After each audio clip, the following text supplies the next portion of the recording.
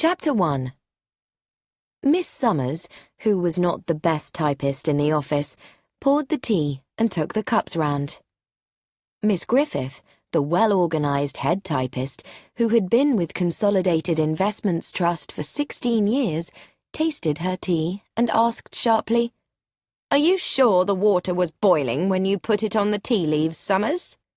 If it isn't boiling, the tea tastes horrible." At that moment, Miss Grosvenor, an incredibly glamorous blonde, who was Mr. Fortescue's personal secretary, came in to make his tea herself. Then she went out again, carrying the tea tray in front of her. Mr. Fortescue's office was a large room with a shining wood floor, and behind a huge desk sat Mr. Fortescue, a large, fat man with a bald head. Miss Grosvenor put the tray on the desk, saying quietly, "Your tea, Mr. Fortescue," then left. Miss Grosvenor went back into her own office, made 2 telephone calls, and looked at the clock. It was 10 minutes past 11. Just then, a terrible cry came from Mr. Fortescue's office. Miss Grosvenor rushed in and found her employer behind his desk, his body twisting in pain. He was finding it difficult to speak. "Tea? What did you put in the tea? Get a doctor!" Miss Grosvenor went running into the typist's office, shouting, "Mr. Fortescue, we must get a doctor. I'm sure he's dying." But it had never been necessary to call a doctor to the office before now. Where was there a doctor nearby? Miss Griffith said, "We can call his own doctor. Get the private address book." Then, just to be sure, she told the office boy to go out and find a doctor anywhere. Miss Grosvenor said tearfully, "There couldn't have been anything wrong with the tea, but Mr. Fortescue, he said it was the tea."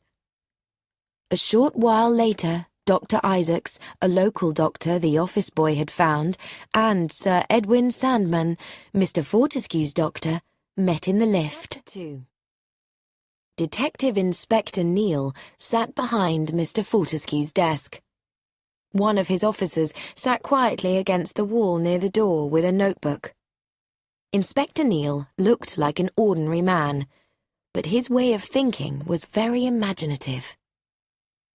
Miss Griffith had just left, after giving him an exact report of the morning's events. Inspector Neal thought of possible reasons why the head typist could have poisoned her employer's tea, and rejected them as unlikely, because Miss Griffith was A. not the type of person to be a poisoner, B. not in love with her employer, C. not a woman who held grudges. It was possible, of course, that Mr. Fortescue's sudden illness had a natural cause, but neither Dr. Isaacs nor Sir Edwin Sandman had thought so. Miss Grosvenor now came in and said at once, "I didn't do it. There wasn't anything wrong with the tea." Inspector Neal thought of a possible reason why Miss Grosvenor might have poisoned Mr. Fortescue, perhaps a love affair that had gone wrong. "I see," said Inspector Neal. "Your name and address, please." "Irene Grosvenor, 14 Rushmore Road, Muswell Hill." No love affair, Neal said to himself. The address was a respectable one, and she probably lived there with her parents. Inspector Neal questioned her about how she had made Mr. Fortescue's tea. The cup, saucer, and teapot had already been sent for analysis. Irene Grosvenor, and only Irene Grosvenor, had touched that cup, saucer, and teapot. The kettle had been refilled from the tap in the small kitchen by Miss Grosvenor. "And the tea itself?" asked Neal. "It was Mr. Fortescue's own special China tea.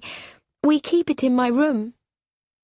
Inspector Neal asked about sugar, and heard that Mr. Fortescue didn't take sugar. The telephone rang, and Inspector Neal picked it up and spoke. "Sergeant Hay?" He nodded to Miss Grosvenor and said, "That's all for now, thank you." She went out of the room quickly. "He died 5 minutes ago, you say?" Neil said into the phone. Sergeant Hay had gone to St. Jude's Hospital, where Mr. Fortescue had been taken. 12:43, he wrote in his notebook. Hay then said that Dr. Bernsdorf would like to speak to Inspector Neil. A moment later, a loud voice made Neil take the telephone away from his ear. "Hello, you old crime hunter." Inspector Neil and Dr. Bernsdorf of St. Jude's had worked together on a case of poisoning a year ago and had become friends. "Mr. Fortescue's dead, I hear, Doc. And the cause of death?" "There will have to be an autopsy, naturally. It's a very interesting case. Very interesting indeed." "You don't think it was a natural death?" asked Neil. "Not a chance of it." "He was poisoned?" "Definitely. And I'm almost sure what the poison was. Taxine, my boy. Taxine." "Taxine? I've never heard of it," said Neil. "It's really very unusual. I don't think I would have thought of it myself if I hadn't had a case only 3 weeks ago. A couple of kids playing dolls' tea parties pulled some berries off a yew tree and made tea with them. Extremely poisonous, but I don't think I've heard of a case where it was used deliberately. It really is most interesting and unusual. You've no idea, Neil, how boring it is when weed killer is used all the time. Interesting for you too, I would think." "So enjoyable for everyone, is that the idea? Except for the victim. Did he say anything before he died?" "He said that he had been given something in his tea at the office. But that's nonsense, because taxine doesn't work that fast. It takes 2 or 3 hours to work, and if he had eaten a big breakfast, it would take even longer." "Breakfast," said Inspector Neil thoughtfully. "Thanks, Doctor. I'd like to speak to my sergeant again, if you don't mind." Moments later, Sergeant Hay said urgently, "Sir, the suit the victim was wearing. I checked the contents of the pockets. There were the usual things: handkerchief, keys, change, wallet. But there was one thing that's really strange. The right-hand pocket of his jacket had grain in it. It looked like rye to me. Quite a lot of it." Inspector Neil got up and went into the typist's office. "Miss Griffith, can I have a word with you?" Miss Griffith followed Neil back into Mr. Fortescue's office, and he said, "I have heard from St. Jude's Hospital. Mr. Rex Fortescue died at 12:43. "I was afraid he was very ill," she said. She was not, Neil noted, at all upset. "Will you please give me the details of his home and family?" "Of course. I tried to speak to Mrs. Fortescue, but it seems she is out playing golf. They do not know where she is playing, but they will tell her that Mr. Fortescue is in hospital when she returns.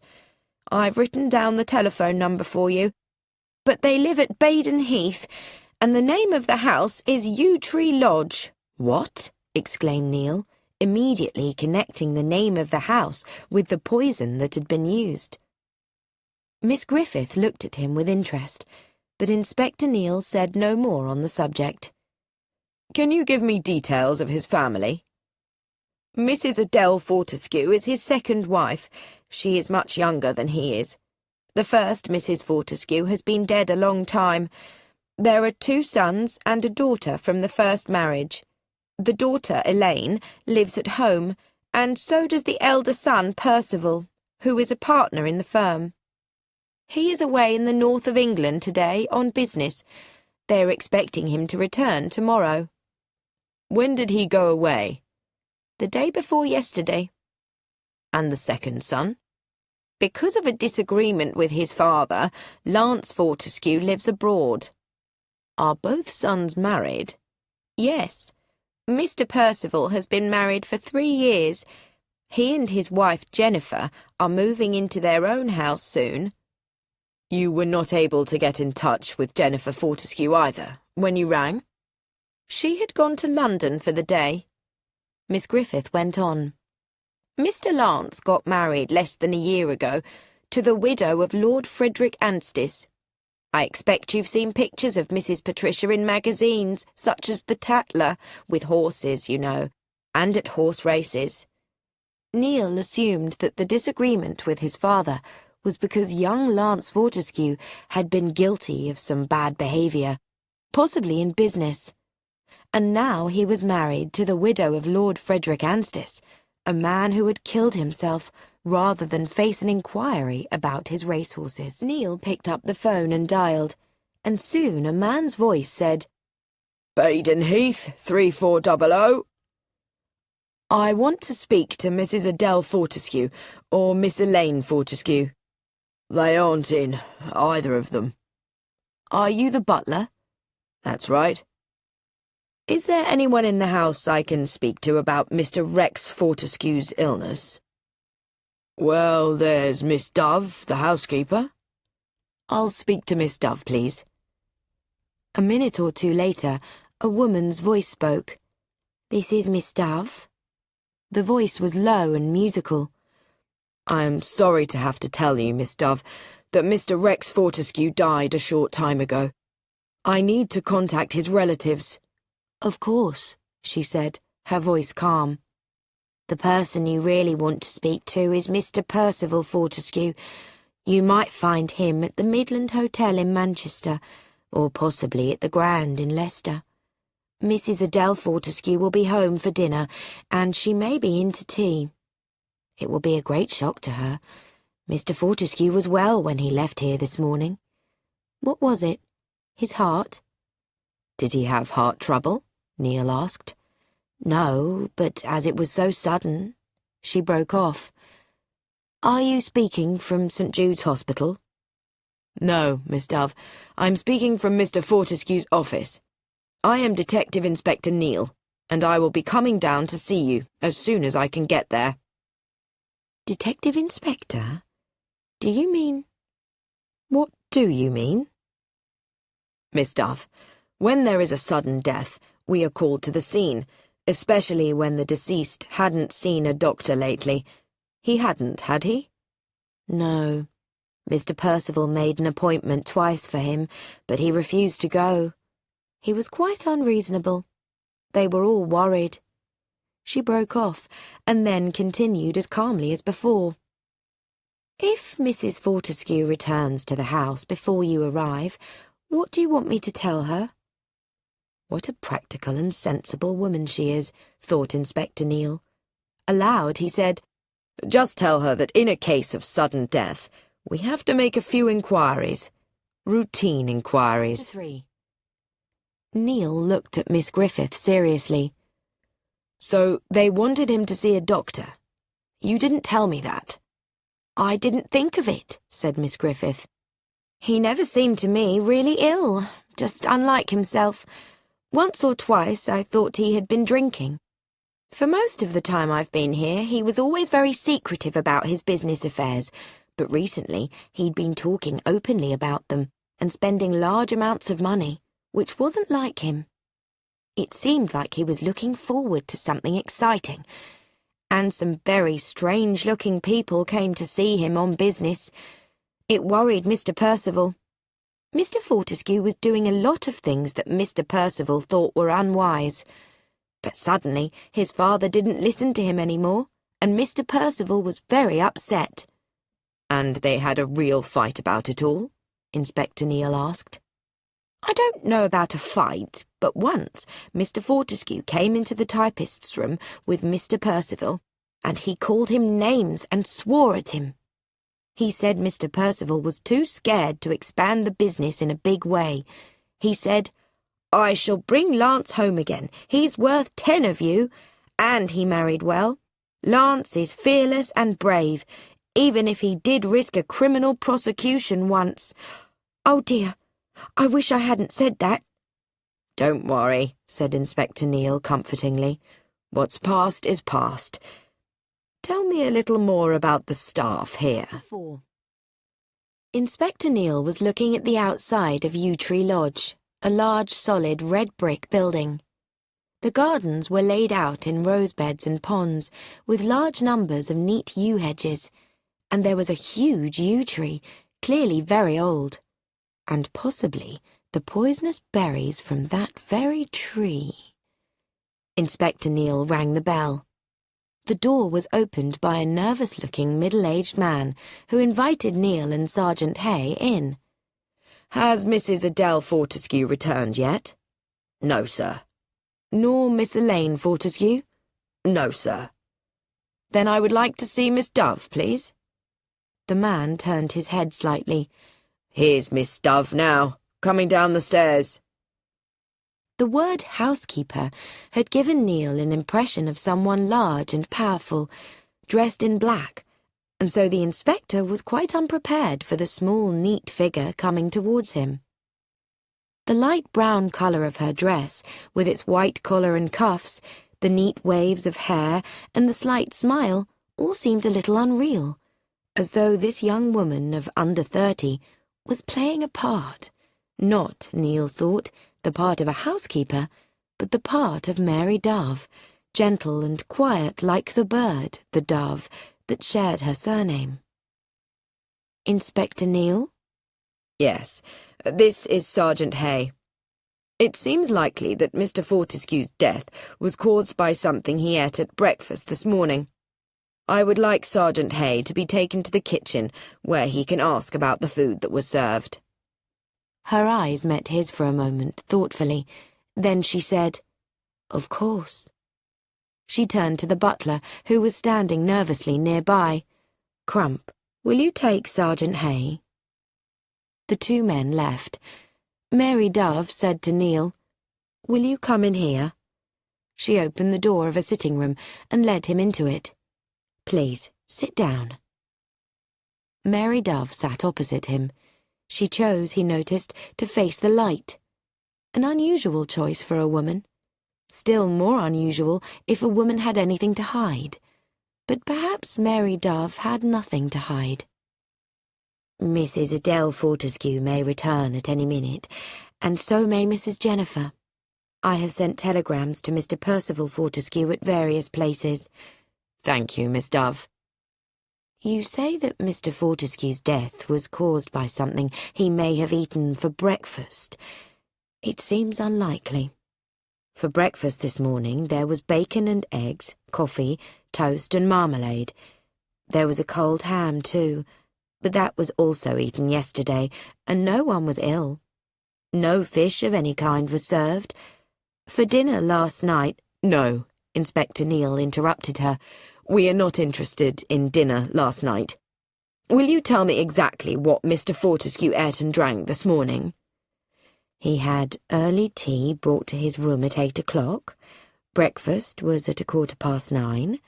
Mr. Fortescue had eggs, bacon, coffee, toast and marmalade."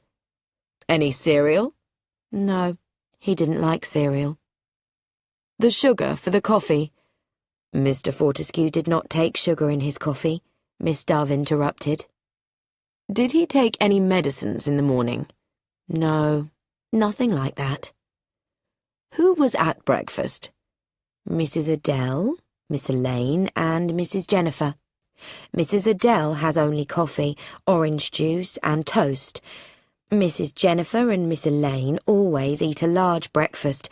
As well as eating eggs and cold ham, they would probably have cereal as well. Mrs. Jennifer drinks tea, not coffee." 3 people had had breakfast with the deceased. Any of them might have had the opportunity to put taxine in Fortescue's cup of coffee. The bitterness of the coffee would have hidden the bitter taste of the taxine. Neil looked up to find Mary Dove watching him. "Your questions about medicines seem to me rather strange, Inspector," she said. "It seems to suggest that either there was something wrong with the medicine, or that something had been put into it." Neil looked at her seriously. "I did not say that Mr. Fortescue died of food poisoning, but some kind of poisoning. In fact, just poisoning." She repeated quietly, Poisoning. She appeared neither surprised nor anxious, simply interested. She said, "I have never been involved with a poisoning case before." "It's not very pleasant," Neil told her. "No, I suppose not." She looked up at him with a sudden smile. "I didn't do it," she said, "but I suppose everybody says that." "Have you any idea who did do it, Miss Dove?" She shrugged her shoulders. "He was a horrible man. Anybody might have done it." "Miss Dove, tell me something about the household here." She looked up at him. He was a little surprised to see she looked amused. "I don't want what I'm going to say to be repeated at the inquest, but I would like to say it unofficially." "I'm listening, Miss Dove." "Let me start by saying that I've no feeling of loyalty to my employers. I work for them because it's a job that pays well, and I insist that it pays well." Neil said, "I was a little surprised to find you doing this type of job, with your obvious intelligence." "I ought to be working in an office," interrupted Mary Dove. "My dear Inspector Neil, some people will pay anything to avoid household worries. Firstly, finding and employing staff is very boring. Secondly, running the house properly requires abilities that most of the people I work for don't have." "And what happens if your staff leave you unexpectedly? I've heard of such things." Mary smiled. "If necessary, I can make the beds, clean the rooms, cook a meal, and serve it without anyone noticing the difference. But I work only for the extremely rich, who will pay anything to be comfortable. I pay top prices, and so I get the best people available." "Such as the butler?" Neil asked, remembering the nervous Crump, whose red nose said he clearly liked alcohol too much. She was amused. "Crump stays because of Mrs. Crump, who is one of the best cooks I've ever worked with. As for Crump, he's not such a bad butler, really.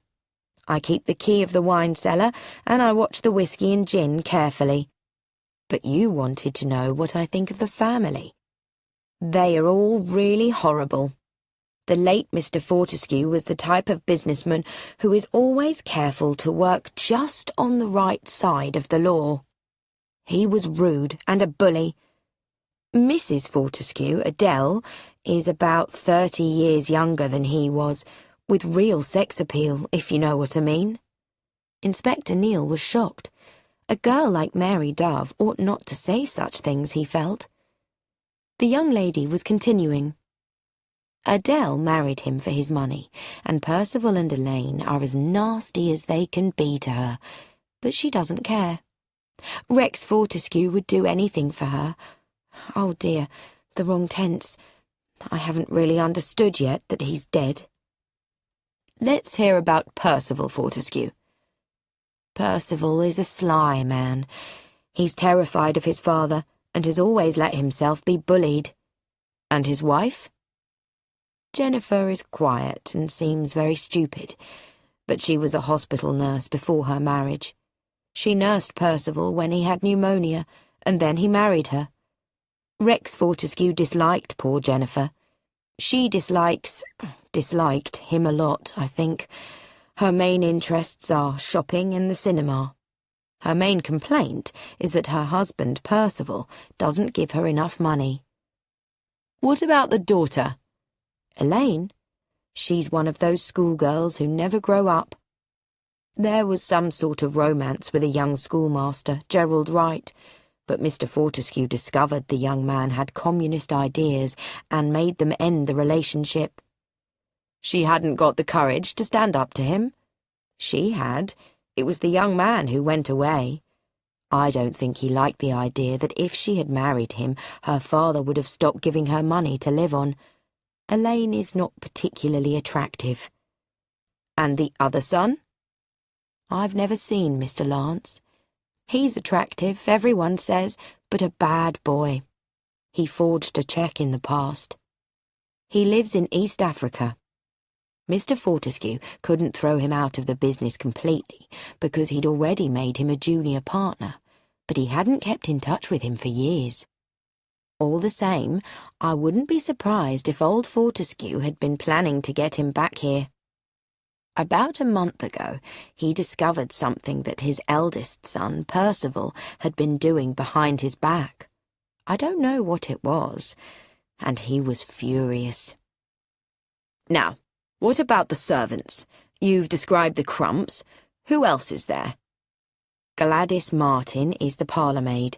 She cleans the downstairs rooms, lays the table, clears away, and helps Crump wait at table. Quite a respectable sort of girl, but very stupid. Ellen Curtis is elderly and bad-tempered, but an excellent housemaid. And those are the only people living here? There's old Miss Ramsbottom, Mr. Fortescue's first wife's sister, who is well over 70. She has a room on the second floor and never comes downstairs. She never liked her brother-in-law, but she came here while her sister was alive and stayed on when she died. Mr. Fortescue isn't very interested in her. She's quite a character, though, is Miss Ramsbottom, or Aunt Effie, as everyone calls her. So we come to you, Miss Dove. I'm an orphan. I took a secretarial course, and then a job as a shorthand typist. I decided I was in the wrong business, and started on my present career. I have been with 3 different employers. After about 18 months, I get tired of a place and move on. I have been at Yew Tree Lodge for just over a year. I will type out the names and addresses of my previous employers and give them, with a copy of my references, to Sergeant Hay. Neil was silent for a moment, enjoying a mental image of Miss Dove collecting yewberries in a little basket. With a sigh, he returned to the present. Now, I would like to see Gladys Martin and then Ellen Curtis. He added as he stood up, By the way, Miss Dove, can you give me any idea why Mr. Fortescue would be carrying loose grain, rye, in fact, in his pocket? Grain? She stared at him. Yes, grain. Does that mean anything to you, Miss Dove? Nothing at all. Who looked after his clothes? Crump. I see. Did Mr. Fortescue and Mrs. Fortescue share the same bedroom? Yes. He had a dressing-room and bathroom, of course, and so did she. Mary looked down at her wristwatch. I really think that she ought to be back very soon now. The inspector said in a pleasant voice, It seems to me very strange that even though there are 3 golf courses in the neighbourhood, it has not been possible to find Mrs. Fortescue on one of them. Who was she playing with? I think it is possible that it might be Mr. Vivian Dubois. I see. I'll send Gladys in to you. She'll probably be scared to death. Mary Dove went out. Inspector Neil looked at the closed door. What she had told him was very useful. If Rex Fortescue had been deliberately poisoned, and it seemed almost certain that he had, then there appeared to be plenty of motives at Yew Tree Lodge. 5.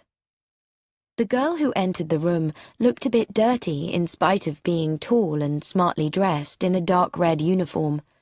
She said at once, anxiously, I didn't do anything. I didn't really. I don't know anything about it. That's all right, Gladys, said Neil in a comforting voice. Sit down here. I just want to know about breakfast this morning. He learnt little from her that he did not know already. Neil questioned her about herself, and discovered that she had been in a private house first, and after that had worked in various cafes. She had come to Yew Tree Lodge in September. She had been there 2 months. Tell me about Mr. Fortescue's clothes, his suits. Who took care of them? Gladys looked slightly annoyed. Mr. Crump's supposed to, but half the time he makes me do it. Have you ever found grain in the pocket of one of his suits? Rye, to be exact. There was some in the pocket of your master's jacket. Do you know how it got there? I couldn't say. I never saw any. He could get no more information from her. She certainly seemed uneasy, but that was probably a natural fear of the police. Inspector Neil went down to the kitchen, where a very fat woman stepped towards him in a threatening way. "Police," she said, "any food that I've sent into the dining room has been just what it should be. How dare you come here and say that I poisoned the master? No bad food has ever been served in this house." It was some time before Neil could reassure Mrs. Crump that no one was accusing her of poisoning Rex Fortescue. Then their conversation was ended by the ringing of the telephone. Neil went out into the hall to find Mary Dove taking the call. She was writing down a message on a notepad. Turning her head, she said, "It's a telegram. The post office can't send anyone, so they called instead." She handed the notepad to the inspector. The telegram had come from Paris, and the message, addressed to Rex Fortescue, said, "I'm sorry, but your letter to me was delayed. We will be with you tomorrow about tea time. I will expect roast beef for dinner. Lance." So the bad boy's son had been asked to come home, Inspector Neil said. 6. Inspector Neil was still holding the message when he heard a car drive up. Mary Dove said, "That will be Mrs. Fortescue now." As Inspector Neil moved forwards to the front door, he saw Mary Dove disappear. The car was a Rolls-Bentley sports model. 2 people came towards the house as Neil opened the front door. Surprised, Adele Fortescue stared at Inspector Neil, who realized at once that Adele Fortescue spoke and moved and breathed sex appeal. He then looked at the man behind her, who was carrying her golf clubs. He knew the type very well. They made their living from the young wives of rich elderly men. "Mrs. Fortescue? I am Inspector Neil. I'm afraid I have bad news for you. Your husband became seriously ill this morning. We've been trying to contact you since 11:30. He was taken to St. Jude's, and I'm afraid you must prepare yourself for a shock." "You don't mean he's dead?" She fell forward a little and held onto his arm, and the inspector took her into the hall. Crump was there. "She'll be needing brandy," he said. The deep voice of Mr. Dubois said, "That's right, Crump. Get the brandy." To the inspector he said, "In here." He opened the sitting-room door, and Adele Fortescue sat down on a chair, her eyes covered with her hand. She accepted the glass that the inspector offered a minute later and drank a tiny amount, then pushed it away. "I don't want it. Tell me, what was it? A stroke, I suppose? Poor Rex." "It wasn't a stroke. I'm afraid we need to find out as soon as possible exactly what Mr. Fortescue had to eat or drink before he left for the office this morning." "Do you mean he might have been poisoned?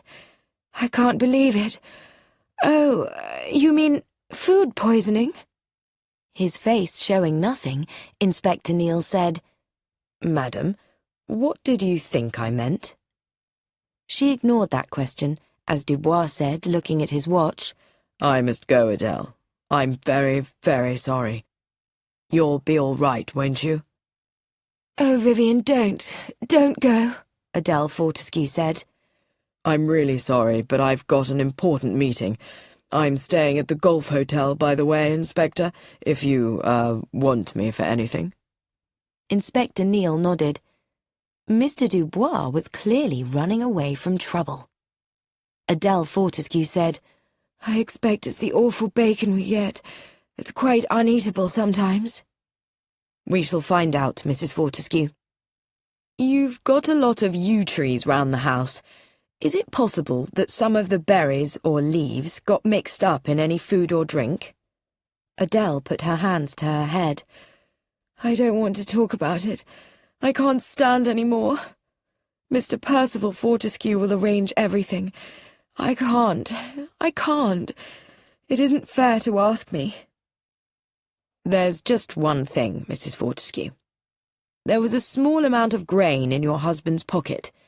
Could you give me some explanation of that?" She shook her head, puzzled. "Would anyone have put it in there as a joke?" "I don't see why it would be a joke." She pulled out a handkerchief. "It's so awful," she said. "Poor Rex. Poor dear Rex." She began to cry as Inspector Neil watched her. "It's been very sudden, I know," he said. "I'll send someone in to you." He went towards the door and paused for a moment before looking back. Adele Fortescue still held the handkerchief to her eyes.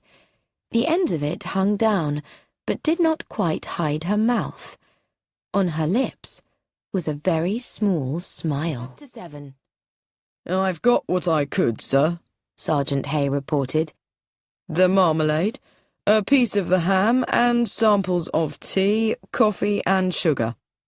What they actually drank has been thrown away, of course, but there was a lot of coffee left over, and the staff had it in the servants' hall."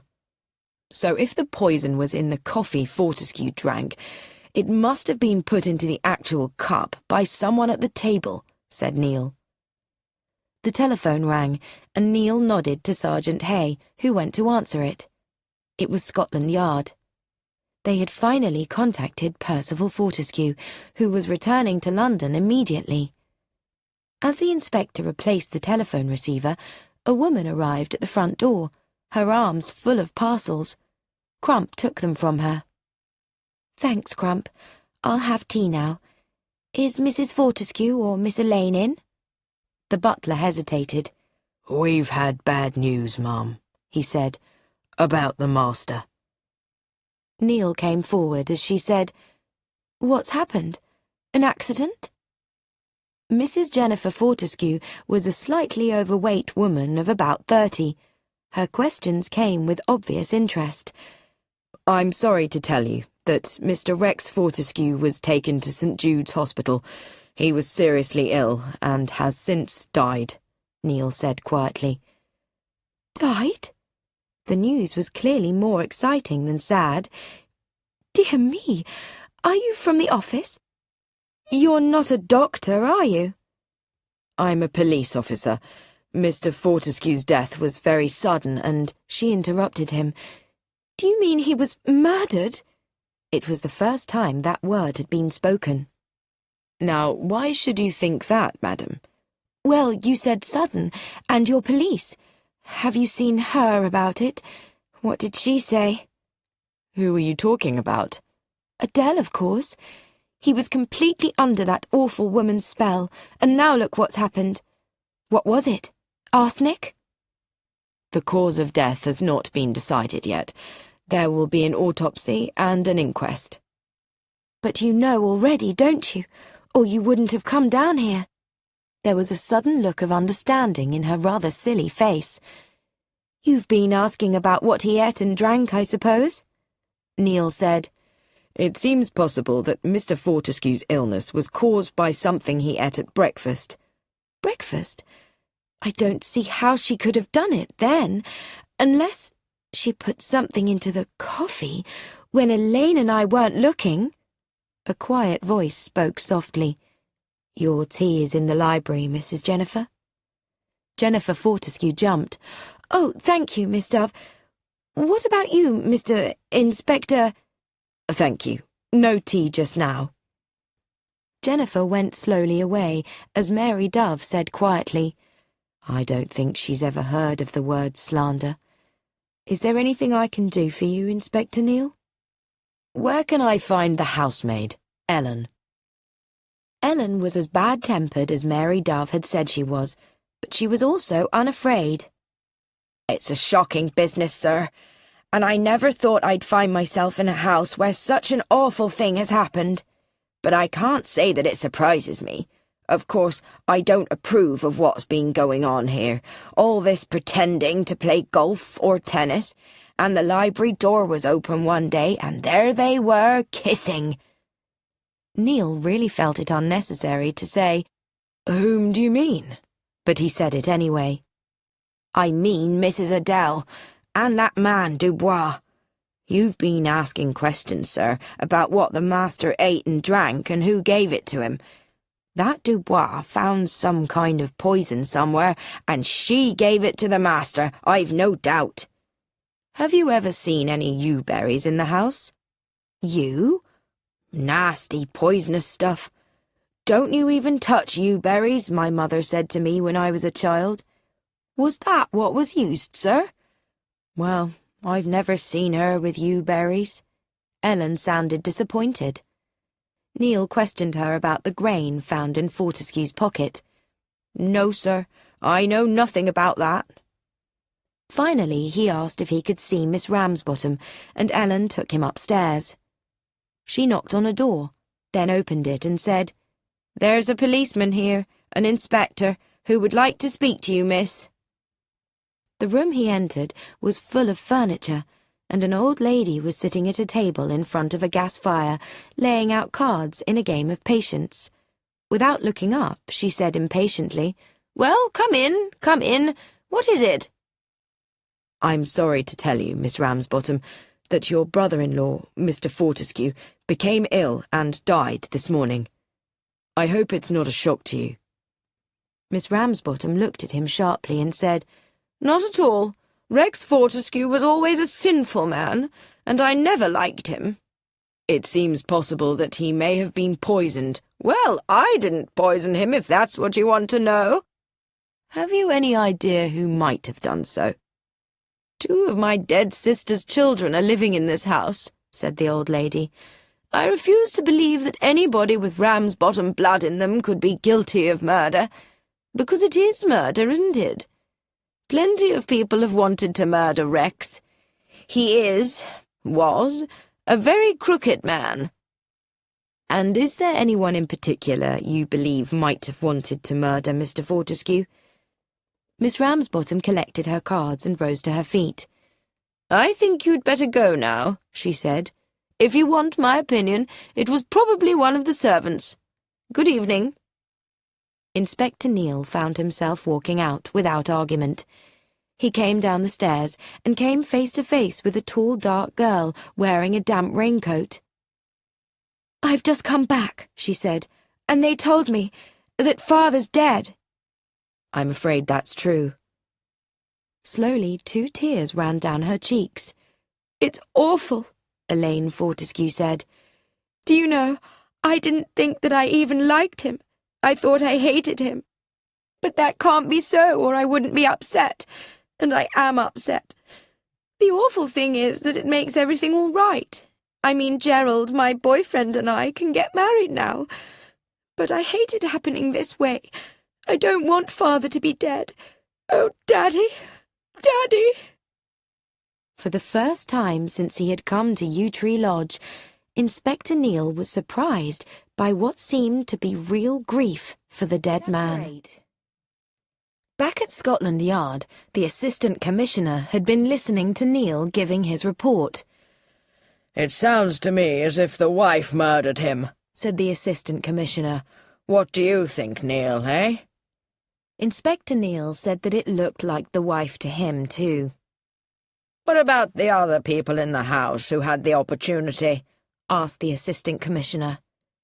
The daughter, Elaine, was involved with a young man, Gerald Wright, but her father didn't want her to marry him, and he definitely wasn't going to marry her unless she had money. That gives her a motive. As to the daughter-in-law, Jennifer, I don't know enough about her yet, but any one of the 3 of them could have poisoned him. The parlour-maid, the butler, and the cook all handled the breakfast, or brought it in, but I don't see how any of them could have been sure that Fortescue would get the taxine and nobody else. The butler and the parlour-maid both seem nervous, but there's nothing unusual about that with servants. The cook's angry, and the housemaid was pleased. In fact, all quite natural and normal. "Is there anybody else who might be suspicious in some way?" "No, I don't think so, sir." Inspector Neil's mind went to Mary Dove, but aloud he said, "Now that analysis has shown that it's definitely taxine, It should be possible to find some evidence as to how it was prepared. Well, go ahead, Neil. By the way, Mr. Percival Fortescue is waiting to see you. We've found the other son, Lance, too. He's in Paris, leaving today. You'll arrange for someone to meet him at the airport, won't you? Yes, sir. Mr. Percival Fortescue was a neat, fair man of about 30, with pale hair and eyelashes. This has been a terrible shock to me, Inspector Neil, as you can well imagine. I can only say that my father was perfectly well when I left. This food poisoning must have been very sudden. It was very sudden, yes, but it wasn't food poisoning. Your father was poisoned by taxine. Taxine? I've never heard of it. Very few people have. It is a most unpleasant poison. That's terrible. Yes, indeed, Mr. Fortescue. May I ask, do you have any ideas, any suspicions of who could— Really, He broke off. It's rather soon for that, Mr. Fortescue. It would be helpful if you could give us some idea of your father's will. My father made a new will when he got married 2 years ago, said Percival. He left £100,000 to his wife and £50,000 to my sister Elaine. I inherit everything else. I am already, of course, a partner in the firm. There was no bequest to your brother Lance? No. My father had refused to have any contact with my brother for a long time. So, said Inspector Neil, the 3 people who inherit your father's fortune are Mrs. Adele Fortescue, Miss Elaine Fortescue, and yourself. I don't think there will be much of a fortune, Percival sighed. There are death duties, and lately my father had been behaving recklessly in some of his financial dealings. You say your father and brother were not in touch with one another. Then perhaps you can tell me what this means.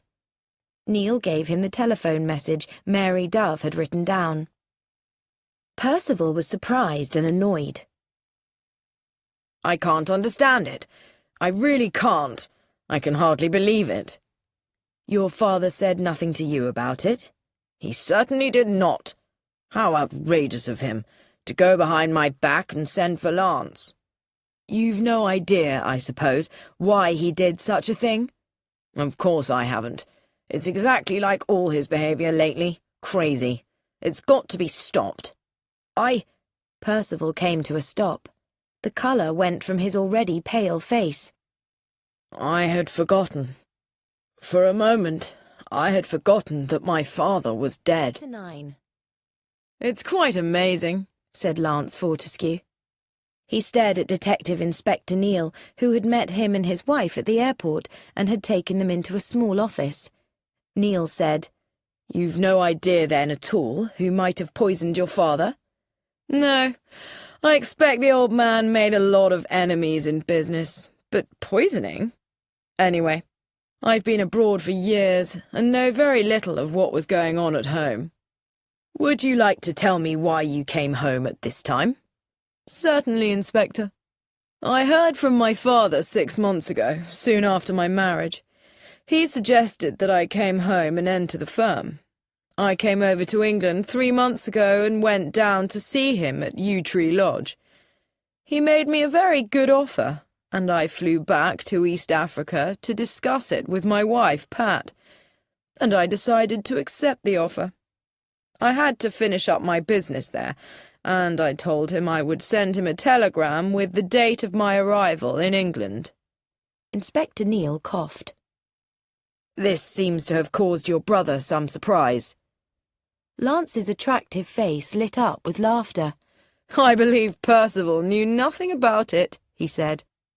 He was on holiday in Norway when I came over, and I suspect that my father made his offer to me because he had had a huge fight with poor Percival. It would be just the old man's idea of a good joke to bring me home. However, as usual, Percy wins. I've arrived too late. Yes, said Inspector Neil thoughtfully.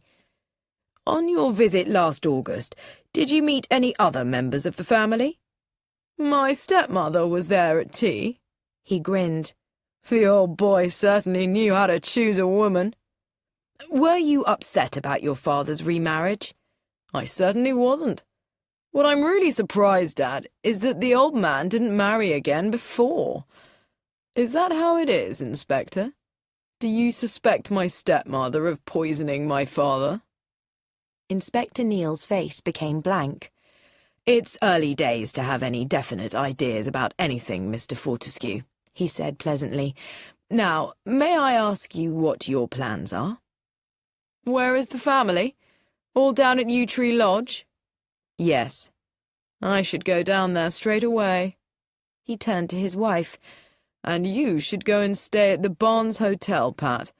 I'm not sure of my welcome. And I don't want to take you to a house where there's a poisoner around. 10. Vivian Dubois tore up Adele Fortescue's letter angrily.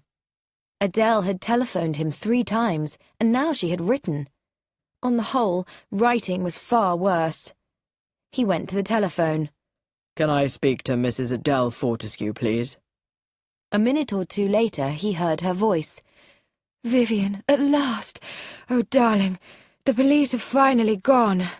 Yes, but look here, Adele. We've got to be careful. Don't telephone me and don't write. Just for now, you understand?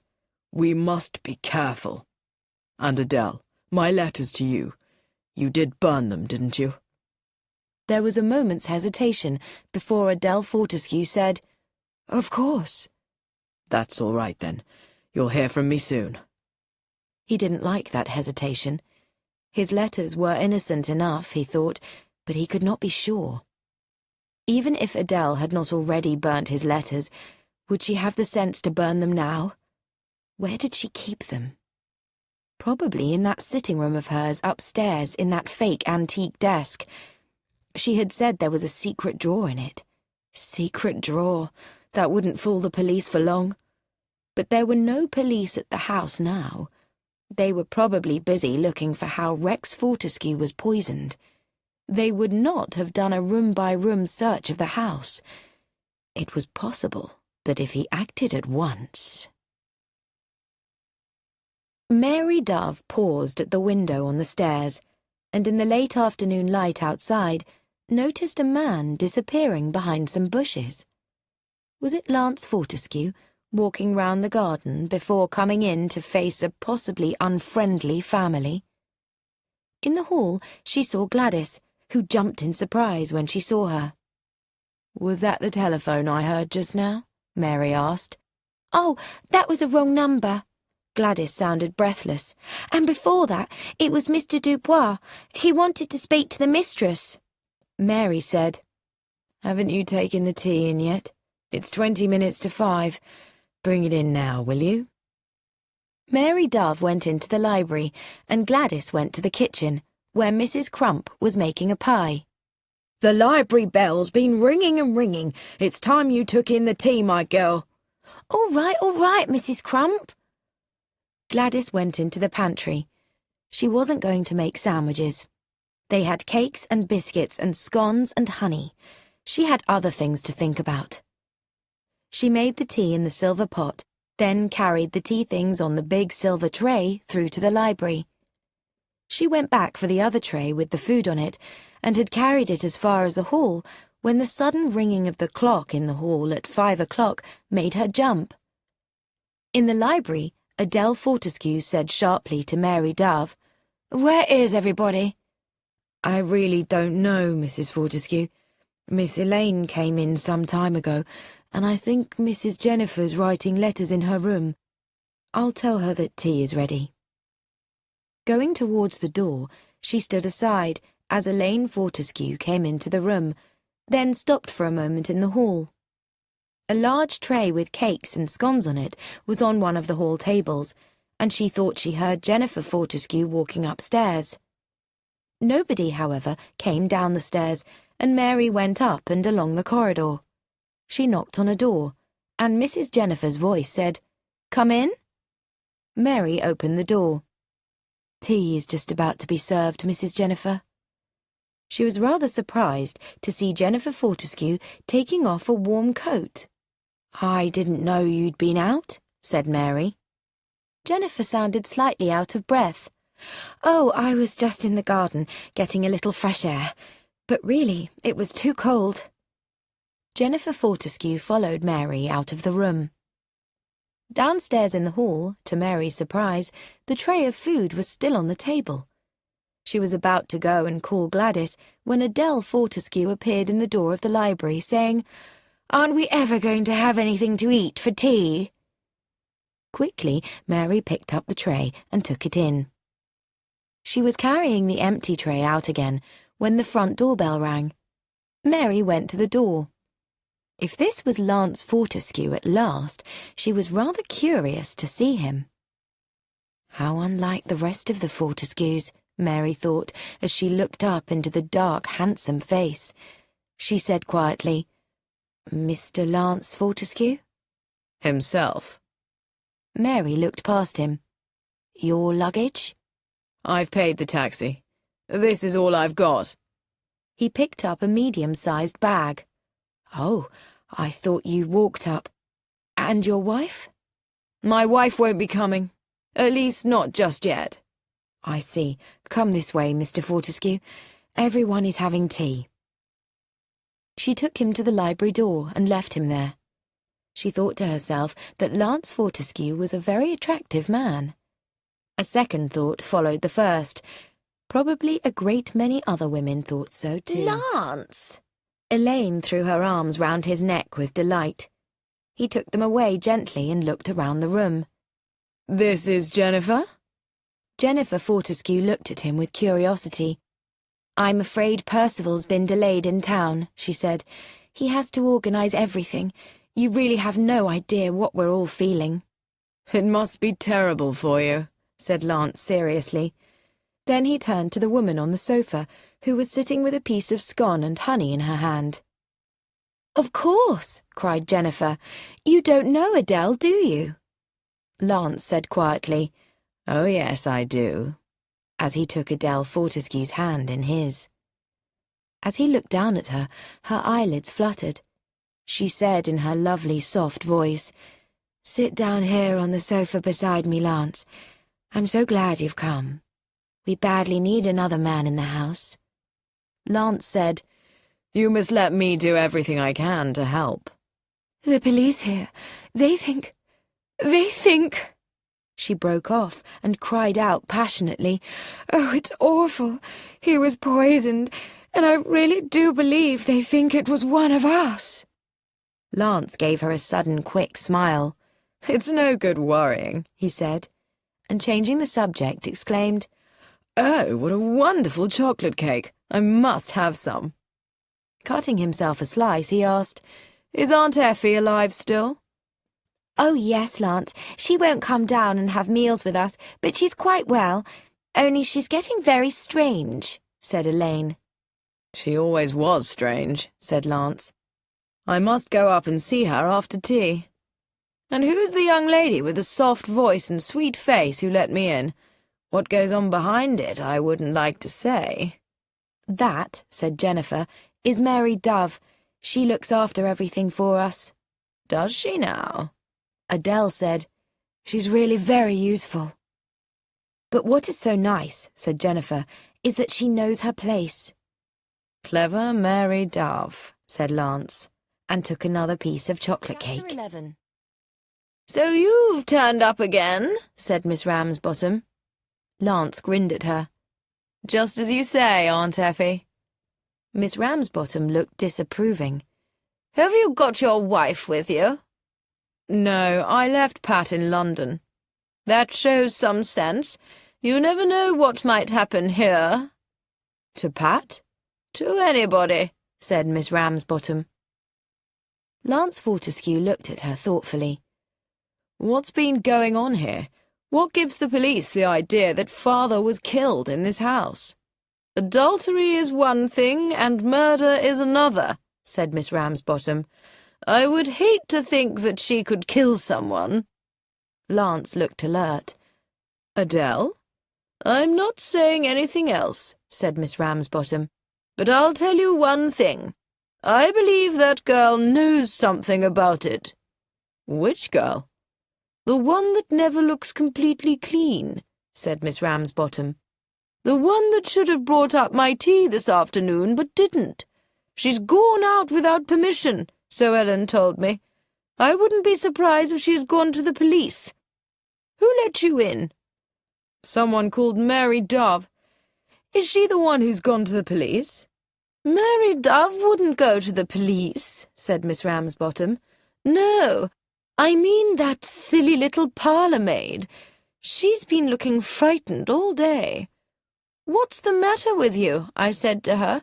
'Have you got a guilty conscience?' She said, 'I never did anything. I wouldn't do a thing like that.' Then she began to cry and said she didn't want to get anybody into trouble. She was sure it must all be a mistake. I said to her, 'Now, my girl, you go to the police and tell them anything you know, because bad things happen when you hide the truth.' Then she said she couldn't go to the police, and said that anyway she didn't know anything at all." "You don't think that she was just making herself important?" "No, I don't. She was scared. I think she saw something or heard something that's given her some idea about the whole thing. It may be important, or it may not." "The whole thing seems so strange, like a detective story," Lance said. "Percival's wife used to be a hospital nurse," said Miss Ramsbottom. "Hospital nurses are used to handling drugs." Lance looked doubtful.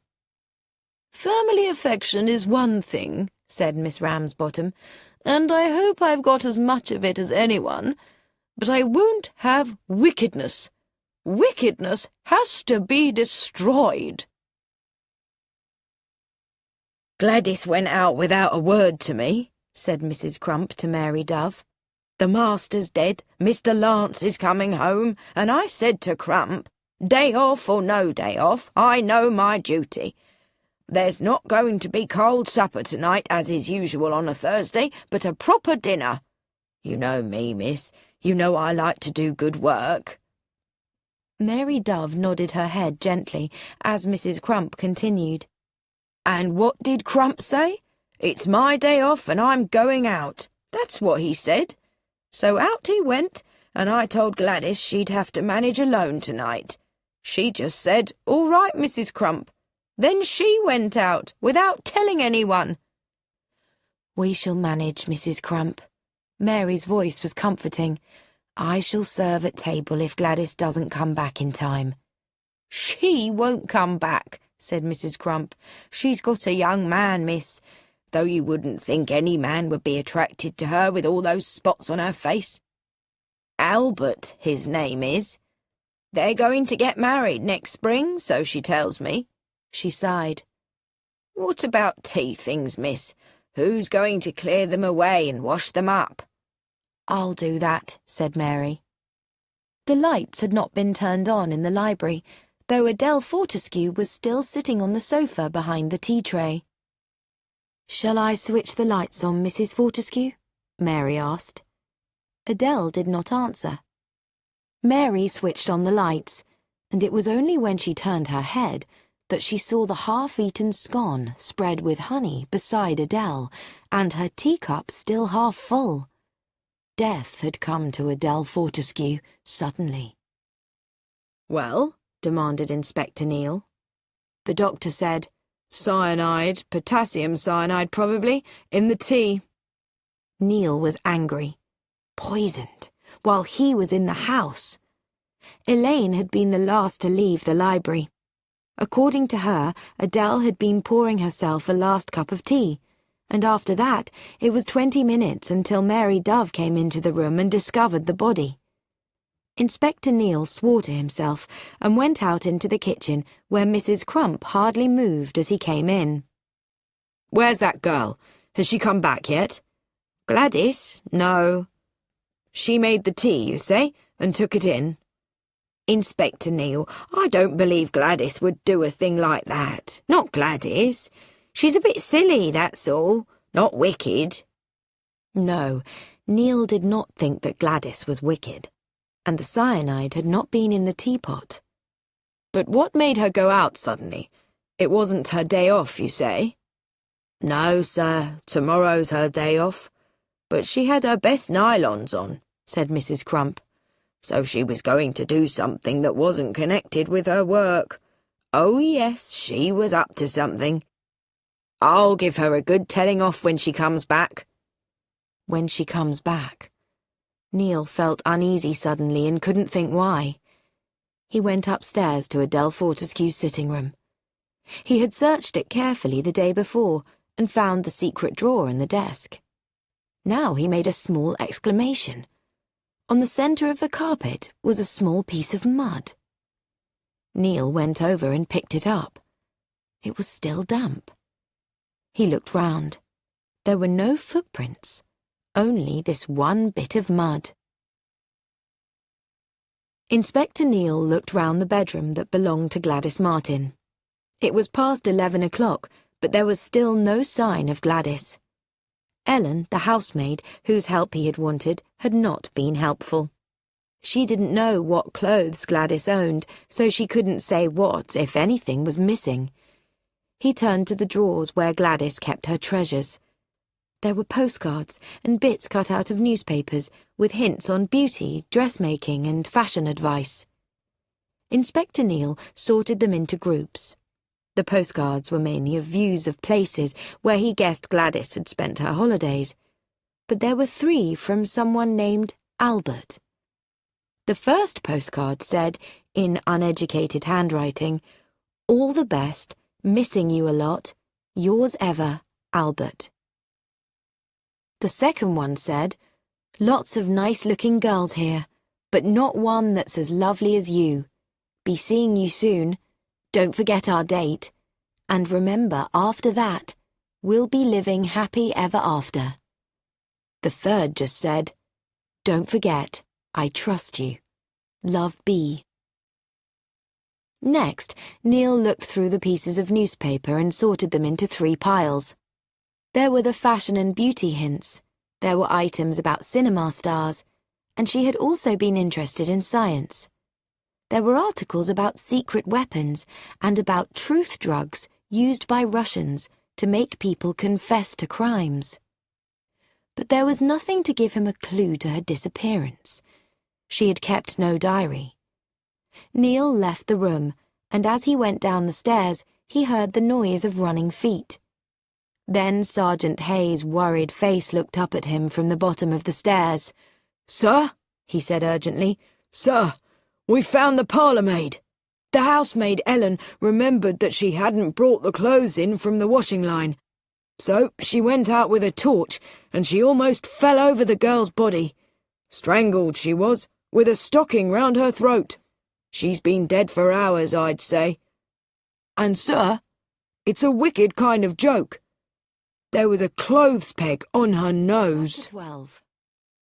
2 days later, Crump opened the door and saw a tall elderly lady wearing an old-fashioned tweed coat and skirt, a couple of scarves, and a small hat with a bird's wing on it. An old but good-quality suitcase was by her feet. Crump recognized a lady when he saw one and said, "Yes, madam," in his most respectful voice. "I have come," Miss Marple said, "to speak about the poor girl who was killed, Gladys Martin. Could I see the mistress of the house, please?" "Oh, I see, madam. Well, in that case—" He looked towards the library door, from which a tall young woman had just come out.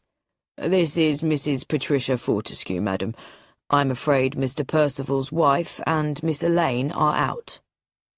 Patricia came forward, and Miss Marple was aware of a faint feeling of surprise. She had not expected to see someone like Patricia Fortescue in this luxuriously decorated house.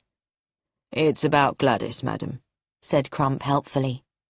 Pat said rather hesitantly, "Will you come in here? We shall be completely alone." She led the way into the library, and Miss Marple followed her. "My husband and I only came back from Africa a few days ago," said Pat, "and I only came to Yew Tree Lodge yesterday, so I don't really know anything much about the household." Miss Marple looked at the girl and liked her. At the gymkhanas held locally round her village, St. Mary Mead, Miss Marple had met many Pats and knew them well. She felt comfortable with this rather unhappy-looking girl. "It's very simple, really," said Miss Marple. "I read in the paper, you see, about Gladys Martin having been killed, and of course I know all about her. I trained her, in fact, to be a parlour-maid, and since this terrible thing has happened to her, I felt that I ought to come and see if there was anything I could do about it." "Yes," said Pat. "Of course, I see." And she did see at once just why Miss Marple needed to do something for a girl she had known so well. "Nobody seems to know very much about her," said Pat. "I mean, her relations and all that." "No," said Miss Marple. "She had no relations. She came to me from the orphanage, St. Faith's, and I taught her how to wait at table and look after the silverware. As soon as she got a little experience, she took a job in a cafe." "I never saw her," said Pat. "Was she a pretty girl?" "Oh, no," said Miss Marple, "and she had bad skin. She was rather stupid, too. She was very interested in men, poor girl, but men didn't take much notice of her, and other girls made use of her, got her to do things for them, and were then unkind to her." "It sounds rather cruel," said Pat. "Yes, my dear," said Miss Marple. "Life is cruel, I'm afraid. Girls like Gladys enjoy going to the cinema and all that, but they're always dreaming of impossible things that can't possibly happen to them, and they get disappointed. It was the clothes peg that made me so very angry. It was such a cruel thing to do. It's very wicked, you know, to show such disrespect, particularly if you've already killed." Pat said slowly, "I believe I see what you mean. I think you should come and see Inspector Neil. He's a very human person." She gave a sudden shiver. "The whole thing is such a horrible nightmare, pointless, mad, without rhyme or reason to it." "I wouldn't say that, you know," said Miss Marple. "No, I wouldn't say that." Inspector Neil was looking extremely tired and worried.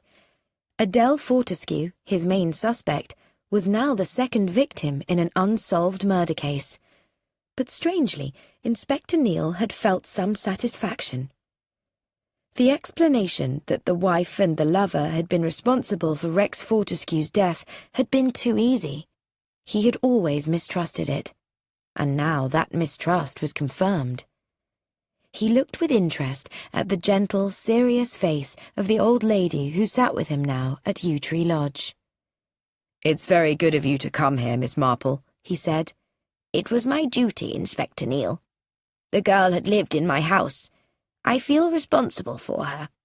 She was a very silly girl, you know." Inspector Neil looked at her with respect. She had gone, he felt, to the heart of the matter.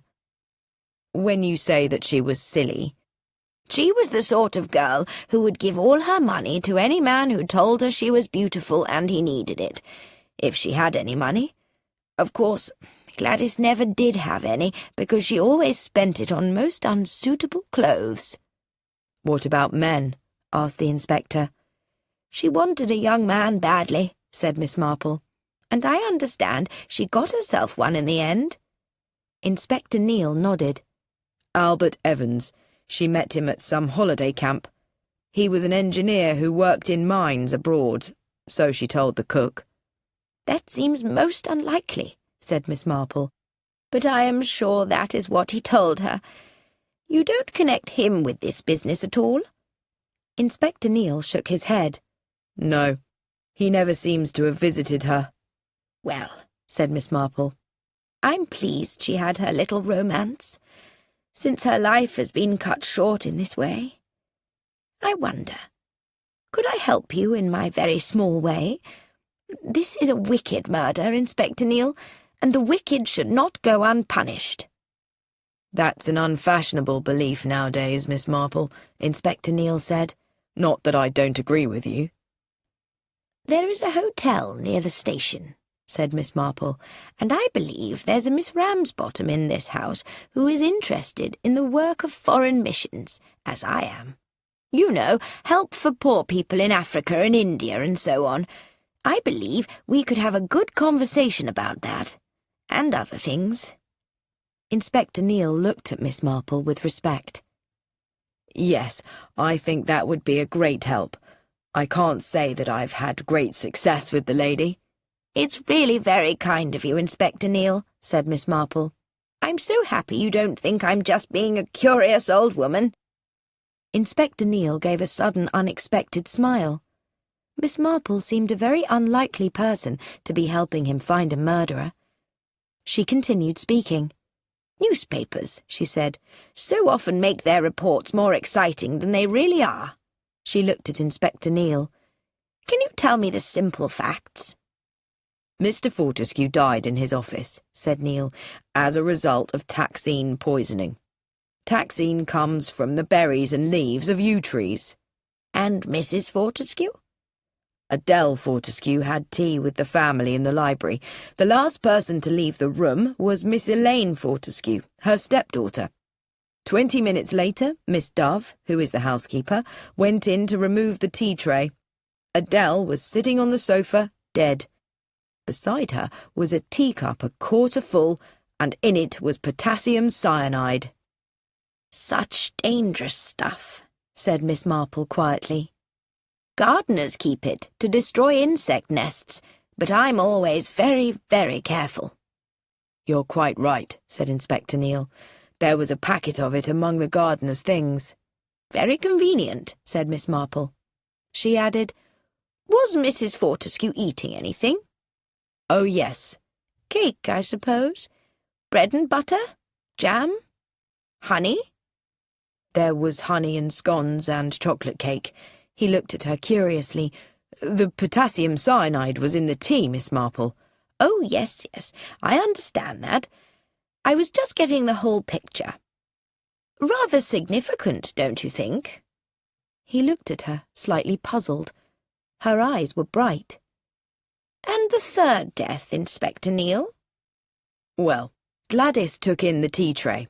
Then she brought the next tray into the hall, but left it there. After that, no one saw her. The cook, Mrs. Crump, thought that the girl had gone out for the evening without permission. She thought that because the girl was wearing a good pair of nylon stockings and her best shoes. She was wrong. Gladys had obviously remembered suddenly that she had not taken in some clothes that were drying outside. She ran out to get them in, and somebody put a stocking round her neck, and, well, that was that. The girl was nervous when we first questioned her, but I'm afraid we didn't think that meant anything." "Oh, but how could you?" cried Miss Marple. "People so often do look guilty and uncomfortable when they are questioned by the police." "That's just it. But I think Gladys had seen someone doing something that she didn't understand, and I think she asked that person for an explanation." "And so Gladys was strangled and a clothes peg put on her nose," Miss Marple said quietly. "Yes, a nasty, unnecessary thing to do." Miss Marple shook her head. "Hardly unnecessary. It does all make a pattern, doesn't it? First we have Rex Fortescue killed in his office, and then we have Mrs. Fortescue sitting having tea. There were scones and honey. And then poor Gladys with the clothes peg on her nose.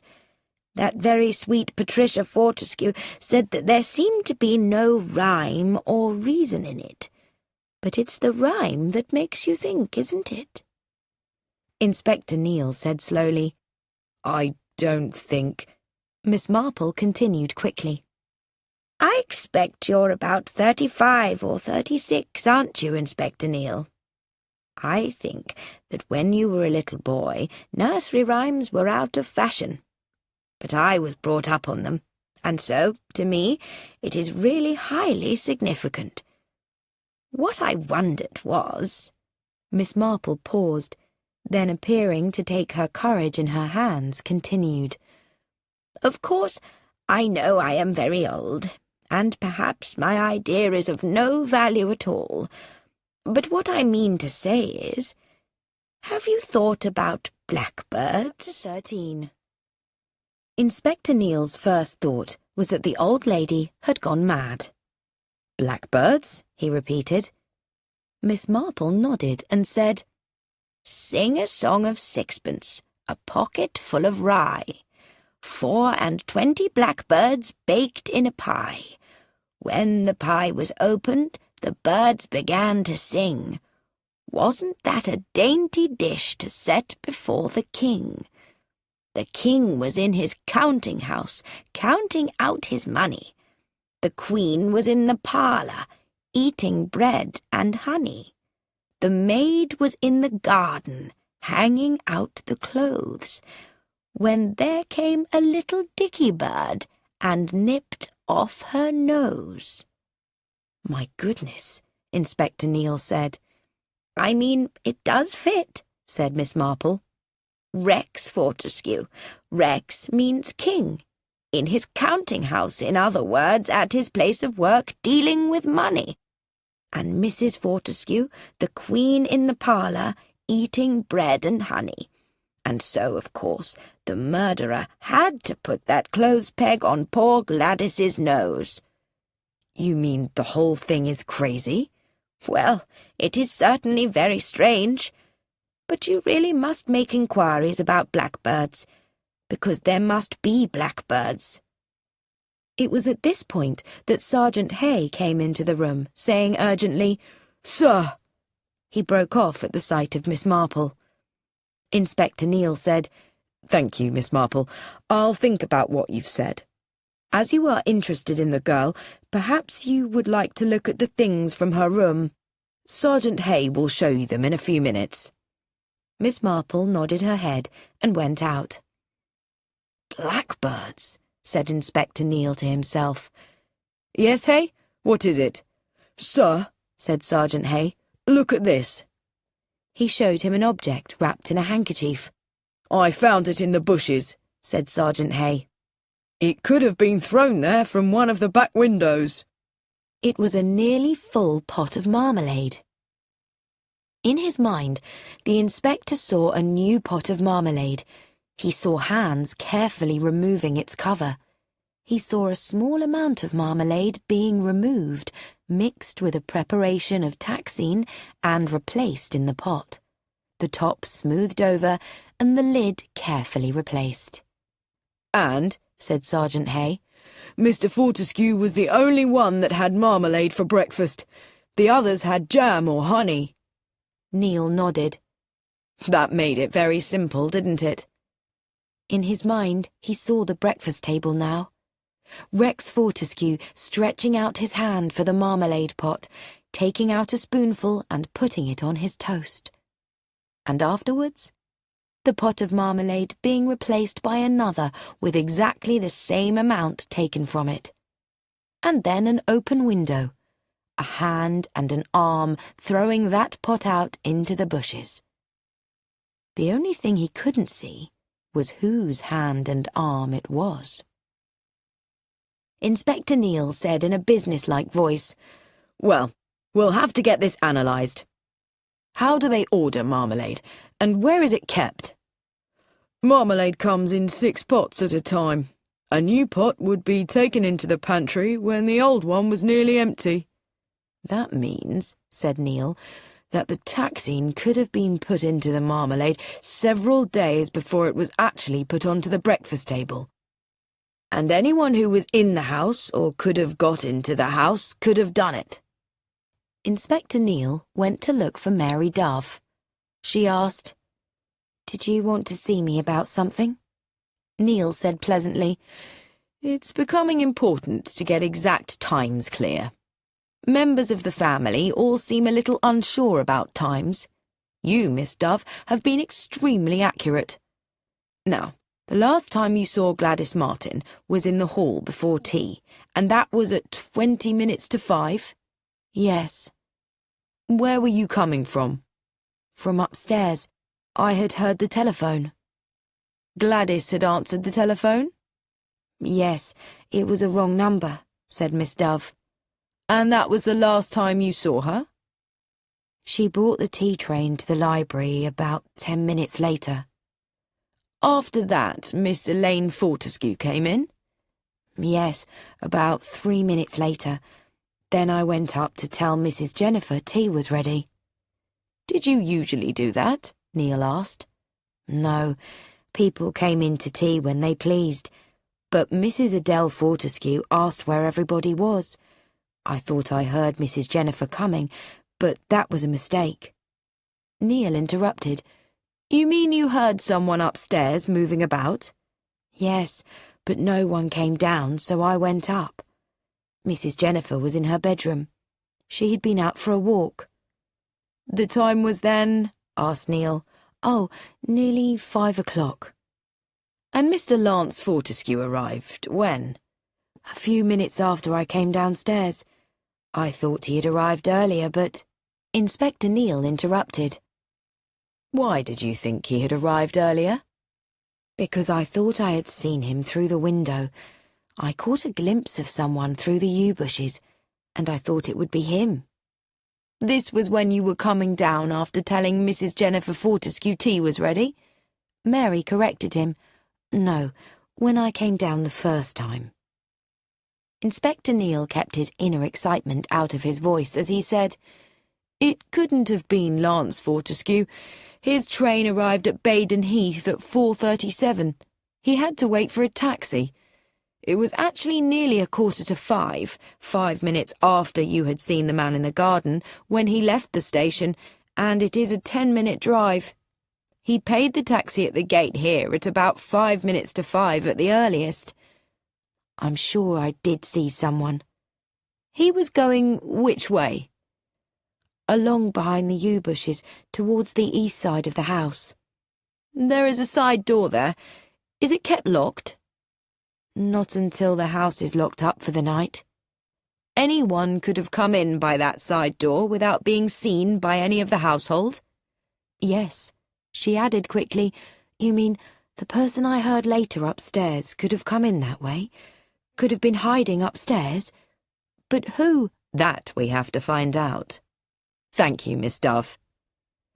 As she turned to go, Inspector Neil said in a casual voice, By the way, you can't tell me anything about blackbirds, can you? For the first time, Mary Dove looked surprised. You mean that silly business last summer? It must, I think, have been some nasty joke. 4 dead blackbirds were on Mr. Fortescue's desk in his study here, and then more were found in a pie. Any sort of reason behind it? Any connection with blackbirds? Mary shook her head. I don't think so. Was Mr. Fortescue annoyed? Of course. But he was not upset in any way? I really can't remember. I see, said Inspector Neil. Mary Dove once more turned away, but this time, he thought, she went slowly, as if she would like to know more of what was in his mind. Well, Miss Marple had suggested that there would be blackbirds, and sure enough, there the blackbirds were. Inspector Neil was not going to let this blackbird business take his attention away from the logical investigation of murder by a sane murderer for a sane reason. But of course, he would still consider the crazier possibilities of the case. 14. What Mary Dove had said about hearing someone moving about upstairs explained the small piece of mud Neil had found on the floor of the sitting room. He thought of the pretty desk in that room, with its obvious secret drawer. He had found 3 letters in that drawer, written by Vivian Dubois to Adele Fortescue. Neil had sent them up at once to the yard, because at that time it looked as if Rex Fortescue had been poisoned by his wife, with or without her lover's help. But there had been nothing in any of the letters to suggest that a crime was being planned. Inspector Neil believed that Dubois had asked Adele to destroy his letters, and that she had told him she had done so. Well, now they had 2 more deaths to investigate. That should mean that Adele Fortescue had not killed her husband. Unless Adele Fortescue had wanted to marry Vivian Dubois, and Vivian Dubois had wanted not Adele, but the £100,000 which would come to her on the death of her husband, he had believed perhaps that Rex Fortescue's death would be blamed on natural causes. What if Adele Fortescue and Vivian Dubois had been guilty? Adele might have rung up Dubois, talking loudly, and he had realized that someone in Yew Tree Lodge might have overheard her. What would Vivian Dubois have done next? Inspector Neal decided to make inquiries at the Golf Hotel to find out if Dubois had been in or out of the hotel between the hours of 4:15 and 6 o'clock. Vivian Dubois was tall and dark like Lance Fortescue. He might have gone through the garden to the side door, gone upstairs, and then what? Looked for the letters and found them missing? Or maybe waited until tea was over and then gone down to the library when Adele Fortescue was alone. But all this was going too fast. He must see what Jennifer Fortescue had to say. 15. Jennifer Fortescue was in her own sitting room upstairs, writing letters. "I'm afraid," Neil said comfortingly, "we have to ask people questions again and again, and so much depends on the exact timing of events. You came down to tea late, I understand. In fact, Miss Dove came up to get you." Yes, she did. I had no idea it was so late. I had been writing letters. "I see," he said. I thought you had been out for a walk. Did she say so? Yes, I believe you're right. I felt I needed some fresh air, and I went out and, went for a walk, only round the garden." "I see. You didn't meet anyone?" "Meet anyone? I saw the gardener in the distance, that's all." She was looking at him suspiciously. "Then you came in, and you were just taking your coat off when Miss Dove came to tell you that tea was ready?" Yes, and so I came down. We had tea, then Lance went up to see Aunt Effie, and I came up to finish my letters. I left Elaine with Adele." Neil nodded. "Yes, Miss Elaine seems to have been with Mrs. Adele Fortescue for 5 or 10 minutes after you left. Your husband hadn't come home yet?" "Oh, no. Percival didn't get home until about 6:30 or 7. "I see," said Inspector Neal. "I asked your husband if Mrs. Fortescue had made a will before she died. He said he thought not. I suppose you don't happen to have any idea?" "Oh, yes," she said, to his surprise. "Adele made a will about a month ago. I saw her coming out of the solicitor's office, Ansell and Worrell's, in the High Street. And I said to her, 'Whatever have you been doing there?' And she laughed and said, 'I've been making my will. Everyone ought to make a will.' She hadn't wanted to go to the family solicitor in London, Mr. Billingsley. 'No,' she said, 'my will's my own business, Jennifer, and nobody's going to know about it.' 'Well,' I said, 'I won't tell anybody.' And I didn't tell anyone, not even Percival." "Well, thank you very much, Mrs. Fortescue, for being so helpful to me," said Inspector Neal. "There's one other thing, Mrs. Fortescue. Do you know anything about blackbirds?" Jennifer Fortescue looked shocked. "Blackbirds, Inspector? What kind of blackbirds?" "Just blackbirds. Alive or dead, or even, shall we say, in a nursery rhyme," she said slowly. "I suppose you mean the ones last summer in the pie. All very silly." "There were some left on the library table too, weren't there?" "It was all a very silly joke. Mr. Fortescue, my father-in-law, was very much annoyed by it.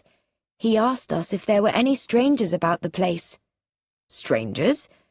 Did he seem afraid in any way?" Yes, he did." Percival Fortescue was in London, but Inspector Neal found his brother Lance sitting with his wife Pat in the library. "Do you know anything about blackbirds, Mr. Fortescue?" "Blackbirds?" Lance looked amused. Do you mean real birds? Inspector Neal said with a sudden sweet smile, I'm not sure what I mean, Mr. Fortescue. It's just that blackbirds have been mentioned. Good Lord. Not the old blackbird mine, I suppose. The blackbird mine? What was that? Lance frowned.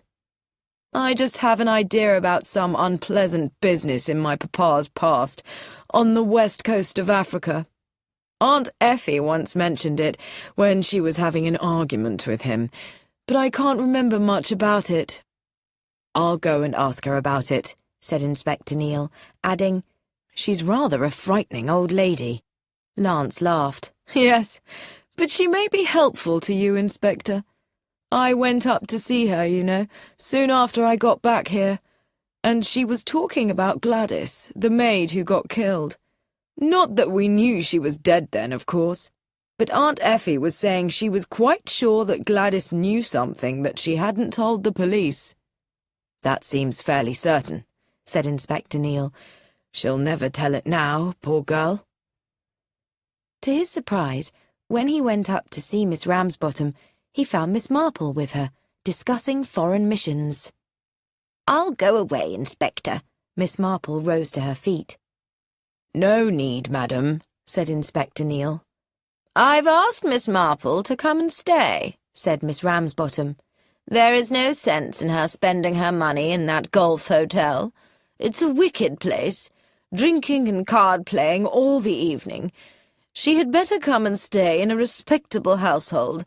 There's a room next door to mine. It's very kind of you, said Miss Marple gratefully. I'll go and cancel my booking. She left the room, and Miss Ramsbottom said sharply to the inspector, Well, and what do you want? I wondered if you could tell me anything about the Blackbird mine, madam.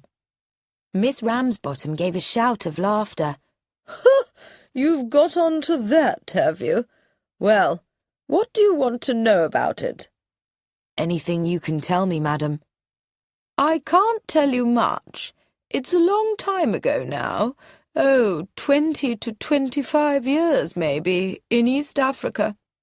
My brother-in-law went into business with a man called Mackenzie. They went out there to investigate the mine together, and Mackenzie died of fever. Rex came home and said there was no gold in the mine. That's all I know. I think you know a little more than that, madam, said Neal. Well, the Mackenzies insisted that Rex had cheated Mackenzie, and he probably had. But they couldn't prove anything. Mrs. Mackenzie came here and said Rex had murdered her husband.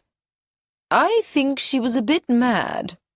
In fact, I believe she went into a hospital for the insane not long after. She came here with a couple of young children who looked scared to death. She said she would bring up her children to get revenge. Madness, all of it. Well, that's all I can tell you. And the Blackbird mine wasn't the only bad thing that Rex did in his lifetime. You'll find a good many more if you look for them. You don't know what happened to the Mackenzie family, madam? No idea, said Miss Ramsbottom. And I don't think Rex would have actually murdered Mackenzie, but he might have left him to die.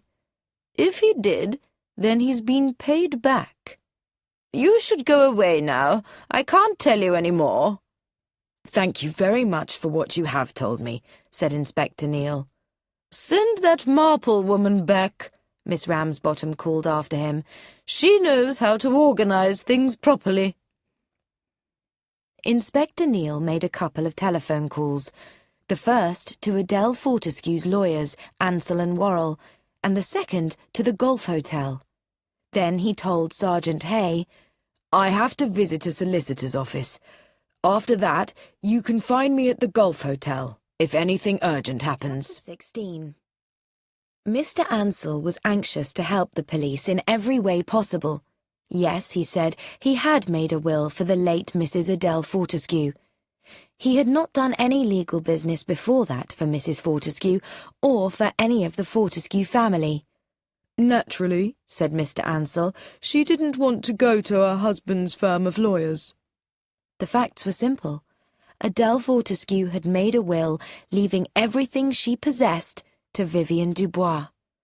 But I understood, said Mr. Ansell, that she didn't actually have much to leave. Inspector Neal nodded.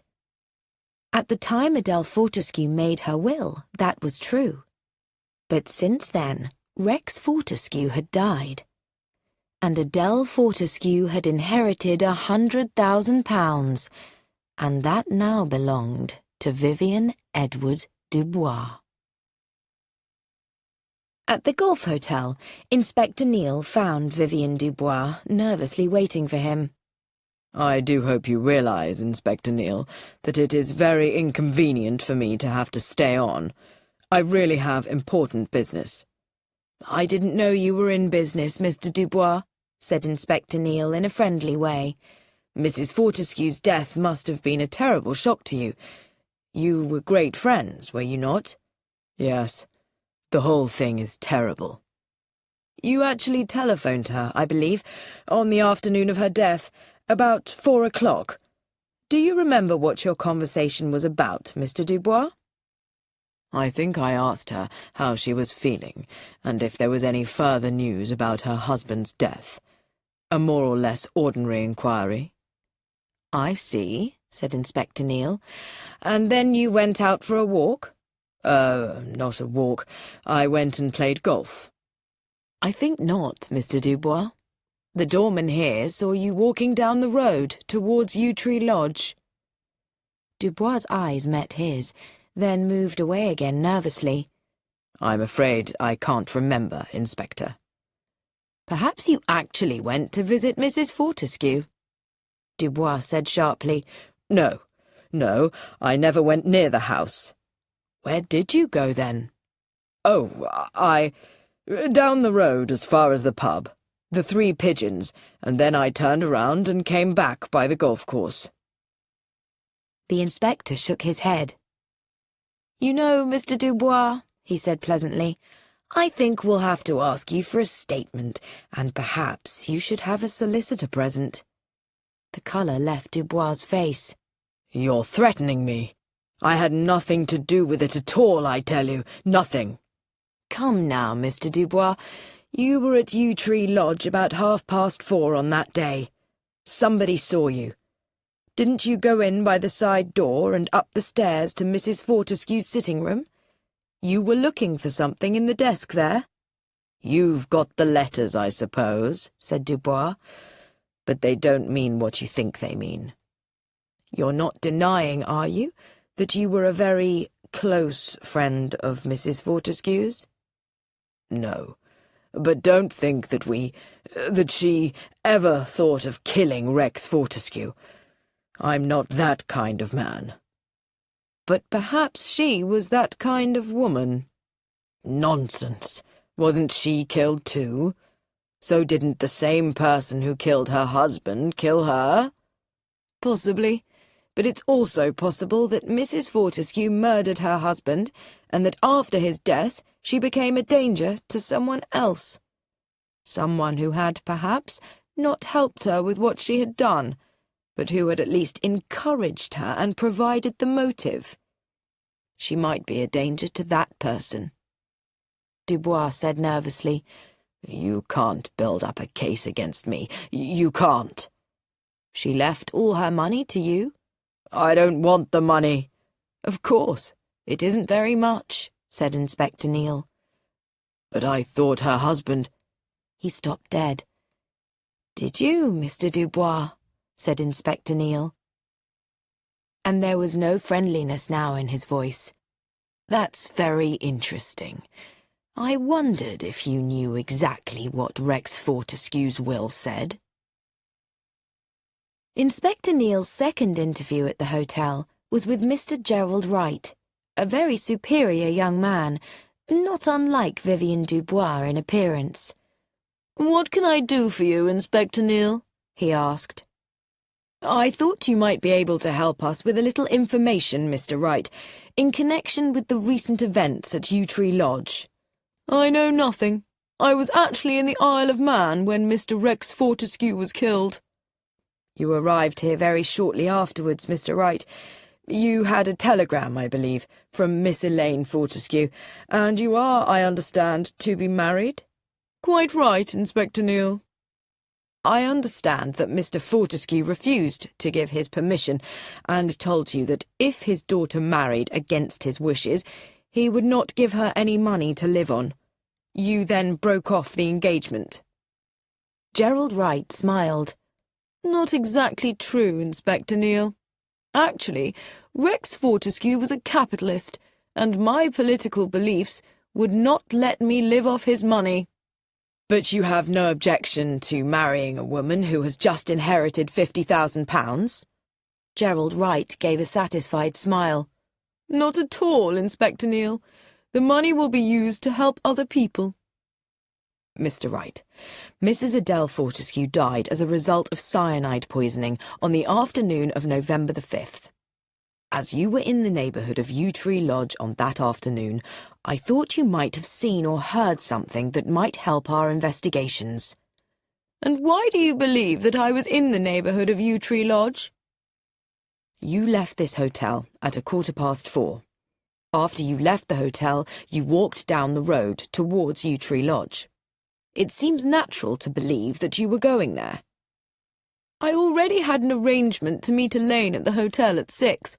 I went for a walk and returned to the hotel just before 6 o'clock. Elaine, quite naturally, did not keep her appointment. Did anybody see you on this walk, Mr. Wright? No one I knew. So I've only got your word that you were where you say you were. Gerald Wright continued to smile in a superior way. Very sad for us both, Inspector, but there it is. Inspector Neal said softly, Then if someone said they looked out of a window and saw you in the garden of Yew Tree Lodge at about 4:35... He paused and left the sentence unfinished. Gerald Wright shook his head. It was getting dark by then. I think it would be difficult for anyone to be sure. Do you know Mr. Vivian Dubois, who is also staying here? Dubois? Is that the tall, dark man who wears very brightly coloured ties? Yes. He also was out for a walk that afternoon. You did not notice him in the road by any chance? No, I can't say I did. Gerald Wright looked for the first time slightly worried. Inspector Neal said thoughtfully, It wasn't really a very nice afternoon for walking, especially after dark. It's strange how full of energy everyone seems to have felt. Chapter 17. So you're Lance's wife, Miss Ramsbottom said. You're a tall girl, and you look healthy. Where did you meet my nephew? In Kenya, when I was staying with some friends, Pat replied. You've been married before, I understand? Yes, twice. My first husband was a fighter pilot. He was killed in the war. And your second husband shot himself. Was it your fault? No, said Pat. It wasn't my fault. He was a horse-racing man, wasn't he? Yes. I've never been to a horse race in my life, said Miss Ramsbottom. Gambling and card-playing, all evil. Ah, well, it's a wicked world nowadays. A lot of wickedness was going on in this house, but they got what they deserved. I'll tell you this. My sister Elvira was a fool. My brother-in-law Rex was a horrible man. Percival is nasty, and your Lance was always the bad boy of the family. Don't trust Percival. I've never liked him. Mind you, I don't trust Lance, but I can't help being fond of him.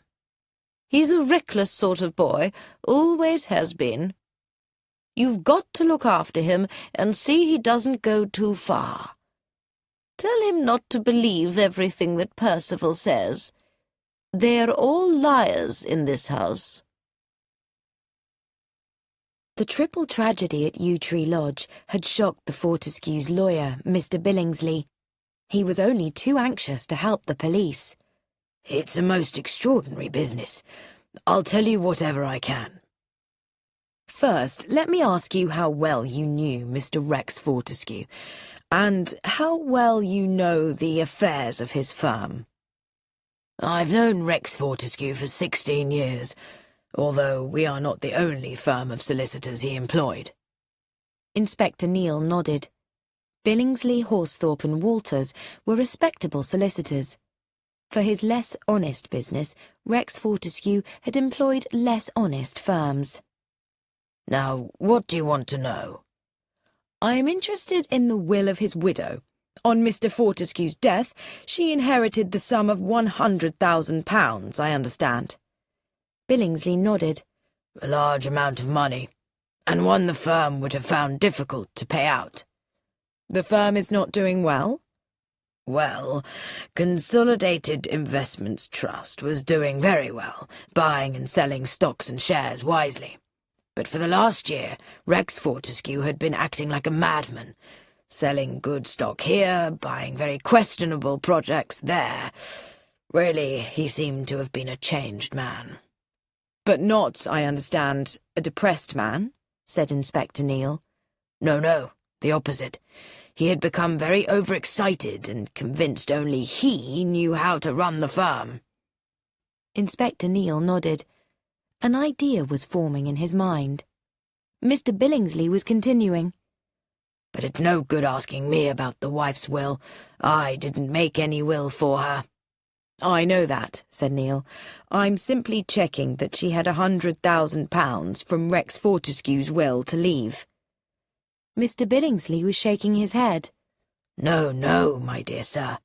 She did not inherit the £100,000 unless she lived for 1 month after his death.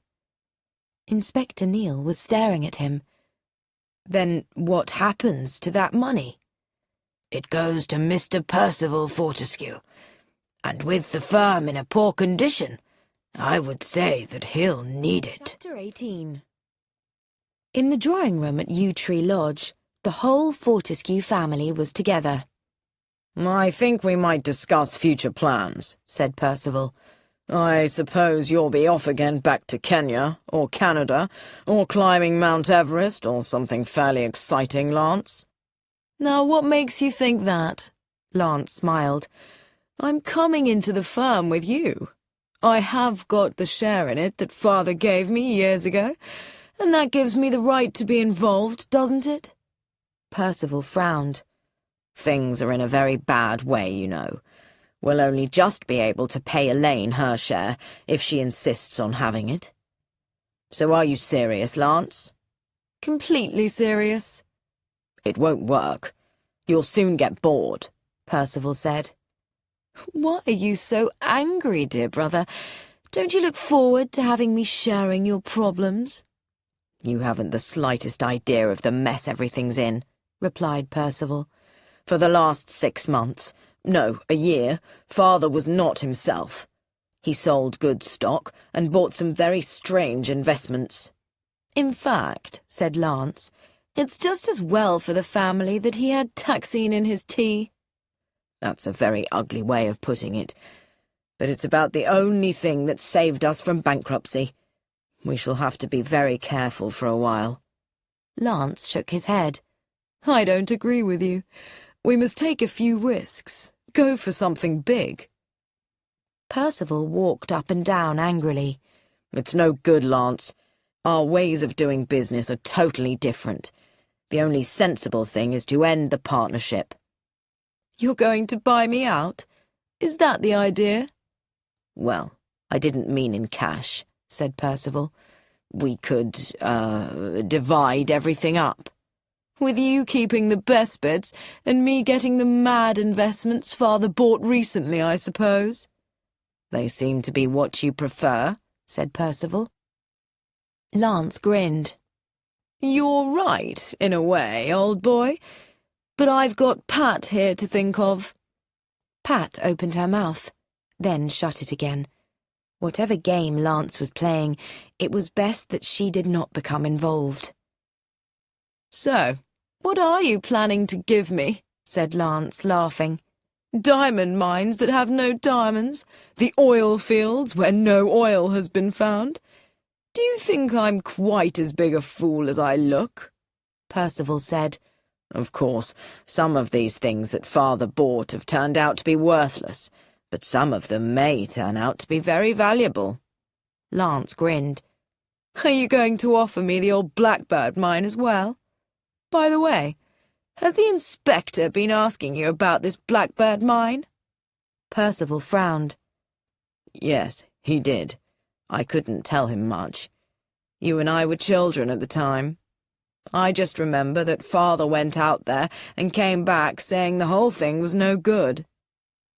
"What was it? A gold mine?" I believe so.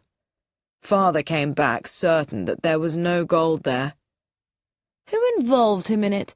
A man called Mackenzie, wasn't it? And Mackenzie died out there, I seem to remember. Mrs. Mackenzie, wasn't it? She came here and accused Father of murdering her husband." Really? said Percival. I can't remember anything like that. "I do, though," said Lance. "Where was Blackbird? West Africa, wasn't it?" Yes, I think so. "I must find the paperwork on it sometime," said Lance, "when I'm at the office."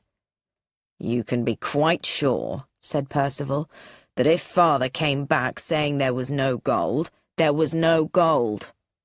"You're probably right there," said Lance. "Poor Mrs. Mackenzie. I wonder what happened to her and to those 2 kids she brought along. Funny. They must be grown up by now." 19. At the Pinewood Private Sanatorium, Inspector Neal was facing a grey-haired lady. Helen Mackenzie was 63, though she looked younger. She was holding a large book and was looking down at it as Inspector Neal talked to her. "She's a voluntary patient," Dr. Crosby, the sanatorium's director, had told him. "Most of the time she's as sane as you or me. It's one of her good days today, so you'll be able to have a completely normal conversation with her." Inspector Neal said now, "It's very kind of you to see me, madam. My name is Neal. I've come to see you about a Mr. Rex Fortescue, who has recently died. I expect you know the name." Mrs. Mackenzie said, "I don't know what you're talking about." "I think, Mrs. Mackenzie, you knew him many years ago." "Not really," said Mrs. Mackenzie. "It was yesterday." "I see," said Inspector Neal. "I believe that you paid him a visit many years ago at Yew Tree Lodge." "A house decorated with money, but no taste," said Mrs. Mackenzie. "He had been connected with your husband, I believe, over a certain mine in Africa, the Blackbird mine?" "It was my husband's mine.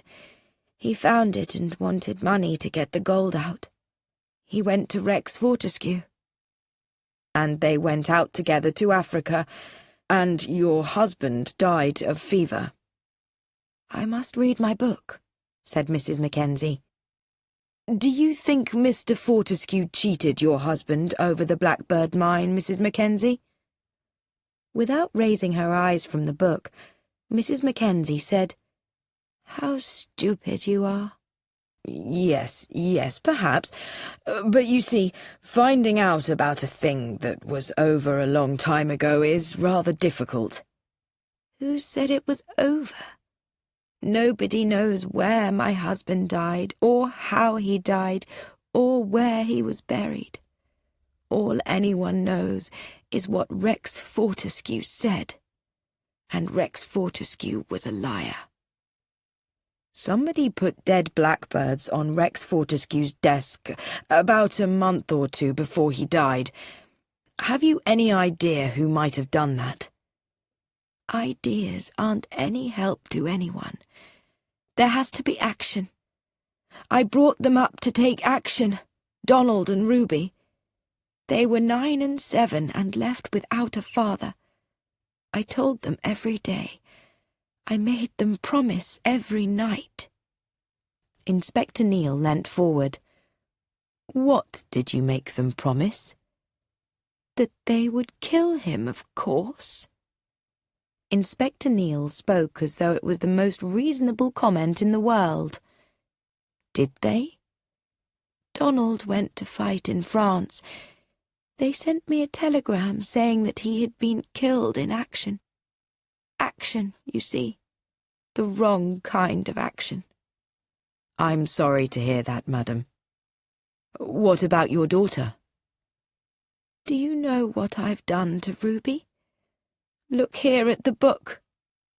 He saw then that what she was holding in her lap was a very old family Bible, in which the old-fashioned custom had been continued of entering each new birth. Mrs. Mackenzie pointed to the last 2 names. Donald Mackenzie, with the date of his birth, and Ruby Mackenzie, with the date of hers. But a thick line was drawn through Ruby Mackenzie's name. "You see," said Mrs. Mackenzie, "I crossed her out of the book. She doesn't exist any more." "Why, madam?" Mrs. Mackenzie looked at him slyly. "She didn't do as I said." "Where is your daughter now, madam?" "There isn't such a person as Ruby Mackenzie any longer." Mrs. Mackenzie refused to say more, and Neil had another short interview with Dr. Crosby. "Do any of her relations come to see her?" he asked. "I believe a daughter did come to see her before my time here, but her visit upset the patient so much that they advised her not to come again. Since then, everything has been arranged through solicitors." Inspector Neil had already been to see those solicitors. They were unable, or said they were unable, to tell him anything. A trust fund had been arranged for Mrs. Mackenzie, which they managed. "So there we are, sir," said Inspector Neil, as he reported to the Assistant Commissioner. "It's crazy, but it all fits together. It must mean something." The Assistant Commissioner nodded. "The blackbird's in the pie, and the blackbird mine, rye in the dead man's pocket, bread and honey with Adele Fortescue's tea, that girl strangled with a stocking and a clothes peg put on her nose. Yes, crazy as it all is, it certainly can't be ignored." "Half a minute, sir," said Inspector Neil. "What is it?" Neil was frowning. "You know what you've just said? It was wrong somewhere." He shook his head. "No, I can't see it." 20. Lance and Pat walked around the grounds of Yew Tree Lodge. "There's something extremely frightening about a poisoner," said Pat. "I mean, they must have a terrible mind, filled with thoughts of revenge." "Funny. I just think of it as businesslike and cold-blooded." "To do 3 murders? Whoever did it must be mad," Pat said. "Yes," said Lance in a low voice. "I'm afraid so. Please, Pat, go back to London. It worries me to death to have you here." Pat said quietly. "You know who it is, don't you?" "No, I don't."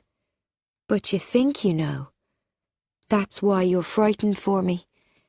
I wish you would tell me. But I'm staying here. Lance, you're my husband, and my place is here with you," she added. "Although maybe you would be better without me, because I always bring bad luck to the men I love." "My dearest, you haven't brought bad luck to me. Look how after I married you, Father sent for me to come home and make friends with him." "Yes, and what happened when you did come home? I tell you, I'm unlucky to people." Lance took her by the shoulders and shook her. "You're my Pat, and to be married to you is the greatest luck in the world. But, Pat, I just wish you'd go away from here. Darling, said Pat, I'm not going. Then, when I'm not around, stay close to that old lady. What's her name? Marple. Why do you think Aunt Effie asked her to stay here? Goodness knows why Aunt Effie does anything. Lance, how long are we going to stay here? The house belongs to your brother now, and he doesn't really want us here, does he? Are we going back to East Africa or what? Is that what you'd like to do, Pat? She nodded. That's lucky, said Lance, because it's what I'd like to do too. Pat's face brightened. From what you said the other day, I was afraid you might want to stay here. You mustn't say anything about our plans, Pat, Lance said. I want to worry Percival a little longer. Oh, Lance, do be careful. I'll be careful, my sweet. But I don't see why he should always get what he wants. With her head a little on one side, Miss Marple sat in the large drawing-room listening to Jennifer Fortescue. Jennifer had a lot of complaints, and the relief of telling them to a stranger was huge. "Of course, I never want to complain," said Jennifer. "What I always say is that I must put up with things, and I'm sure I've never said a word to anyone, but in some ways I feel very lonely here. Fortunately, our new house is almost ready to move into. My husband, of course, has been quite satisfied living here, but then it's different for a man. Don't you agree?" Miss Marple agreed, and it was what she really believed. Men needed 2 eggs plus bacon for breakfast, 3 good meals a day, and were never to be argued with before dinner. Jennifer continued. "My husband, you see, is away all day in the city, but I am alone here with no pleasant company at all. The people round here are really not my kind. They're all very rich down here. They play cards for money, and there's a great deal of drinking. And I don't want to say anything against the dead, but my mother-in-law was absolutely man-mad, and the way she spent money. It troubled Percival very much indeed. And then what with Mr. Fortescue being so terribly angry some days and spending huge amounts of money, well, it wasn't at all nice." "That must have worried your husband, too?" asked Miss Marple. "Oh, yes, it did. For the last year, he's been very worried indeed. He changed, even towards me. Then Elaine, my sister-in-law, she's a very strange sort of girl. She never wants to go to London and shop, or go to a play. She isn't even interested in clothes." Jennifer sighed. "You must think it most strange, talking to you like this, when we really don't know one another." "Not at all strange, my dear. I know just how you feel," said Miss Marple. And this again was true. Jennifer's husband was obviously bored by her, and the poor woman hadn't made any local friends. "I hope it's not rude of me to say so," said Miss Marple in a gentle old lady's voice, "but I really feel that Mr. Rex Fortescue cannot have been a very nice man." "He wasn't," said his daughter-in-law. "He was a horrible old man. It's not surprising that someone murdered him."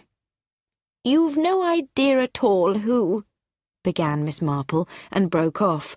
"Oh, dear, perhaps this is a question I should not ask. Not even an idea well, who it might have been?" "Oh, I think it was that horrible man Crump," said Jennifer. "I've always disliked him very much." "Still, there would have to be a motive." "I really don't know if that sort of person needs much motive.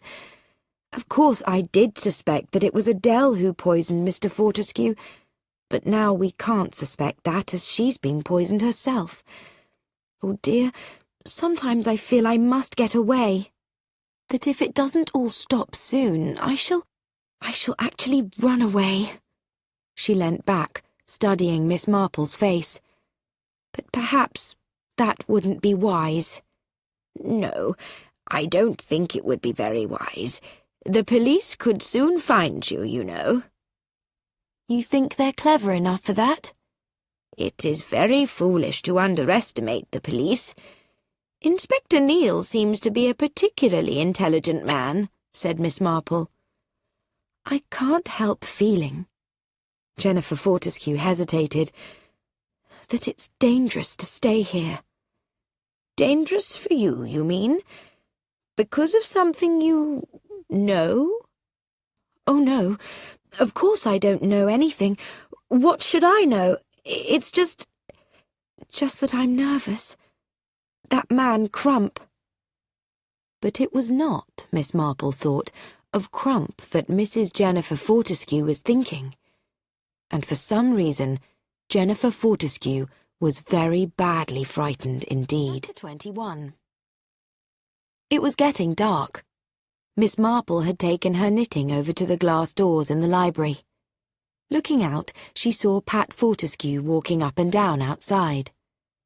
Miss Marple opened the door and called, "Come in, my dear. It's much too damp for you to be out there without a coat on." Pat came in and closed the door behind her and turned on 2 of the lamps. "Yes," she said, "it's not a very nice afternoon." She sat down on the sofa by Miss Marple.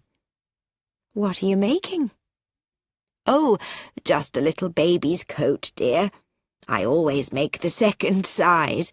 Babies so soon grow out of the first size." Pat stretched out long legs towards the fire. "It's nice in here today," she said, "with the fire and the lamps and you knitting things for babies. It all seems just like England ought to be." "It's like England is," said Miss Marple. "There are not so many yew tree lodges, my dear." "I don't believe anybody was ever happy here, in spite of all the money and the things they had.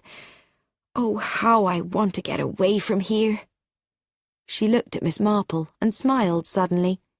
"Do you know, Lance told me to stay as close to you as I could. He seemed to think I would be safe that way." "Your husband's no fool," said Miss Marple. "No. Somebody in this house is mad. And madness is always frightening because you don't know how mad people's minds will work. You don't know what they'll do next." "My poor child," said Miss Marple. "Oh, I'm all right, really. I ought to be tough enough by now." Miss Marple said gently, "You've had a lot of unhappiness, haven't you, my dear?" "Oh, I've had some very good times too. I had a lovely childhood in Ireland, riding horses, swimming in the sea when the weather was good. It was afterwards, when I grew up, that things seemed always to go wrong." "Your first husband was a pilot in the war, wasn't he?" "Yes. We had only been married about a month when Don's plane was shot down. I thought at first I wanted to die too. And yet, in the end, I almost began to see that it had been the best thing. Don was brave and reckless, all the qualities that are needed in a war. But I don't believe peace would have suited him. He would have fought against things. He was, well, antisocial in a way. No, he wouldn't have fitted in." "It's wise of you to see that, my dear. And your second husband?" "Freddie. We were very happy together, but Freddie wasn't very honest in his horse racing business. However, it didn't seem to matter, between us 2, that is, because, you see, Freddie loved me, and I loved him, and I tried not to know what was happening. That wasn't very brave, I suppose, but I couldn't have changed him, you know. You can't change people." "No," said Miss Marple. "You can't change people." Then things went wrong and he shot himself, and I went out to Kenya to stay with some friends there, and I met Lance." Her face softened. Then after a short pause she said, Tell me, Miss Marple, what do you really think of Percival? Well, I don't think he likes my being here very much. Pat laughed suddenly. He's mean. He goes over the housekeeping accounts with Miss Dove, complaining about every item. But Miss Dove manages to win every time. She's really rather wonderful, don't you think? Yes, indeed, agreed Miss Marple. She reminds me of Mrs. Latimer in my own village, St. Mary Mead. She ran the Girl Guides, and indeed she ran practically everything there. She had been doing it for 5 years when we discovered that— Oh, but I mustn't gossip. You must forgive me, my dear. Is St. Mary Mead a very nice village? Well, it's quite a pretty village. There are some nice people living in it, and some extremely unpleasant people as well. Human nature is much the same everywhere, is it not? You go up and see Miss Ramsbottom a lot, don't you? Said Pat. Now, she really frightens me. She sits up there and thinks about wickedness. Well, she might have felt in the end that it was up to her to deliver justice. Is that what your husband thinks? I don't know what Lance thinks about the murders, really, but I'm quite sure of one thing, that he believes that the murderer is someone who's mad, and it's someone in the family. And I don't see how it can be anybody from outside, and so that's why there's this terrible atmosphere here. Everyone is watching everybody else, only something's got to happen soon. There won't be any more deaths, said Miss Marple. The murderer's got what he or she wanted, you see? And what is that? Miss Marple shook her head. She was not yet quite sure herself. Chapter 22. In the office of Consolidated Investments, once again Miss Summers had just made tea in the typist's room, and once again the kettle had not been boiling. As so often before, Miss Griffith said sharply, "The water's not boiling again, Summers." But she was interrupted by the entrance of Lance Fortescue. Miss Griffith jumped up. "Mr. Lance!" she exclaimed. His face lit up in a smile. "Hello, Miss Griffith." Miss Griffith was delighted. 11 years since he had seen her, and he knew her name. She said in an excited voice, "You remember me?" And Lance said easily, smiling his attractive smile, "Of course I remember." He looked round him. "So, everything's still going on just the same here?" "Not many changes, Mr. Lance? I suppose you must have had a very interesting life abroad." "You could call it that," said Lance. "But perhaps I am now going to try and have an interesting life in London." "You're coming back here to the office?" "Maybe. You'll have to show me how everything works again, Miss Griffith." Miss Griffith laughed delightedly. "It will be very nice to have you back, Mr. Lance. Very nice indeed. We never believed, none of us thought—" Miss Griffith broke off. Lance patted her on the arm. "You didn't believe I was as guilty as it seemed I was? Well, perhaps I wasn't. But that's all old history now. The future's the important thing now." He added, "Is my brother here?" "He's in the inner office." Lance nodded and walked on through to his father's office. Somewhat to his surprise, it was not Percival who was sitting behind the desk there, but Inspector Neal. "Good morning, Mr. Fortescue. Are you really going to become a city man? It doesn't seem the kind of life that would suit you." Lance sat down, smiling. "You're more intelligent than my brother, Inspector. Percival thinks I've decided to join the firm again, and that I'll spend the firm's money on risky investments. It would be almost worth doing just for the fun of it. But I couldn't really stand an office life. However, I want to make him worry a bit. I've got to have just a little revenge." "There was a problem with a forged cheque some years ago, I understand. Would that be what you want revenge for? Inquired Inspector Neil. How much you know, Inspector. There was no question of prosecution, I understand, said Neil. Your father wouldn't have done that. No, he just got rid of me, that's all. Inspector Neil thought about Percival. It seemed to him that wherever his investigations got in the case, there was Percival Fortescue. On the surface, he seemed to be a man who had never said no to his father. Neil was trying now, through Lance, to learn more about Percival's personality. Your brother seems always to have been very much, well, how shall I put it, controlled by your father. I don't know, Lance said. I'm not sure that it was really the truth. It's amazing, when I look back through life, to see how Percival always got what he wanted without seeming to do so, if you know what I mean. Neil pushed a letter across the desk towards Lance. This is a letter you wrote last August, isn't it, Mr. Fortescue? Yes, he said. I wrote it after I got back to Kenya last summer, saying I would rejoin the firm. Where was it? Here in the office? No, it was among your father's papers in Yew Tree Lodge. Where did you address this letter, Mr. Fortescue? Lance frowned. The office? Why? I wondered, said Inspector Neil. Your father did not put it on the file here among his private papers. I found it in his desk at Yew Tree Lodge, there. I wondered why he would have done that. Lance laughed.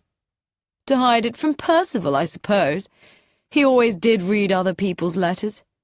And just look who's Percival here. Fortescue came in. About to speak to the inspector, he stopped, frowning, as he saw Lance. Hello, he said. You didn't tell me you were coming here today. Oh, I felt I had to come and get started on my new working life, said Lance. By the way, why did you get rid of the old man's glamorous secretary, Grosvenor? Did you think she knew a bit too much? Of course not. What an idea. Percy spoke angrily. He turned to the inspector. You mustn't pay any attention to my brother, he said coldly. He has a rather strange sense of humour. I never had a very high opinion of Miss Grosvenor's intelligence, and in any case, we have to save money. The firm is in a bad state. That's one of the things I wanted to talk to you about, Mr. Fortescue, Inspector Neil said to Percival. Yes, Inspector? I understand that your father's recent behaviour made you worry, and you tried to make him see a doctor, but he refused. That is correct. May I ask you if you suspected that your father had one of those mental illnesses which make people behave in an extreme way? That is exactly what I did suspect. Neil continued. So, from the business point of view, your father's death was very fortunate. You can't believe that I would think of my father's death in that way. It is not a question of how you think of it, Mr. Fortescue. I'm speaking about a fact. Yes, but really, Inspector, I don't see what you're trying to say. Percival broke off. Oh, I'm not trying to say anything, Mr. Fortescue, said Neil. I just like getting my facts together. Now, you said that you hadn't had any communication at all with your brother since he left England many years ago. But last spring, you wrote and told him you were worried about your father's behaviour. You wanted your brother to support you in getting your father medically examined. I thought it only right. After all, Lance was a junior partner. Inspector Neil looked at Lance, who was smiling. You received that letter? Inspector Neil asked. Lance Fortescue nodded. What did you reply to it? I told Percy to leave the old man alone. I said the old man knew what he was doing. And that is one of the reasons why, when I got a letter from my father, I came home to see for myself. In the short interview I had with my father, he appeared to me to be quite capable of managing his business. Anyway, after I got back to Africa and had talked things over with Pat, I decided that I would come home and make sure that my father wasn't pushed into something that he didn't want." He looked at Percival as he spoke. "I object strongly to what you are suggesting. I was worried about my father's health. I admit that I was also worried." Percival paused. Lance filled the pause quickly. "Worried about your pocket, eh?" He got up, and all of a sudden his behaviour changed. "All right, Percy. I was going to annoy you for a while by pretending to work here, but I've had enough of it. It makes me sick to be in the same room with you. You've always been nasty and mean since you were a child, lying and making trouble. I've always believed it was you who forged that cheque. For one thing, it was a very bad forgery. I can't understand why Father didn't realise that if I had forged his name, I would have done it much better. Well, I'm sick of little men like you with their almost criminal financial deals. We'll divide everything as you suggested, and I'll get back with Pat to a country where there's room to breathe. Give me Father's latest risky investments. I'll bet that 1 or 2 of them will make a great deal of money in the end. As for you, you little—" Lance walked towards his brother, who stepped backwards quickly. "All right," said Lance. "I'm not going to touch you. You wanted me out of here? You're getting me out of here," he added as he walked towards the door. "You can also give me the old Blackbird mine, too, if you like. If we've got murdering Mackenzies following us, I'll lead them off to Africa. Revenge, after all these years. It doesn't seem likely. But Inspector Neil seems to take it seriously, don't you, Inspector?" "Nonsense," said Percival. "Such a thing is impossible." Gently stroking his upper lip, Inspector Neil said, "You remember the blackbirds last summer, Mr. Fortescue? There are reasons for us to investigate." "Nonsense," said Percival again. "Nobody's heard of the Mackenzies for years." "And yet," said Lance, "I'd almost believe that there's a Mackenzie very near us. I imagine the inspector thinks so too." Inspector Neil followed Lance Fortescue into the street. "Mr. Fortescue, when you came into the inner office and saw me, you were surprised. Why?" "Because I thought I'd find Percy there. Miss Griffith said he was in his office." "I see. So nobody knew he'd gone out. There's no second door out of the inner office, but there is a door leading straight into the corridor from the secretary's office. I suppose your brother went out that way." Lance looked at him. "What's the idea, Inspector?" "Just puzzling over a few little things. That's all, Mr. Fortescue." Chapter 23. On the train on the way back down to Baden Heath, Inspector Neil read the news in the Times, with only half his brain taking it in. He read of an earthquake in Japan, of the discovery in Tanganyika of valuable uranium needed to make nuclear weapons, of the body of a sailor found on the beach near Southampton. All these items made a strange kind of pattern in the back of his mind, and when he reached Yew Tree Lodge, he had made a decision. He said to Sergeant Hay, "Where's Miss Marple? I'd like to see her." Miss Marple arrived a few minutes later, looking quite pink. "You want to see me, Inspector Neil? I do hope I haven't kept you waiting. I was in the kitchen talking to Mrs. Crump about her wonderful cooking." "What you really wanted to talk to her about," said Inspector Neil, "was Gladys Martin?" Miss Marple nodded. "Yes, Gladys. You see, Mrs. Crump was able to tell me about her behaviour lately and the things she said. I really think, you know, that things are becoming very much clearer, don't you?" "I do and I don't. Look here, Miss Marple, I've heard something about you at the Yard." He smiled. "It seems you're fairly well known there." "I don't know how it is," said Miss Marple, "but I so often seem to get mixed up in crimes and strange events." "You've got a reputation," said Inspector Neil, "and you and I have different points of view, but our base is the same. This murder benefits certain people. One person in particular. The second murder benefits the same person.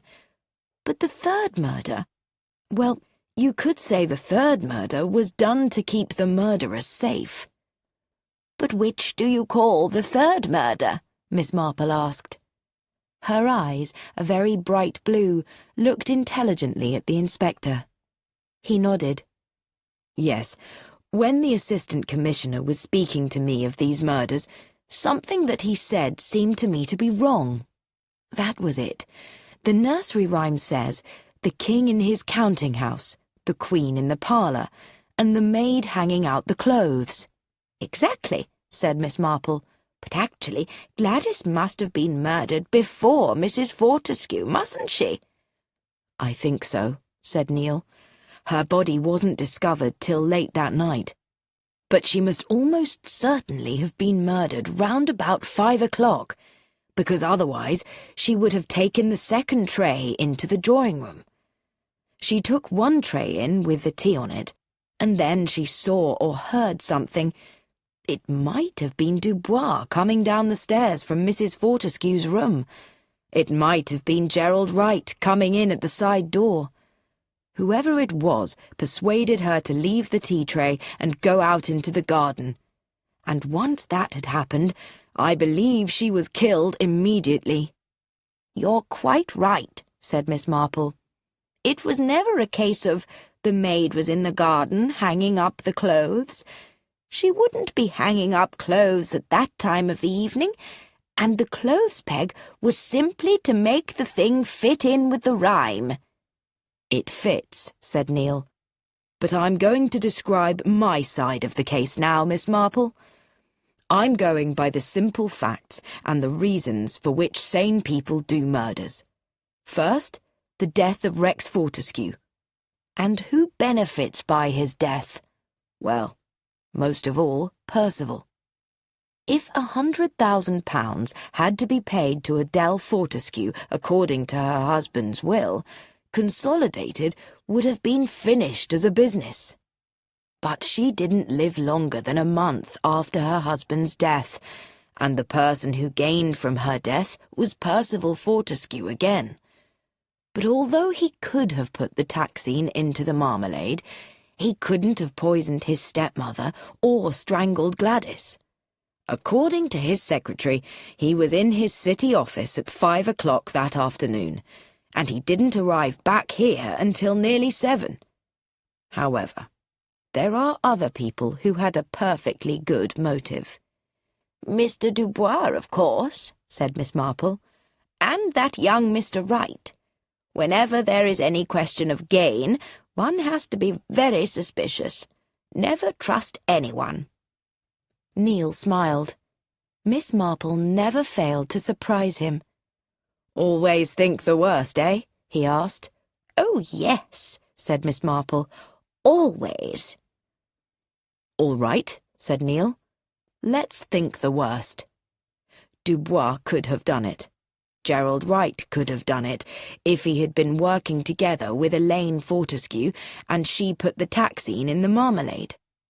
Jennifer Fortescue could have done it, but none of them seemed to have any connection with blackbirds and pockets full of rye.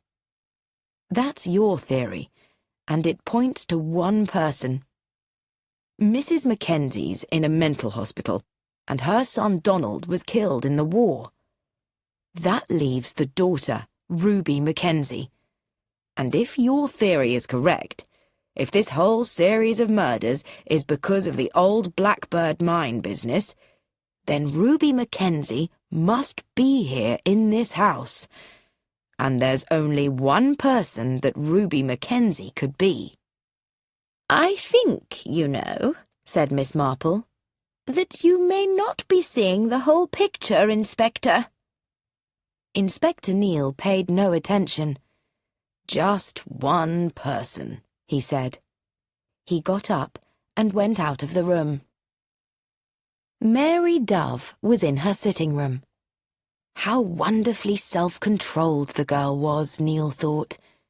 She said calmly, "Yes, Inspector? What can I do for you?" Inspector Neil said quietly, "Is your real name Dove?" Mary raised her eyebrows. "Are you suggesting that my name is not Mary Dove?" "I'm suggesting that your name is Ruby Mackenzie. Is your name Ruby Mackenzie?" "I have told you my name is Mary Dove. Do you want to see my birth certificate?" "You might have the birth certificate of a Mary Dove. That Mary Dove might be a friend of yours, or might be someone who had died." "Yes, there are a lot of possibilities, aren't there?" There was laughter now in Mary Dove's voice. "I think you know, Inspector, that you have to prove I am this Ruby Mackenzie, whoever she is." Looking him straight in the eyes, Mary Dove said, "Yes, Inspector. Prove that I'm Ruby Mackenzie, if you can." 24. Miss Marple was talking to Jennifer Fortescue while she knitted. I had such a nice nurse looking after me when I once broke my wrist. She went on from me to nurse Mrs. Sparrow's son, a very nice young naval officer, and they married and had 2 dear little children. That was the beginning of your romance, was it not? I mean, you came here to nurse Mr. Percival Fortescue, did you not? One should not listen to servants' gossip, of course, but I am afraid an old lady like myself is always interested to hear about the people in the house. There was another nurse at first, was there not? And she got sent away, something like that. They said she was careless, I believe." "I don't think she was careless," said Jennifer. "I believe her father was extremely ill, and so I came to replace her." "I see," said Miss Marple. "And you fell in love with Percival, and that was that. Yes, very nice indeed, very nice." "I'm not so sure about that," said Jennifer Fortescue. "I often wish—" Her voice was very quiet. "I was back in the hospital again. Life's so boring, you know. Oh, it's what I deserve. I should not have done it."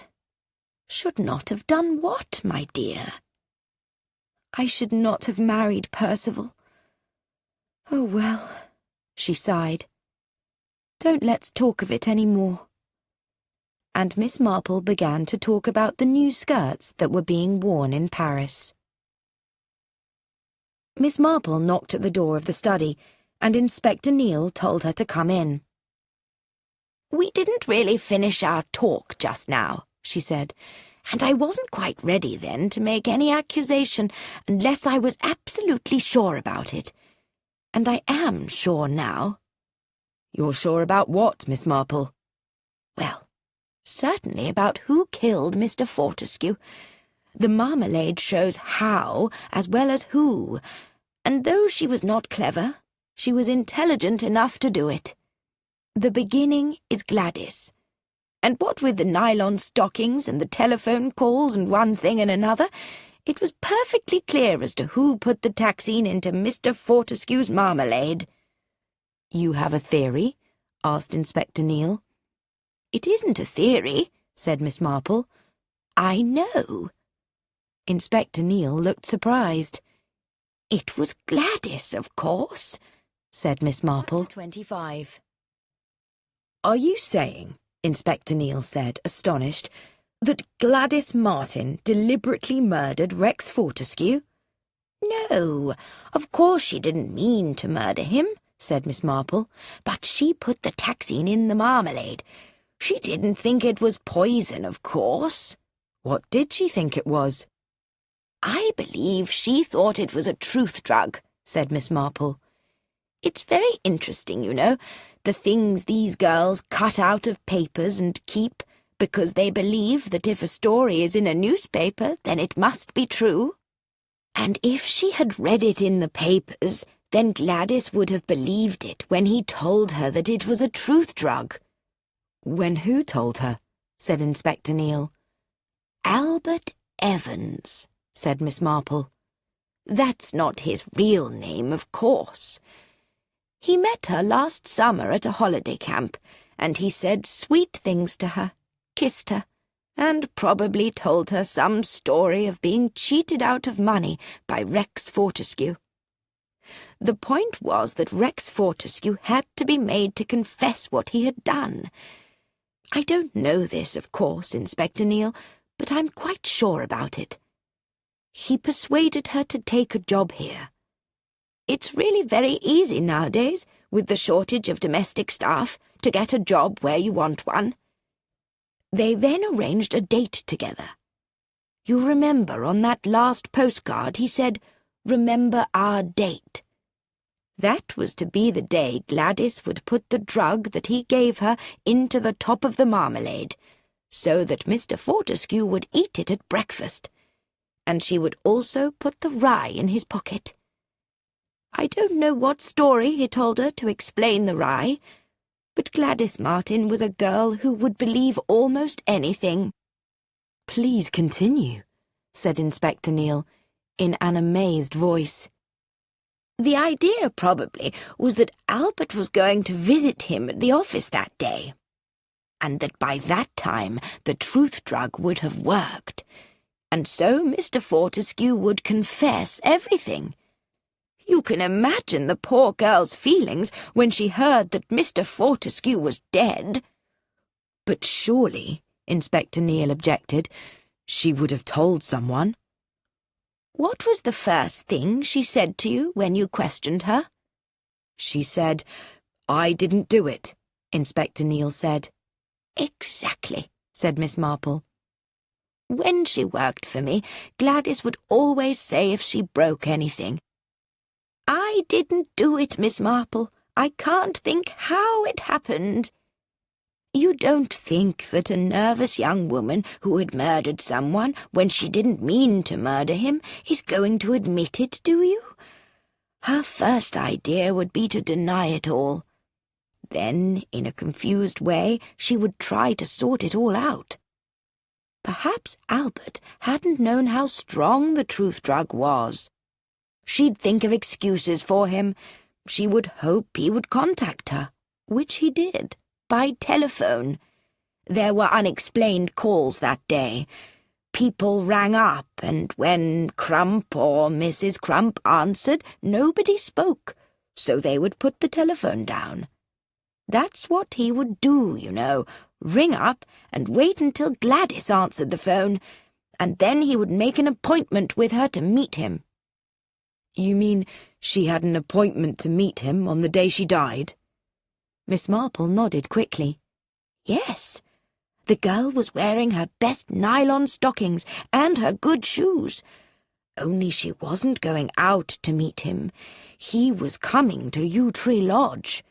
That's why she was so excited and late with tea. Then, as she brought the second tray into the hall, she looked along the hall to the side door and saw him there, waving to her. She put the tray down and went out to meet him." "And then he strangled her," said Neil. "He couldn't risk her talking. She had to die, poor silly girl. And then he put a clothes peg on her nose." There was great anger in the old lady's voice. "To make it fit in with the rhyme. The rye, the blackbirds, the counting-house, the bread and honey, and the clothes peg. The nearest he could get to a little dicky bird that nipped off her nose." "And I suppose at the end of it all he'll go to Broadmoor, and we won't be able to hang him because he's crazy," said Neil slowly. "I think you'll hang him all right," said Miss Marple. "He's not crazy, Inspector." Inspector Neil looked hard at her. "Now see here, Miss Marple.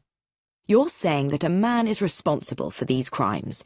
A man who called himself Albert Evans was someone who wanted revenge for the old Blackbird mine business. You're suggesting, aren't you, that Mrs. Mackenzie's son, Don Mackenzie, didn't die in France? That he is responsible for all this?" "Oh, no," she said. "This blackbird business is a complete fake. It was used, that was all, by somebody who heard about the blackbirds on the desk and in the pie. The blackbirds were real enough. They were put there by someone who knew about the old business, who wanted revenge for it. But only the revenge of trying to frighten Mr. Fortescue. I don't believe that children can really be brought up to carry out revenge. But someone whose father had been cheated and perhaps left to die might want to play a trick on the person who was supposed to have done it. That's what happened, I think, and the killer used it." "The killer," said Inspector Neil. "Who was he?" "He's sane, brilliantly intelligent, and quite without morals. And he did it, of course, for money." "Percival Fortescue?" Inspector Neil almost begged, but he knew as he spoke that he was wrong. "Oh, no," said Miss Marple. "Not Percival. Lance." Chapter 26. Miss Marple leaned forward in her chair. "He's always been bad, completely bad, although he's also always been attractive, especially attractive to women. And because of his charm, people have always believed the best about him. He came home in the summer to see his father. I don't believe for a moment that his father invited him. He probably flew over here and tried to get his father to forgive him, but Mr. Fortescue wouldn't do it. You see, Lance was very much in love with Pat, who is a dear girl, and he wanted a respectable life with her, and that meant having a lot of money. When he was at Yew Tree Lodge, he must have heard about these blackbirds. He guessed that Mackenzie's daughter was in the house, and he realized that she would make a very good scapegoat for murder. Because when he couldn't get his father to do what he wanted, he cold-bloodedly decided that murder it would have to be. Perhaps the coincidence of his father's first name being Rex, together with hearing about the blackbirds in the pie, suggested the idea of the nursery rhyme. Then he could make a crazy business of the whole thing and connect it to that old revenge threat of the Mackenzies. Then, you see, he could kill Adele, too, and stop that £100,000 going out of the firm.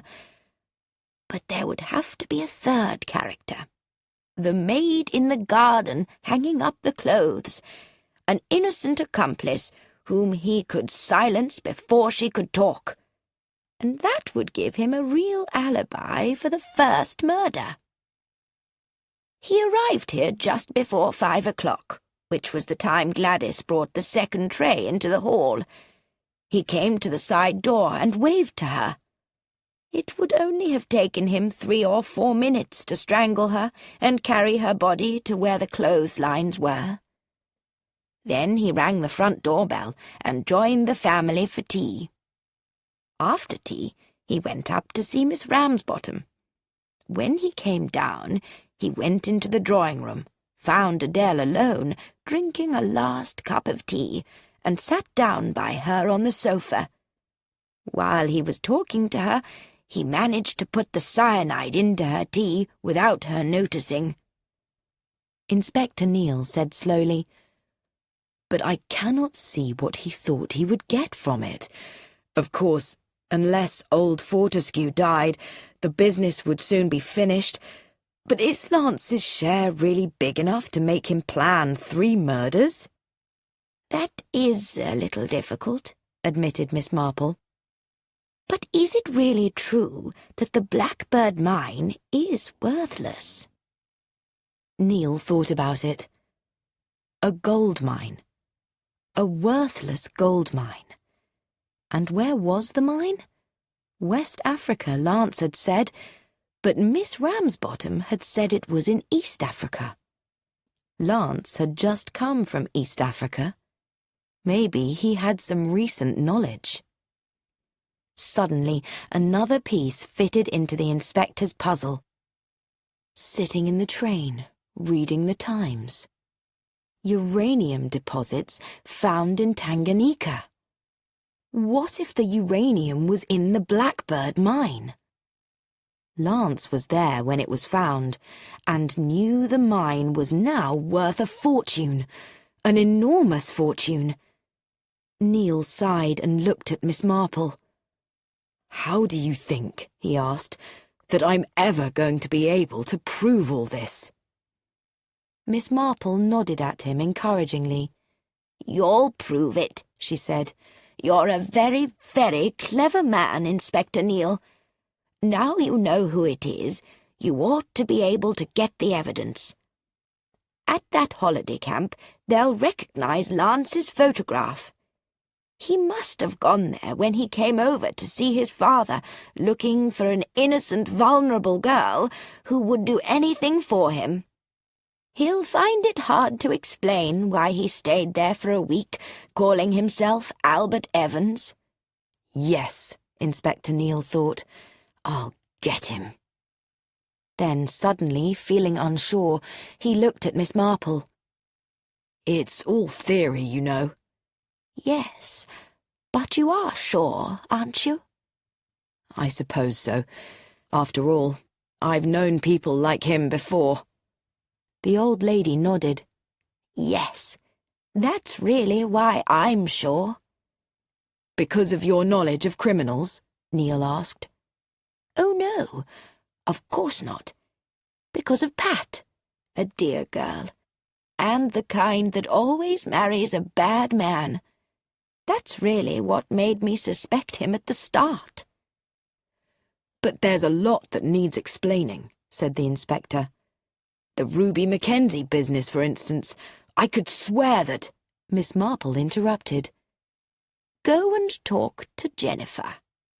"Mrs. Fortescue," said Inspector Neil, "do you mind telling me your name before you were married?" "Oh," Jennifer exclaimed, It was Mackenzie." "You needn't be nervous, madam," said Inspector Neil gently, and added, "I was talking to your mother a few days ago, at Pinewood Sanatorium." "She's very angry with me," said Jennifer. "Poor mother. She loved Dad so much. She kept making us promise that we would kill Rex Fortescue one day.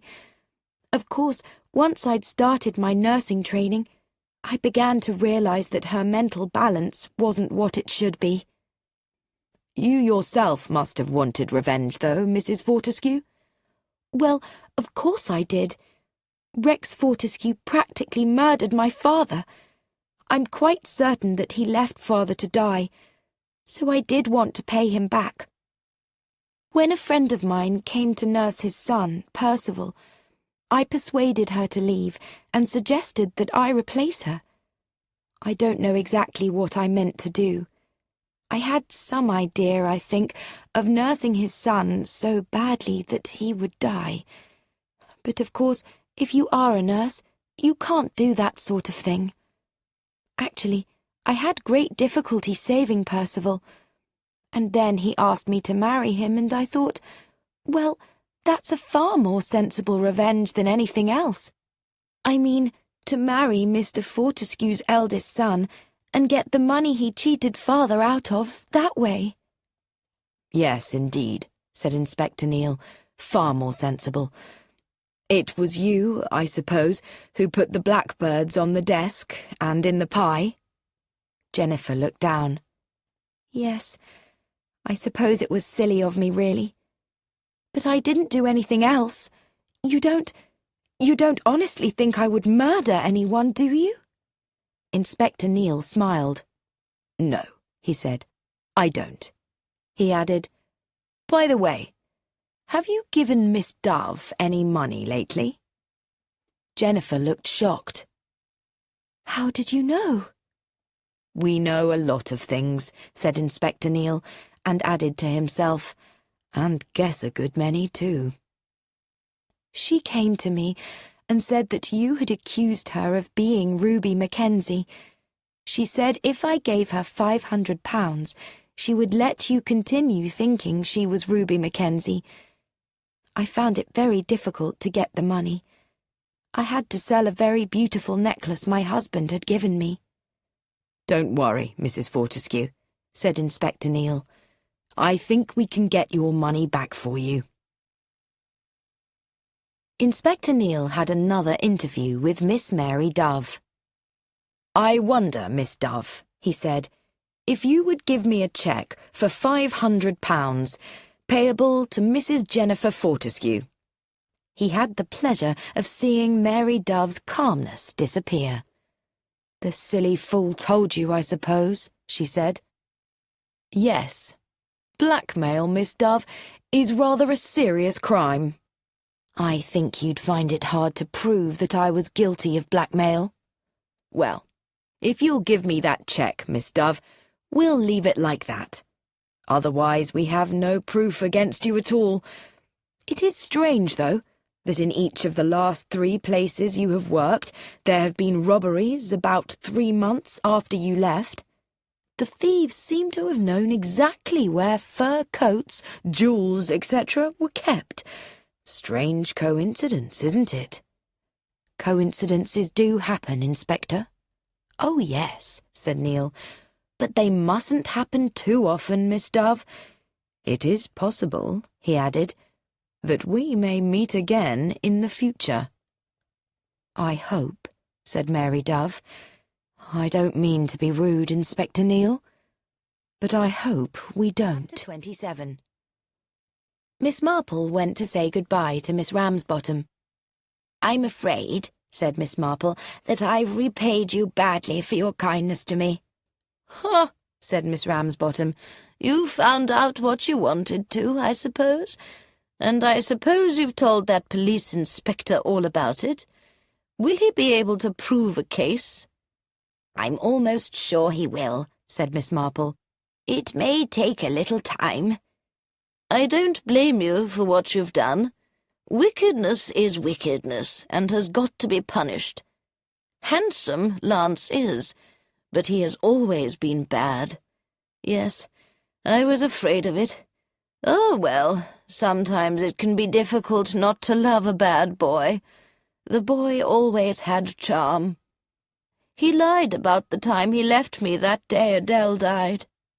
But he was my beloved sister Elvira's boy. I couldn't possibly say anything against him. You're a good woman, Jane Marple, and good must always win. I'm sorry for his wife, though." "So am I," said Miss Marple. In the hall, Pat Fortescue was waiting to say goodbye. "I wish you weren't going," she said. "I shall miss you." "It's time for me to go," said Miss Marple. "I've finished what I came here to do. It's important, you know, that wickedness shouldn't win." Pat looked puzzled. "I don't understand." "No, my dear. But if I might advise you, if anything ever goes wrong in your life, go back to where you were happy as a child.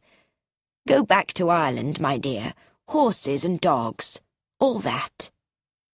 Pat nodded. "Sometimes I wish I had done just that when Freddie died.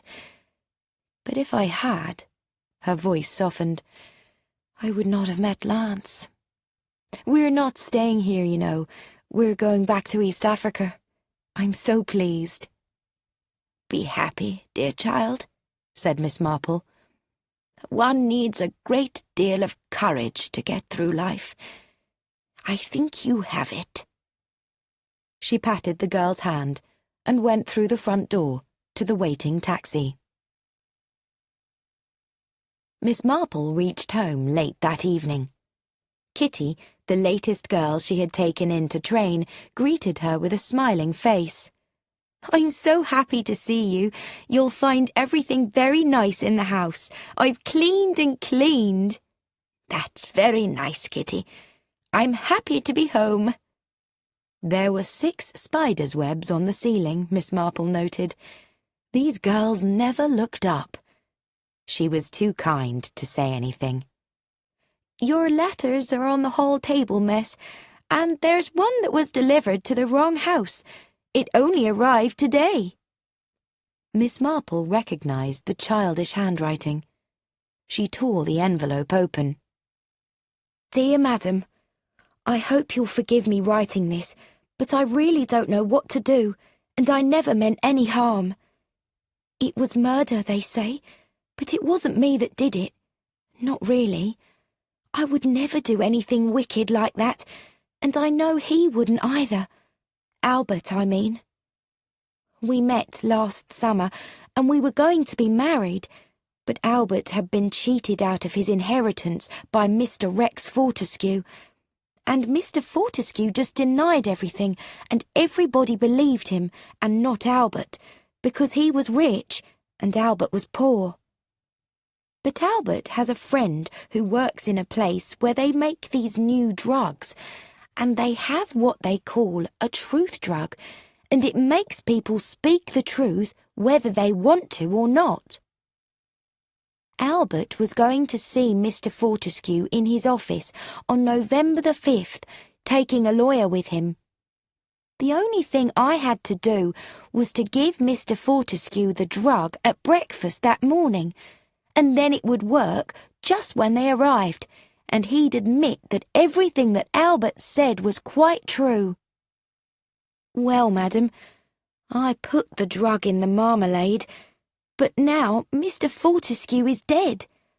I think it must have been too strong, but it wasn't Albert's fault, because Albert would never do a thing like that.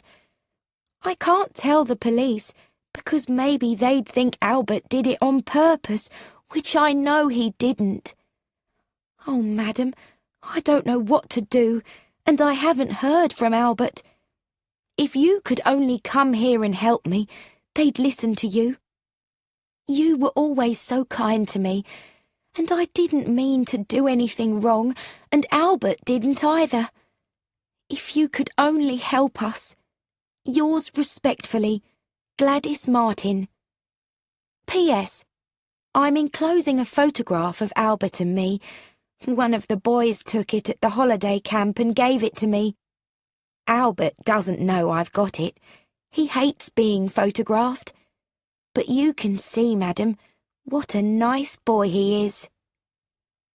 Miss Marple stared down at the photograph, to the dark, handsome, smiling face of Lance Fortescue. The last words of the sad little letter echoed in her mind. You can see what a nice boy he is. Tears rose in Miss Marple's eyes. But following her sadness for poor Gladys, there came anger. Anger against a cold-blooded killer. And then there came a huge feeling of triumph. There was no escape now for Lance Fortescue.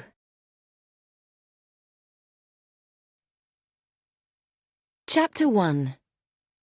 Mrs. Elspeth McGillicuddy hurried along platform 3 at Paddington Station after the porter, who was carrying her suitcase. Mrs. McGillicuddy was short, and the porter was tall. Mrs. McGillicuddy was also carrying a lot of packages after a day of Christmas shopping. So the porter had already turned the corner at the end of the platform while she searched her bag for the ticket at the entrance gate. At that moment, a voice sounded above her head. The train standing at platform 3 is the 4:50 for Brackhampton, Milchester, Waverton, Wroxeter, and stations to Chadmouth. Passengers for Brackhampton and Milchester travel at the back of the train. Mrs. McGillicuddy found her ticket and showed it to the man at the gate, who said, "On the right at the back." Mrs. McGillicuddy continued up the platform and found her porter waiting outside the door of a third-class carriage.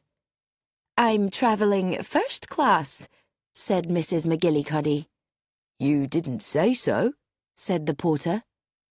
Mrs. McGillicuddy had said so, but was too tired to argue. The porter carried her suitcase to the next coach, where Mrs. McGillicuddy sat down alone and opened her magazine. 5 minutes later, whistles blew, and the train started. The magazine slipped from Mrs. McGillicuddy's hand. Her head dropped sideways, and 3 minutes later, she was asleep. She slept for 35 minutes and awoke feeling much better as she sat looking out of the window at the countryside flying past. It was almost dark now, and the train passed through a station, then began to slow down, and then it stopped for a short while before it began to move forward again. A train passed them going in the opposite direction. Then another train, going in the same direction, passed frighteningly close to them. For a time, the two trains ran parallel, and Mrs. McGillicuddy looked from her window into the windows of the other carriages. Most of the blinds were down, but occasionally she could see people in the carriages, although many of them were empty. Suddenly, when the two trains seemed to have stopped because they were both moving at the same slow speed, a blind flew up, and Mrs. McGillicuddy looked into the lighted first-class carriage that was only a short distance away. Then she gasped and stood up. Standing with his back to the window was a man. His hands were round the throat of a woman, and he was slowly strangling her. Her eyes were wide open, and her face was purple. As Mrs. McGillicuddy watched, the woman's body collapsed. At the same time, the other train began to go forward faster, and a moment later it had passed Mrs. McGillicuddy's train and disappeared. Then the door of her carriage opened, and a man said, "Ticket, please." Mrs. McGillicuddy turned to him. "A woman has been strangled in a train that has just passed ours. I saw it, through there." She pointed to the window. "You must do something at once." The ticket collector coughed. "You don't think that you may have been asleep and, "I have been asleep, but if you think this was a dream, you're wrong. I saw it, I tell you." The ticket collector looked at his watch. "We shall be in Brackhampton in 7 minutes. I will report what you have told me. Perhaps you could give me your name and address." Mrs. McGillicuddy gave him the address where she would be staying for the next few days, and her home address in Scotland. The train was slowing down now and running through the bright lights of a large town. As it moved towards a crowded platform, the usual voice was saying, "The train now arriving at Platform 1 is the 5:38 for Milchester, Waverton, Wroxeter, and stations to Chadmouth." Her mind went back to the scene on the other train. Awful. Really awful. And if the blind of the carriage had not by chance flown up, then she would not have been a witness to the crime. Voices shouted, whistles blew, doors were banged shut. The 5:38 moved slowly out of Brackhampton station. An hour and 5 minutes later, it stopped at Milchester. Mrs. McGillicuddy collected her packages and her suitcase and got out. Outside the station, a taxi driver came forward. "Are you Mrs. McGillicuddy for St. Mary Mead?" It was a 9-mile drive, but at last the taxi reached the familiar village street and finally stopped. Mrs. McGillicuddy got out and walked up the brick path to the door, which was opened by a servant. While the driver put her bags inside, Mrs. McGillicuddy walked straight through the hall to where, at the open sitting-room door, stood a fragile old lady. "Elspeth! Jane!" They kissed, and then, without a pause, Mrs. McGillicuddy cried, "Oh, Jane, I've just seen a murder!" Miss Marple did not look surprised as she said, "Most upsetting for you, Elspeth. I think you should tell me about it at once." That was exactly what Mrs. McGillicuddy wanted to do, so she sat down by the fire and told her story, while Miss Marple listened. When she had finished, Miss Marple spoke.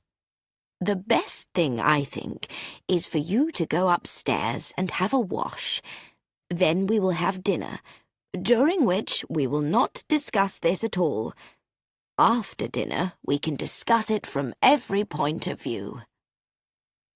So the two ladies had dinner, discussing life in St. Mary Mead and also their gardens. Then they settled themselves by the fire again, and Miss Marple took out 2 beautiful old glasses from a corner cupboard, and from another cupboard took out a bottle. "No coffee tonight for you, Elspeth. You are already overexcited, and no wonder. So I suggest you have a glass of my homemade wine." "Jane," said Mrs. McGillicuddy, as she took an enjoyable sip, "you don't think, do you, that I imagined it?" "Certainly not," said Miss Marple. "Thank goodness, because that ticket collector, he thought so. Very polite, but I think, Elspeth, that he behaved quite normally. It sounds, and indeed is, a very strange story. But I do not doubt at all that you saw what you've told me you saw. The man had his back to you, so you didn't see his face?" no." "And the woman, can you describe her? Young? Old?" "Between 30 and 35, I think.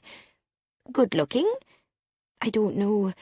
Her face, you see, was all—" Miss Marple said quickly, Yes, I understand. How was she dressed?" She had on a pale-coloured fur coat, no hat. Her hair was blonde." "And there was nothing particular that you can remember about the man?"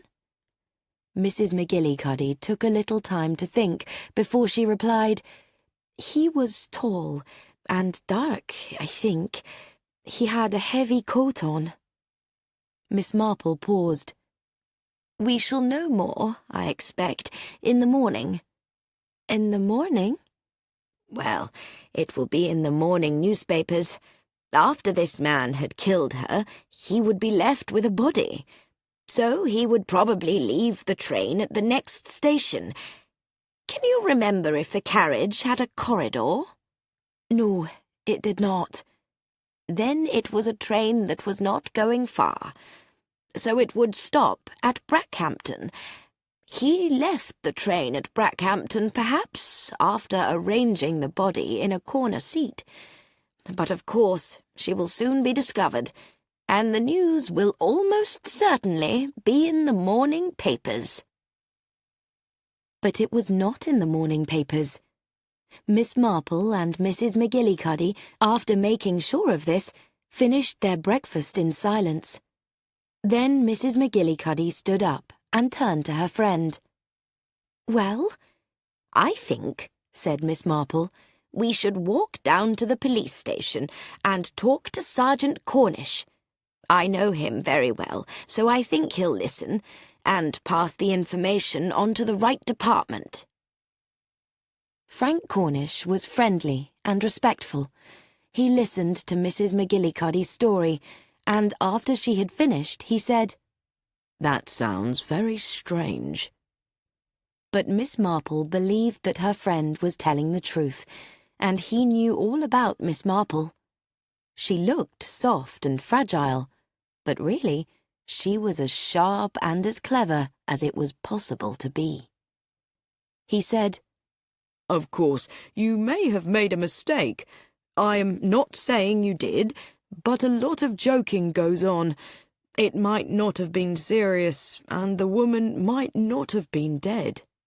"I know what I saw," said Mrs. McGillicuddy. Cornish said, "You have done everything correctly, and you can trust me to start inquiries."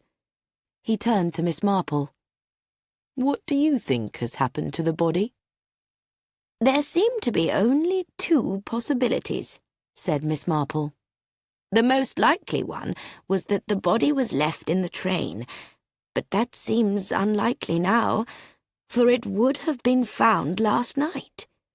The only other thing the murderer could have done would be to push the body out of the train onto the track. So it must be on the track somewhere, though that also seems unlikely. Yes, said Cornish. The body, if there is a body, ought to have been discovered by now, or will be very soon. But that day passed, and the next day. On that evening, Miss Marple received a note from Sergeant Cornish.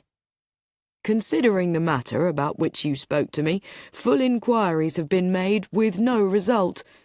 No woman's body has been found. I suggest that your friend may have witnessed a scene just as she described, but that it was much less serious than she thought. Less serious? Nonsense, said Mrs. McGillicuddy. It was murder. She looked at Miss Marple, and Miss Marple looked back at her. Go on, Jane. Say I imagined the whole thing. That's what you think now, isn't it? Anyone can be mistaken, Miss Marple said gently, although I think that you were probably not mistaken. But I don't think there's anything more you can do. That's a relief, in a way, said Mrs. McGillicuddy, as I'm going out to Ceylon after Christmas to stay with my son Roderick, and I do not want to put off that visit. So, if the police choose to be stupid— Miss Marple shook her head. Oh, no, the police aren't stupid, and that makes it interesting, doesn't it? Mrs. McGillicuddy looked surprised. One wants to know, said Miss Marple, who killed the woman and why, and what happened to her body. That's for the police to find out. Exactly. And they haven't found out, which means that the man was very clever. I can't imagine how he got rid of it. You kill a woman in sudden anger. It can't have been planned. You would never choose to kill someone just before arriving at a big station. So you strangle her, and then what can you do? Miss Marple paused. Mrs. McGillicuddy said, Well, I am going to stop thinking about it and start thinking about the trains to London tomorrow. Would the afternoon be all right? I'm going to my daughter Margaret's for tea. I wonder, Elspeth, if you would mind taking the 12:15. We could have an early lunch. And I wonder, too, if Margaret would mind if you didn't arrive for tea. If you arrived about 7, perhaps. Mrs. McGillicuddy looked at her friend curiously. Are you planning something, Jane? I suggest, Elspeth, that I could travel up to London with you, and that we could then travel back to Brackhampton in a train at the same time as you travelled the other day. You could then return to London, and I would come on here as you did. I, of course, would pay the fares, Miss Marple said firmly. What do you expect, Jane? Another murder? Certainly not, but I would like to see for myself exactly where the crime was committed. And so the next day, Miss Marple and Mrs. McGillicuddy sat in two opposite corners of a first-class carriage, speeding out of London on the 4:50 from Paddington. But on this occasion, no train passed close to them, going in the same direction. A few trains flashed past them towards London. On 2 occasions, trains flashed past them going the other way. We're due in Brackhampton in 5 minutes, said Miss Marple. A ticket collector appeared in the doorway. Miss Marple looked at Mrs. McGillicuddy, who shook her head. It was not the same ticket collector. He looked at their tickets and moved on a little unsteadily as the train swung round a long curve and slowed down as it did so. There were lights flashing past outside, buildings, an occasional sight of streets and buses. We'll be there in a minute, said Mrs. McGillicuddy, "and I can't really see this journey has been any good at all. But this train is a few minutes late. Was yours on time on Friday?" I think so. The train ran slowly into Brackhampton station. Doors opened and shut. People got in and out. Easy, thought Miss Marple, for a murderer to leave the station amongst all those people, or even to find another carriage and go on in the train to the end of its journey. But not so easy to make a body disappear into the air. That body must be somewhere. Mrs. McGillicuddy had got out and spoke now through the open window. "Take care of yourself, Jane, and don't let's worry ourselves any more about all this. We've done what we could." Miss Marple nodded. "Goodbye, Elspeth. A happy Christmas to you." A whistle blew, and the train began to move. But Miss Marple did not lean back as it increased speed. Instead, she sat upright. Mrs. McGillicuddy had said that they had both done all that they could do. It was true of Mrs. McGillicuddy, but about herself, Miss Marple did not feel so sure. Like a general planning a possible battle, Miss Marple thought through the facts for and against further action. For further action were the following. 1. My long experience of life and human nature. 2. Sir Henry Clithering and his godson, now at Scotland Yard, who was so very nice in the little Paddocks case. 3. My nephew Raymond's second boy, David, who works for British Railways. 4. Griselda's boy, Leonard, who knows so much about maps. But I can't go here, there, and everywhere, making inquiries and finding out things. I'm too old for any more adventures, she thought, watching out of the window the curving line of an embankment. A curve.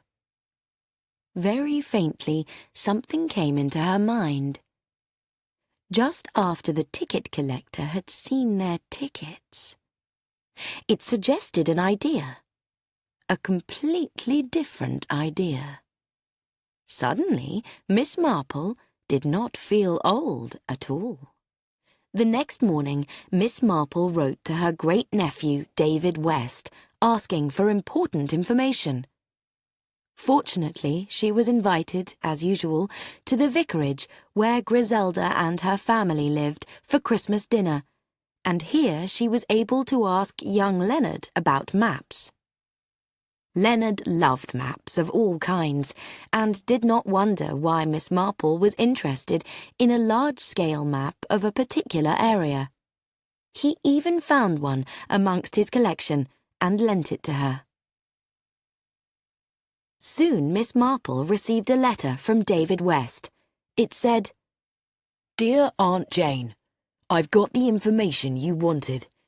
There is only one train that it can be, the 4:33, which is a slow train and stops at Hayling Broadway, Barwell Heath, Brackhampton, and then stations to Market Basing. So, do I smell some village scandal? Did you, returning from Christmas shopping in London by the 4:50, see the vicar's wife being kissed by the tax inspector? But why does it matter which train it was? Yours ever, David." Miss Marple smiled. It seemed that some more travelling was necessary. She went up to London, as before, on the 12:15. But this time returned not by the 4:50, but by the 4:33, in an empty first-class carriage. As the train came near to Brackhampton, running around a curve, Miss Marple pulled down the blind, and then stood with her back to the window. Yes, she decided, the sudden curving of the line did throw one back against the window, and the blind might very easily fly up. She looked out of the window. It was only just dark, but to see things clearly, she must make a daylight journey. The next day, she went up to London by the early morning train. Then, a quarter of an hour before she reached Brackhampton, Miss Marple got out the map which Leonard had lent her. She could see exactly where she was, just as the train began to slow down for a curve. It was a very big curve, and Miss Marple divided her attention between watching the ground beneath her and looking at the map until the train finally ran into Brackhampton. That night, she wrote a letter to Miss Florence Hill at 4 Madison Road, Brackhampton. And the next morning, she went to the library to read about the local history of the area. Her idea of what had happened was possible, but there was nothing to prove it yet.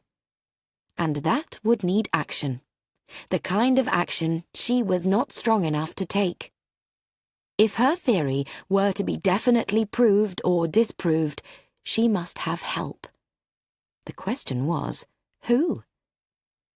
Miss Marple thought for a long time. Then suddenly she smiled and said aloud a name. "Of course, Lucy Islesbarrow." Lucy Islesbarrow was 32. She had taken a first in mathematics at Oxford and was expected to have a successful academic life. But Lucy Islesbarrow, as well as being very clever, was also very sensible. She knew that scholars were not well paid, and she liked money. And to make money, she knew that one must do work that is highly valued, because there are always too few people to do it. So, to the great surprise of her friends and fellow scholars, Lucy Islesbarrow decided to become a highly skilled professional at housework. Her success was immediate. Now, after about 10 years, she was known all over Britain. It was quite usual for wives to say joyfully to husbands, "It will be all right. I can go with you to America. I've got Lucy Islesbarrow." Because once she came into a house, all the worry and hard work went out of it. Lucy Islesbarrow did everything. She looked after old people and young children, got on well with servants, and was wonderful with dogs. She also cooked perfectly. Best of all, she never minded what she did. She washed the kitchen floor, dug the garden, and carried coal. One of her rules was never to accept any job for a long time. 2 weeks or 4 at the most. Lucy read the letter from Miss Marple. She had met her 2 years ago when Raymond West, the novelist, had paid for her to look after his old aunt who had been ill. Lucy had liked Miss Marple very much, and now the old lady was asking if she could do a certain job for her, rather an unusual one. Perhaps Miss Islesbarrow could meet her, so they could discuss it. So the next day they met alone in a small dark writing room of Lucy Islesbarrow's club in London. She said, "I'm rather busy at the moment, but perhaps you can tell me what it is you want me to do." "It's very simple, really," said Miss Marple. "Unusual, but simple. I want you to find a body." "What kind of a body?" asked Lucy Islesbarrow with admirable calm. "The body of a woman," said Miss Marple, "who was strangled in a train." "Well, that's certainly unusual. Tell me about it." Miss Marple told her. Lucy Islesbarrow listened without interrupting. At the end she said, "Well, what do you want me to do?" "I've got a theory," said Miss Marple. "The body's got to be somewhere. If it wasn't found in the train, then it must have been pushed out of the train, but it hasn't been found anywhere on the line. So I travelled down the same way to see if there was a place where the body could have been thrown off the train and yet not onto the line. And there was. The railway line makes a big curve before getting into Brackhampton, on the edge of a high embankment.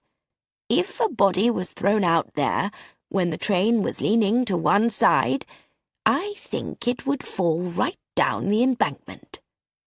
But surely it would still be found, even there. Oh, yes. It would have to be taken away. Here's the place, on this map. Lucy studied the place where Miss Marple's finger pointed. It is right on the edge of Brackhampton now, said Miss Marple. But originally it was a country house with large grounds. And it's still there, untouched, surrounded by housing estates. It's called Rutherford Hall. It was built by a man called Crackenthorpe, a very rich manufacturer, in 1884. The original Crackenthorpe's son, an elderly man, is living there still, with, I hear, a daughter. The railway encircles half of the property. And you want me to do what? I want you to get a job there. But it might, you know, be dangerous. I don't know, said Lucy. I don't think danger would worry me. I didn't think it would, said Miss Marple. What do I look for exactly? Any signs along the embankment, a piece of clothing, broken bushes, that kind of thing. And then? Lucy asked. I shall be staying nearby, said Miss Marple, with an old servant of mine, Florence, who lives in Brackhampton. I think you should mention you have an aunt living in the neighbourhood, and that you want a job that is close to her, and also that you need some spare time so that you can go and see her. I was going on holiday the day after tomorrow, Lucy said. That can wait, but I can only stay 3 weeks. After that, I have another job. If we can't find out anything in 3 weeks, we might as well give up the whole thing, said Miss Marple. After Miss Marple had gone, Lucy rang up an employment office in Brackhampton and explained she needed a job in the neighbourhood to be near her aunt. After saying no to several more desirable places, Rutherford Hall was mentioned.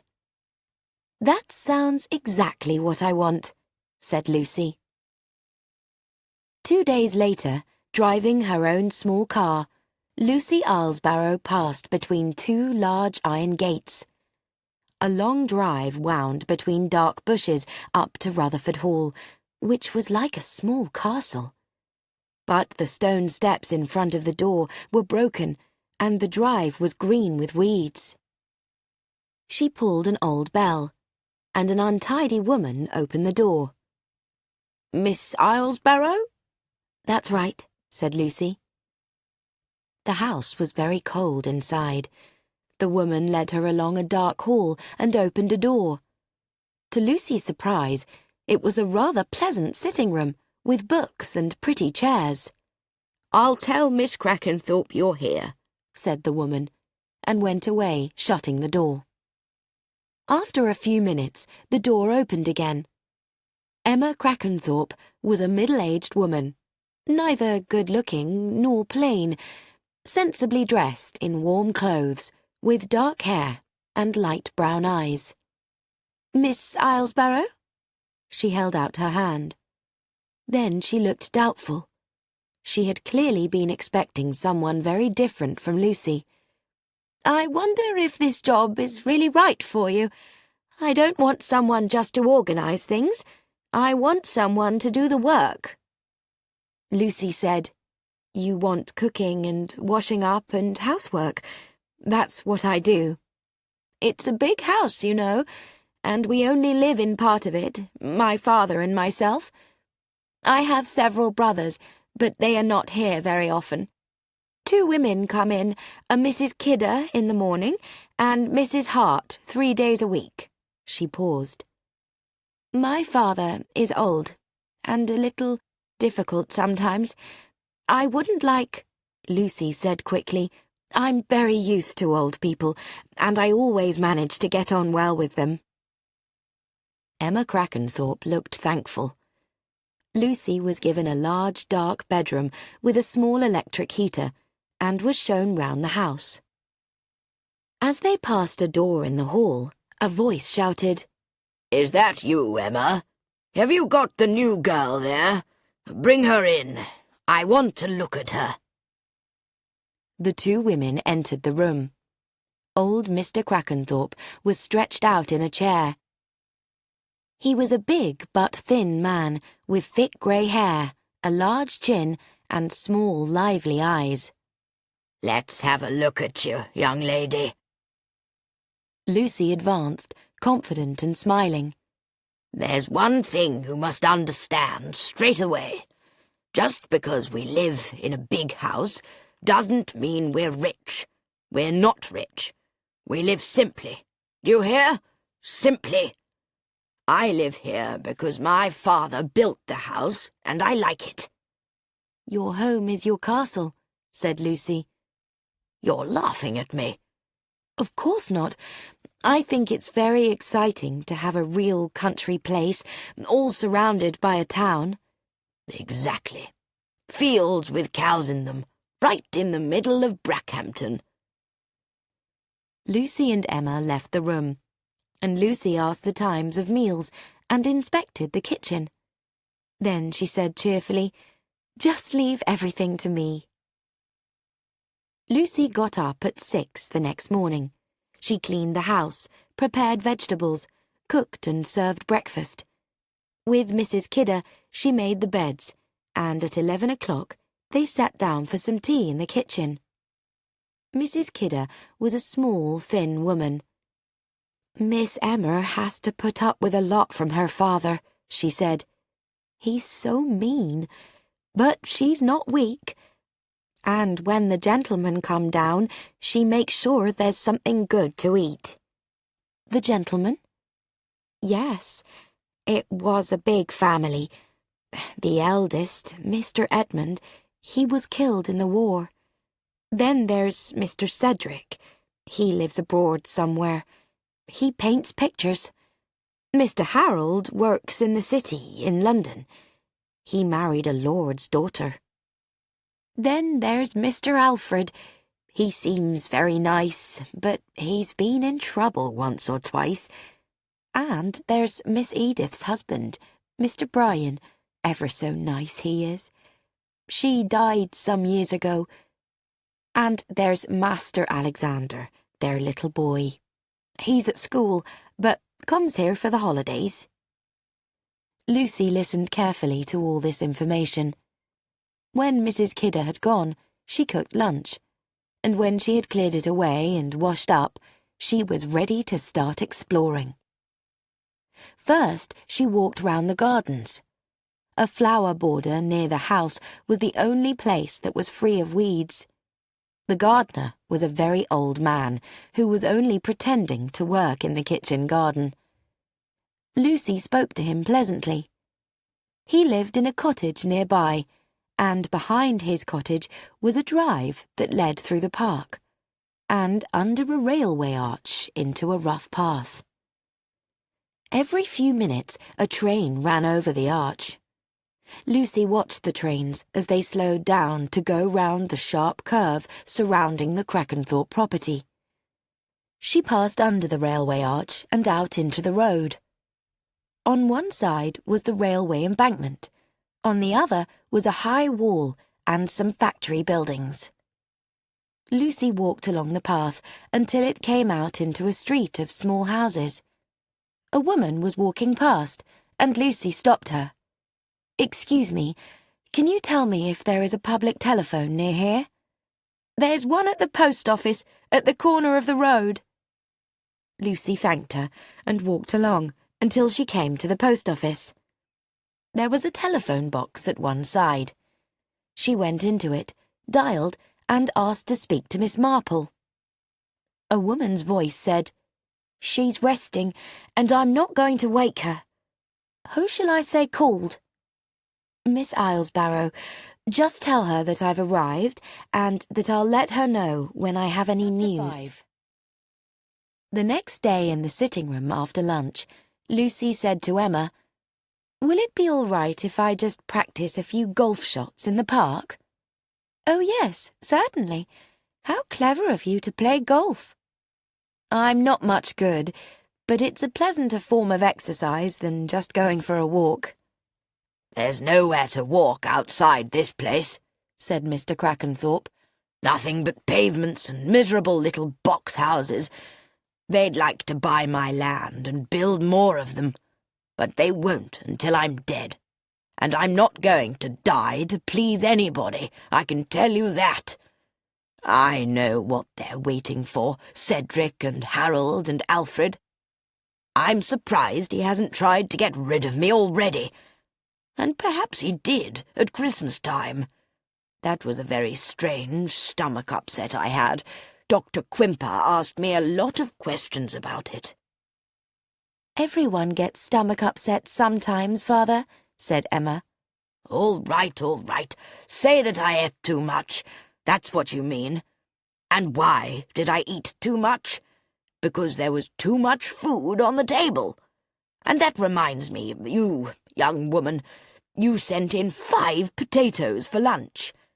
2 potatoes are enough for anybody. So don't send in more than 4 in future. The extra one was wasted today."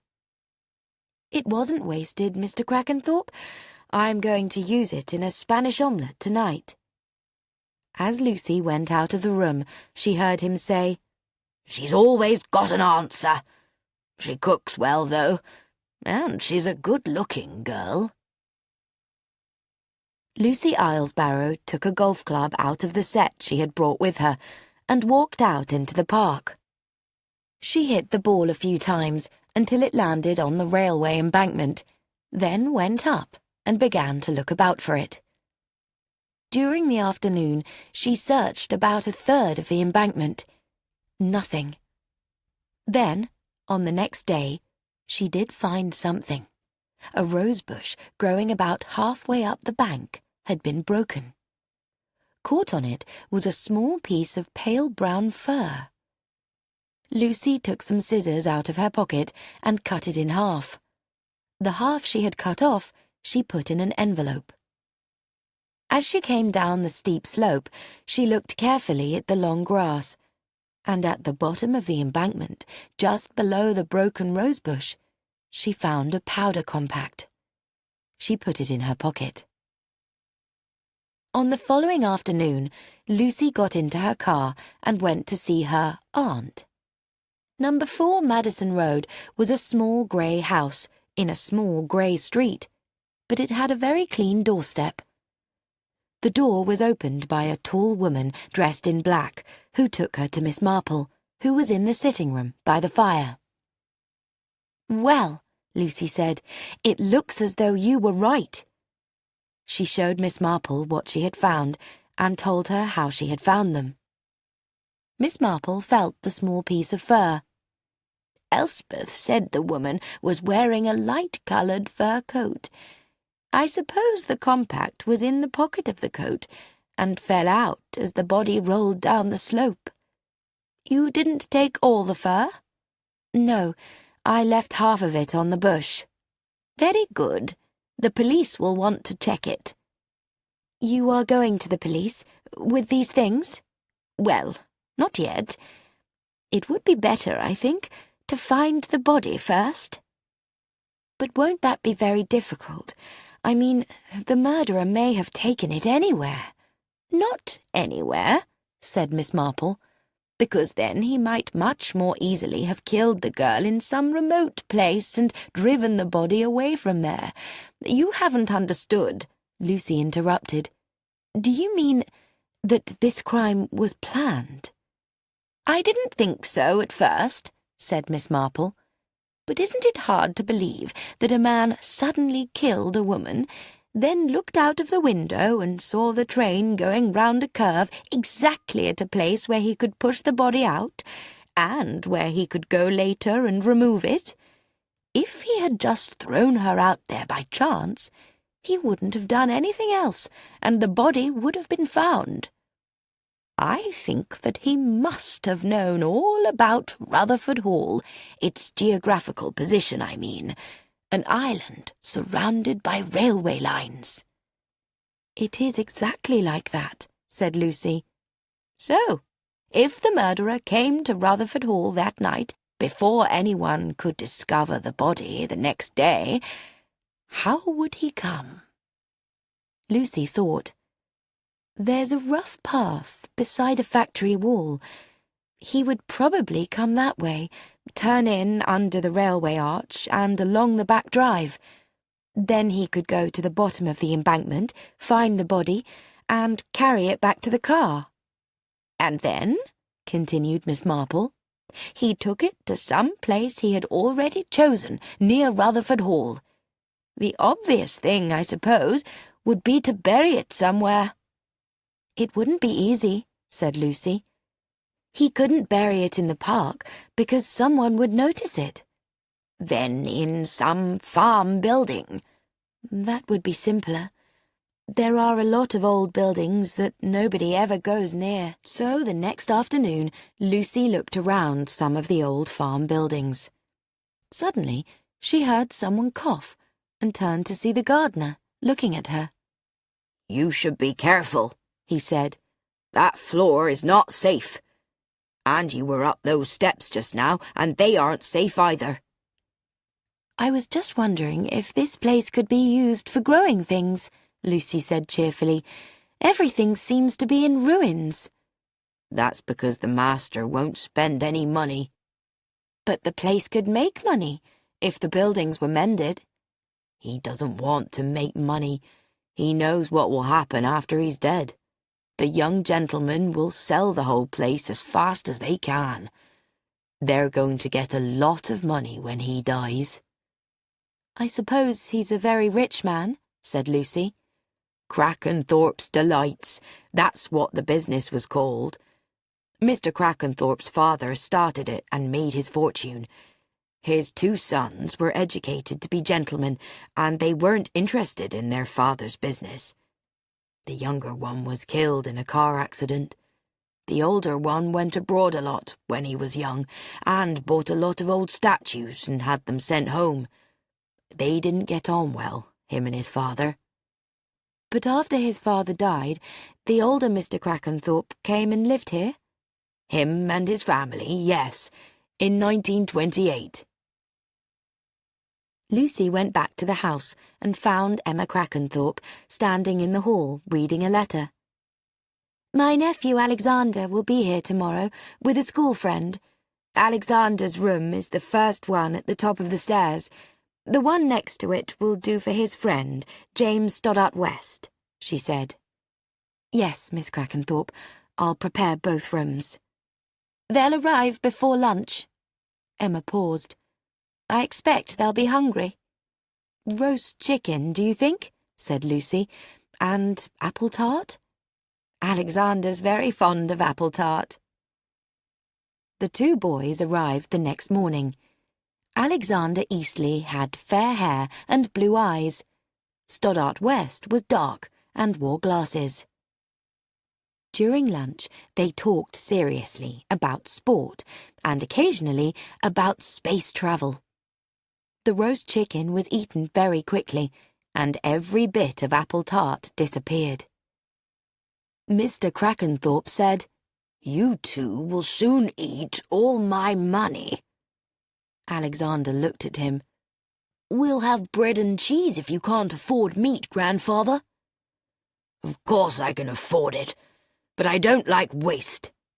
"We haven't wasted any, sir," said Stoddart West, looking down at his empty plate. After she had washed up, Lucy went out. She could hear the boys calling to each other on the lawn. She went down the front drive and began to hunt amongst the bushes with the help of her golf club. Suddenly, the polite voice of Alexander Eastley made her turn. "Are you looking for something, Miss Islesborough?" "A golf ball," said Lucy. "Several golf balls, in fact." "We'll help you. said Alexander. "That's very kind of you. I thought you were playing football." "One can't go on playing football," explained Stoddart West. "One gets too hot. Do you play a lot of golf?" "I do enjoy it, but I don't get much opportunity." "There's a clock golf set in the house," Alexander said. "We could fix it up on the lawn and have a game." Encouraged by Lucy, the boys went off to get it. Later, as she returned to the house, she found them setting it out on the lawn. "It's a pity the set is so old," said Stoddart West. "You can hardly see the numbers." "It needs some white paint," said Lucy. "You could get some tomorrow." "Good idea," Alexander said. "But I think there are some old pots of paint in the long barn. Shall we go and look?" "What's the long barn?" asked Lucy. Alexander pointed to a long stone building near the back drive. "A lot of grandfather's statue collection is in there, and it is sometimes used for Women's Institute events. Come and see it." Lucy followed the boys to the barn, which had a big wooden door.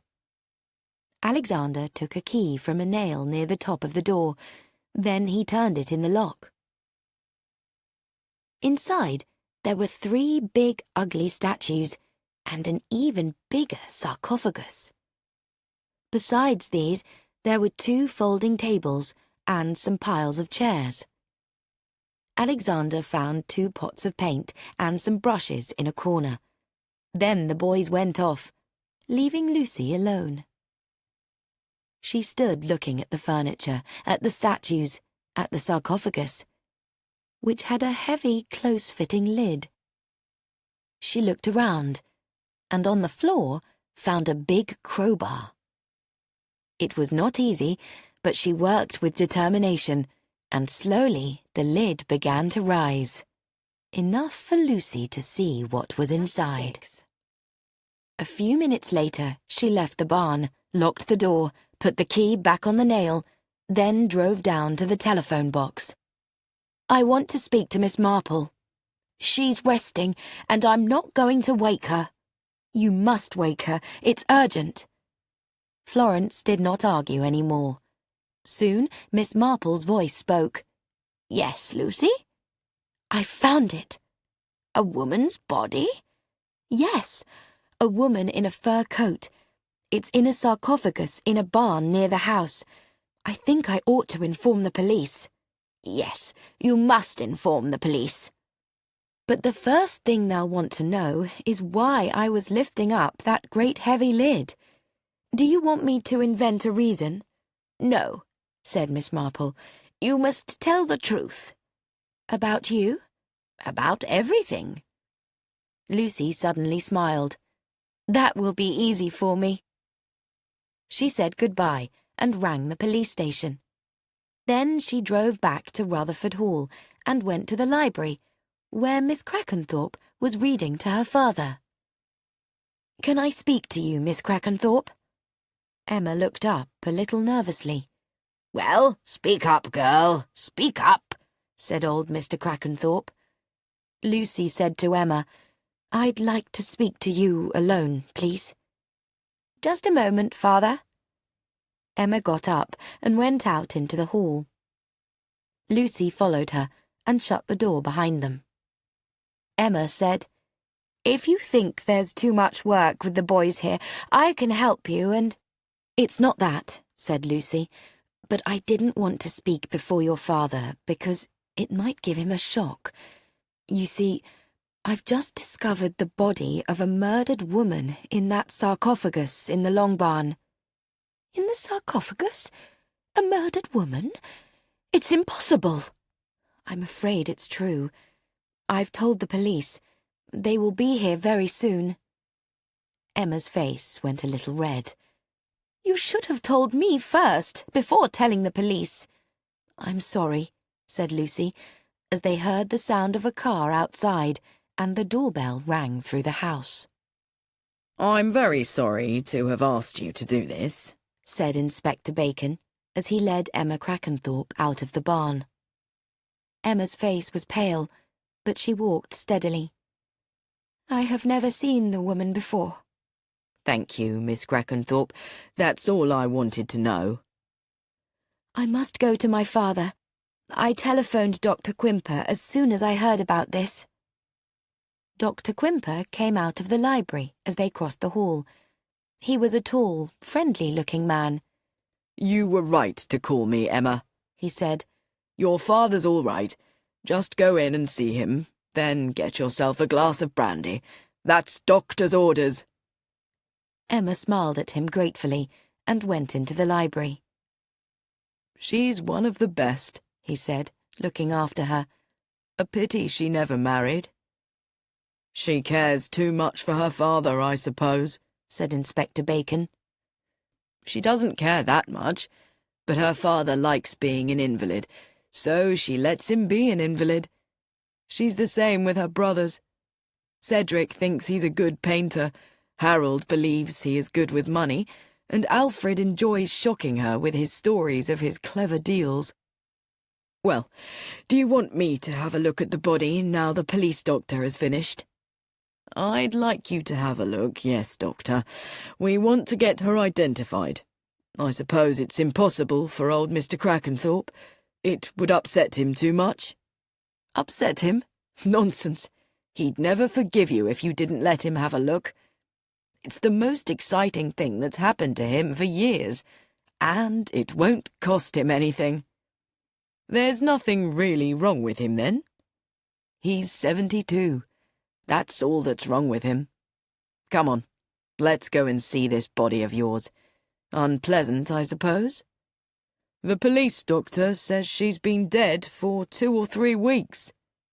Very unpleasant, then." Dr. Quimper stood by the sarcophagus and looked down at the body. "I've never seen her before. She must have been quite good-looking once. Who found her?" "Miss Lucy Islesbarrow." They went out again into the fresh air. "What was she doing, looking inside a sarcophagus?" "That," said Inspector Bacon, "is just what I'm going to ask her. Now, about Mr. Crackenthorpe, will you—" Disgusting! Mr. Crackenthorpe came out of the house. "I brought back that sarcophagus from Rome in 1908. Or was it 1909? "Calm yourself," the doctor said. "This isn't going to be nice, you know." I may be ill, but I've got to do my duty, haven't I?" A very short visit inside the long barn was, however, long enough. Mr. Crackenthorpe came out into the air again with surprising speed. "I've never seen her before. It wasn't Rome, I remember now. It was Naples. A very fine example. And some stupid woman is found dead in it." He put a hand on his chest. "Oh, my heart! Doctor!" Dr. Quimper took his arm. "You'll be all right after you have had a small brandy." They went back together towards the house. "And now," Bacon said to himself, "for Miss Lucy Islesbarrow." Lucy had just finished preparing potatoes for dinner when she was informed that Inspector Bacon wanted to see her. So she followed the policeman to a room where he was waiting. "Now, Miss Islesbarrow," Inspector Bacon said, "you went into the long barn to find some paint, is that right? And after you found the paint, you forced up the lid of this sarcophagus and found the body. What were you looking for in the sarcophagus?" "I was looking for a body," said Lucy. "You were looking for a body, and you found one. Doesn't that seem to you a very extraordinary story?" "Oh, yes, it is an extraordinary story." And Lucy told it to him. The inspector was shocked. "Are you telling me that you were asked by an old lady to get a job here and to search the house and grounds for a dead body?" "Yes." "Who is this old lady?" "Miss Jane Marple. She is at the moment living at 4 Madison Road." The inspector wrote it down. Do you really expect me to believe this? Lucy said, Not perhaps until after you have spoken to Miss Marple. I shall speak to her, all right. She must be mad. Lucy did not reply to this. Instead, she said, What are you going to tell Miss Crackenthorpe? About me? Why do you ask? Well, I've done what I came here for, but I'm still supposed to be working for Miss Crackenthorpe, and there are 2 hungry boys in the house, and probably some more of the family will arrive after all this upset. She needs help, but if you tell her that I only took this job in order to hunt for dead bodies, she'll probably tell me to leave. The inspector looked hard at her. I'm not saying anything to anyone at present, because I don't yet know whether your statement is true. Lucy got up. Thank you. Then I'll go back to the kitchen and get on with things. So you think we should ask the police in London to help us with this? The chief constable looked at Inspector Bacon. You think we should speak to Scotland Yard? The woman wasn't from the local area, sir, Bacon said. We believe, because of her underwear, that she might have been foreign, but of course I'm not saying anything about that until after the inquest tomorrow. Other members of the Crackenthorpe family will be here for it, and there's a chance one of them might be able to identify her. There is no reason, is there, to believe the Crackenthorpe family are connected with the crime in any way? The chief constable asked.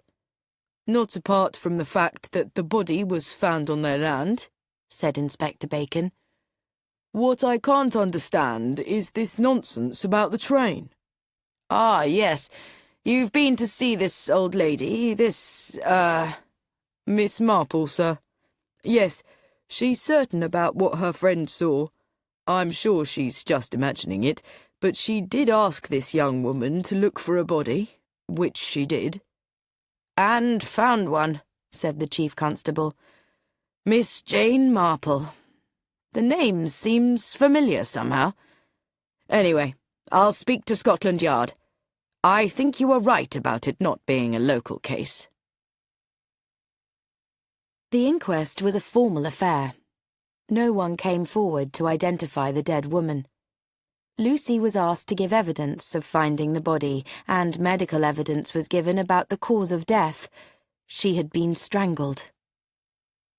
It was a cold, windy day when the Crackenthorpe family came out of the hall. There were 5 of them: Emma, Cedric, Harold, Alfred, and Brian Eastley, the husband of the dead daughter, Edith. There was also Mr. Wimborne, the family's London lawyer. They all stood for a moment on the pavement. A small crowd had gathered there. The story of the body in the sarcophagus had been fully reported in both the London and the local press. Voices were heard saying, "That's them." Emma said sharply, "Let's get away." She got into the big hired car with Lucy. Mr. Wimborne, Cedric, and Harold followed. Brian Eastley said, "I'll take Alfred in my car." The Daimler was about to leave when Emma cried, "Oh, stop! There are the boys!" Alexander and James had been left behind at Rutherford Hall, but now they suddenly appeared.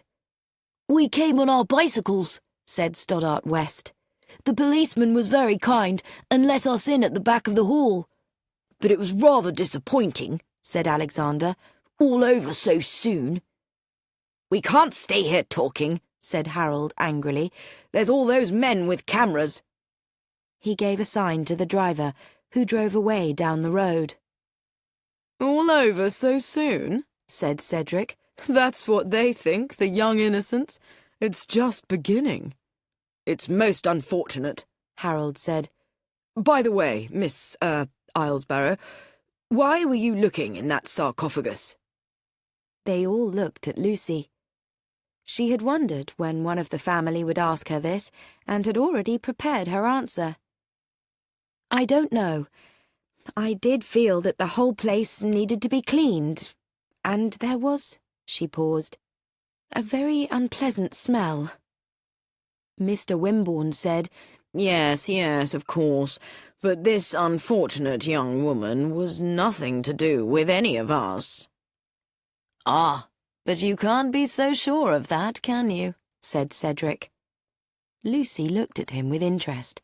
She had already noticed that the three brothers were very different. Cedric was a big man with untidy dark hair and a cheerful manner. He was still wearing the clothes in which he had arrived from the airport, old grey trousers and an old brown jacket. He looked bohemian and proud of it. His brother Harold was the opposite, the perfect picture of a city gentleman. He was tall, with smooth dark hair, and was dressed in a suit and a pale grey tie. He said, Really, Cedric, that seems a most unnecessary remark. Why? She was in our barn, so what did she come there for? Mr. Wimborne coughed. Possibly some, romantic meeting. I have heard that all the locals knew that the key was kept outside on a nail. Emma said, Yes, it was for the Women's Institute people. Mr. Wimborne coughed again. It seems probable that the barn was used in the winter by local lovers. There was a disagreement, and some young man lost control of himself. Then he saw the sarcophagus, and he realized that it would make an excellent hiding place. If I was a girl coming to meet my young man, I wouldn't like being taken to a freezing cold barn, Cedric replied. I'd want a nice warm cinema. Wouldn't you, Miss Alsbarrow? Do we really need to discuss all this? Harold said.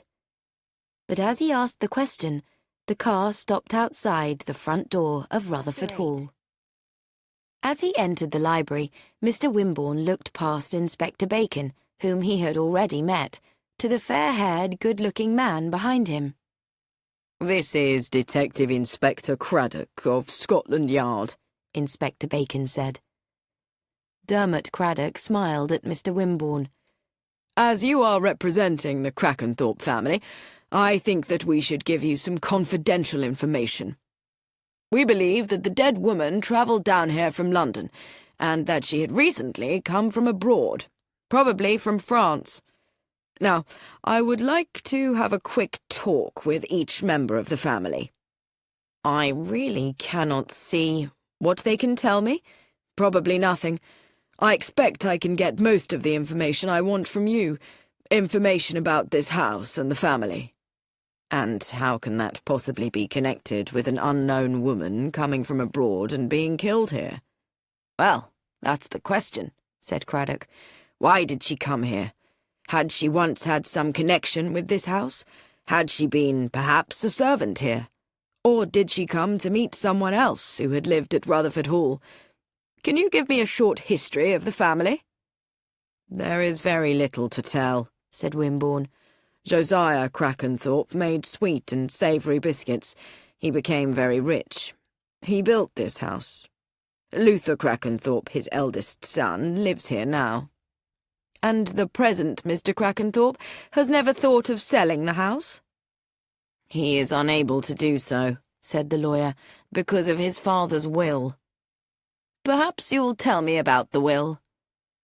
Josiah Crackenthorpe left his great fortune in trust, the income from it to be paid to his son Luther for life, and after Luther's death, the capital to be divided equally between Luther's children, Edmund, Cedric, Harold, Alfred, Emma, and Edith. Edmund was killed in the war, and Edith died 4 years ago, so that on Luther Crackenthorpe's death, the money will be divided between Cedric, Harold, Alfred, Emma, and Edith's son, Alexander Eastley. And the house? That will go to Luther Crackenthorpe's eldest living son, or his children. Was Edmund Crackenthorpe married? No. So the property will actually go to the next son, Cedric, said Mr. Wimborne. So at present, the next generation have no income except what they make or what their father gives them, And their father has a large income but no control of the capital. Exactly. Mr. Wimborne stood up. I am now going back to London, unless there is anything more you wish to know. Lucy had gone straight to the kitchen when she got back from the inquest, and was busy preparing lunch when Brian Eastley came in. Can I help in any way? He asked. Lucy gave him a quick look. Brian had arrived alone at the inquest in his small MG sports car, and she had not had much time to study him. She now saw a friendly-looking man, about 30 years old, with fair hair and blue eyes. The boys aren't back yet, he said, sitting on the end of the kitchen table. Lucy smiled. They were determined not to miss anything. Do you mind getting off the table, Mr. Eastley? I want to put this hot dish down there. Brian obeyed. Do you mind me talking to you? If you came in to help, I'd rather you helped. Lucy took another dish from the oven. Here, turn all these potatoes over so that they will get brown on the other side. Brian did as he was told. Then he watched Lucy pour the Yorkshire pudding mixture into the dish. This is fun. It reminds me of being in our kitchen at home, when I was a boy. There was something strangely sad about Brian Eastley, Lucy thought. Looking closely at him, she realised that he must be nearer 40 than 30. He reminded her of the many young pilots she had known during the war when she had been only 14. She had gone on and grown up into a post-war world, but she felt that Brian had not gone on, but had been left behind. She remembered what Emma had told her. You were a fighter pilot, weren't you? You've got a medal. Yes, and if you've got a medal, people try to make things easy for you. They give you a job, which is very good of them. But they're all office jobs, and I'm just not any good at that sort of thing. I've had ideas of my own, but if I had a bit of capital... He paused. At that moment, Alexander and Stoddart West arrived. Hello, Brian, said Alexander to his father. Oh, what a good piece of meat. Is there Yorkshire pudding? Yes, there is, said Lucy. She's an excellent cook. Alexander spoke to Brian like a kindly father to his son. Can we help you, Miss Islesbarrow? Asked Stoddart West. Yes, you can. Alexander, go and ring the bell. James, will you carry this dish into the dining room? And will you take the meat in, Mr. Eastley? I'll bring the potatoes and the Yorkshire pudding. When Lucy came out into the hall, Mr. Wimborne was standing there putting on his coat. Emma was coming down the stairs, and 2 police officers were coming out of the library. Mr. Wimborne took Emma's hand in his. Now, this is Detective Inspector Craddock from Scotland Yard, who has come to take charge of the case, and he has just told me that this almost certainly was not a local crime. They think she came from London, and was probably foreign. Emma Crackenthorpe said sharply, Was she French? After lunch, the police officers asked if they could talk to Mr. Cedric Crackenthorpe. Inspector Craddock said, I hear you have just come from Ibiza. You live out there? It's better than this boring country. You get more sunshine than we do, I expect, said Inspector Craddock. But you came home not very long ago, for Christmas. What made you come back again so soon? Cedric smiled. I got a call from my sister. We've never had a murder here before, and I didn't want to miss anything. Also, I thought poor Emma might need a bit of help, managing the old man and the police and everything. I see. Although her 2 other brothers have also come to be with her. But not to cheer her up, Cedric said.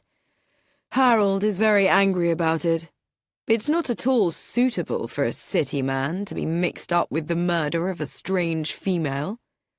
Was she a strange female? Inspector Craddock asked.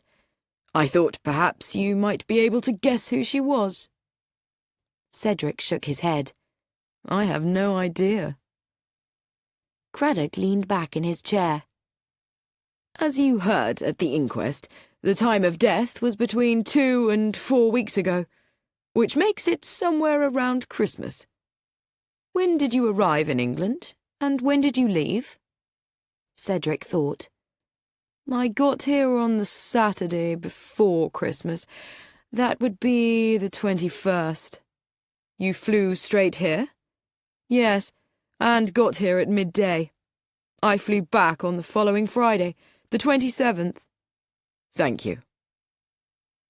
Cedric smiled. That puts me well within the time of the murder, unfortunately. But really, Inspector, strangling young women is not my favourite form of Christmas fun. So, what do you think of him? Craddock asked Bacon as Cedric shut the door behind him. I don't like that type, Bacon said. Dirty trousers. And did you see his tie? It looked as though it was made of coloured string. He's just the type who would strangle a woman and think nothing about it. Well, he didn't strangle this one. If he didn't leave Ibiza until the 21st, and that's a thing we can easily check. Bacon looked at him. I notice that you're not telling them the actual date of the crime. No, we'll keep quiet about that for a bit.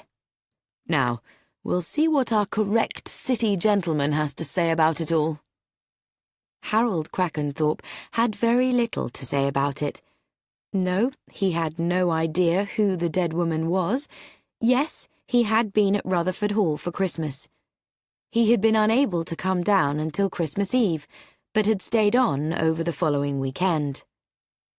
Inspector Craddock then asked to see Alfred, and when he came into the room, Craddock felt that he had seen him somewhere before. He asked Alfred what job he did. I'm in insurance at the moment. Until recently, I've been interested in putting a new type of talking machine on the market. I did very well out of that. Inspector Craddock smiled, but he was noticing how Alfred's suit, which had looked smart when he came in, was really very cheap. Cedric's clothes had been dirty, but they had been made of excellent material. Alfred's cheap smartness told its own story. Craddock began to ask his usual questions, and Alfred seemed interested. It's quite an idea that the woman might once have had a job here, but as Emma didn't recognise her, I think that's unlikely. And if the woman came from London... What made you think she came from London, by the way? Inspector Craddock smiled and shook his head. Not telling, eh? Alfred said. Did she have a return ticket in her coat pocket? Is that it? Inspector Craddock thanked Alfred and let him go. I don't suppose you want to see me, said Brian Eastley, coming into the room. I don't really belong to the family. You were the husband of Miss Edith Crackenthorpe, who died 5 years ago, Inspector Craddock asked. That's right. Well, it's very kind of you, Mr. Eastley, especially if you know something that could help us. But I don't. I wish I did. Is it true that she was foreign? She may have been French, said Inspector Bacon. Brian's blue eyes suddenly looked interested. Really? Inspector Craddock said, Has anybody in the family got any French connections that you know of? Brian shook his head. I'm not being very helpful, am I? He smiled. But Alexander and James are out every day hunting for clues. They'll probably find something for you. Inspector Craddock said he hoped they would, then said he would like to speak to Miss Emma Crackenthorpe. Inspector Craddock looked more carefully at Emma Crackenthorpe than he had done before. He was still wondering about the expression on her face before lunch when Wimborne had said the murdered woman was foreign. As you have heard, we believe the dead woman came from abroad, which makes it more difficult for us to identify her. But didn't she have anything? A handbag? Papers? Craddock shook his head. You have no idea of her name? Of where she came from? Anything at all? She's very anxious to know who the woman is, Craddock thought. We know nothing about her, he said. Can you think of anyone she might be? I have no idea at all. There was a hardness in Inspector Craddock's voice as he asked, When Mr. Wimborne told you that the woman was foreign, why did you assume that she was French? Emma remained calm. Did I? I don't really know why, except that most foreigners in this country are French, aren't they? Oh, I really don't think so, Miss Crackenthorpe. People from so many countries come here, Italians, Germans, Belgians. Craddock looked at Inspector Bacon, who showed her a small powder compact. Do you recognise this, Miss Crackenthorpe? No, it's not mine. You've no idea whose it is? No. Then I don't think we need worry you any more, for the present. Thank you. She smiled, got up, and left the room. Do you think she knows anything? Asked Bacon. Inspector Craddock said, I often think that everyone knows more than they want to tell you, but suddenly the door was thrown open, and old Mr. Crackenthorpe came in, looking extremely angry. So, Scotland Yard comes here and doesn't have the good manners to talk to the head of the family first. Tell me, who is the master of this house? You are, of course, Mr. Crackenthorpe, said Craddock, standing up. But we thought that you had already told Inspector Bacon all you know, and as Dr. Quimper said, yes, I am not a strong man. But Dr. Quimper is like a silly old woman sometimes. And there has been a murder in my own house, well, in my own barn. So, what do you want to know? What's your theory? It's a bit early for theories, Mr. Crackenthorpe. We are still trying to find out who the woman was.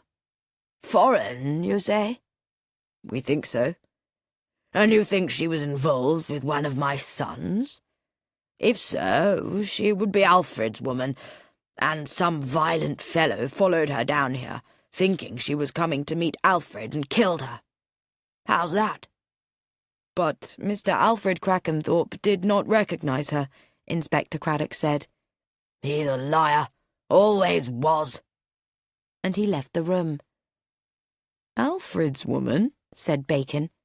I don't think Alfred is who we're looking for. But I did just wonder about that Air Force fellow. Brian Eastleigh?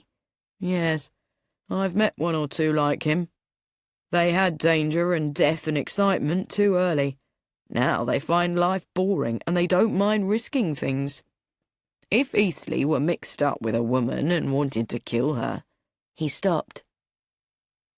But if you do kill a woman, why put her in your father-in-law's sarcophagus? No, none of this family had anything to do with the murder. Bacon stood up. Anything more you want to do here? Craddock said there wasn't. So he was going to call on an old friend. Miss Marple, sitting very straight on Florence's sofa, smiled at Inspector Dermot Craddock. I'm so glad that you have been asked to help with the case. I hoped you would be. When I got your letter, said Craddock, I took it straight to the AC, the Assistant Commissioner, and he had just heard from the Brackhampton people asking for our help. The AC was very interested in what I had to tell him about you. He had heard about you from my godfather. Dear Sir Henry, said Miss Marple. So he sent me to look into the case, and here I am. Of course, this meeting is not an official one. I'm hoping you can put yourself in the murderer's place and tell me where he is now. Miss Marple shook her head. I wish I could, but I've no idea. Although he must be someone who knows all about Rutherford Hall. I agree, but that includes so many people. A lot of women have worked there, and there's the Women's Institute and other groups. They all know the Long Barn and where the key was kept. Also, we'll never begin to solve the crime until we identify the body. And that, too, may be difficult. Oh, we'll get there, in the end. We're checking up on all disappearances of a woman of that age. Her fur coat is a cheap one, bought in London. Most of her other clothes were bought in Paris. The powder compact wasn't any help? Unfortunately, no. Hundreds of them are sold in Paris. Have you any more ideas for me? I was thinking about theatrical companies, said Miss Marple. Moving from place to place. One of those young women would be much less likely to be missed. Chapter 11. I can't understand you. Cedric Crackenthorpe stepped down from the wall of an old pigsty and looked at Lucy Islesbarrow. What can't you understand? What you're doing here? I'm doing my job. As a servant? Servant, indeed.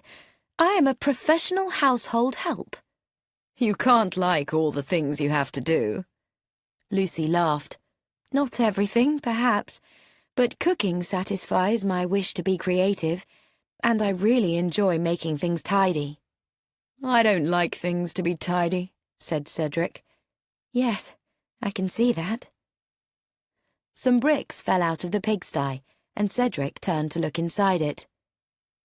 Dear old Madge used to live here. She was such a friendly animal, and such a good mother.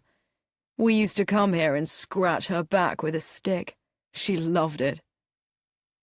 Why has this whole place been allowed to get into such a state? It can't only be the war. You'd like to tidy this up too, I suppose. He paused. No, it's not only the war. It's my father. He refuses to spend any money on the place. Of course, he hates all of us, except perhaps Emma. That's because of my grandfather's will. Although now he's got nearly as big a fortune as my grandfather left, while all of us— He stopped as Emma came through the door of the kitchen garden. Hello, Emma. You're looking a bit upset. I want to talk to you, Cedric. I must get back to the house, said Lucy. Cedric's eyes followed her as she walked away. Good-looking girl. Who is she really? Oh, she's quite well known, said Emma. But forget Lucy Islesbarrow. The police think that the dead woman was foreign, perhaps French. Cedric, you don't think she could possibly be Martine? For a moment or two, Cedric just looked at her. Martine? Yes, she sent that telegram at about the same time. Do you think she might, after all, have come down here and— Nonsense. Why would Martine come down here and go to the Long Barn? You don't think, perhaps, that I ought to tell Inspector Bacon, or the other one? Tell him what? Well, about Martine, about her letter. Now don't start making things complicated, Emma. I was never sure that letter was from Martine anyway. I was, and I really am worried. I don't know what I ought to do. Nothing, said Cedric. Never go halfway to meet trouble. That's my advice. Emma turned and went slowly back to the house. As she reached the drive, Dr. Quimper came out and walked towards her. Well, Emma, murder has given your father a new interest in life. I must tell that to my other patients. Emma smiled, but her eyes remained troubled. Is something wrong? Dr. Quimper asked. I am worried, yes. Do you want to tell me about it? Yes, because I don't know what to do. You remember what I once told you about my brother Edmund, the one who was killed in the war? You mean that he had married, or had wanted to marry, a French girl? Yes. Almost immediately after I got that letter, he was killed. We never heard anything about the girl. All we knew was her first name. We thought she would contact us, but she didn't. We never heard anything until about a month ago, just before Christmas. You got a letter, didn't you? Yes, saying she was in England and would like to come and see us. It was all arranged, and then, suddenly, she sent a message that she had to return to France. Well? The police think that the murdered woman was French.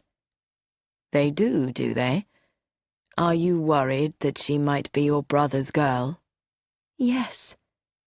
I think it's unlikely, said Dr. Quimper.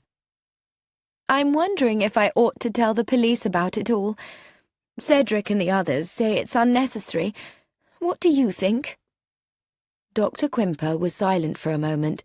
Then he said, It's much simpler if you say nothing. I can understand what your brothers feel about it, but— Yes? He looked at her and smiled. I would just tell them. You'll keep worrying if you don't. I know you. Emma's face went a little pink. I'm probably being silly. You do what you want to do, Emma, and forget the rest of your family. I would back your judgment against them any day. 12. Girl? You girl! Come in here! Lucy turned her head, surprised.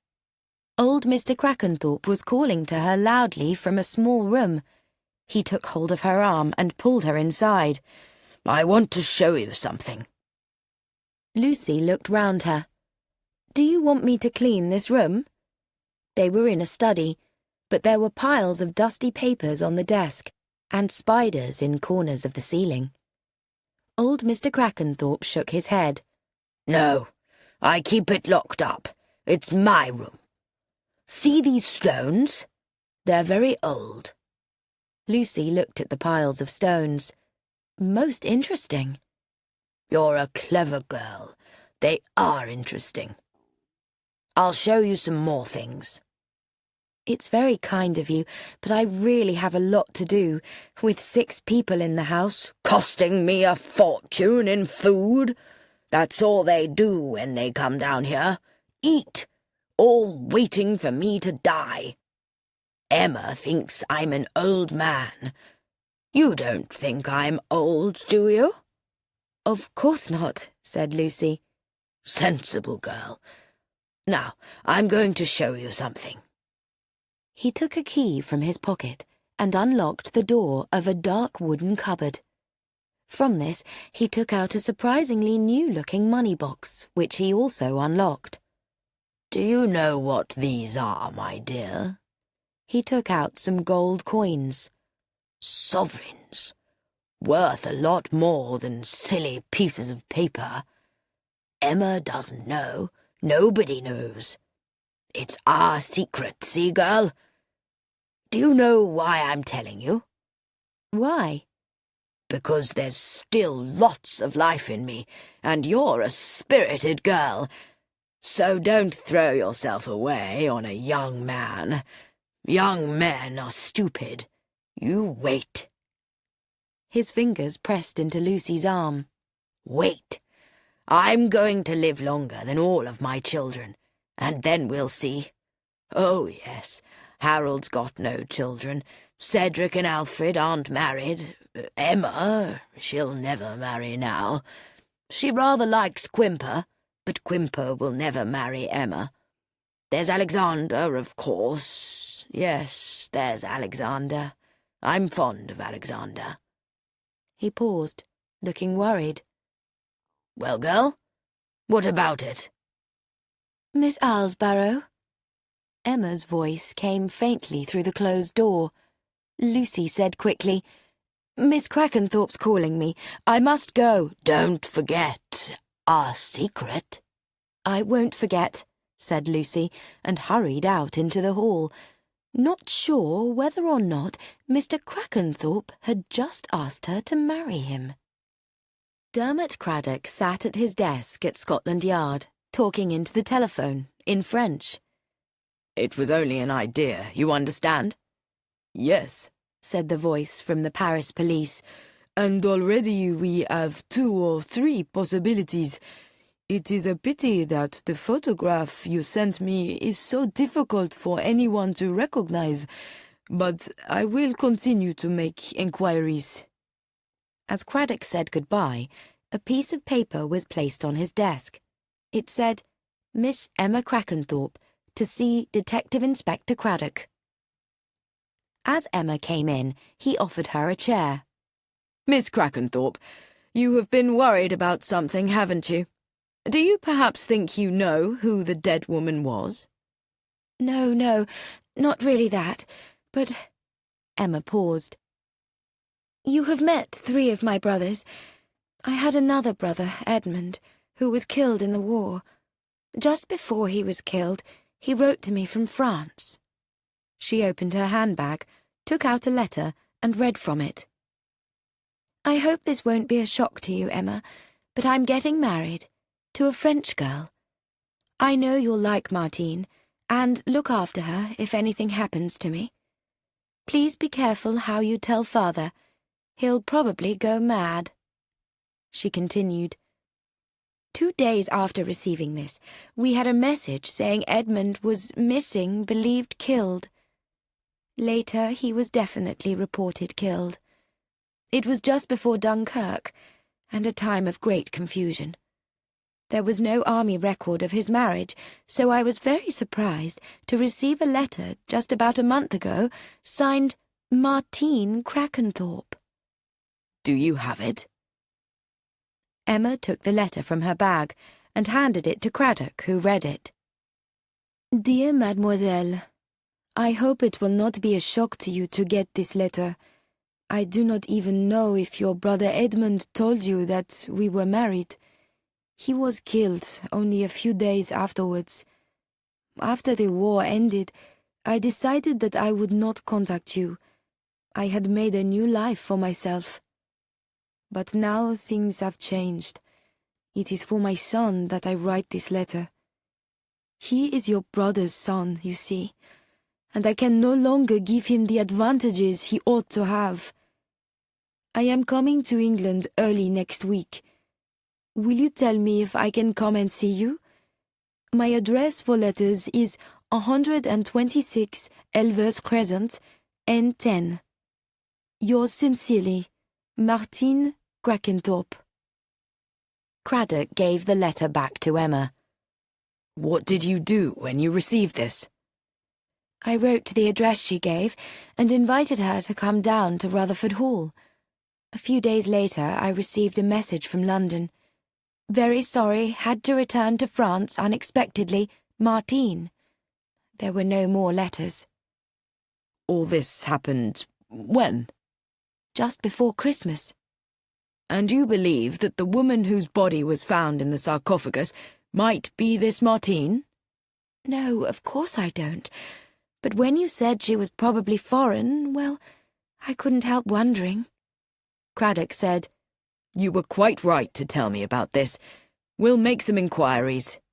He paused. Did you tell your father and your brothers about the letter? I had to tell my father, of course. He got very angry. She smiled faintly. He was sure it was all made up to get money out of us. I also told my brothers.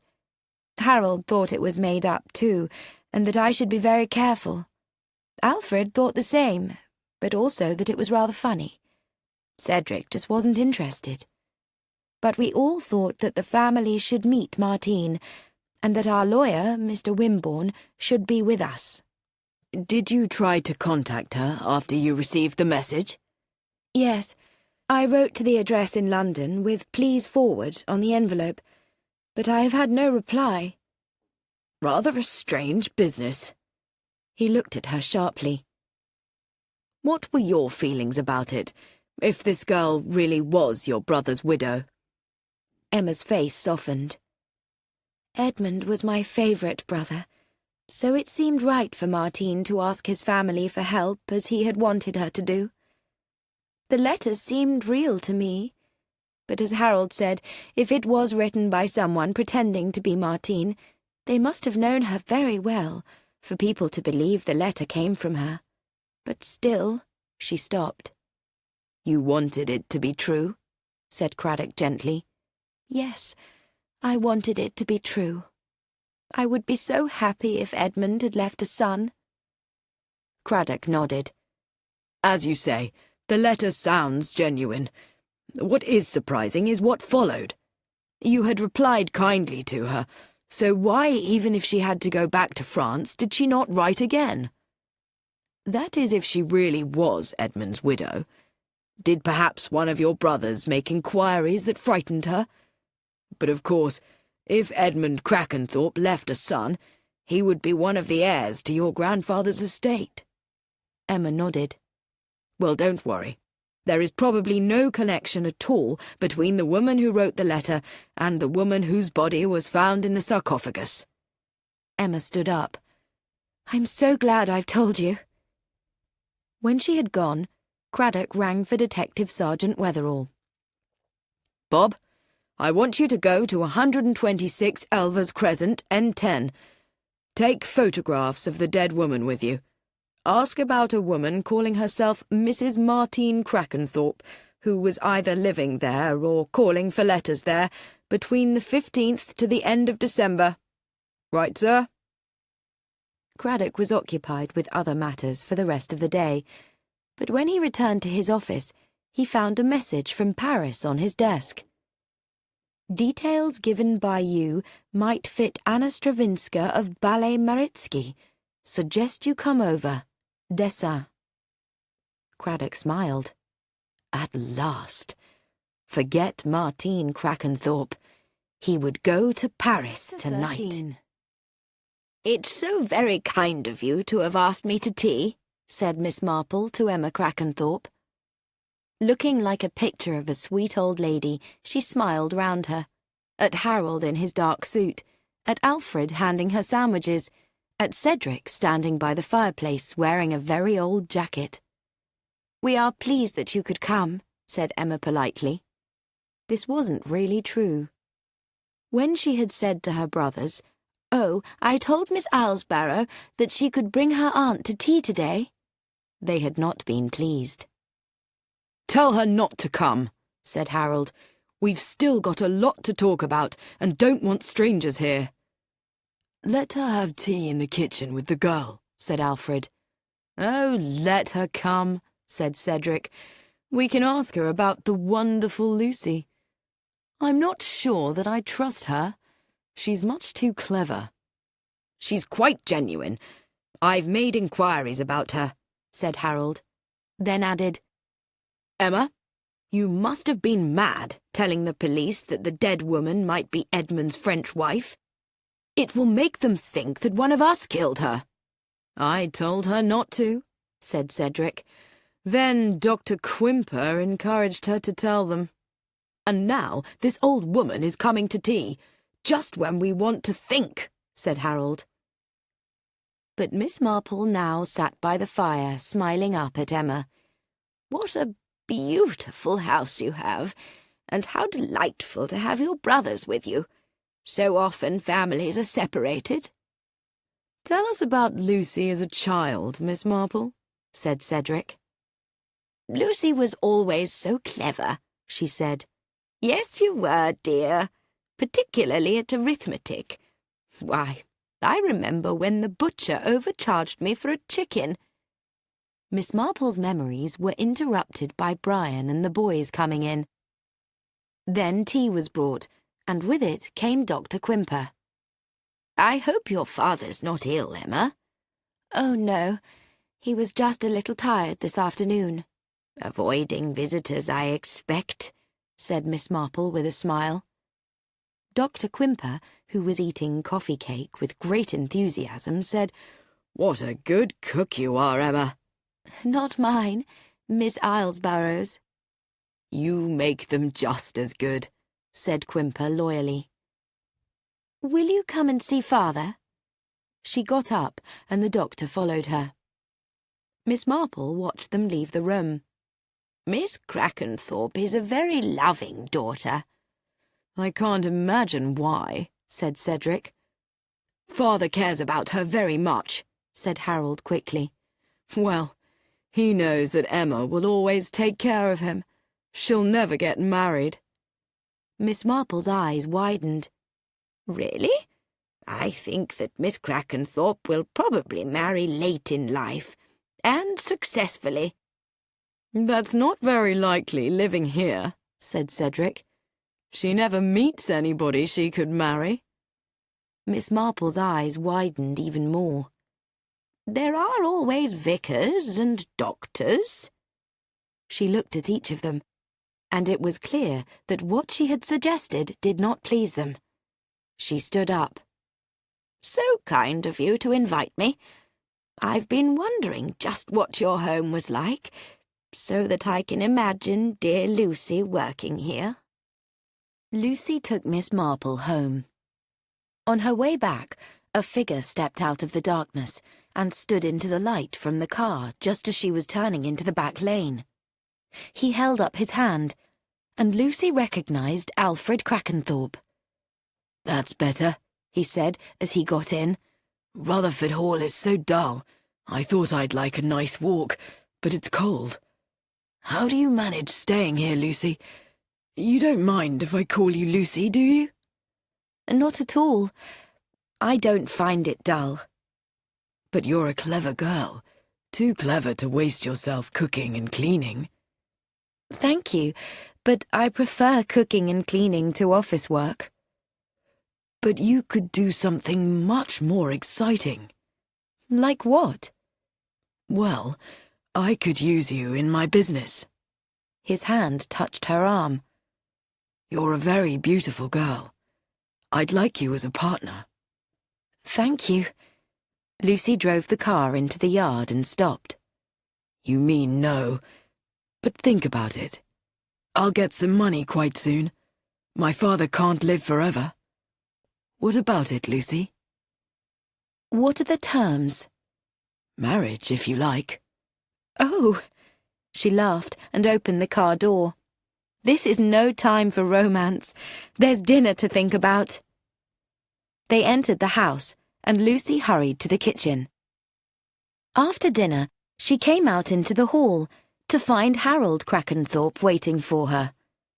"Miss Islesborough, can I speak to you about something?" He opened the door of the sitting room, and she followed him in. "I shall be leaving early in the morning, but I want to tell you that I feel you are too good to be working here." Do you? I don't. Well, he can't ask me to marry him, thought Lucy. He's got a wife already. "When you have finished here, come and see me in London. We could use someone of your ability in the company, and I can offer you a very good salary." Lucy said, "Thank you, Mr. Crackenthorpe. I'll think about it." "Don't wait too long, or you might miss the opportunity. Good night, Miss Islesborough." Then, on her way up to bed, Lucy met Cedric on the stairs. "Lucy, there's something I want to say to you." Do you want me to marry you and come to Ibiza and look after you? Cedric looked very surprised. "No." Sorry, my mistake. "I just wanted to know if you have a train timetable in the house." Is that all? There's one on the hall table. "You know," said Cedric, "you shouldn't think everyone wants to marry you. You're a good-looking girl, but not as good-looking as all that. In fact, you're the last girl in the world I would want to marry." Really? Said Lucy. Perhaps you'd prefer me as a stepmother. "What?" Cedric looked at her. You heard me, said Lucy, and went into her room and shut the door. 14. Dermot Craddock had arrived at the Paris police station. Armand Dessin said, "I have a picture of the ballet dancers here. That is her, the fourth from the left. Do you recognize her?" A strangled young woman is not easy to recognize. "It could be her," Inspector Craddock said. "What do you know about her?" "Almost nothing," Dessin said cheerfully. "She was not important, you see. And the Ballet Maritsky, it is not important either. It has no famous ballerinas. But I will take you to see Madame Joilet, who organizes it." Madame Joilet was a businesslike Frenchwoman. "I do not like the police." "No, no, madame, you must not say that," said Dessin. "Now, about this girl, Anna Stravinska." "What about her?" said Madame. "Is she Russian?" asked Inspector Craddock. "No, but they all give themselves Russian names. She did not dance well. She was not good-looking." Was she French? "Perhaps, but she told me that she had an English husband." Was he alive or dead? "Dead, or he had left her. These girls, there is always some trouble with men." When did you last see her? "I took my company to London for 6 weeks. Then we came back to France, but Anna did not come. She sent a message that she was going to live with her husband's family. I did not think it was true. I thought that she had met a man, you understand." Inspector Craddock nodded. When was this? "We returned to France the Sunday before Christmas, and Anna left 2 or 3 days before that." Madame Joilet paused. "Why do you want to find her?" We think she may have been murdered. Madame Joilet turned away. "It happens. Ah, well, she was a good Catholic." Did you know, Madame, if she had a son? "If so, I know nothing about it." Madame Joilet had nothing more to tell them. When they showed her the powder compact, she said Anna had one like that, but so had most of the other girls.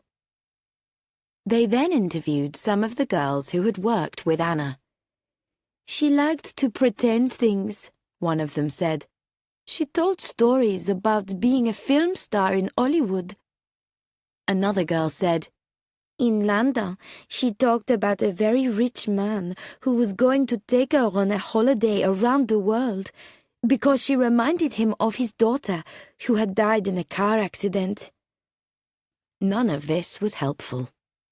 The only fact they knew was that on the 19th of December, Anna Stravinska had decided not to return to France, and that on the 20th of December, a woman looking a little like her had travelled to Brackhampton by the 4:33 train and had been strangled. And if the woman in the sarcophagus was not Anna Stravinska, where was Anna now? To that, Madame Joilet's answer was simple. "With a man." And it was probably correct, Craddock thought.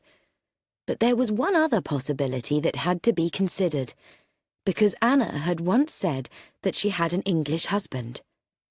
Had that husband been Edmund Crackenthorpe? It seemed unlikely, considering Anna's character. What was much more probable was that Anna had known Martine, and so it might have been Anna who wrote that letter to Emma Crackenthorpe. When Craddock got back to the police station, Sergeant Wetherall was waiting with his report. 126 Elvers Crescent is rented to students. Nobody could recognise the photograph as that of a woman who had called for letters. Craddock nodded. Then he rang up the Crackenthorpe's lawyers and asked for an appointment with Mr. Wimborne. The next day he was taken into a room where Mr. Wimborne was sitting behind a large desk. "What can I do for you, Inspector?" This letter. Craddock pushed Martine's letter across the table. Mr. Wimborne looked at it. "Yes, Miss Emma Crackenthorpe informed me about this yesterday morning. Extraordinary. I should have been asked about it when it arrived. I had never heard anything about Edmund getting married or having a son." What would she and the son expect to inherit, legally, if she could prove her claim? Craddock asked. Well, if she could prove that the boy was the son of Edmund Crackenthorpe, born after they were married, then he would receive his share of Josiah Crackenthorpe's money on the death of Luther Crackenthorpe. More than that, he would inherit Rutherford Hall, since he's the son of the eldest son. Without that proof, when Luther Crackenthorpe dies, then Cedric gets it? Yes, as the eldest living son.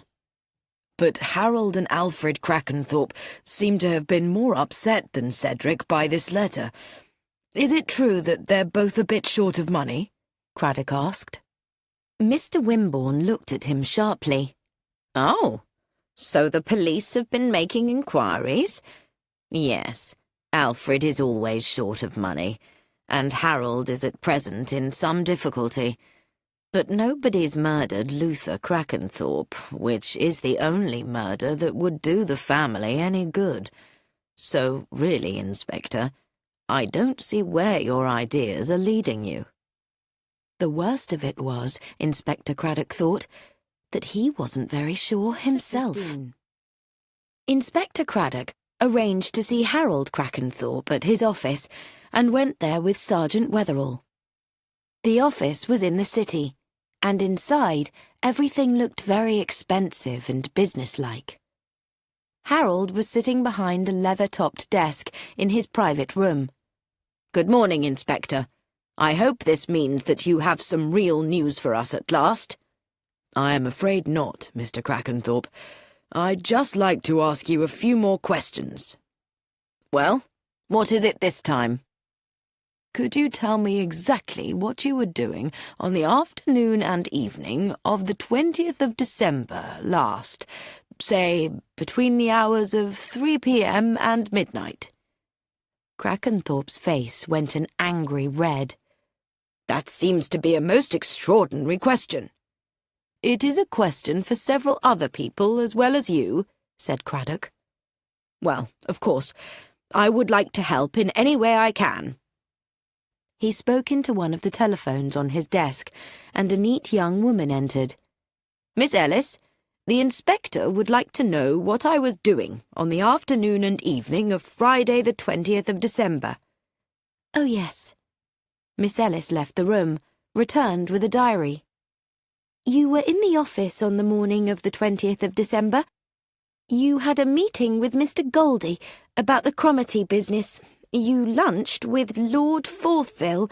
"Ah, it was that day, yes." "You returned to the office about 3 o'clock, and later you went to Sotheby's, where you were interested in some rare books which were being sold that day. You did not return to the office, but you were attending the catering club dinner that evening." Miss Ellis left the room. "Yes," said Harold. "I went to Sotheby's, but the books I wanted went for too high a price. I had tea in a small place in Jermyn Street, Russell's, I think it was called, then went home. I live at 43 Cardigan Gardens. The catering club dinner was at 7:30, and after it I returned home to bed." "What time was it when you returned home to dress for the dinner, Mr. Crackenthorpe?" "Just after 6, I think." "And after your dinner?" "It was, I think, 11:30 when I got home." "Did a servant let you in, or perhaps Lady Alice Crackenthorpe?" "My wife is in the south of France. I let myself in." "So there is no one who can say that you got home when you say you did?" Harold looked at him coldly. "I expect the servants heard me come in, but really, Inspector—" "Please, Mr. Crackenthorpe, I know these questions are annoying, but I have nearly finished. Do you own a car?" "Yes, but I don't use it much, except at weekends." "But you use it when you go down to see your father and sister in Breckhampton?" "Not unless I'm going to stay there for a while. If I just go down for one night, as for example to the inquest, I always go by train." "Where do you keep your car?" "I rent a garage behind Cardigan Gardens. Any more questions?" "That's all for now," said Inspector Craddock, smiling. When they were outside, Sergeant Wetherall said, "He didn't like those questions at all. If you have not committed a murder, it naturally annoys you if it seems someone thinks that you have," said Inspector Craddock. "But what we have to find out is if anyone saw Harold Crackenthorpe at the rare book sale that afternoon and at the tea shop. He could easily have travelled by the 4:33, pushed the woman out of the train, and caught a train back to London in time to appear at the dinner. He could also have driven his car down that night, moved the body to the sarcophagus, and driven back again. Make inquiries in the street where his garage is. Yes, sir. Do you think that's what he did do? How do I know? Asked Craddock. He's a tall, dark-haired man, like the one Miss Marple's friend saw on the train. Now for brother Alfred. Alfred Crackenthorpe had a flat in West Hampstead, in a big modern building. But the flat was small, with just a table, a single bed, and some chairs. Craddock explained why he had come, and asked Alfred what he had been doing on the afternoon and evening of the 20th of December. That's over 3 weeks ago. I never remember times or places, except Christmas Day. Everyone knows where they were on Christmas Day, and I was with my father at Brackhampton. And this year your father was ill, wasn't he? Yes, caused by eating and drinking more than he was used to. But I heard that his doctor was worried. Ah, that stupid Quimper. It's no use listening to him. He seemed a rather sensible man to me. Well, he's not. So when father felt ill, Quimper was here all the time, asking questions about everything he'd eaten and drunk. The whole thing was mad. Craddock didn't say anything, so Alfred asked angrily, Why do you want to know where I was on a particular Friday 3 or 4 weeks ago? So, you do remember that it was a Friday? I thought you said it was. Perhaps I did, said Inspector Craddock. Anyway, Friday the 20th is the day I am asking about. Why? Have you found out something more about the murdered woman? Our information is not yet complete. Alfred gave him a sharp look. I hope you don't believe this mad theory of Emma's, that she might have been Edmund's widow. That's nonsense. Emma, of course, arranged a meeting with the woman. Very wise, said Craddock. Was there a date fixed for this meeting? It was to be soon after Christmas, the weekend of the 27th. He stopped. Ah, said Craddock pleasantly. So you do remember some dates, but you can't tell me what you were doing on Friday the 20th of December. Sorry, no. I probably just wandered around. Business gets done in bars more than anywhere else. I can't tell you what I was doing that day, but I can tell you what I wasn't doing. I wasn't murdering anyone in the long barn. Why do you say that, Mr. Crackenthorpe? Come on, Inspector. You're investigating this murder, aren't you? Did somebody see the dead woman going into the barn that afternoon? She went in and she never came out. Is that it? The sharp black eyes were watching him, but Inspector Craddock said, I'm afraid we'll have to let you guess about that. The police are so secretive. Not only the police. I think, Mr. Crackenthorpe, you could remember what you were doing on that Friday if you tried. Of course, you may have reasons for not wishing to remember. The inspector got up. I'm sorry you couldn't be more helpful, Mr. Crackenthorpe. I'm sorry too. It's all so silly. Even if the body is the body of Edmund's widow, why would any of us wish to kill her? We'd all have enjoyed making father give her money and pay to send her son to a good school. Sir, that chap. I've seen him before, Sergeant Wetherall said. He was involved with Dickie Rogers and some of the Soho lot who stole jewellery. Of course. Craddock realised why Alfred's face had seemed familiar. They had all been small crimes, and nothing had ever been proved. Do you think he did it, sir? I don't know, but it explains why he couldn't give himself an alibi. So you think he's all right? No one's all right just yet, said Inspector Craddock. When Craddock got to 4 Madison Road, he found Lucy Islesbarrow with Miss Marple. I'm not on duty this afternoon, Miss Islesbarrow, so I've come to see the true expert on murder. Miss Marple looked at him and laughed. I told you, Lucy. Sir Henry Clithering, his godfather, is a very old friend of mine. Yes, and he described her as the best detective in the world. Not only could she tell you what might have happened, and even what actually did happen, but also why it happened. Miss Marple's face was pink. Really? I just know a little, perhaps, about human nature. Living, you know, in a village. Do you feel that if you saw the person who had done the murder, you'd know? Asked Lucy. Oh, I wouldn't say that, dear. All one can do is to observe people and see of whom they remind you. Like Cedric and the bank manager? The bank manager's son, dear. Mr. Ede himself was far more like Harold, a little too fond of money. The sort of man, too, who would do anything to avoid scandal. Craddock smiled. And who does Alfred remind you of? Mr. Jenkins at the garage. He didn't exactly steal tools, but he used to exchange a broken one for a good one. And Emma, continued Miss Marple, she reminds me of Geraldine Webb, always very quiet, and bossed around by her elderly mother. It was a great surprise when the mother died and Geraldine went off on holiday and came back married to a very nice lawyer.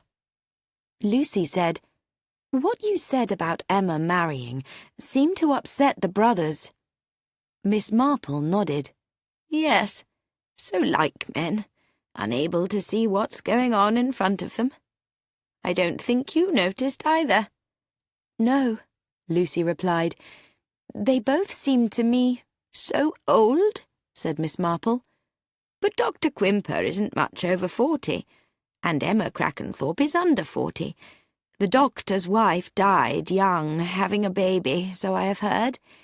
He must be lonely." "Are we investigating crime, or are we arranging a marriage?" asked Lucy. Miss Marple smiled. "I'm afraid I am rather romantic. And now you have finished what you were doing for me at Rutherford Hall, if you really want a holiday—" "And leave Rutherford Hall? Never. I'm the complete detective now, almost as bad as Alexander and James. They spend all their time looking for clues. They looked all through the rubbish bins yesterday. So if they come to you, Inspector, with a bit of paper with 'Martine, if you value your life, keep away from the long barn' on it, you'll know that I felt so sorry for them that I hid it in the pigsty." Inspector Craddock looked at her. "Miss Islesbarrow, I'd like your opinion on something. What does the family think about this Martine business?" "They're all furious with Emma for going to you about it," Lucy replied, "and with Dr. Quimper, who encouraged her. Harold and Alfred think the letter wasn't really from Martine. Emma isn't sure. Cedric agrees with his brothers, but he doesn't think it's as serious as they do. Brian, though, seems sure that Martine wrote the letter." "Why, I wonder?" "Well, Brian just accepts things without question. He's rather sweet, like a dog that wants to be taken for a walk." "And do you take him for a walk, dear?" asked Miss Marple. "To the pigsties, perhaps?" Lucy looked at her sharply. "You're such a good-looking girl. I expect all the gentlemen give you a lot of attention. Gentlemen are all very much alike in some ways, even if they are quite old." "You are extraordinary," said Lucy. "How do you know these things? But I don't think it's my good looks. They must think I know something." She laughed. But Inspector Craddock did not laugh. "Be careful. They might murder you instead of asking you to marry them." Lucy was suddenly serious. "I keep forgetting what happened. The boys have been having such fun that I began to think of it all as a game. But it's not a game." "No," said Miss Marple. "Murder isn't a game." She paused. "Will the boys go back to school soon?" "Yes, next week. Tomorrow they go to James's home for the last few days of the holidays." "I'm glad of that," said Miss Marple. "I would not like anything to happen while they are at Rutherford Hall." Craddock looked at her thoughtfully. "You don't believe that an unknown woman was murdered by an unknown man? You think that the crime was connected to Rutherford Hall?" "I think there's a definite connection, yes." All we know about the murderer is that he's a tall, dark man. On the day of the inquest, when I came out, the 3 brothers were standing waiting for the car.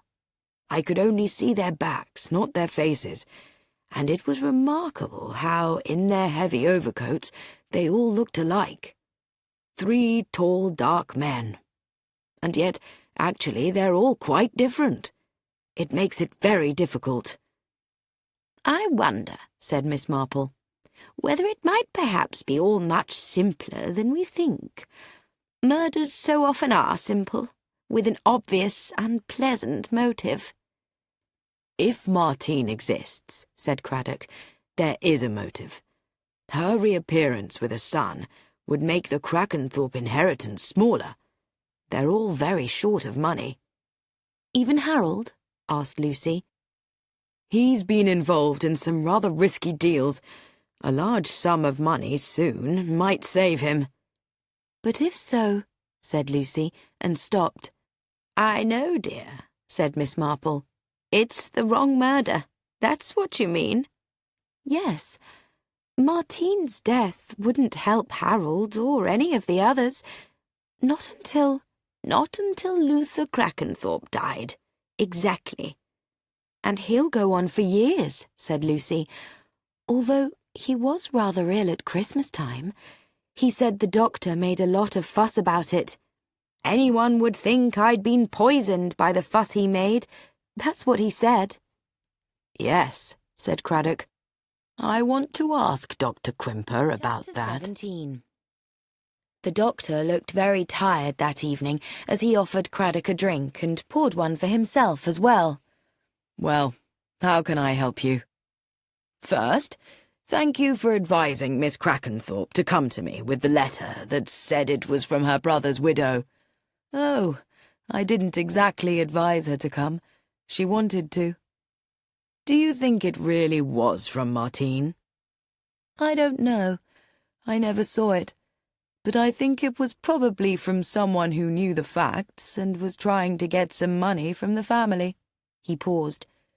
"But why ask me? I've got nothing to do with it." "I really came to ask you something else." Dr. Quimper looked interested. "I have heard that at Christmas Mr. Crackenthorpe was suddenly rather ill, with a stomach upset." "Yes." "Mr. Crackenthorpe mentioned you. I'm sorry, Doctor. He said you made a silly fuss about it." Quimper smiled. "He said you had asked him lots of questions, not only about what he had eaten, but about who prepared it and served it." The doctor was not smiling now. "Go on." "He said you talked as though you believed someone had poisoned him. Did you believe that?" Quimper said, "Do you think a doctor can suggest that someone has been poisoned without any proof?" "I'd just like to know if you suspected he had been poisoned." Dr. Quimper said, "Old Crackenthorpe usually eats very little. When the family comes down, Emma increases the amount of food. Result? Gastroenteritis." "So you were not at all puzzled?" "All right. Yes, I was puzzled. Does that please you?"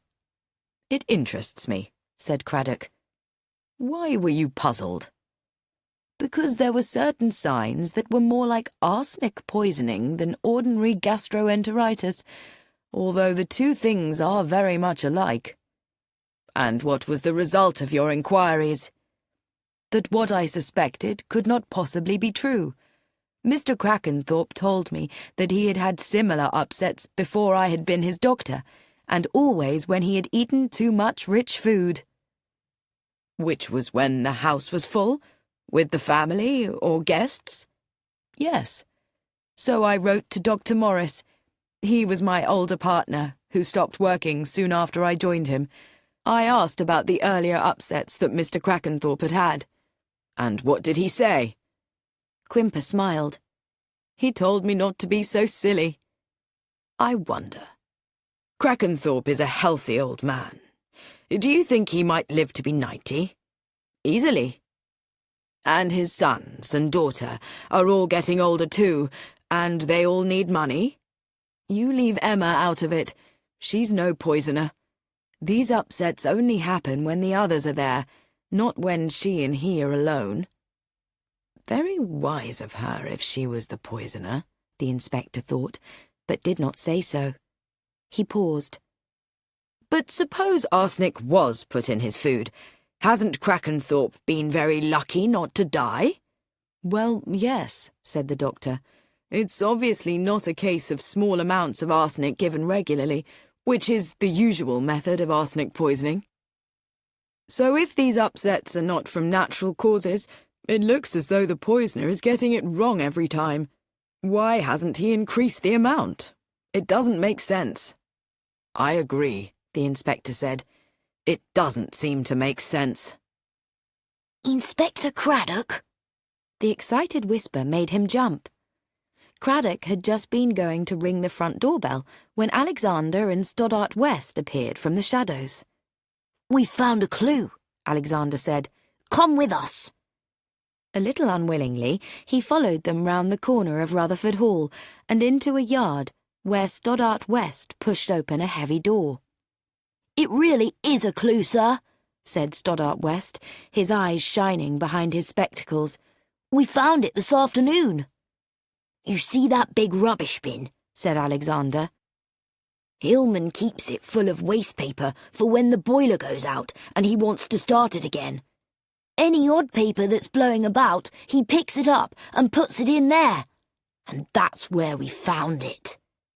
"Found what?" Craddock interrupted. "The clue. Show him, James." Stoddart West took from his pocket an envelope which he handed to the inspector. The clue had been through the post. There was no letter inside. It was just a torn envelope, addressed to Mrs. Martine Crackenthorpe, 126 Elvers Crescent, N10. "You see," said Alexander, "it shows she was here, Uncle Edmund's French wife." Stoddart West interrupted. "Don't you think, sir, that it must have been her in the sarcophagus? You'll test it for fingerprints, won't you, sir?" "Of course," said Craddock. "Good luck for us, wasn't it?" Stoddart West said. "On our last day, too." "I'm going to James's place tomorrow," said Alexander. "His parents have got a beautiful house, built in the time of Queen Anne, wasn't it?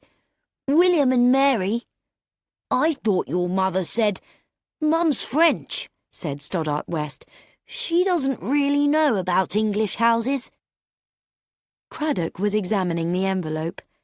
How clever of Lucy Islesbarrow to put a postmark on it. Great fun for the boys. "Come on," he said. "You've been very helpful." The boys led Craddock through the back door into the house. In the kitchen, Lucy was rolling out pastry. Leaning against the wall was Brian Eastley. "Hello, Dad," said Alexander kindly. "You out here again?" "I like it out here," said Brian. "Have you come to inspect the kitchen, Inspector?" "Not exactly. I'd like to speak to Mr. Cedric Crackenthorpe." "I'll go and see if he's in," said Brian, and left the room. "Is it nearly supper time?" asked Alexander. "No," said Lucy. "There's some chocolate cake in the food cupboard." The boys rushed together out of the door. "You are very clever," said Craddock. "Why?" "Because of how you did this." He showed her the envelope. "What are you talking about?" She looked at him. Craddock suddenly felt a bit faint. "Didn't you put this in the bin for the boys to find?" "What? Do you mean that—" Craddock put the envelope quickly back in his pocket as Brian returned. "Cedric's in the library." Cedric seemed delighted to see the inspector. So, have you found out who the dead woman was? We have a good idea, but we want to get some statements. I would like you to tell me exactly what you were doing on Friday the 20th of December. Cedric leaned back. Well, as I've already told you, I was in Ibiza, and one day there is so like another. Painting in the morning, sleep in the afternoon. After that, some kind of a meal.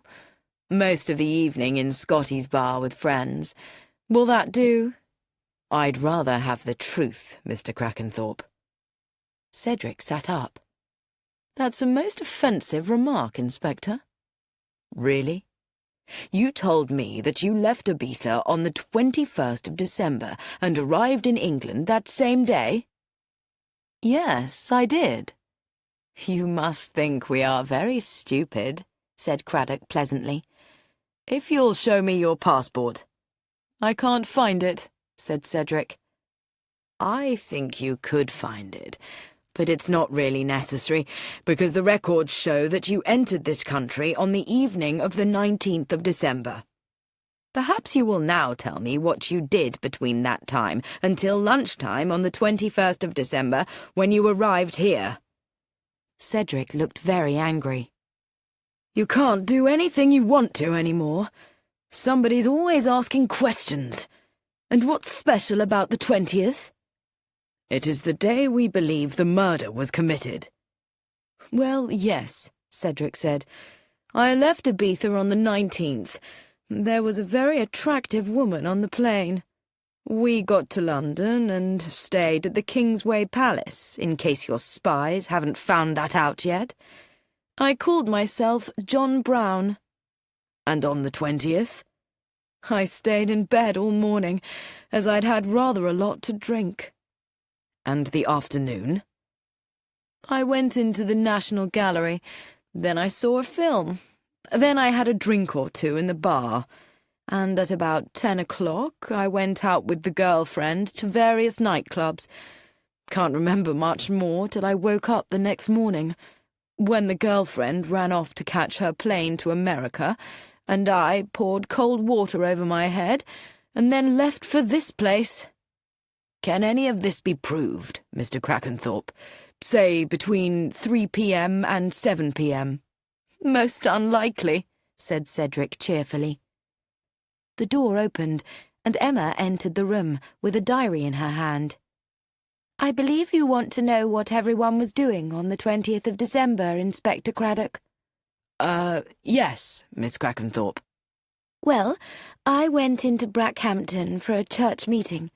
That finished about 1:45, and I lunched with Lady Addington and Miss Bartlett at the Cadena Cafe. After lunch, I did some Christmas shopping. I had tea at about 4:45 in the Shamrock Tea Rooms, and then went to the station to meet Brian. Thank you, Miss Crackenthorpe. That is very helpful. Craddock did not tell her that as she was a woman, height 5'7", her movements were not important. Instead, he said, Your other two brothers came down later? Alfred came down late on Saturday evening. He says he tried to phone me that afternoon, but I was out. Harold did not come down until Christmas Eve. Craddock took the envelope from his pocket. Do you recognize this? But Emma looked at him, shocked. That's the letter I wrote to Martine. Did she... Have you found her? It is possible that we have found her. This empty envelope was found here. Then it was Martine, in the sarcophagus? It seems very likely, said Craddock gently. It seemed even more likely when he got back to town and found a message from Armand Dessin. One of her friends has had a postcard from Anna Stravinska. The holiday story was true. She has reached Jamaica and is having a wonderful time. Craddock crushed the message and threw it into the wastepaper basket. 19. Not very helpful, said Sergeant Wetherall. Craddock was reading through the report on Harold Crackenthorpe's alibi for the 20th of December. He had been noticed at Sotheby's at about 3:30, but had left soon after that. His photograph had not been recognised at Russell's tea shop, but his manservant said that he had returned to Cardigan Gardens to dress for his dinner party at 6:45. Rather late, since the dinner was at 7:30. He did not remember hearing him come in that evening, but he often did not hear him. The garage where Harold kept his car was rented, and so no one noticed who came and went there. "He was at the catering club dinner, but left before the end of the speeches," said Wetherall. Craddock stretched out his hand for the information on Cedric. That also was negative, though a taxi driver said he might have taken him to Paddington Station that afternoon. "Dirty trousers and untidy hair.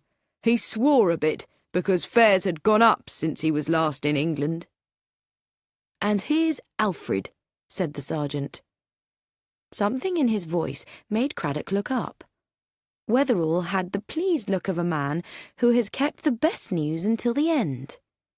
The check was mainly negative. Alfred came and went at different times. Most of his neighbours were out at work all day. But towards the end of the report, Wetherall's large finger pointed to the final words. Sergeant Leakey, who had been working on cases of things stolen from lorries, had been at a cafe on the Waddington-Brackhampton Road, watching certain lorry drivers. He had noticed at a nearby table Chick Evans, one of the Dickie Rogers mob. With him had been Alfred Crackenthorpe. Time 9:30 p.m., Friday the 20th of December. Alfred Crackenthorpe had got on a bus a few minutes later, going in the direction of Brackhampton. William Baker, ticket collector at Brackhampton, had checked the ticket of a gentleman whom he recognised as one of Miss Crackenthorpe's brothers, just before the 11:55 train left for Paddington. He remembered the day because there had been a story of some mad old lady who said she had seen somebody murdered in a train that afternoon. "It puts him right at the exact place, there," Wetherall said. Craddock nodded. Yes, Alfred could have travelled down by the 4:33 to Brackhampton, committing murder on the way. Then he could have gone out by bus to the cafe.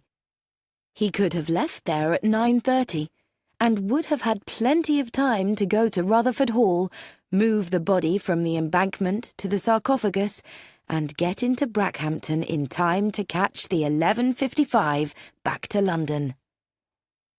At Rutherford Hall there had been a gathering of the Crackenthorpe family, and very soon voices were raised. Lucy decided to mix some cocktails in a jug, and then took them towards the library. The voices sounded clearly in the hall. Dr. Quimper came out of the study, where he had been with Mr. Crackenthorpe. He saw the jug in Lucy's hand. "What's this? A celebration?" "More like a calming medicine. They're having a big argument in there." "Blaming each other?" "Mostly Emma." "Are they?" Dr. Quimper took the jug from Lucy's hand, opened the library door, and went in. "Good evening." "Ah, Dr. Quimper," Harold said. "I would like to know why you involved yourself in a family matter, and told my sister to go to Scotland Yard about it." Dr. Quimper said calmly, "Miss Crackenthorpe asked my advice. I gave it to her." "You dare to—" "Girl!" Mr. Crackenthorpe looked out of the study door, just behind Lucy. "I want curry for dinner tonight. You make a very good curry. It's ages since we've had curry." "All right, Mr. Crackenthorpe." Lucy went back to the kitchen and began to peel some mushrooms. The front door banged, and from the window she saw Dr. Quimper walk angrily to his car and drive away. It was 3 a.m. when Dr. Quimper drove his car into his garage. Well, Mrs. Josh Simpkins now had a healthy baby. He went upstairs to his bedroom. He was tired, very tired. He looked with pleasure at his bed. Then the telephone rang. "Dr. Quimper?" "Yes?" "This is Lucy Islesbarrow from Rutherford Hall. Please can you come over? Everybody here suddenly has an upset stomach." "I'll be over immediately." He hurried down to his car again. It was 3 hours later when the doctor and Lucy sat down at the kitchen table to drink large cups of black coffee. "Well, I think they'll be all right now," he said. "But how did it happen? That's what I want to know. What did they have for dinner?" "Mushroom soup, curried chicken and rice, fruit jelly." "All right. So most people would say it must have been the mushrooms." "It wasn't the mushrooms. I had some of the soup myself, and I'm all right." "Yes, you're all right." "If you mean—" "No, you're a clever girl. You would be pretending to be ill too if you had put poison in the food. Anyway, I know all about you. I made some inquiries. And you're not a girlfriend of either Cedric, Harold, or Alfred, helping them to do unpleasant things." "Do you really think—" "I think quite a lot of things," said Quimper. "But I have to be careful what I say. Now, curried chicken. Did you have some of that?" "No. When you've cooked a curry, the smell makes you feel you've already eaten it. I tasted it, of course, and I had some jelly." "How did you serve the jelly?" "In separate glasses." "And how much of all this has been washed up?" "Everything." "A pity," Dr. Quimper said. "Is there any of the food left?" "There's some of the curry and some soup. No jelly." "I'll take the curry and the soup." He stood up. "And if you can manage until the morning, I'll send a nurse here by 8 o'clock. Dr. Quimper put a hand on her shoulder. "Look after 2 people in particular. Emma. Well, Emma means a lot to me. And look after the old man. I can't say that he's ever been my favourite patient, but he is my patient, and I'm not going to let him be rushed out of the world because one of his unpleasant sons wants his money." Inspector Bacon was looking upset. "Arsenic?" he said. "Arsenic?" "Yes, it was in the curry. So there's a poisoner at work."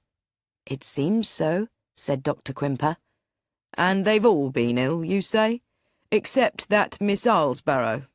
That's a bit strange." "If Miss Islesbarrow was feeding the family arsenic, she would be careful to eat a very small amount of the poisoned curry and then behave as though she was extremely ill. And you wouldn't be able to tell that she'd had less than the others?" "Probably not." "Then there might be one of the family now who's making more fuss than he need?" "Yes, but I don't think that anyone has had enough arsenic to kill them." "Did the poisoner make a mistake?" "No. I think that the idea was to put enough arsenic in the curry to cause signs of food poisoning, which everyone would say was because of the mushrooms. Then one person would probably suddenly get worse and die. Because he had been given more poison?" The doctor nodded. "So perhaps you can go to Rutherford Hall and tell them all that they're suffering from arsenic poisoning. That will probably stop the poisoner carrying out the rest of his plan." The telephone rang on the inspector's desk. He picked it up. "OK.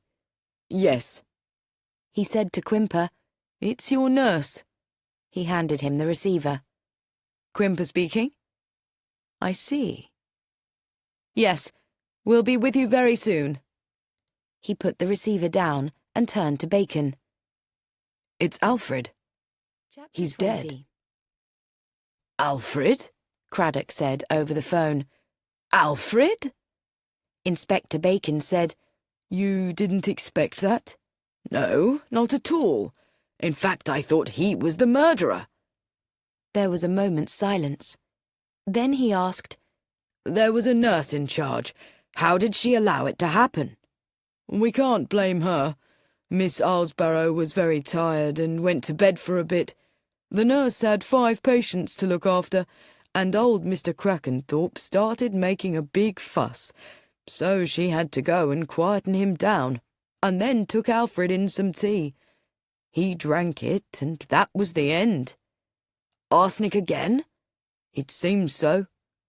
I wonder, said Craddock, whether Alfred was meant to be the victim. You mean the tea might have been meant for the old man? Are they sure that the arsenic was in the tea? No. The nurse washed the cups and everything, but it seems the only likely method. So, said Craddock, one of the patients wasn't as ill as the others. Saw his chance and poisoned the cup? Well, there won't be any more of that, said Inspector Bacon. I've got 2 men there. Are you coming down?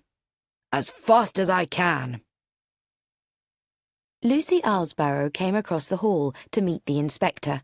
She looked pale. You've been having a bad time, said Craddock. It's been like a bad dream.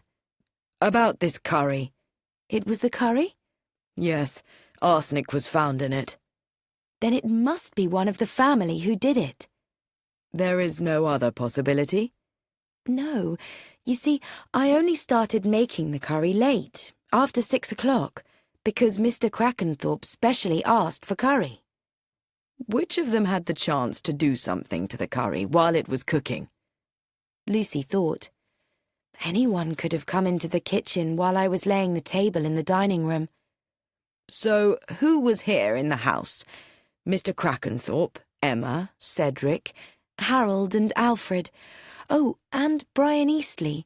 But he left just before dinner. Well, look after yourself, said Craddock.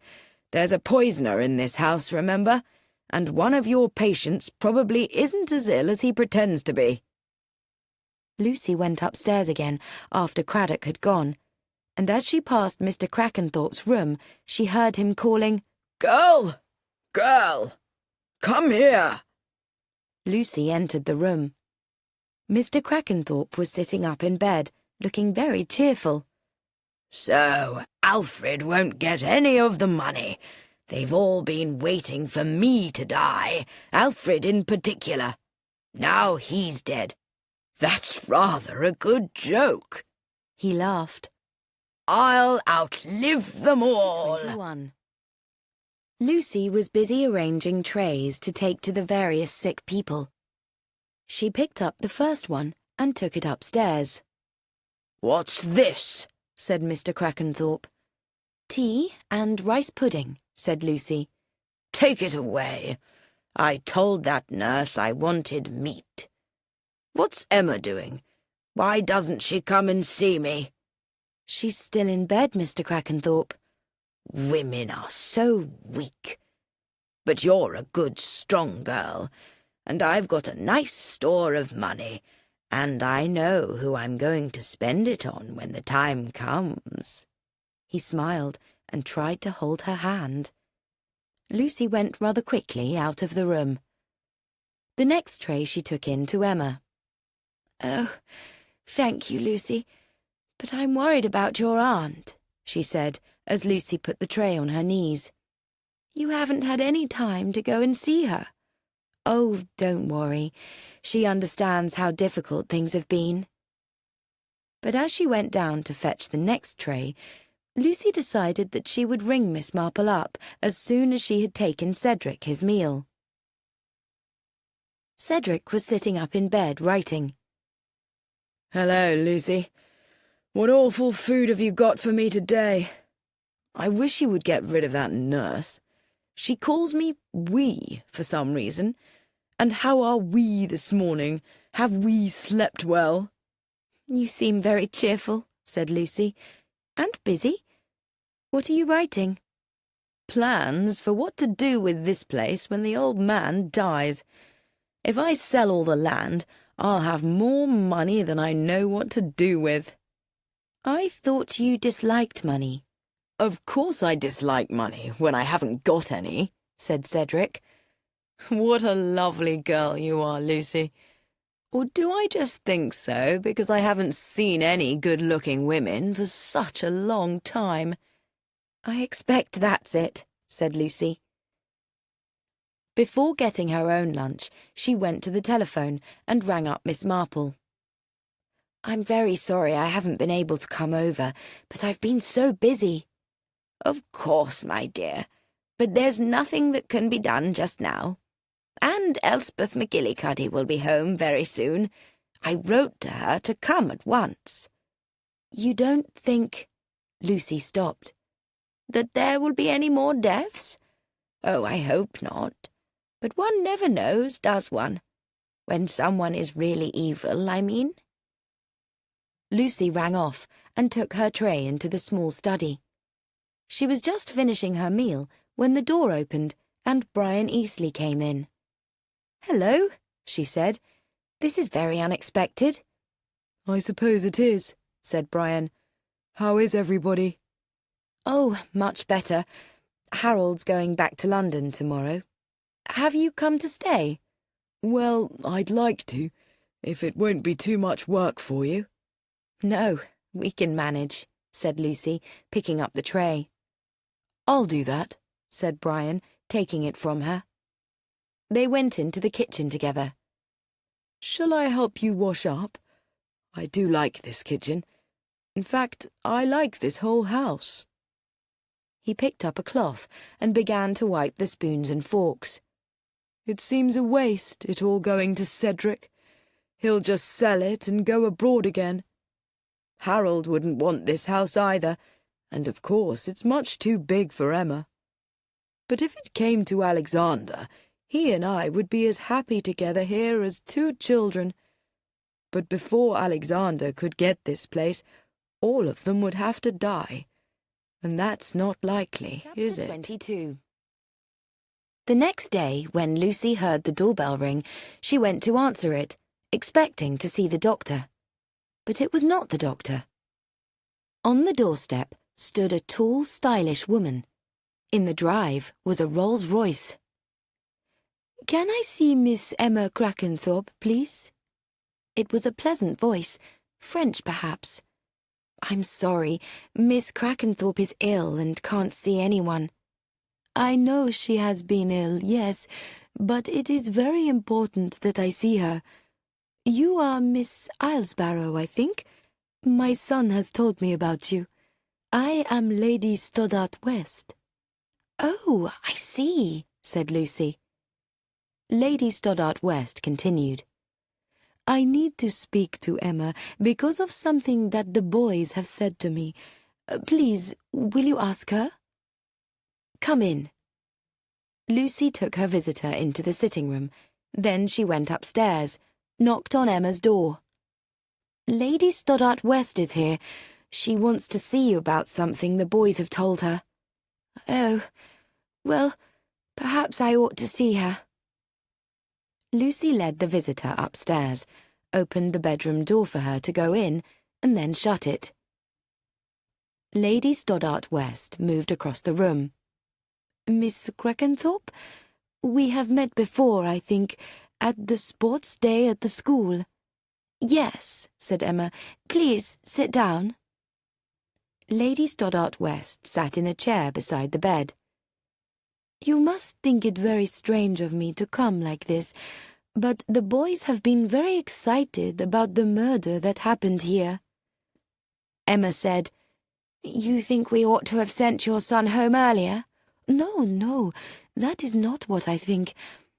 Oh, this is difficult for me. But the boys told me that the police think that the murdered woman may be a French girl whom your eldest brother knew during the war. Is that right?" "It is possible," said Emma. "But why do they think that she is Martine? Did she have letters with her?" "No, but you see, I had a letter from this Martine." "You had a letter? From Martine?" "Yes, saying she would like to come and see me. I invited her here, but got a message saying she was going back to France.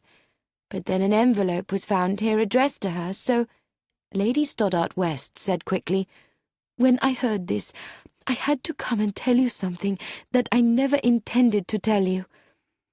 You see, I am Martine Dubois." Emma stared at her. "You? You are Martine?" "But yes. I met your brother Edmund in the first days of the war. He was staying at our house. We fell in love. We intended to be married. And then Edmund was killed. I will not speak to you of that time, but I will say to you that I loved your brother very much. Then the Germans occupied France, and I helped Englishmen get from France to England. That was how I met my present husband. He was an Air Force officer. When the war was over, I had a new life, and did not want to think about the past." She paused. "But it gave me a strange pleasure when I found out that my son's best friend at his school was Edmund's nephew." "I can hardly believe it," said Emma, "that you are the Martine that dear Edmund told me about. But was it you, then, who wrote to me?" Lady Stoddart West shook her head. "No, no, of course I did not write to you." "Then—" Emma stopped. "Then there was someone pretending to be Martine, who wanted, perhaps, to get money from you? But who can it be? I have never said anything about it since I came to England." Emma said, "We will have to tell Inspector Craddock." She looked with suddenly gentle eyes at her visitor. "I am so glad to know you at last, my dear." "And I you." Emma leaned back. "Thank goodness, I don't know who the poor woman was. But if she wasn't Martine, then she can't be connected to us." 23.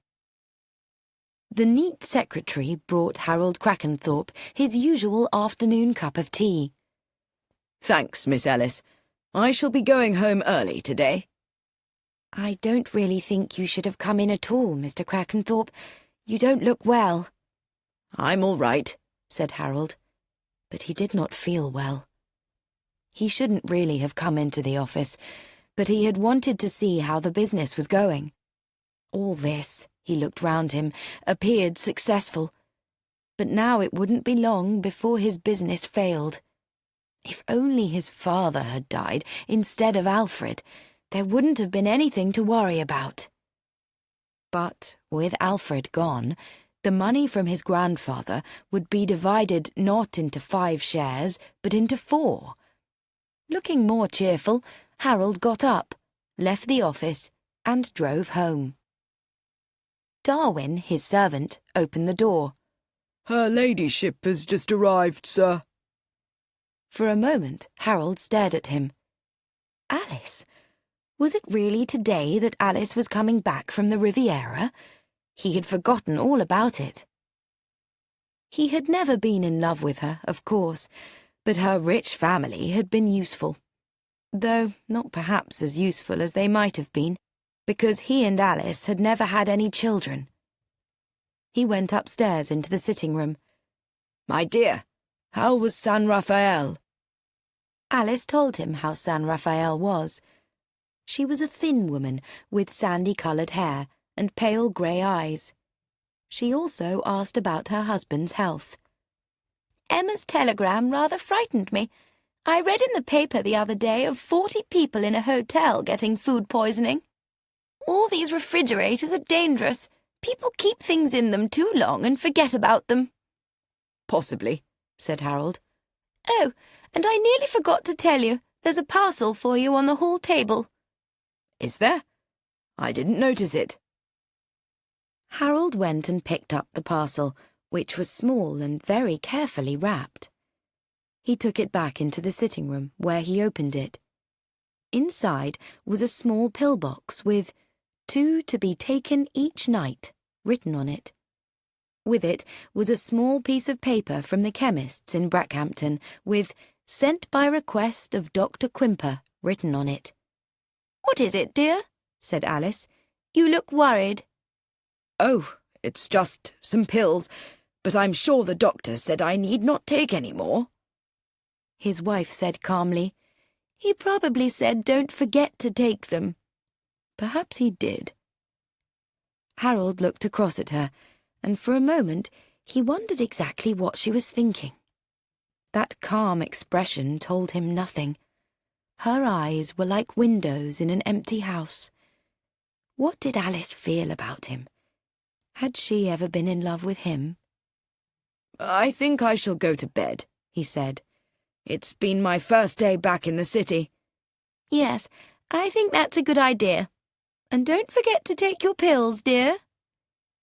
He went upstairs. Yes, it would be wrong to stop taking the pills so soon. He took 2 and swallowed them with a glass of water. 24.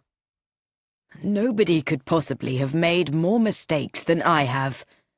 Dermot Craddock sat in Florence's sitting room, looking tired and upset.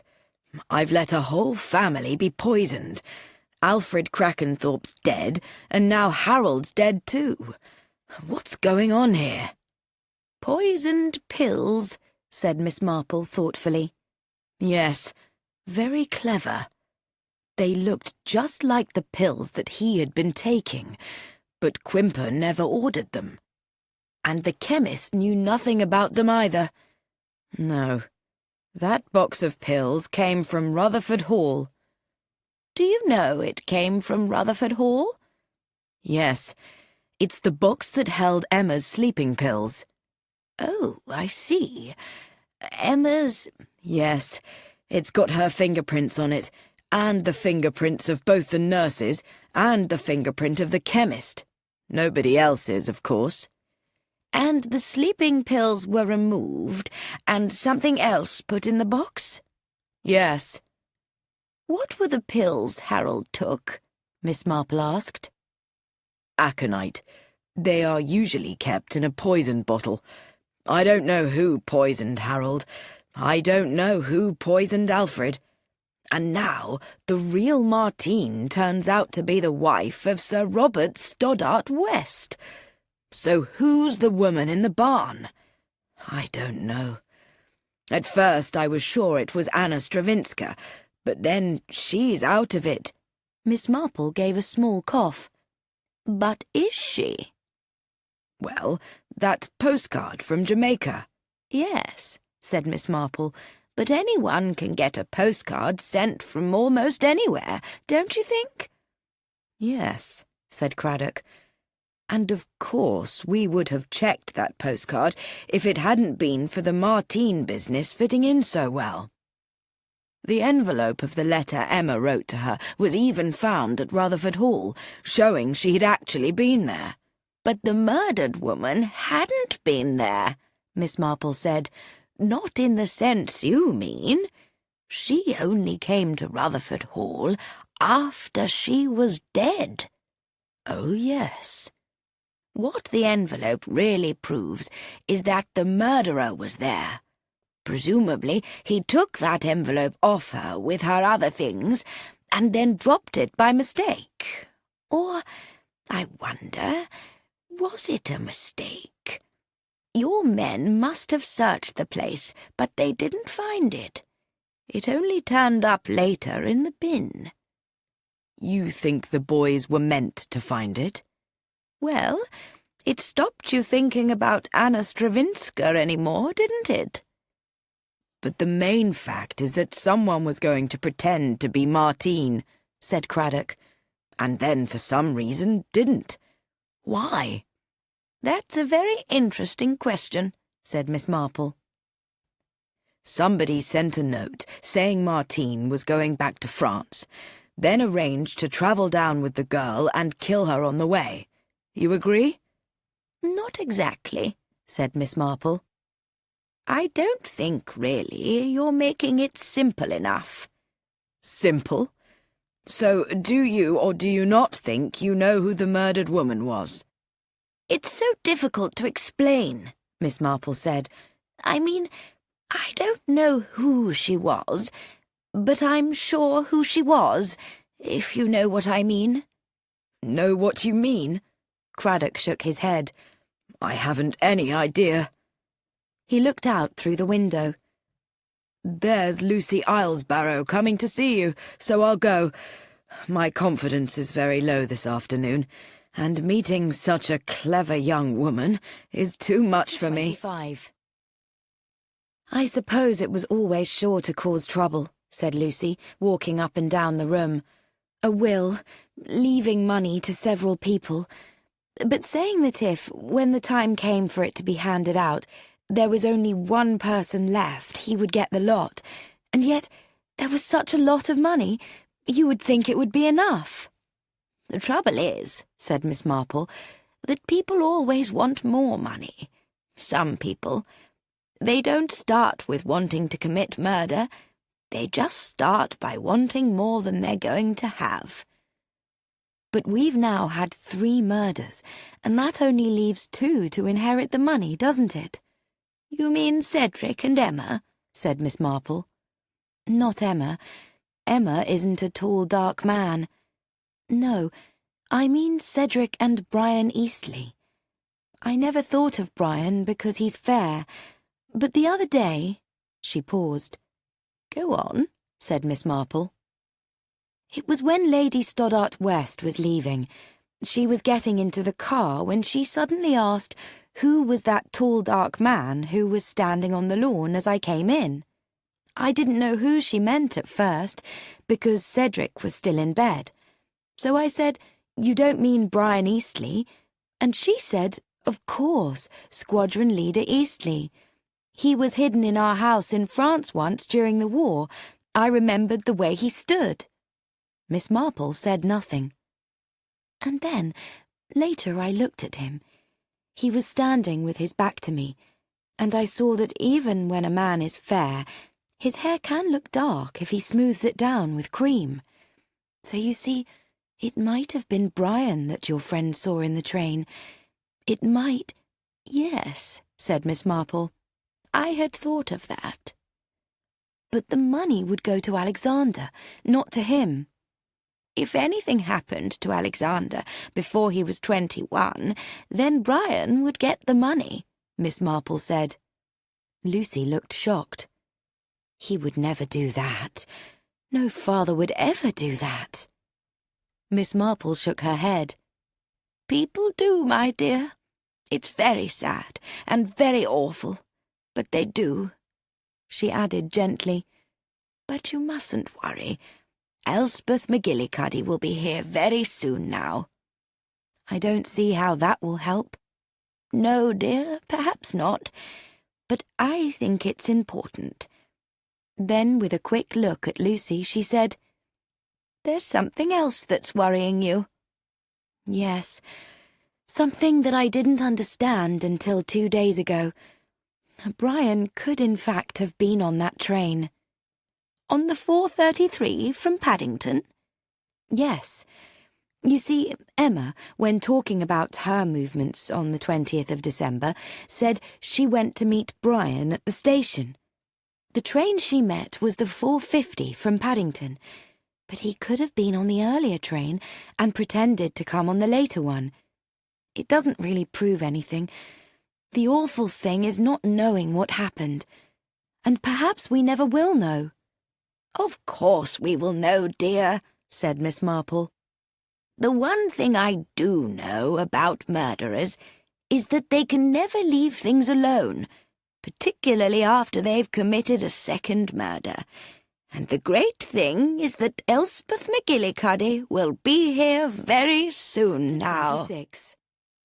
"Now, Elspeth, you do know what I want you to do?" "Yes, I know," said Mrs. McGillicuddy. "But what I say to you is, Jane, that it seems very strange." "It's not strange at all," said Miss Marple.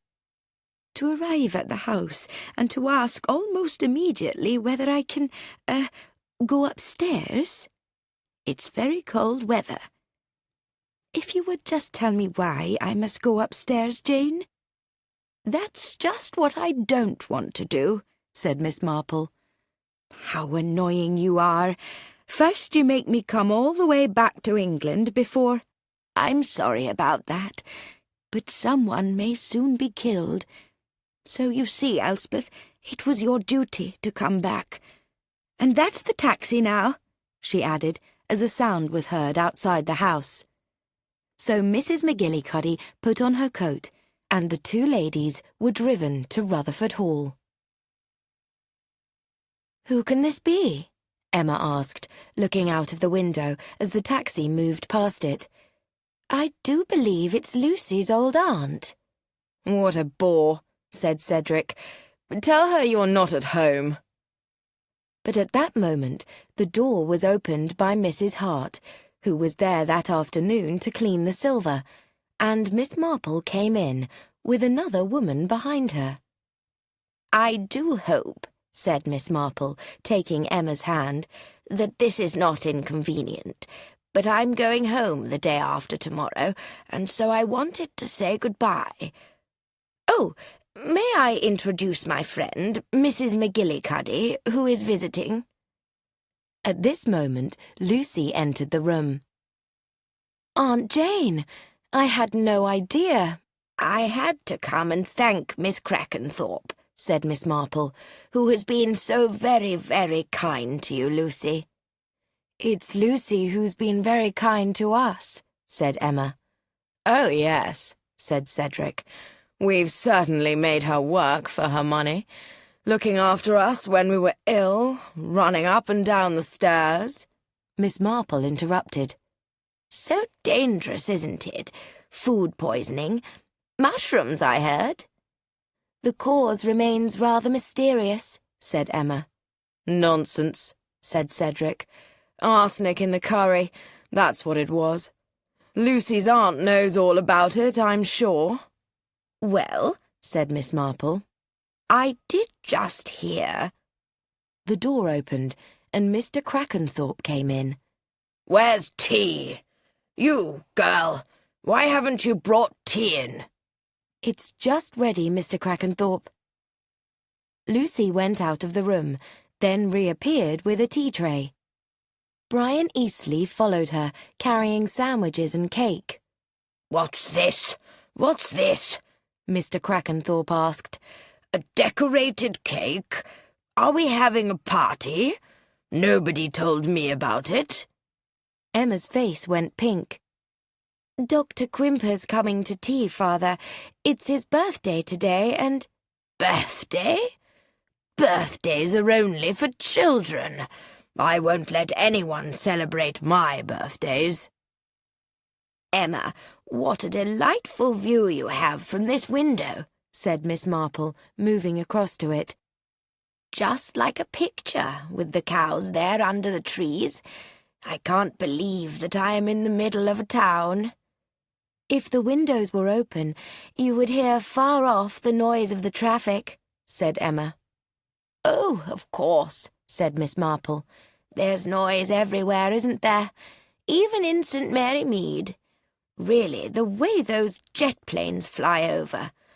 2 windows in my little greenhouse were broken the other day. I can't understand why." "It's quite simple, really," said Brian, coming to the window. Miss Marple dropped her handbag, and Brian politely picked it up.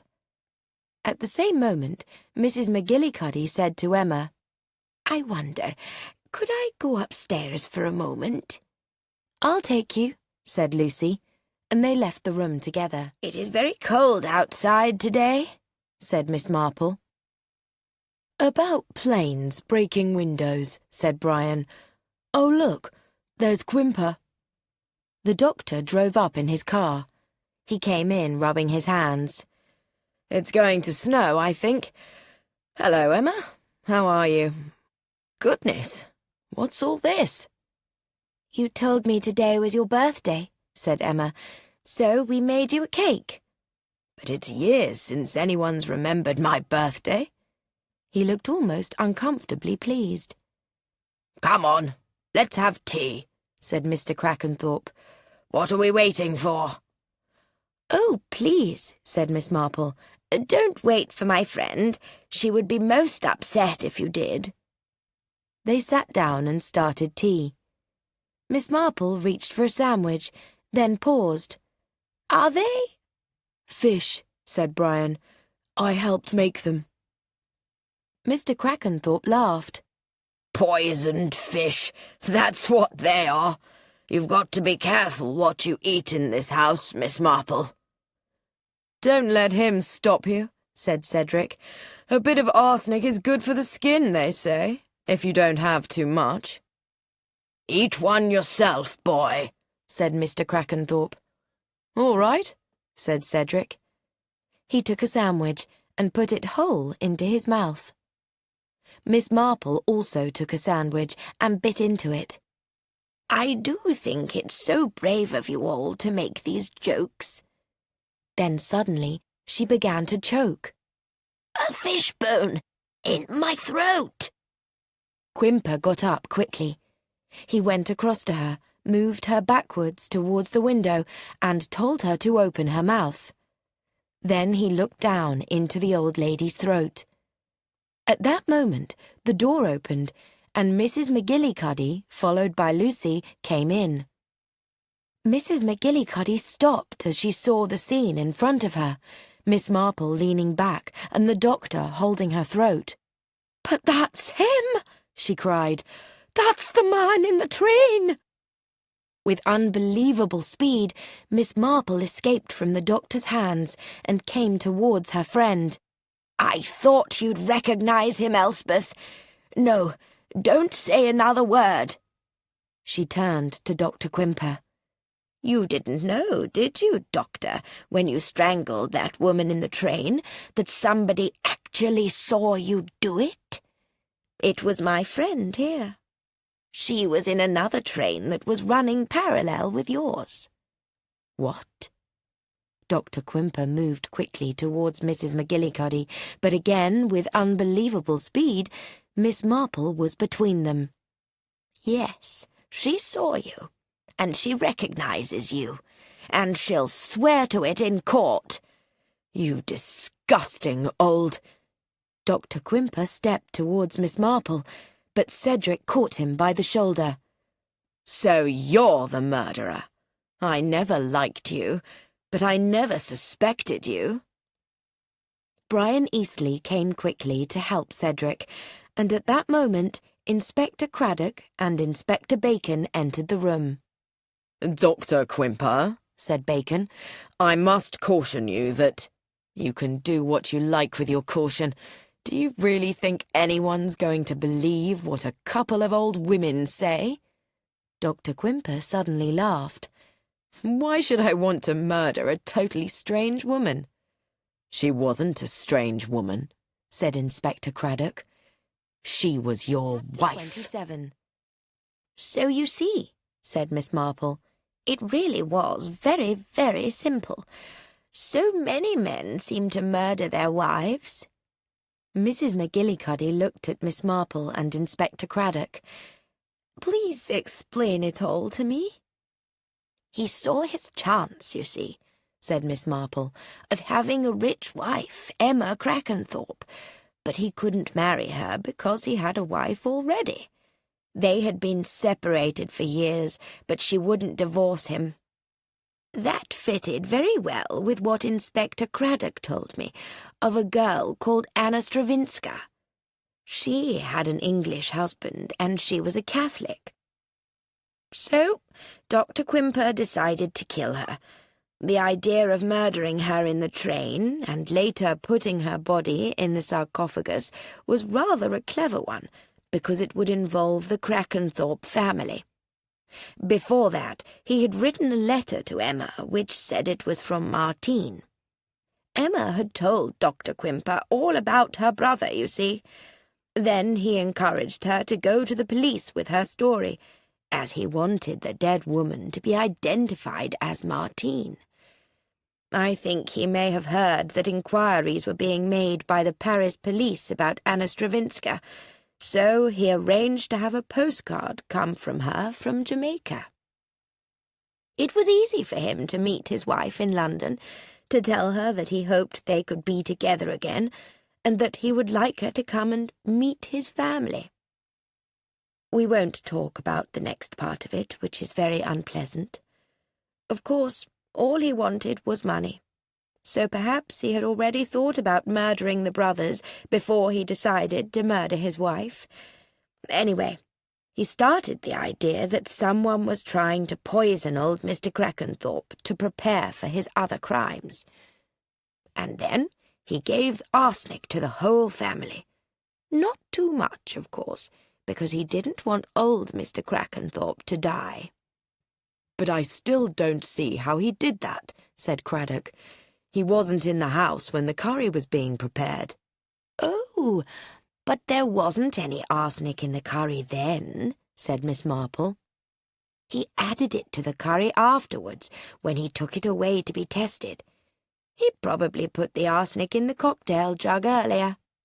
Then, of course, it was easy for him, as a doctor, to poison Alfred Crackenthorpe, and also to send the pills to Harold in London. Everything he did was planned and selfish and cruel." "I agree," said Inspector Craddock. "But I thought," continued Miss Marple, "that if Elspeth could see Dr. Quimper in exactly the same position as she had seen him in the train, with his back to her, bent over a woman he was holding by the throat, then she would recognize him. That is why I had to prepare my little plan with Lucy's help."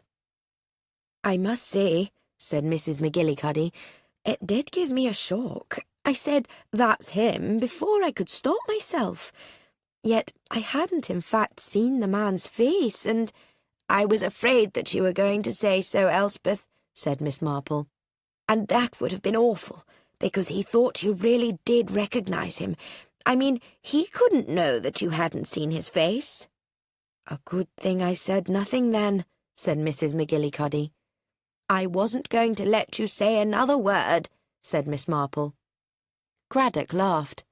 "So, Miss Marple, what is the happy ending? What happens to poor Emma Crackenthorpe?" "She'll soon forget the doctor, and perhaps go off on a holiday and meet someone else. A nicer man than Dr. Quimper, I hope." "What about Lucy Islesbarrow? A wedding there, too?" "Perhaps," said Miss Marple. "Which of all the men is she going to choose?" said Dermot Craddock. "Don't you know?" said Miss Marple. "No, I don't," said Craddock. "Do you?" "Oh, yes, I think so," said Miss Marple, and she smiled at him. Miss Marple's Final Cases by Agatha Christie. Read by Joan Hickson. Sanctuary. The vicar's wife came round the corner of the vicarage with her arms full of chrysanthemums. A good deal of rich garden soil was attached to her strong brogue shoes, and a few fragments of earth were adhering to her nose, but of that fact she was perfectly unconscious. She had a slight struggle in opening the vicarage gate, which hung rustily half off its hinges. A puff of wind caught at her battered felt hat, causing it to sit even more rakishly than it had done before. "Oh, bother," said Bunch. Christened by her optimistic parents Diana, Mrs. Harmon had become Bunch at an early age for somewhat obvious reasons, and the name had stuck to her ever since. Clutching the chrysanthemums, she made her way through the gate to the churchyard, and so to the church door. The November air was mild and damp. Clouds scudded across the sky, with patches of blue here and there. Inside, the church was dark and cold. It was unheated, except at service times. "Brr," said Bunch expressively. "Oh, I'd better get on with this quickly. I don't want to die of cold." With a quickness born of practice, she collected the necessary paraphernalia: vases, water, flower-holders. "Oh, I wish we had lilies," thought Bunch to herself. "I get so tired of these scraggy chrysanthemums." Her nimble fingers arranged the blooms in their holders. There was nothing particularly original or artistic about the decorations, for Bunch Harmon herself was neither original nor artistic, but it was a homely and pleasant arrangement. Carrying the vases carefully, Bunch stepped up the aisle and made her way towards the altar. As she did so, the sun came out. It shone through the east window of somewhat crude-coloured glass, mostly blue and red, the gift of a wealthy Victorian churchgoer. The effect was almost startling in its sudden opulence. Like jewels, thought Bunch.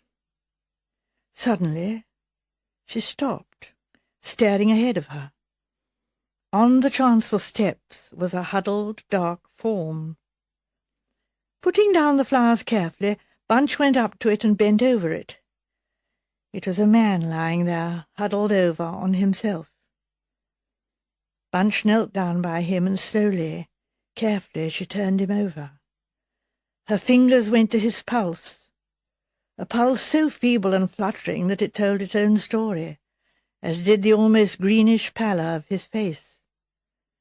There was no doubt, Bunch thought, that the man was dying. He was a man of about 45, dressed in a dark, shabby suit. She laid down the limp hand she had picked up and looked at his other hand. This seemed clenched like a fist on his breast. Looking more closely, she saw that the fingers were closed over what seemed to be a large wad or handkerchief, which he was holding tightly to his chest. All round the clenched hand there were splashes of a dry brown fluid which, Bunch guessed, was dry blood. Bunch sat back on her heels, frowning. Up till now the man's eyes had been closed, but at this point they suddenly opened and fixed themselves on Bunch's face. They were neither dazed nor wandering. They seemed fully alive and intelligent. His lips moved, and Bunch bent forward to catch the words, or rather the word. It was only one word that he said. Sanctuary. There was, she thought, just a very faint smile as he breathed out this word. There was no mistaking it, for after a moment he said it again. Sanctuary. Then with a faint, long-drawn-out sigh, his eyes closed again. Once more Bunch's fingers went to his pulse. It was still there, but fainter now and more intermittent. She got up with decision. "Don't move," she said, "or try to move.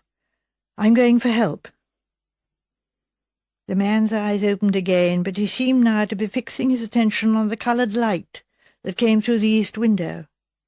He murmured something that Bunch could not quite catch. She thought, startled, that it might have been her husband's name. "Julian," she said. "Did you come here to find Julian?" But there was no answer.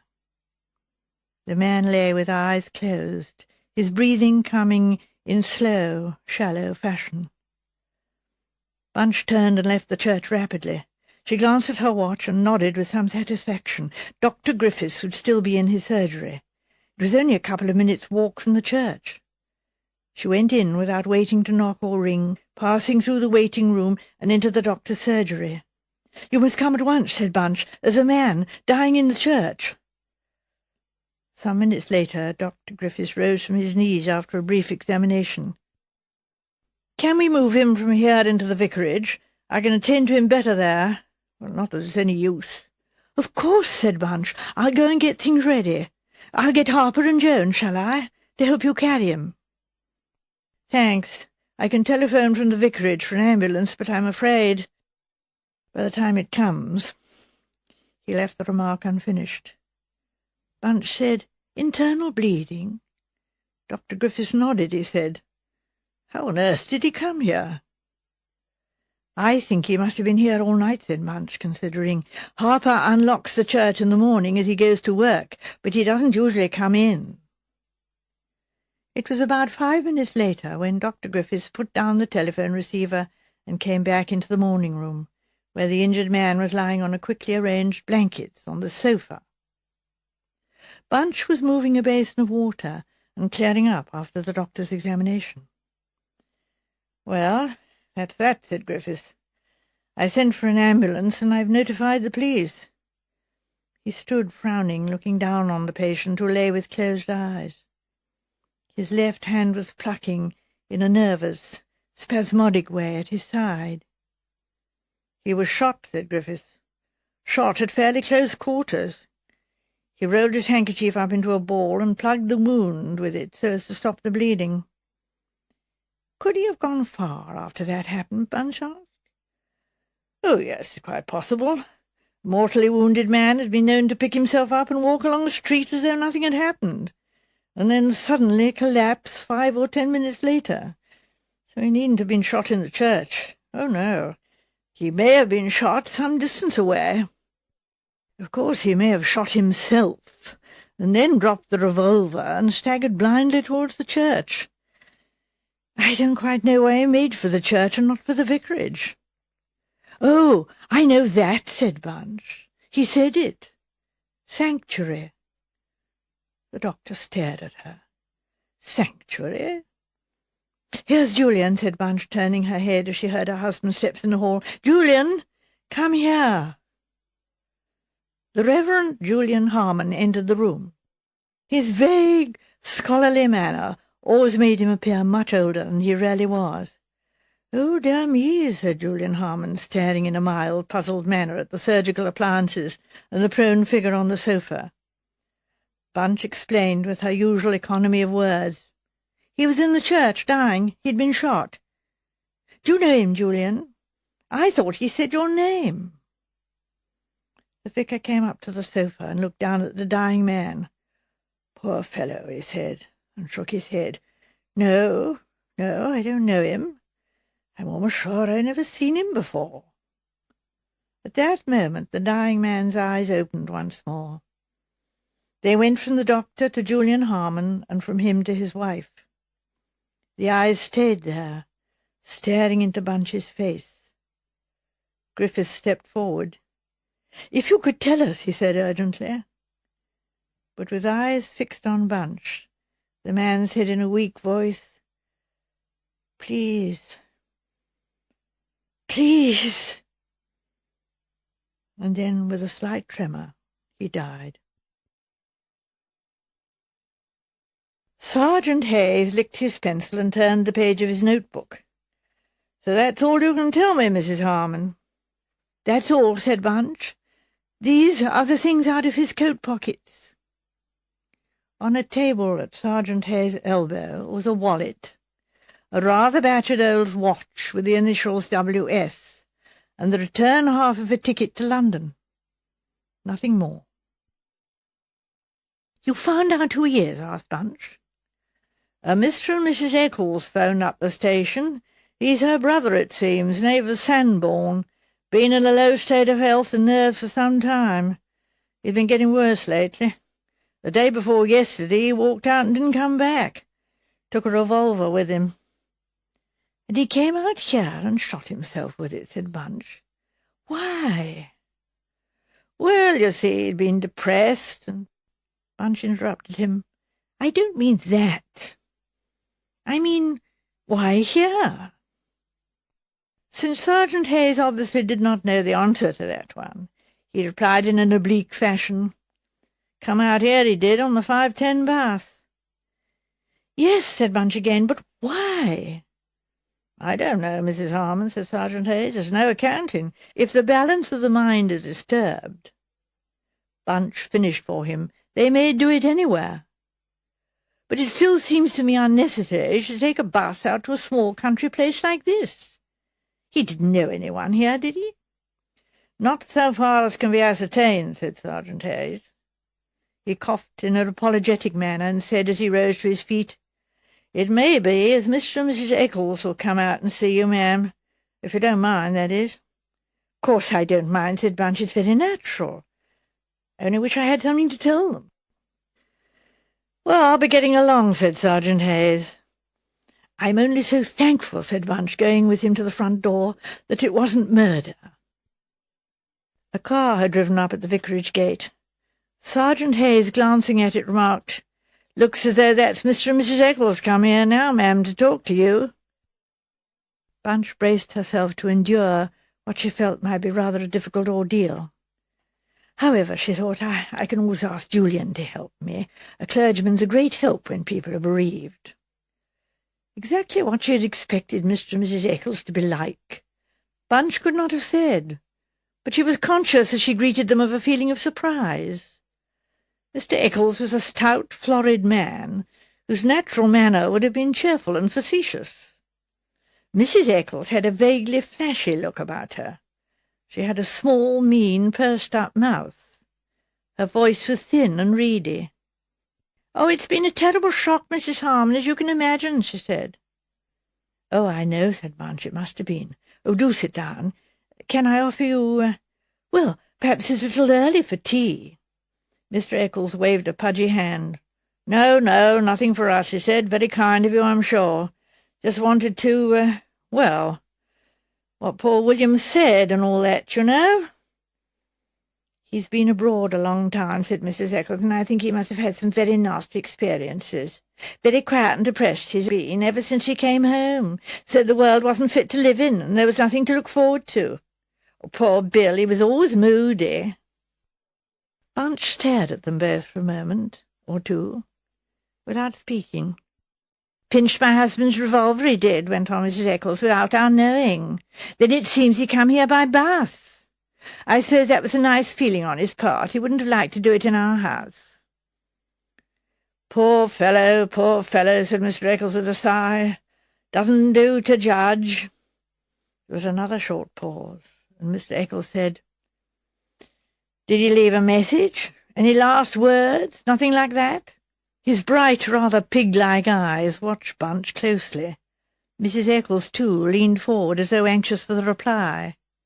"No," said Bunch quietly. "He came into the church when he was dying, for sanctuary." Mrs. Eccles said in a puzzled voice, "Sanctuary? Well, I don't think I quite—" Mr. Eccles interrupted. "Holy place, my dear," he said impatiently. "That's what the vicar's wife means. It's a sin, suicide, you know. Expect he wanted to make amends." "He tried to say something just before he died," said Bunch. "He began, 'Please,' but that's as far as he got." Mrs. Eccles put her handkerchief to her eyes and sniffed. "Oh, dear," she said. "Terribly upsetting, isn't it?" There, Pam," said her husband. "Don't take on. These things can't be helped. Poor Willie. Still he's at peace now. Well, thank you very much, Mrs. Harmon. I hope we haven't interrupted you. Vicar's wife is a busy lady, we know that." They shook hands with her.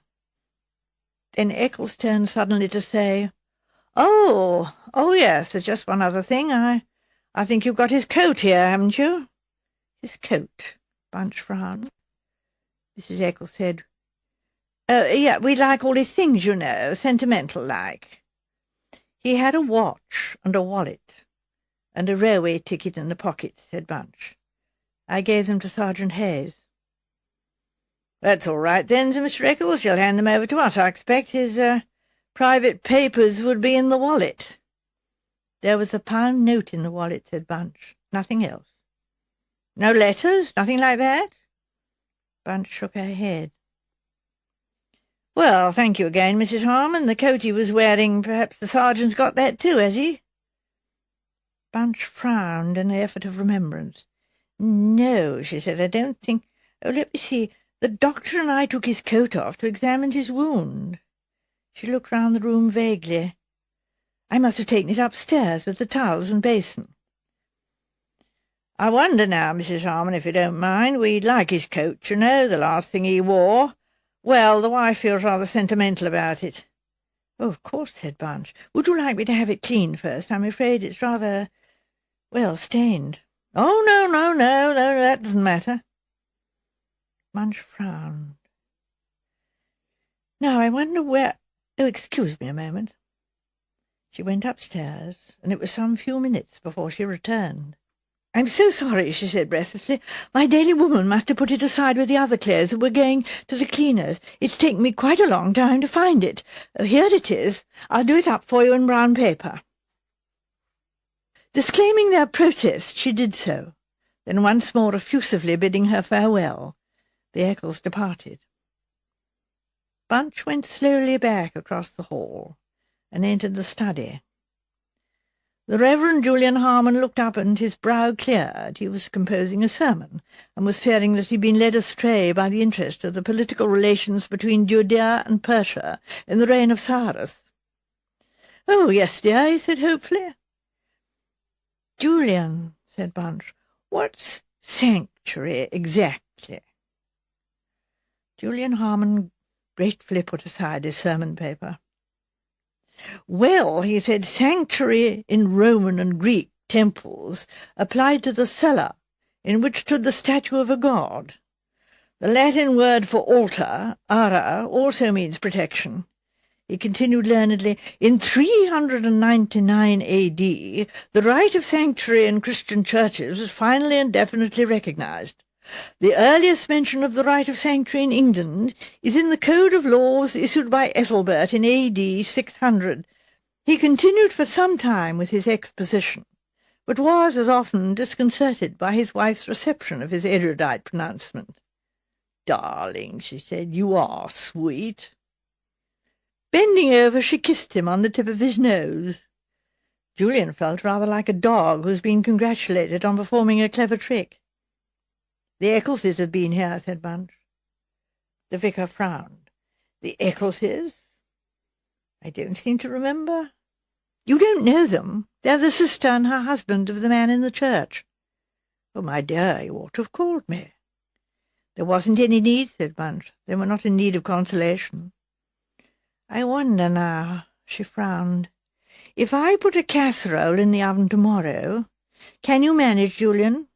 I think I shall go up to London for the sales." "The sales?" Her husband looked at her blankly. "Do you mean a yacht or a boat or something?" Bunch laughed. "No, darling. There's a special white sale at Burrows and Portman's, you know. Sheets, tablecloths and towels and glass-cloths." "I don't know what we do with our glass-cloths the way they wear through. Besides," she added thoughtfully, "I think I ought to go and see Aunt Jane." That sweet old lady, Miss Jane Marple, was enjoying the delights of the metropolis for a fortnight, comfortably installed in her nephew's studio flat. "So kind of dear Raymond," she murmured. "He and Joan have gone to America for a fortnight, and they insisted I should come up here and enjoy myself. And now, dear Bunch, do tell me what it is that's worrying you."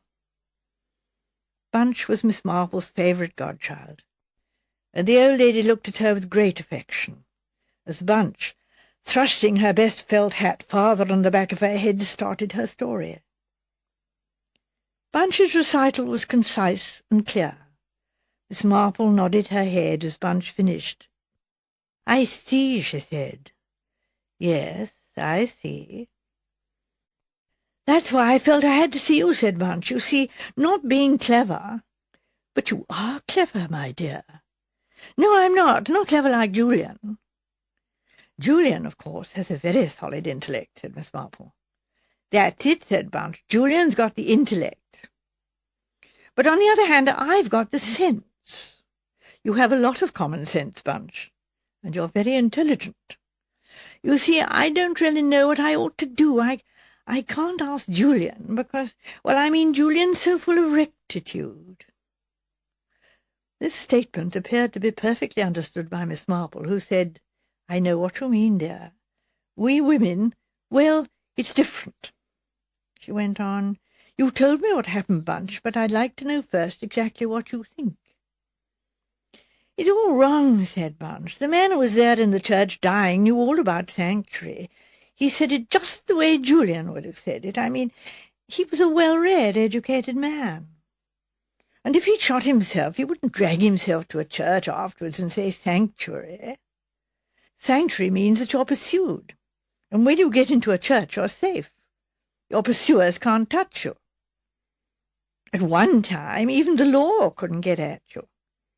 She looked questioningly at Miss Marple. The latter nodded.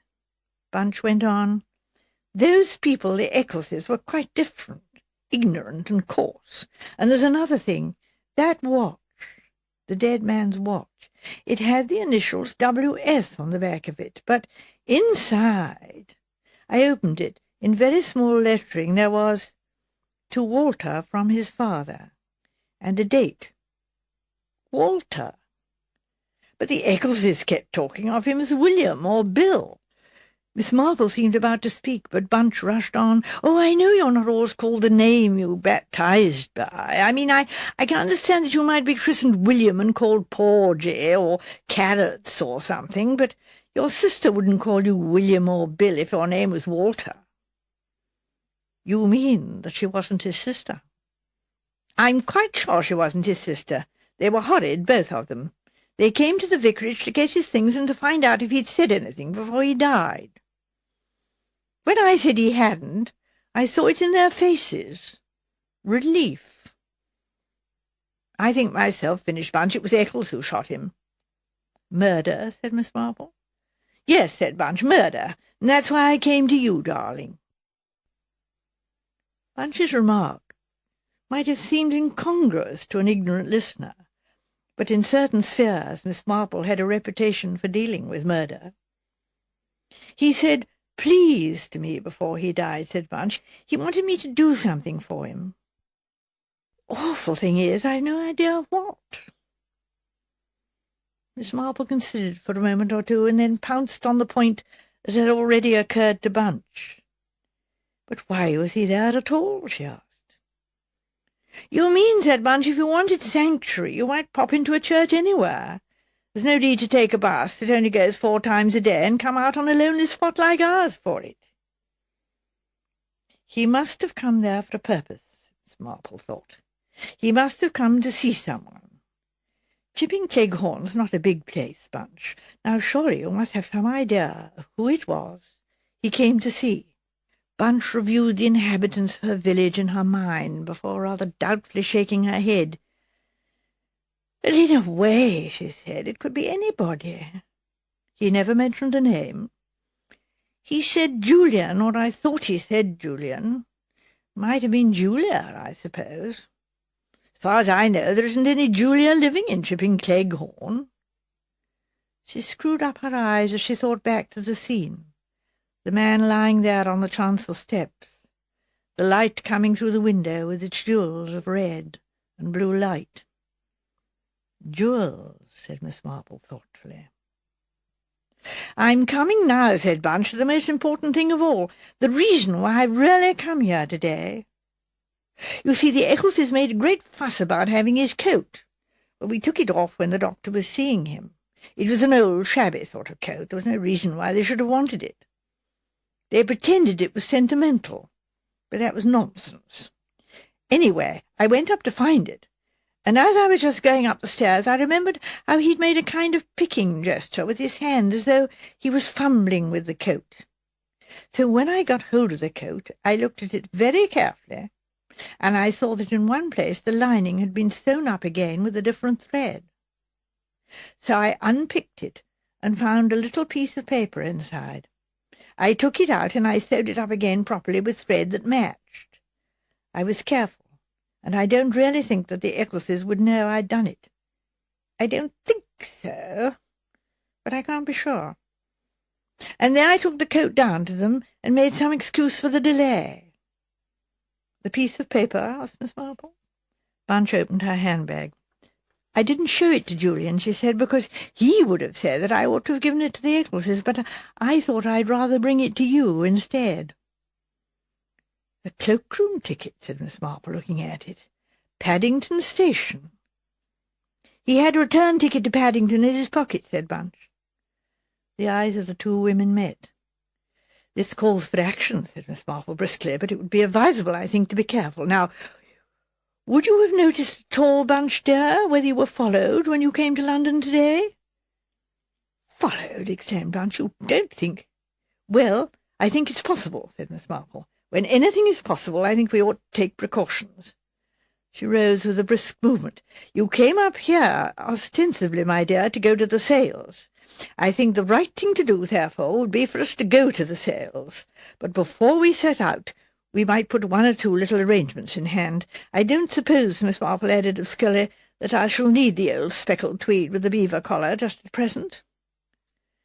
It was about an hour and a half later that the two ladies, rather the worse for wear and battered in appearance, and both clasping parcels of hardly won household linen, sat down at a small and sequestered hostelry called the Apple Bough, to restore their forces with steak and kidney pudding, followed by apple tart and custard. "Really, a pre-war quality face towel," gasped Miss Marple, slightly out of breath, "with a J on it, too. So fortunate that Raymond's wife's name is Joan. I shall put them aside until I really need them, and then they'll do for her if I pass on sooner than I expect." "I really did need the glass cloth," said Bunch, "and they were very cheap. They're not as cheap as the ones that woman with the ginger hair managed to snatch from me." A smart young woman with a lavish application of rouge and lipstick entered the Apple Bough at that moment. After looking round vaguely for a moment or two, she hurried to their table. She laid down an envelope by Miss Marple's elbow. "There you are, miss," she said briskly. "Oh, thank you, Gladys," said Miss Marple. "Thank you very much. So kind of you." "Always pleased to oblige, I'm sure," said Gladys. "Ernie always said to me, everything what's good you learned from that Miss Marple of yours that you were in service with, and I'm sure I'm always glad to oblige you, miss." "Such a dear girl," said Miss Marple as Gladys departed again, "always so willing and so kind." She looked inside the envelope and then passed it on to Bunch. "Now be very careful, my dear," she said. "By the way, is there still that nice young inspector at Melchester that I remember?" "I don't know," said Bunch. "I expect so." "Well, if not," said Miss Marple thoughtfully, "I can always ring up the chief constable. I think he would remember me." "Course he'd remember you," said Bunch. "Everybody would remember you. You're quite unique." She rose. Arrived at Paddington, Bunch went to the luggage office and produced the cloakroom ticket. A moment or two later, a rather shabby old suitcase was passed across to her, and carrying this she made her way to the platform. The journey home was uneventful. Bunch rose as the train approached Chipping Cleghorn and picked up the old suitcase. She had just left the carriage when a man, sprinting along the platform, suddenly seized the suitcase from her and rushed off with it. "Stop!" Bunch yelled. "Stop him! Stop him! He's taken my suitcase!" The ticket collector, who at this rural station was a man of somewhat slow processes, had just begun to say, "Now look here, you can't do that," when a smart blow on the chest pushed him aside, and the man with the suitcase rushed out from the station. He made his way towards a waiting car. Tossing the suitcase in, he was about to climb after it, but before he could move, a hand fell on his shoulder, and the voice of Police Constable Abel said, "Now then, what's all this?" Bunch arrived, panting from the station. "He snatched my suitcase. I just got out of the train with it." "Nonsense," said the man. "I don't know what this lady means. It's my suitcase. I just got out of the train with it." He looked at Bunch with a bovine and impartial stare. Nobody would have guessed that Police Constable Abel and Mrs. Harmon spent long half-hours in Police Constable Abel's off time discussing the respective merits of manure and bone meal for rose bushes. "You say, madam, that this is your suitcase?" said Police Constable Abel. "Yes," said Bunch, "definitely." "And you, sir?" "I say this suitcase is mine." The man was tall, dark, and well-dressed, with a drawling voice and a superior manner. A feminine voice from inside the car said, "Of course it's your suitcase, Edwin. I don't know what this woman means." "We'll have to get this clear," said Police Constable Abel. "If it's your suitcase, madam, what do you say is inside it?" "Clothes," said Bunch. "A long speckled coat with a beaver collar, 2 wool jumpers, and a pair of shoes." "Well, that's clear enough," said Police Constable Abel. He turned to the other. I am a theatrical costumier," said the dark man importantly. "The suitcase contains theatrical properties which I brought down here for an amateur performance." "Right, sir," said Police Constable Abel. "Well, we'll just look inside, shall we, and see? We can go along to the police station. If you're in a hurry, we'll take the suitcase back to the station and open it there." "It'll suit me," said the dark man. "My name is Moss, by the way, Edwin Moss." The police constable holding the suitcase went back into the station. "Just taking this into the parcels office, George," he said to the ticket collector. Police Constable Abel laid the suitcase on the counter of the parcels office and pushed back the clasp. The case was not locked. Bunch and Mr. Edwin Moss stood on either side of him, their eyes regarding each other vengefully. "Ah," said Police Constable Abel, and he pushed up the lid. Inside, neatly folded, was a long, rather shabby tweed coat with a beaver fur collar. There were also 2 wool jumpers and a pair of country shoes. "Exactly as you say, madam," said Police Constable Abel, turning to Bunch. Nobody could have said that Mr. Edwin Moss underdid things. His dismay and compunction were magnificent. "I do apologize," he said. "I really do apologize. Believe me, dear lady, when I tell you how very, very sorry I am. Unpardonable, quite unpardonable, my behaviour has been." He looked at his watch. "I must rush now. Probably my suitcase has gone on the train." Raising his hat once more, he said meltingly to Bunch, do forgive me," and rushed hurriedly out of the parcels office. "Are you going to let him get away?" asked Bunch in a conspiratorial whisper to Police Constable Abel. The latter slowly closed a bovine eye in a wink. "He won't get too far, ma'am," he said. "That's to say, he won't get far unobserved, if you take my meaning." "Oh," said Bunch, relieved. "That old lady's been on the phone," said Police Constable Abel, "the one that was down here a few years ago. Bright she is, isn't she? But there's been a lot of cooking up all to-day. Shouldn't wonder if the inspector or sergeant was out to see you about it tomorrow morning." It was the inspector who came, the Inspector Craddock whom Miss Marple remembered. He greeted Bunch with a smile as an old friend. "Crime in Chipping Cleghorn again," he said cheerfully. "You don't lack for sensation here, do you, Mrs. Harmon?" "I could do with rather less," said Bunch. "Have you come to ask me questions, or are you going to tell me things for a change?" "I'll tell you some things first," said the inspector. "To begin with, Mr. and Mrs. Eccles have been having an eye kept on them for some time. There's reason to believe they've been connected with several robberies in this part of the world. For another thing, although Mrs. Eccles has a brother called Sanborn, who has recently come back from abroad, the man you found dying in the church yesterday was definitely not Sanborn." "I knew that he wasn't," said Bunch. "His name was Walter, to begin with, not William." The inspector nodded. "His name was Walter St. John, and he escaped 48 hours ago from Paddington prison." "Of course," said Bunch softly to herself, "he was being hunted down by the law, and he took sanctuary." Then she asked, "What had he done?" "I'll have to go back rather a long way. It's a complicated story. Several years ago there was a certain dancer doing turns at the music halls. I don't suppose you'll ever have heard her, but she specialised in an Arabian Night turn, Aladdin in the Cave of Jewels, it was called. She wore bits of rhinestone and not much else. She wasn't much of a dancer, I believe, but she was, attractive.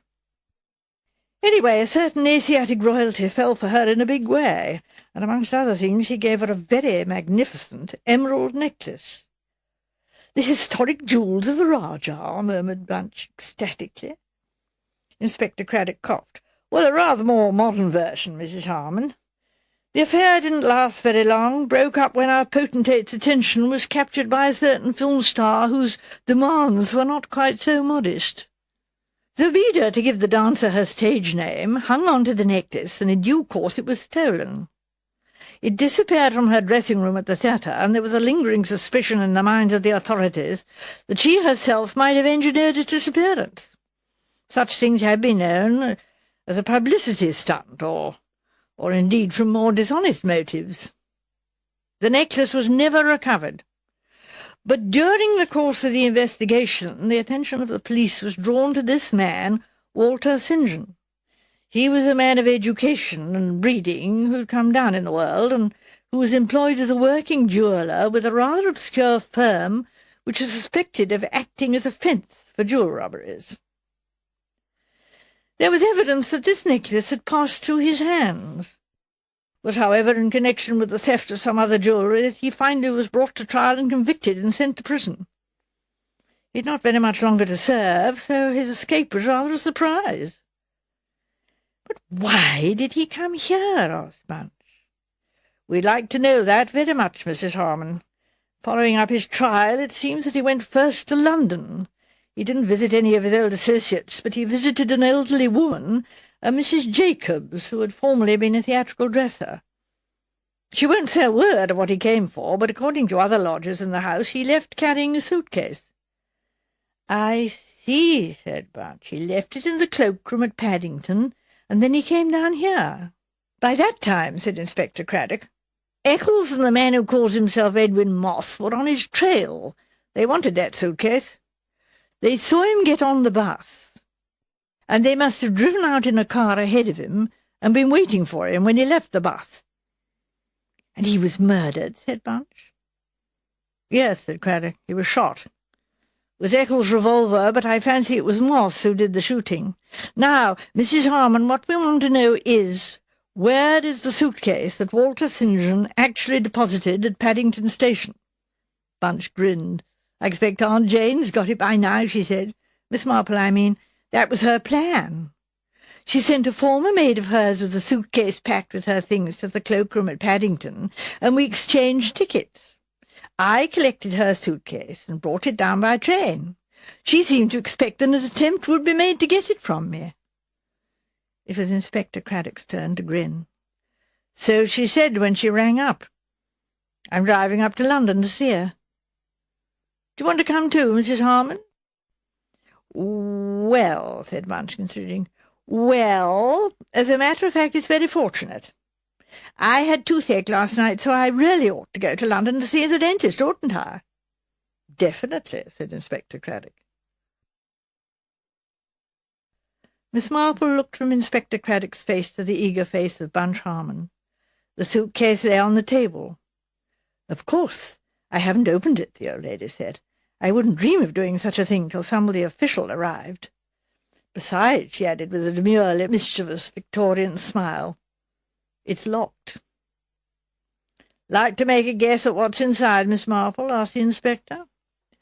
"I should imagine, you know," said Miss Marple, "that it would be Zerbeda's theatrical costumes. Would you like a chisel, Inspector?" The chisel soon did its work. Both women gave a slight gasp as the lid flew up. The sunlight coming through the window lit up what seemed like an inexhaustible treasure of sparkling jewels, red, blue, green, orange. "Aladdin's cave," said Miss Marple. "The flashing jewels the girl wore to dance." "Ah," said Inspector Craddock. "Now, what's so precious about it, do you think, that a man was murdered to get hold of it?" "She was a shrewd girl, I expect," said Miss Marple thoughtfully. "She's dead, isn't she, Inspector?" "Yes, died 3 years ago." "She had this valuable emerald necklace," said Miss Marple musingly, "had the stones taken out of their setting and fastened here and there on her theatrical costume, where everyone would take them for merely coloured rhinestones. Then she had a replica made of the real necklace, and that, of course, was what was stolen. No wonder it never came on the market. The thief soon discovered the stones were false." "Here's an envelope," said Bunch, pulling aside some of the glittering stones. Inspector Craddock took it from her and extracted 2 official-looking papers from it. He read aloud, "Marriage certificate between Walter Edmund St. John and Mary Moss." That was Zebeda's real name. "So they were married," said Miss Marple. "I see." "What's the other?" asked Bunch. "A birth certificate of a daughter, Jewel." "Jewel!" cried Bunch. "Why, of course! Jewel! Jill!" "That's it, I see now why he came to Chipping Cleghorn. That's what he was trying to say to me. Jewel! The Mundays, you know, Laburnum Cottage. They look after a little girl for someone. They're devoted to her. She's been like their own granddaughter. Yes, I remember now, her name was Jewel. Only, of course, they called her Jill." Mrs. Mundy had a stroke about a week ago, and the old man's been very ill with pneumonia, and they were both going to go to the infirmary. I've been trying hard to find a good home for Jill somewhere. I don't want her taken away to an institution. I suppose her father heard about it in prison, and he managed to break away and get hold of this suitcase from the old dresser he or his wife left it with. I suppose if the jewels really belong to our mother, they can be used for the child now. I should imagine so, Mrs. Harmon, if they're here. Oh, they'll be here all right, said Miss Marple cheerfully. Oh, thank goodness you're back, dear, said the Reverend Julian Harmon, greeting his wife with affection and sigh of content. Mrs. Burt always tries to do her best when you're away, but she really gave me some very peculiar fish cakes for lunch. I didn't want to hurt her feelings, so I gave them to Tiglath-Pileser, but even he wouldn't eat them, so I had to throw them out of the window. Tiglath-Pileser, said Bunch, stroking the vicarage cat, who was purring against her knee, is very particular about what fish he eats. I often tell him he's got a proud stomach. And your tooth, dear, did you have it seen to? Yes, said Bunch, it didn't hurt much, and I went to see Aunt Jane again, too. Dear old thing, said Julian.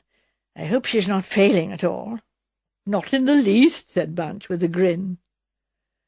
The following morning, Bunch took a fresh supply of chrysanthemums to the church. The sun was once more pouring through the east window, and Bunch stood in the jewelled light on the chancel steps. She said very softly under her breath, "Your little girl will be all right. I'll see that she is. I promise." Then she tidied up the church, slipped into a pew, and knelt for a few moments to say her prayers, before returning to the vicarage to attack the piled-up chores of 2 neglected days.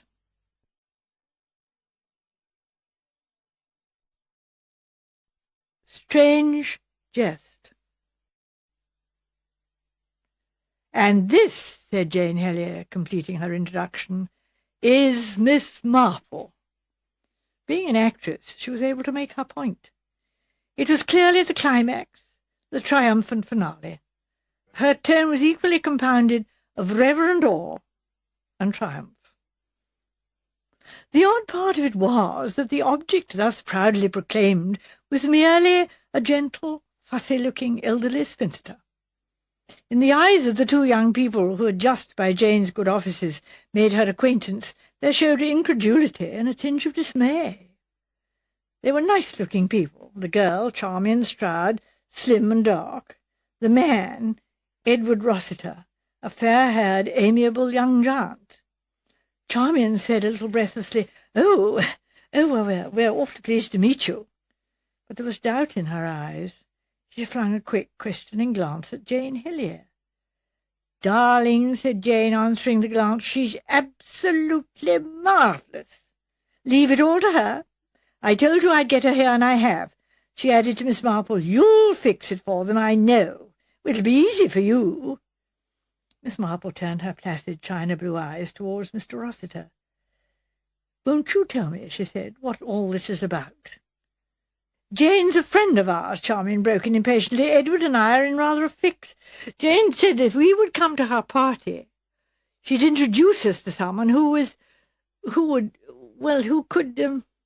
Edward came to the rescue. "Jane tells us you're the last word in sleuth, Miss Marple." The old lady's eyes twinkled, but she protested modestly. "Oh, no, nothing of the kind. It's just that, living in a village as I do, one gets to know so much about human nature, but really you've made me quite curious." "Well, now, do tell me your problem."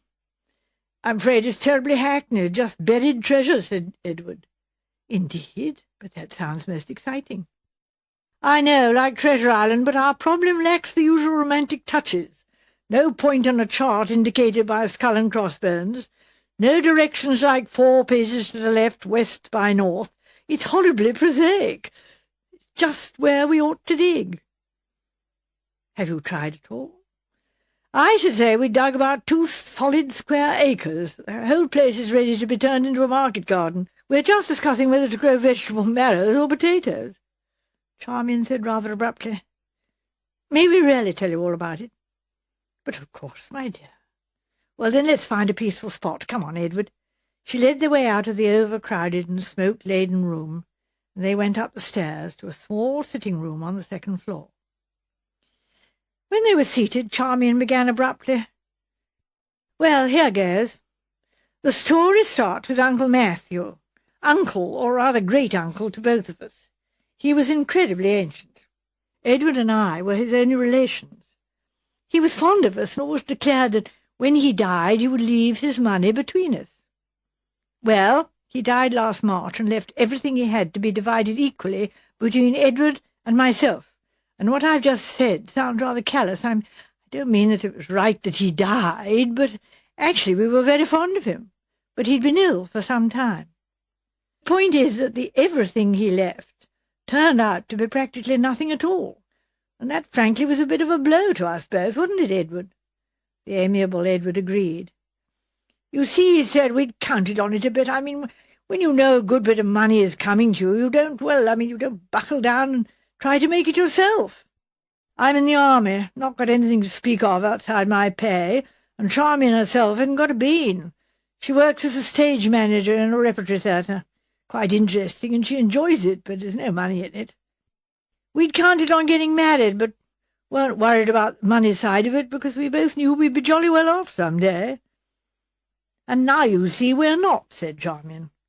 What's more, Anstey's, that's the family place, and Edward and I both love it, will probably have to be sold. And Edward and I feel we just can't bear that. But if we don't find Uncle Matthew's money, we shall have to sell.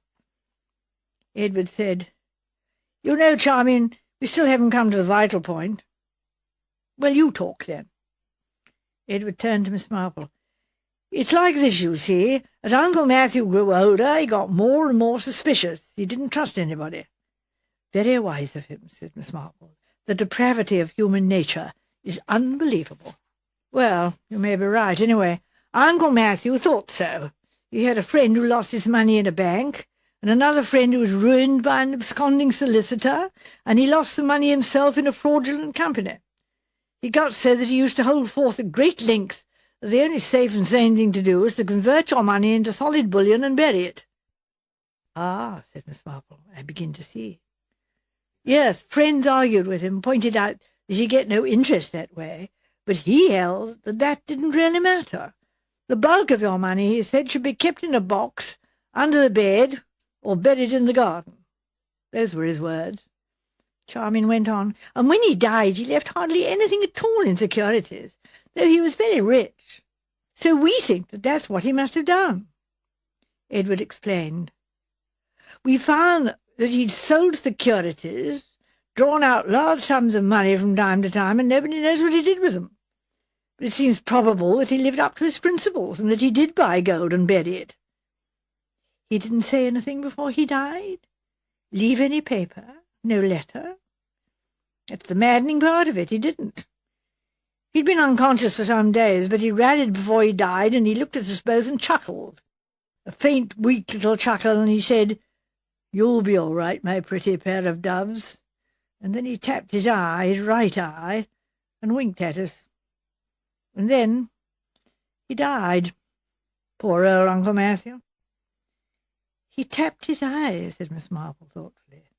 Edward said eagerly, Does that convey anything to you? Made me think of Arsène Lupin's story, where there was something hidden in a man's glass eye, but Uncle Matthew didn't have a glass eye. Miss Marple shook her head. No, I can't think of anything at the moment. Charmian said disappointedly, Jane told us that you'd say at once where to dig. Miss Marple smiled. I'm not quite a conjurer, you know. I didn't know your uncle or what sort of man he was, and I don't know the house or the grounds. Charmian said, Well, if you did know them. Well, it must be quite simple, really, mustn't it, said Miss Marple. Simple, said Charmian. You come down to Anstey's and see if it's simple. It's possible that she didn't mean the invitation to be taken seriously, but Miss Marple said briskly, Well, really, my dear, that's very kind of you. I've always wanted to have the chance of looking for buried treasure, and, she added, looking at them with a beaming late Victorian smile, with a love interest, too. You see, said Charmian, gesturing dramatically. They'd just completed a grand tour of Anstey's. They'd been round the kitchen garden, heavily trenched.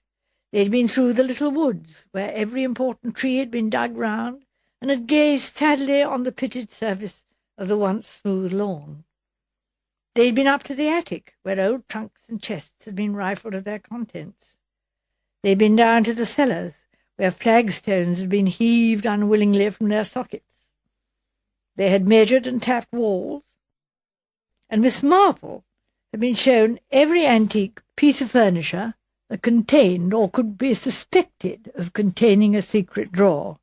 On a table in the morning-room there were a heap of papers, all the papers that the late Matthew Stroud had left.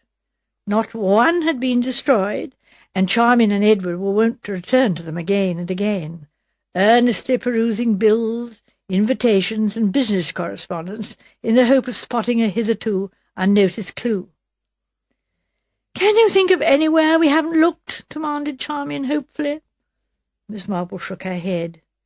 "You seem to have been very thorough, my dear.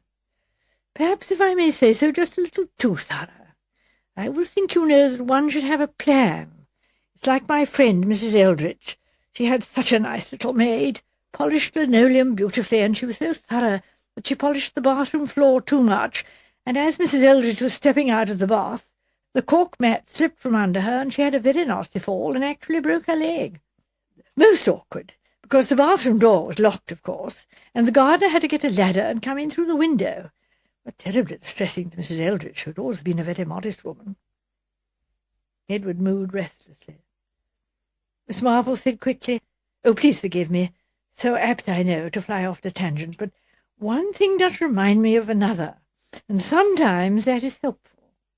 All I was trying to say was that perhaps if we tried to sharpen our wits and think of a likely place—" Edward said crossly, "Well, you think of one, Miss Marple. Charmian's brains and mine are now only beautiful blanks." "Dear, dear, of course. Most tiring for you. If you don't mind, I'll just look through all this." She indicated the papers on the table. "That is, if there's nothing private. I don't want to appear to pry." "Oh, that's all right, but I'm afraid you won't find anything." She sat down by the table and methodically worked through the chief of documents. As she replaced each one, she sorted them automatically into tidy little heaps. When she'd finished, she sat staring in front of her for some minutes. Edward asked, not without a touch of malice, "Well, Miss Marple?" Miss Marple came to herself with a little start. I beg your pardon. Most helpful. You found something relevant?" "Oh, no, nothing like that, but I do believe I know what sort of a man your Uncle Matthew was. Rather like my own Uncle Henry, I think, fond of rather obvious jokes. A bachelor, evidently. I wonder why. Perhaps an early disappointment. Methodical up to a point, but not very fond of being tied up. So few bachelors are." Behind Miss Marple's back, Charmian made a sign to Edward. It said, "She's gaga." Miss Marple was continuing happily to talk of her deceased Uncle Henry. Very fond of puns he was, and to some people puns are most annoying. A mere play upon words may be very irritating. He was a suspicious man, too, always was convinced the servants were robbing him, and sometimes, of course, they were, but not always. Grew upon him, poor man. Towards the end he suspected them of tampering with his food, and finally refused to eat anything but boiled eggs. Said nobody could tamper with the inside of a boiled egg. Oh, dear Uncle Henry, he used to be such a merry soul at one time. Very fond of his coffee after dinner. He always used to say, 'This coffee is very Moorish,' meaning, you know, that he'd like a little more." Edward felt that if he heard any more about Uncle Henry, he'd go mad. "Fond of young people, too," went on Miss Marple, "but inclined to tease them a little, if you know what I mean. Used to put bags of sweets where a child just couldn't reach them." Casting politeness aside, Charmian said, "I think he sounds horrible." "Oh, no, dear, just an old bachelor, you know, and not used to children, and he wasn't at all stupid, really. He used to keep a good deal of money in the house, and he had a safe put in. Made a great fuss about it, and how very secure it was, and as a result of his talking so much, Burglars broke in one night and actually cut a hole in the safe with a chemical device. Served him right, said Edward. Oh, but there was nothing in the safe, said Miss Marple. You see, he really kept the money somewhere else, behind some volumes of sermons in the library, as a matter of fact. He said people never took a book of that kind out of the shelf. Edward interrupted excitedly. I say, well, that's an idea. What about the library? But Charmian shook a scornful head. Do you think I hadn't thought of that? I went through all the books Tuesday of last week, and when you went over to Portsmouth, took them all out, shook them. Nothing there. Edward sighed. Then, rousing himself, he endeavoured to rid himself tactfully of their disappointing guest. Oh, well, it's been awfully good of you to come down as you have and try to help us. I'm sorry it's all been a washout. I feel we've trespassed a lot on your time. However, I'll get the car out and you'll be able to catch the 3:30. Oh, said Miss Marple, but we've got to find the money, haven't we? You mustn't give up, Mr. Rossiter. If at first you don't succeed, try again. You mean you're going to go on trying? Strictly speaking, said Miss Marple, I haven't begun yet. First catch your hare, as Mrs. Beeton says in her cookery book. A wonderful book, but terribly expensive. Most of the recipes begin, take a quart of cream and a dozen eggs. Oh, well, now let me see, where was I? Oh, yes. Well, we have, so to speak, caught our hare, the hare being, of course, your Uncle Matthew, and we've only got to decide now where he would have hidden the money. It ought to be quite simple. Simple? Demanded Charmian. Oh, yes, dear. I'm sure he would have done the obvious thing. A secret drawer. That's my solution. Edward said dryly, you couldn't put bars of gold in a secret drawer. No, of course not, but there's no reason to believe the money is in gold. He always used to say, so did my Uncle Henry about his safe, so I should strongly suspect that was just a blind.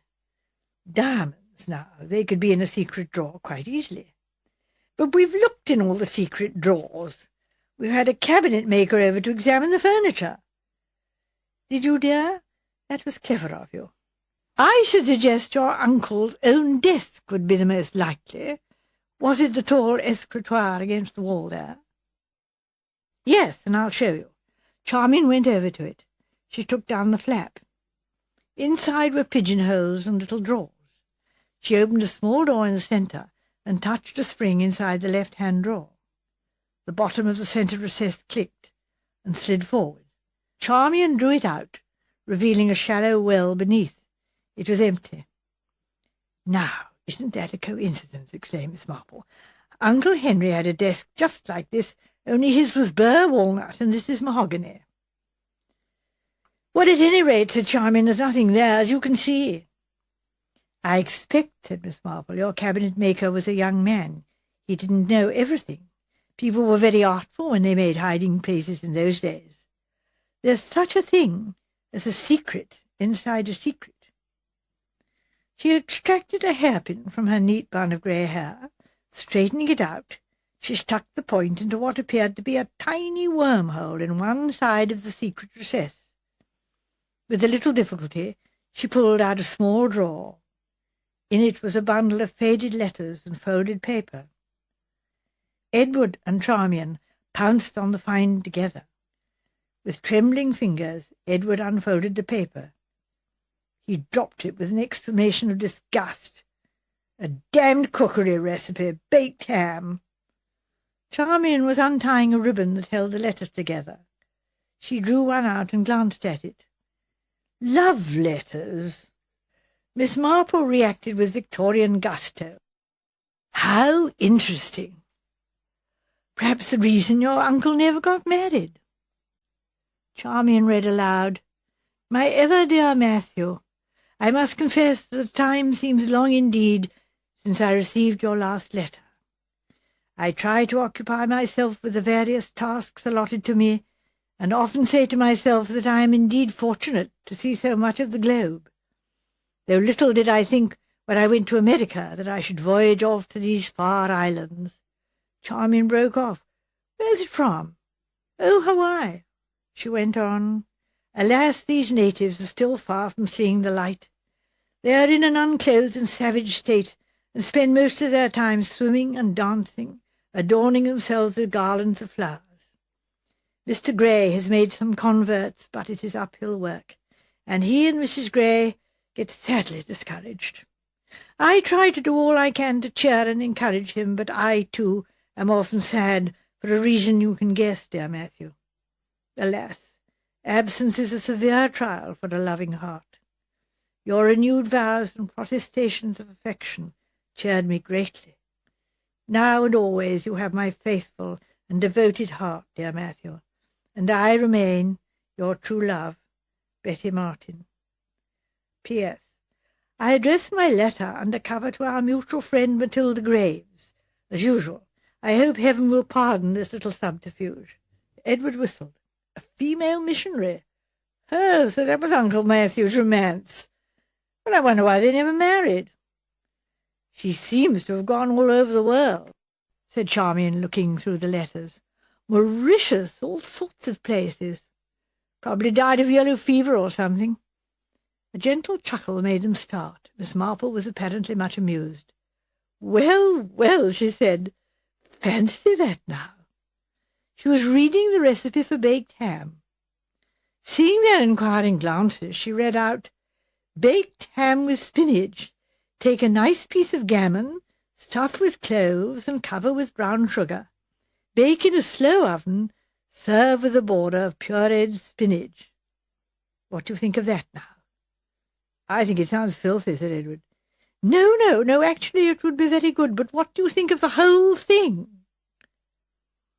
A sudden ray of light illuminated Edward's face. Do you think it's a code? A cryptogram of some kind? He seized it. Now look here, Charmian, it might be, you know. No reason for putting a cooking recipe in a secret drawer otherwise. Exactly, said Miss Marple. Very, very significant. Charmian said, I know what it might be, invisible ink. Let's heat it. Turn on the electric fire. Edward did so, but no signs of writing appeared under the treatment. Miss Marple coughed. I really think, you know, that you're making it rather too difficult. The recipe is only an indication, so to speak. It is, I think, the letters that are significant. The letters? Especially, said Miss Marple, the signature. But Edward hardly heard her. He called excitedly, Charmian, come here, she's right. See, the envelopes are old, right enough, but the letters themselves are written much later. Exactly, said Miss Marple. They're only fake old. I bet anything old Uncle Matt faked them himself. Precisely, said Miss Marple. The whole thing's a sell. There never was a female missionary. It must be a code. My dear, dear children, there's really no need to make it all so difficult. Your uncle was really a very simple man. He had to have his little joke, that was all. For the first time they gave her their full attention. Just exactly what do you mean, Miss Marple, our Charmian? I mean, dear, that you're actually holding the money in your hand this minute. Charmian stared down. The signature, dear, that gives the whole thing away. The recipe is just an indication. Shorn of all the cloves and brown sugar, and the rest of it, what is it actually? Why, gammon and spinach, to be sure. Gammon and spinach, meaning nonsense. So it's clear that it's the letters that are important. And then if you take into consideration what your uncle did just before he died, he tapped his eye, you said. Well, there you are. That gives you the clue, you see. Charmian said, Are we mad, or are you? Surely, my dear, you must have heard the expression meaning that something is not a true picture, or has it quite died out nowadays? All my eye and Betty Martin. Edward gasped, his eyes falling to the letter in his hand. Betty Martin? Of course, Mr. Rossiter. As you have just said, there wasn't any such person. The letters were written by your uncle, and I dare say he got a lot of fun out of writing them. As you say, the writing on the envelopes is much older. In fact, the envelope couldn't belong to the letters anyway, because the postmark of the one you are holding is 1851. She paused. She made it very emphatic. 1851. And that explains everything, doesn't it? Not to me, said Edward. Well, of course, said Miss Marple, I dare say it wouldn't to me if it weren't for my great-nephew Lionel. Such a dear little boy and a passionate stamp collector. Knows all about stamps. It was he who told me about the rare and expensive stamps and that a wonderful new find had come up for auction. And I actually remember his mentioning one stamp. An 1851 blue 2-cent. It realized something like $25,000, I believe. Fancy. I should imagine that the other stamps were something also rare and expensive. No doubt your uncle bought through dealers and was careful to cover his tracks, as they say in detective stories. Edward groaned. He sat down and buried his face in his hands. "What's the matter?" demanded Charmian. "Nothing. It's only the awful thought that but for Miss Marple we might have burnt these letters in a decent, gentlemanly way." "Ah," said Miss Marple, "that's just what these old gentlemen who are fond of their jokes never realize. Uncle Henry, I remember, sent a favourite niece a £5 note for a Christmas present. He put it in a Christmas card, gummed the card together, and wrote on it, 'Love and best wishes. Afraid this is all I can manage this year.' She, poor girl, was annoyed at what she thought was his meanness and threw it straight into the fire. Well, then, of course, he had to give her another." Edward's feelings towards Uncle Henry had suffered an abrupt and complete change. "Miss Marple," he said, "I'm going to get a bottle of champagne. We'll all drink the health of your Uncle Henry."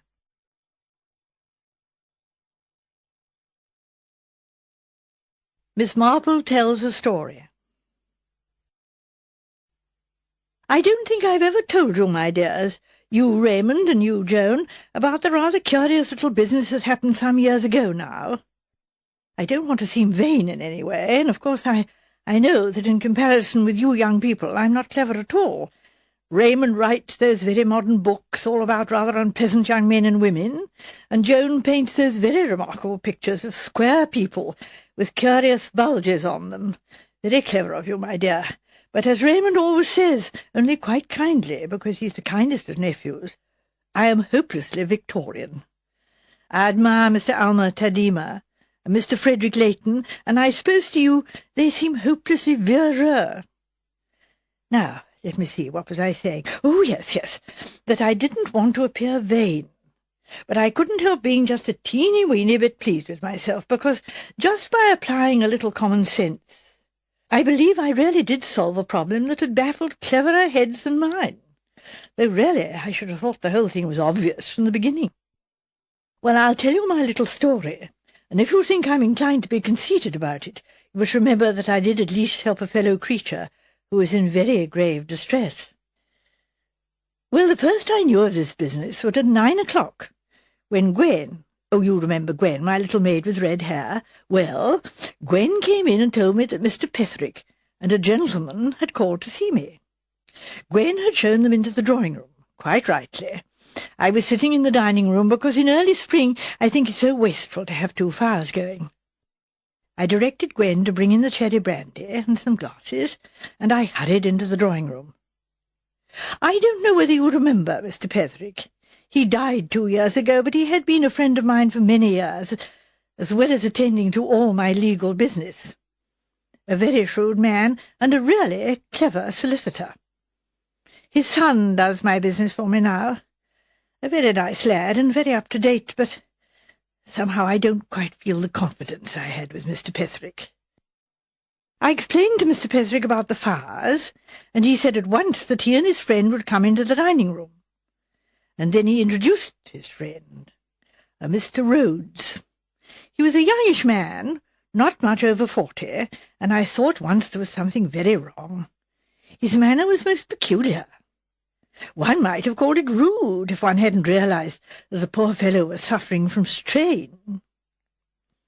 When we were settled in the dining-room, and Gwen had brought the cherry brandy, Mr. Petherick explained the reason for his visit. "Miss Marple," he said, "you must forgive an old friend for taking a liberty. What I have come here for is a consultation." I couldn't understand at all what he meant, and he went on, "In case of illness, one likes 2 points of view, that of the specialist and that of the family physician. It is a fashion to regard the former as of more value, but I am not sure that I agree. The specialist has experience only in his own subject. The family doctor has, perhaps, less knowledge, but a wider experience." I knew just what he meant, because a young niece of mine, not long before, had hurried her child off to a very well-known specialist in skin diseases, without consulting her own doctor, whom she considered an old dodderer, and the specialist had ordered some very expensive treatment, and later found that all the child was suffering from was a rather unusual form of measles. I just mentioned this, though I have a horror of digressing, to show that I appreciate Mr. Petherick's point, but I still hadn't any idea what he was driving at.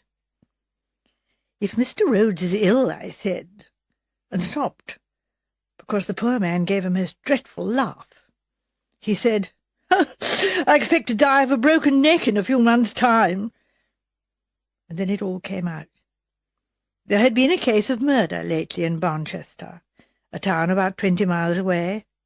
I'm afraid I hadn't paid much attention to it at the time, because we'd been having a lot of excitement in the village about our district nurse. An outside occurrence is like an earthquake in India, and a murder in Barnchester, although, of course, far more important really, had given way to our own little local excitement. I'm afraid villages are like that. Still, I did remember having read about a woman having been stabbed in a hotel, though I hadn't remembered her name. But now it seems that this woman had been Mr. Rhodes's wife, and as if that wasn't bad enough, he was actually under suspicion of having murdered her himself. All this Mr. Petherick explained to me very clearly, saying that, although the coroner's jury had brought in a verdict of murder by a person or persons unknown, Mr. Rhodes had reason to believe that he would probably be arrested within a day or two, and he had come to Mr. Petherick and placed himself in his hands.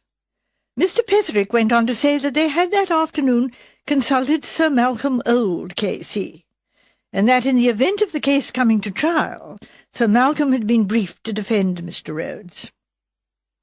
Sir Malcolm was a young man, Mr. Petherick said, very up-to-date in his methods, and he had indicated a certain line of defence. But with that line of defence, Mr. Petherick was not entirely satisfied. "You see, my dear lady," he said, "it's tainted with what I call the specialist's point of view. Give Sir Malcolm a case, and he sees only one point, the most likely line of defence. But even the best line of defence may ignore completely what is, to my mind, the vital point. It takes no account of what actually happened." Then he went on to say some very kind and flattering things about my acumen and judgment and my knowledge of human nature, and asked permission to tell me the story of the case in the hopes that I might be able to suggest some explanation. I could see that Mr. Rhodes was highly sceptical of my being of any use, and he was annoyed at being brought here. But Mr. Petherick took no notice, and proceeded to give me the facts of what occurred on the night of March the 8th. Mr. and Mrs. Rhodes had been staying at the Crown Hotel in Barnchester. Mrs. Rhodes, who, so I gathered from Mr. Petherick's careful language, was perhaps just a shade of a hypochondriac, had retired to bed immediately after dinner. She and her husband occupied adjoining rooms with a connecting door. Mr. Rhodes, who is writing a book on prehistoric flints, settled down to work in the adjoining room. At 11 o'clock he tidied up his papers and prepared to go to bed. Before doing so, he just glanced into his wife's room to make sure that there was nothing she wanted.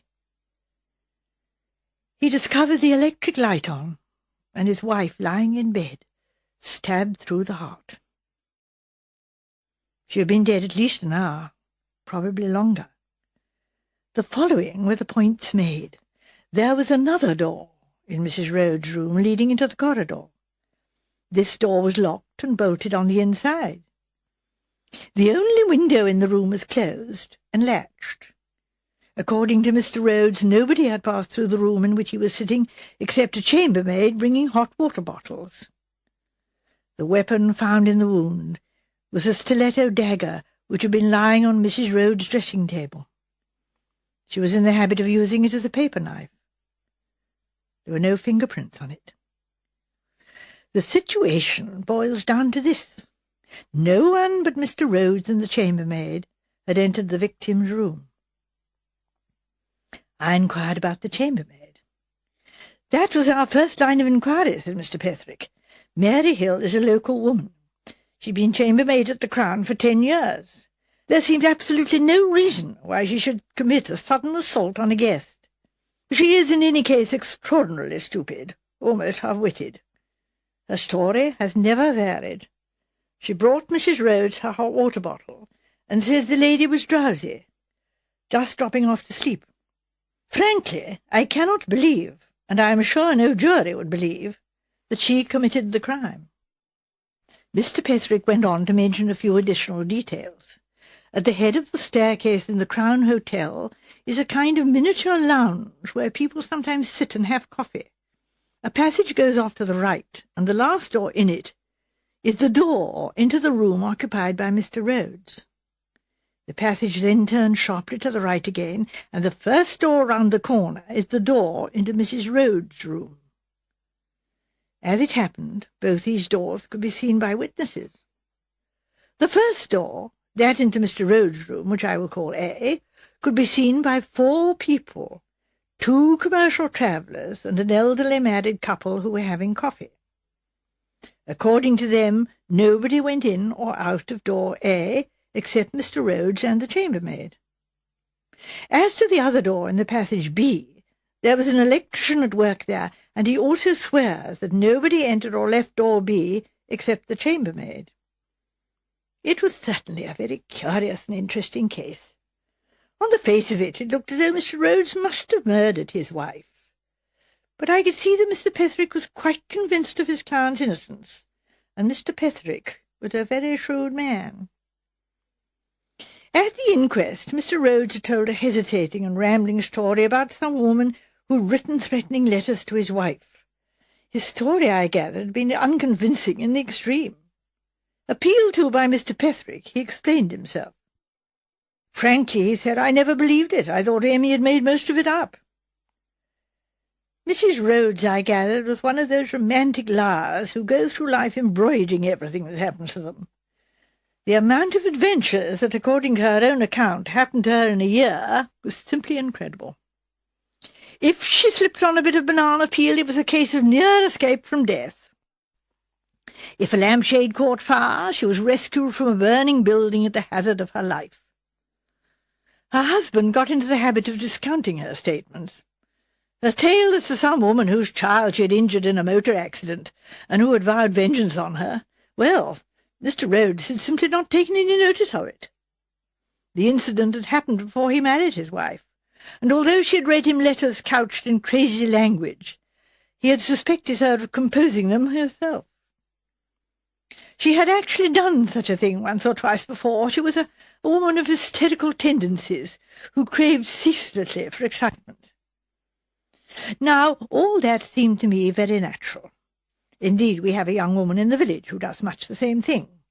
The danger with such people is that when anything at all extraordinary really does happen to them, nobody believes they are speaking the truth. It seemed to me that that's what had happened in this case.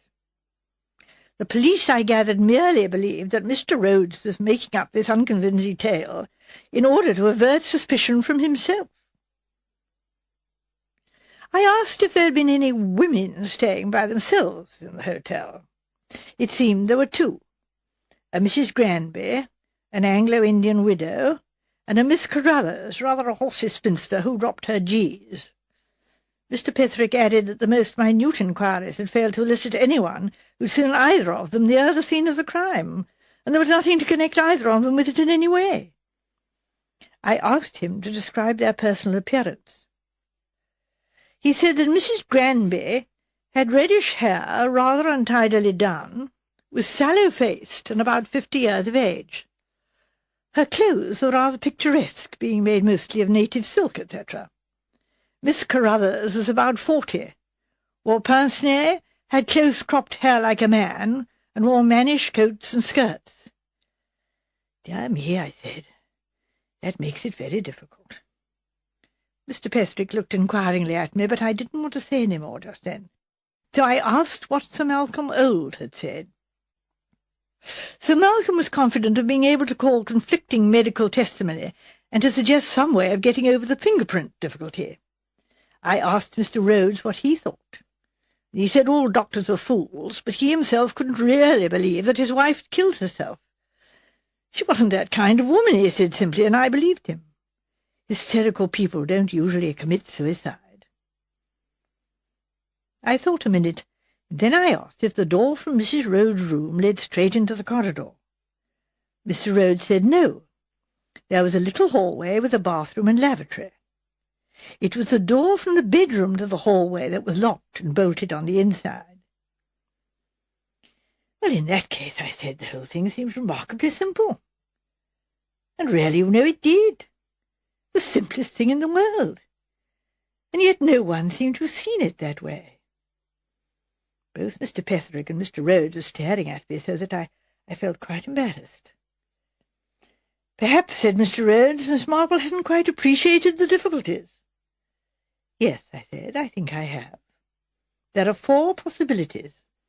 Either Mrs. Rhodes was killed by her husband, or by the chambermaid, or she committed suicide, or she was killed by an outsider whom nobody saw enter or leave. And that's impossible, Mr. Rhodes broke in. Nobody could come in or go out through my room without my seeing them. And even if anyone did manage to come in through my wife's room without the electrician seeing them, how the devil could they get out again, leaving the door locked and bolted on the inside? Mr. Petherick looked at me and said, "Well, Miss Marple," in an encouraging manner. "I should like," I said, "to ask a question. Mr. Rhodes, what did the chambermaid look like?" He said he wasn't sure. She was tallish, he thought. He didn't remember if she was fair or dark. I turned to Mr. Petherick and asked the same question. He said she was of medium height, had fairish hair and blue eyes, and rather a high colour. Mr. Rhodes said, "You're a better observer than I am, Petherick." I ventured to disagree. I then asked Mr. Rhodes if he could describe the maid in my house. Neither he nor Mr. Petherick could do so. "Don't you see what that means?" I said. "You both came here full of your own affairs, and the person who let you in was only a parlour-maid. The same applies to Mr. Rhodes at the hotel. He saw her uniform and her apron, and he was engrossed by his work. But Mr. Petherick has interviewed the same woman in a different capacity. He has looked at her as a person. That's what the woman who did the murder counted upon." As they still didn't see, I had to explain. "I think," I said, "that this is how it went. The chambermaid came in by the door, A, passed through Mr. Rhodes' room into Mrs. Rhodes' room with the hot water bottle, and went out through the hallway into passage B. X, as I would call our murderess, came in by door B into the little hallway, concealed herself in a certain apartment, and waited until the chambermaid had passed out. Then she entered Mrs. Rhodes' room, took the stiletto from the dressing-table. She had doubtless explored the room earlier in the day, went up to the bed, stabbed the dozing woman, wiped the handle of the stiletto, locked and bolted the door by which she had entered, and then passed out through the room where Mr. Rhodes was working. Mr. Rhodes cried out, "But I should have seen her! The electrician would have seen her go in." "No," I said, "that's where you're wrong. You wouldn't see her, not if she were dressed as a chambermaid." I let it sink in, and then I went on. "You were engrossed in your work. Out of the tail of your eye, you saw a chambermaid come in, go into your wife's room, come back, and go out. It was the same dress, but not the same woman. That's what the people having coffee saw. A chambermaid go in, and a chambermaid come out. The electrician did the same. I dare say if a chambermaid were very pretty, a gentleman might notice her face, human nature being what it is. But if she were just an ordinary middle-aged woman, well, it would be the chambermaid's dress you would see." not the woman herself. Mr. Rhodes cried, "Who was she?" "Well," I said, "this is going to be a little difficult. It must either be Mrs. Granby or Miss Carruthers. Mrs. Granby sounds as though she might wear a wig normally, so she could wear her own hair as a chambermaid. On the other hand, Miss Carruthers, with her close-cropped mannish head, might easily put on a wig to play her part. I dare say you will find out easily enough which of them it is. Personally, I incline myself to think it will be Miss Carruthers. And really, my dears, that is the end of the story. Carruthers was a false name, but she was the woman all right. There was insanity in her family. Mrs. Rhodes, who was a most reckless and dangerous driver, had run over her little girl, and it had driven the poor woman off her head. She concealed her madness very cunningly, except for writing distinctly insane letters to her intended victim. She had been following her about for some time, and she laid her plans very cleverly. The false hair and maid's dress she posted in a parcel first thing the next morning. When taxed with the truth, she broke down and confessed at once. The poor thing is in Broadmoor now, completely unbalanced, of course, but a very cleverly planned crime. Mr. Petherick came to me afterwards and brought me a very nice letter from Mr. Rhodes, but it really made me blush. Then my old friend said to me, "Just one thing. Why did you think it was more likely to be Carruthers than Granby? You've never seen either of them." "Well," I said, "it was the G's. You said she dropped her G's. Now, that's done by a lot of hunting people in books, but I don't know many people who do it in reality, and certainly no one under 60. You said this woman was 40. Those dropped G's sounded to me like a woman who was playing a part and overdoing it." I shan't tell you what Mr. Petherick said to that, but he was very complimentary, and I really couldn't help feeling just a teeny-weeny bit pleased with myself. And it's extraordinary how things turn out for the best in this world. Mr. Rhodes is married again, such a nice, sensible girl, and they've got a dear little baby, and, well, what do you think? They've asked me to be godmother. Wasn't it nice of them? Now, I do hope you don't think I've been running on too long.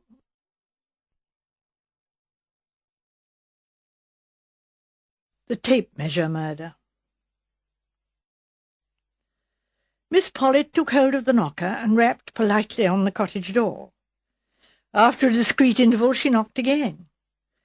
The parcel under her left arm shifted a little as she did so, and she readjusted it. Inside the parcel was Mrs. Spenlow's new green winter dress, ready for fitting. From Miss Pollitt's left hand dangled a bag of black silk, containing a tape measure, a pincushion, and a large, practical pair of scissors. Miss Pollitt was tall and gaunt, with a sharp nose, pursed lips, and meagre iron-grey hair. She hesitated before using the knocker for the third time. Glancing down the street, she saw a figure rapidly approaching. Miss Hartnell, jolly, weather-beaten, 55, shouted out in her usual loud bass voice, "Good afternoon, Miss Pollitt." The dressmaker answered, "Good afternoon, Miss Hartnell." Her voice was excessively thin and genteel in its accents. She'd started life as a lady's maid. "Excuse me," she went on, "but do you happen to know if by any chance Mrs. Spenlow isn't at home?" "Not the least idea," said Miss Hartnell. "It's rather awkward, you see. I was to fit on Mrs. Spenlow's new dress this afternoon. 3:30, she said." Miss Hartnell consulted her wristwatch. "It's a little past the half-hour now." "Yes, I've knocked 3 times, but there doesn't seem to be any answer, so I was wondering if perhaps Mrs. Spenlow might have gone out and forgotten. She doesn't forget appointments as a rule, and she wants the dress to wear the day after tomorrow." Miss Hartnell entered the gate and walked up the path to join Miss Pollitt outside the door of Laburnum Cottage. "Well, why doesn't Gladys answer the door?" she demanded. "Oh, no, of course it's Thursday. Gladys stays out. Expect Mrs. Spenlow has fallen asleep. Well, I don't expect you've made enough noise with this thing." And seizing the knocker, she executed a deafening rat-a-tat-tat, and in addition thumped upon the panels of the door. She also called out in a stentorian voice, "What ho, within there?" There was no response. Miss Pollitt murmured. "Oh, I think Mrs. Spenlow must have forgotten and gone out. I'll call round some other time," and she began edging away down the path. "Nonsense," said Miss Hartnell firmly. "She can't have gone out. I'd have met her. I'll just take a look through the windows, see if I can find any sign of life." She laughed in her usual hearty manner to indicate that it was a joke, and applied a perfunctory glance to the nearest window-pane. Perfunctory, because she knew quite well that the front room was seldom used, Mr. and Mrs. Spenlow preferring the small back sitting-room.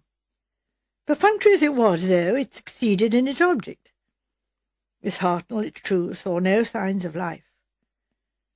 On the contrary, she saw, through the window, Mrs. Spenlow lying on the hearth-rug, dead. "Of course," said Miss Hartnell, telling the story afterwards, "I managed to keep my head. That Pollitt creature wouldn't have had the least idea of what to do. 'Got to keep our heads,' I said to her. 'You stay here, and I'll go for Constable Polk.' She said something about not wanting to be left, but I paid no attention at all. One has to be firm with that sort of person. I've always found they enjoy making a fuss. So I was just going off when at that very moment Mr. Spenlow came round the corner of the house." Here Miss Hartnell made a significant pause.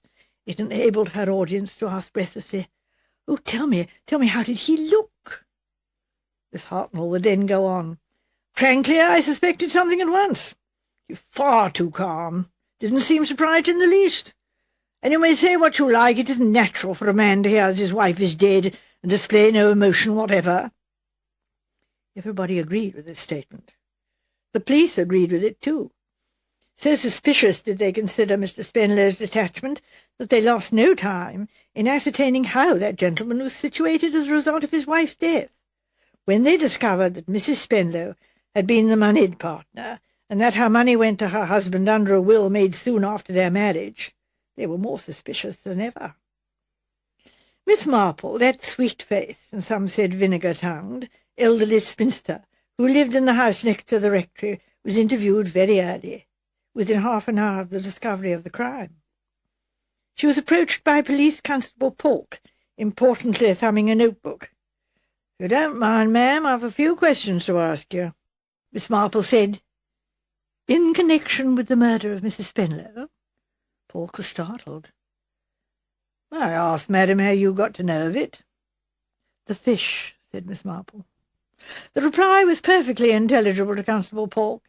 He assumed correctly that the fishmonger's boy had brought it, together with Miss Marple's evening meal. Miss Marple continued gently, "Lying on the floor in the sitting-room strangled, possibly by a very narrow belt. But whatever it was taken away." Polk's face was wrathful. "How that young Fred gets to know everything!" Miss Marple cut him short adroitly. She said, "There's a pin in your tunic." Constable Polk looked down startled. He said, "Well, they do say, 'See a pin, pick it up, and all the day you'll have good luck.' I hope that'll come true. Now what is it you want me to tell you?" Constable Polk cleared his throat, looked important, and consulted his notebook. "Statement was made to me by Mr. Arthur Spenlow, husband of the deceased. Mr. Spenlow says that at 2:30, as far as he can say, he was rung up by Miss Marple and asked if he would come over at 3:15. She was anxious to consult him about something. Now, ma'am, is that true?" "Certainly not," said Miss Marple. "You did not ring up Mr. Spenlow at 2:30? "Neither at 2:30 nor any other time." "Ah," said Constable Polk, and sucked his moustache with a good deal of satisfaction. "What else did Mr. Spenlow say?" "Mr. Spenlow's statement was he came over here as requested, leaving his own house at 3:10, and that on arrival here he was informed by the maidservant that Miss Marple was not at home." "That part of it is true," said Miss Marple. "He did come here, but I was at a meeting in the Women's Institute." "Ah," said Constable Polk again. Miss Marple exclaimed, "Do tell me, Constable, now, do you suspect Mr. Spenlow?" "Not for me to say at this stage, but it looks to me as though somebody naming no names has been trying to be artful." Miss Marple said thoughtfully, "Mr. Spenlow?" She liked Mr. Spenlow. He was a small, spare man, stiff and conventional in speech, the acme of respectability. It seemed odd that he should have come to live in the country. He had so clearly lived in towns all his life. To Miss Marple he confided the reason. He said, "I've always intended, ever since I was a small boy, to live in the country some day and have a garden of my own. I've always been very much attached to flowers. My wife, you know, kept a flower shop. That's where I saw her first." A dry statement, but it opened up a vista of romance. A younger, prettier Mrs. Spenlow seen against a background of flowers. Mr. Spenlow, however, really knew nothing about flowers. He had no idea of seeds, of cuttings, of bedding out, of annuals or perennials. He had only a vision of a small cottage garden, thickly planted with sweet-smelling, brightly coloured blossoms. He had asked almost pathetically for instruction, and had noted down Miss Marple's replies to questions in a little book. He was a man of quiet method.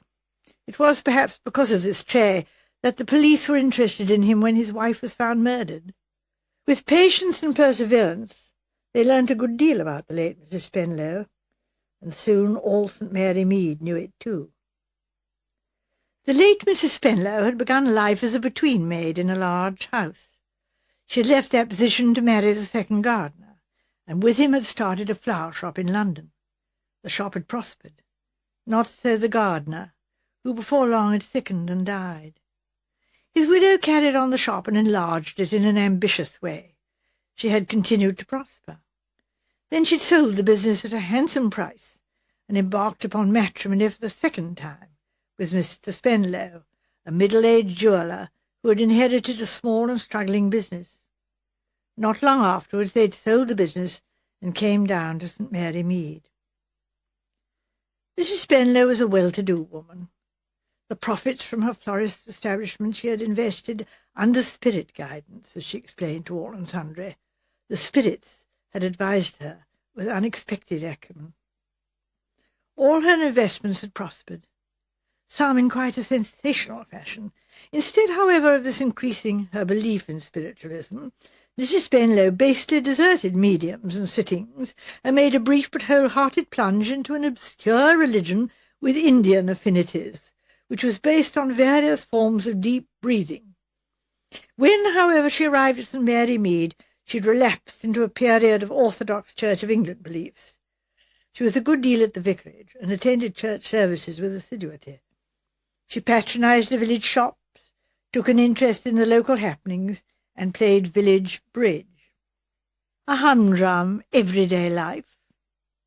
And suddenly, murder.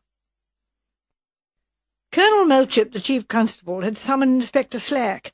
Slack was a positive type of man. When he had made up his mind, he was sure. He was quite sure now. "Husband did it, sir," he said. "You think so?" "Quite sure of it. I'd got to look at him, guilty as hell. Never showed a sign of grief or emotion. Came back to the house knowing she was dead." "Wouldn't he at least have tried to act the part of the distracted husband?" "Not him, sir. Too pleased with himself. Some gentlemen can't act. Too stiff." "Any other woman in his life?" Colonel Melchett asked. "Haven't been able to find any trace of one. Of course, he's the artful kind. He'd cover his tracks. As I see it, he was just fed up with his wife. She got the money. As I say, she was a trying woman to live with, always taking up with some ism or other. He cold-bloodedly decided to do away with her and live comfortably on his own." "Yes, that could be the case, I suppose." "Depend upon it, that was it. Made his plans careful, pretended to get a phone call." Melchett interrupted him. "No call been traced?" "No, sir. That means either he lied, or that the call was put through from a public telephone booth. The only two public phones in the village are at the station and the post office. Post office it certainly wasn't. Mrs. Blade sees everyone who comes in. Station it might be. Train arrives at 2:27, and there's a bit of a bustle then. But the main thing is, he says it was Miss Marple who called him up, and that certainly isn't true. Call didn't come from her house, and she herself was away at the Institute. You're not overlooking the possibility that the husband was deliberately got out of the way by someone who wanted to murder Mrs. Spenlow? Oh, you're thinking of young Ted Gerard, aren't you, sir? I've been working on him. What we're up against there is lack of motive. He doesn't stand to gain anything. He's an undesirable character, though. Quite a pretty little spot of embezzlement to his credit. I'm not saying he isn't a wrong 'un. Still, he did go to his boss and own up to that embezzlement, and his employers weren't wise to it. An Oxford grouper, said Melchett. Yes, sir. Became a convert and went off to do the straight thing and own up to having pinched money. I'm not saying, mind you, that it mayn't have been astuteness. May have thought he was suspected and decided to gamble on honest repentance. You've a sceptical mind, Slack, said Colonel Melchett. By the way, have you talked to Miss Marple at all? What's she got to do with it, sir? Oh, nothing. But she hears things, you know. Why don't you go and have a chat with her? She's a very sharp old lady. Slack changed the subject. One thing I've been meaning to ask you, sir, that domestic service job where the deceased started her career, Sir Robert Abercrombie's place, that's where that jewel robbery was. Emeralds, worth a packet. Never got them. I've been looking it up. Must have happened when the Spenlow woman was there, though she'd have been quite a girl at the time. Don't think she was mixed up in it, do you, sir? Spenlow, you know, one of those little tuppenny-halfpenny jewellers. Just the chap for a fence. Melchett shook his head. Don't think there's anything in that. She didn't even know Spenlow at the time. I remember the case. Opinion in police circles was that a son of the house was mixed up in it. Jim Abercrombie. Awful young waster. Had a pile of debts, and just after the robbery they were all paid off. Some rich woman, so they said, but I don't know. Old Abercrombie hedged a bit about the case. Tried to call the police off. It's just an idea, sir, said Slack. Miss Marple received Inspector Slack with gratification, especially when she heard that he'd been sent by Colonel Melchett. Now, really, that's very kind of Colonel Melchett. I didn't know he remembered me. He remembers you all right. Told me that what you didn't know of what goes on in St. Mary Mead isn't worth knowing. Too kind of him, but really I don't know anything at all about this murder, I mean. You know what the talk about it is? Oh, of course, but it wouldn't do, would it, to repeat just idle talk? Slack said with an attempt at geniality, This isn't an official conversation, you know. It's in confidence, so to speak.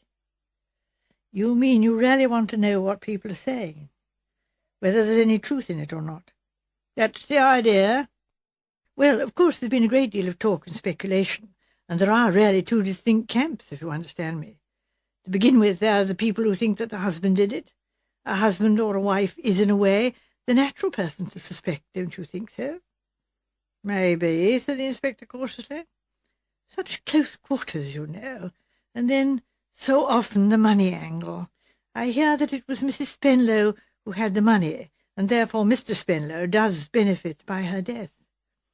In this wicked world, I'm afraid the most uncharitable assumptions are often justified. He comes into a tidy sum, all right. Just so. It would seem quite plausible, wouldn't it, for him to strangle her, leave the house by the back, come across the fields to my house, ask for me, and pretend he'd had a telephone call from me, and then go back and find his wife murdered in his absence, hoping, of course, that the crime would be put down to some tramp or burglar. The inspector nodded. What with the money angle, and if they'd been on bad terms lately. But Miss Marple interrupted him. Oh, but they hadn't. You know that for a fact?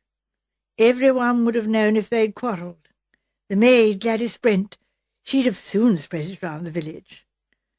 The inspector said feebly, She mightn't have known, and received a pitying smile in reply. Miss Marple went on, and there's the other school of thought, Ted Gerard, a good-looking young man. I'm afraid, you know, that good looks are inclined to influence one more than they should. Our last curate but one. Quite a magical effect. All the girls came to church, evening service as well as morning, and many older women became unusually active in parish work, and the slippers and scarves that were made for him, quite embarrassing for the poor young man. But let me see, where was I? Oh, yes, this young man, Ted Gerard. Of course, there has been talk about him. He's come down to see her so often. Though Mrs. Spenlow told me herself that he was a member of what I think they call the Oxford group, a religious movement. They are quite sincere and very earnest, I believe. and Mrs. Spenlow was impressed by it all. Miss Marple took a breath and went on. And I'm sure there was no reason to believe that there was anything more in it than that. But you know what people are, quite a lot of people, convinced that Mrs. Spenlow was infatuated with the young man, that she'd lent him quite a lot of money. And it's perfectly true that he was actually seen at the station that day, in the train, the 2:27 down train. But of course it would be quite easy, wouldn't it, to slip out of the other side of the train and go through the cutting and over the fence and round by the hedge and never come out of the station entrance at all, so that he need not have been seen going to the cottage. And of course people do think that what Mrs. Spenlow was wearing was rather peculiar. Peculiar? A kimono, not a dress. Miss Marple blushed. That sort of thing, you know, is perhaps rather suggestive to some people. You think it was suggestive? Oh, no, I don't think so. I think it was perfectly natural. You think it was natural? Under the circumstances, yes. Miss Marple's glance was cool and reflective. Inspector Slack said, "Might give us another motive for the husband. Jealousy." "Oh, no, Mr. Spenlow would never be jealous. He's not that sort of man who notices things. If his wife had gone away and left a note on the pincushion, it'd be the first he'd know of anything of that kind." Inspector Slack was puzzled by the intent way she was looking at him. He had an idea that all her conversation was intended to hint at something that he didn't understand. She said now, with some emphasis, "Didn't you find any clues, Inspector? On the spot? People don't leave fingerprints and cigarette ash nowadays, Miss Marple. But this, I think," she suggested, "was an old-fashioned crime." Slack said sharply, "Now, what do you mean by that?" Miss Marple remarked slowly, "I think you know that Constable Polk could help you. He was the first person on the scene of the crime, as they say." Mr. Spenlow was sitting in a deck chair. He looked bewildered. He said in his thin, precise voice, "I may, of course, be imagining what occurred. My hearing is not as good as it was, but I distinctly think I heard a small boy call after me, 'Yah, who's a Crippen?' It conveyed the impression to me that he was of the opinion that I had killed my dear wife." Miss Marple, gently snipping off a dead rose head, said, "That was the impression he meant to convey, no doubt. But what could possibly have put such an idea into a child's head?" Miss Marple coughed. "Listening, no doubt, to the opinions of his elders." You really mean that other people think that also?" "Quite half the people in St. Mary Mead." "But, my dear lady, what can possibly have given rise to such an idea? I was sincerely attached to my wife. She did not, alas, take to living in the country as much as I had hoped she would do, but perfect agreement on every subject is an impossible idea. I assure you I feel her loss very keenly." "Probably, but if you will excuse my saying so, you don't sound as though you do." Mr. Spenlow drew his meagre frame up to its full height. "My dear lady, many years ago I read of a certain Chinese philosopher who, when his dearly loved wife was taken from him, continued calmly to beat a gong in the street. A customary Chinese pastime, I presume, exactly as usual. The people of the city were much impressed by his fortitude." "But," said Miss Marple, "the people of St. Mary Mead react rather differently. Chinese philosophy does not appeal to them." "But you understand." Miss Marple nodded. "My Uncle Henry," she explained, "was a man of unusual self-control. His motto was, 'Never display emotion.' He, too, was very fond of flowers." "I was thinking," said Mr. Spenlow with something like eagerness, "that I might perhaps have a pergola on the west side of the cottage, pink roses, and perhaps wisteria. And there is a white starry flower whose name for the moment escapes me." In the tone in which she spoke to her grand-nephew, aged 3, Miss Marple said, "I have a very nice catalogue here, with pictures. Perhaps you'd like to look through it. I have to go up to the village." Leaving Mr. Spenlow sitting happily in the garden with his catalogue, Miss Marple went up to her room, hastily rolled up a dress in a piece of brown paper, and, leaving the house, walked briskly up to the post office. Miss Pollitt, the dressmaker, lived in the rooms over the post office, but Miss Marple did not at once go through the door and up the stairs. It was just 2:30, and a minute later the Much Benham bus drew up outside the post office door. It was one of the events of the day in St. Mary Mead. The postmistress hurried out with parcels connected with the shop side of her business, for the post office also dealt in sweets, cheap books, and children's toys. For some 4 minutes Miss Marple was alone in the post office. Not till the postmistress returned to her post did Miss Marple go upstairs and explain to Miss Pollitt that she wanted her old grey crape altered and made more fashionable, if that were possible. Miss Pollitt promised to see what she could do. The chief constable was rather astonished when Miss Marple's name was brought to him. She came in with many apologies. "Oh, so sorry, so very sorry to disturb you. You are so busy, I know, but then you have always been so very kind, Colonel Melchett, and I felt I would rather come to you instead of Inspector Slack. For one thing, you know, I should hate Constable Polk to get into any trouble. Strictly speaking, I suppose he shouldn't have touched anything at all." Colonel Melchett was slightly bewildered. He said, "Polk? That's the St. Mary Mead constable, isn't it? Well, what's he been doing?" "He picked up a pin, you know. It was in his tunic, and it occurred to me at the time that it was quite probable he'd actually picked it up in Mrs. Spenlow's house." Quite, but after all, no. Oh, what's a pin? Matter of fact, he did pick the pin up just by Mrs. Spenlow's body. Came and told Slack about it yesterday. You put him up to that, I gather. Oughtn't to have touched anything, of course, but as I said, well, what's a pin? It's only a common pin, sort of thing any woman might use." "Oh, no, Colonel Melchett, that's where you're wrong. To a man's eye, perhaps, it looked like an ordinary pin, but it wasn't. It was a special pin, a very thin pin, the kind you buy by the box, the kind used mostly by dressmakers." Melchett stared at her, a faint light of comprehension breaking in on him. Miss Marple nodded her head several times eagerly. Yes, of course, it seems to me so obvious. She was in her kimono because she was going to try on her new dress, and she went into the front room, and Miss Pollitt said something about measurements, and put the tape measure round her neck, and then all she'd have to do was to cross it and pull. Quite easy, so I've heard. And then, of course, she'd go outside, pull the door to, and stand there knocking as though she'd just arrived. But the pin shows she'd already been in the house. And it was Miss Pollitt who telephoned to Spenlow?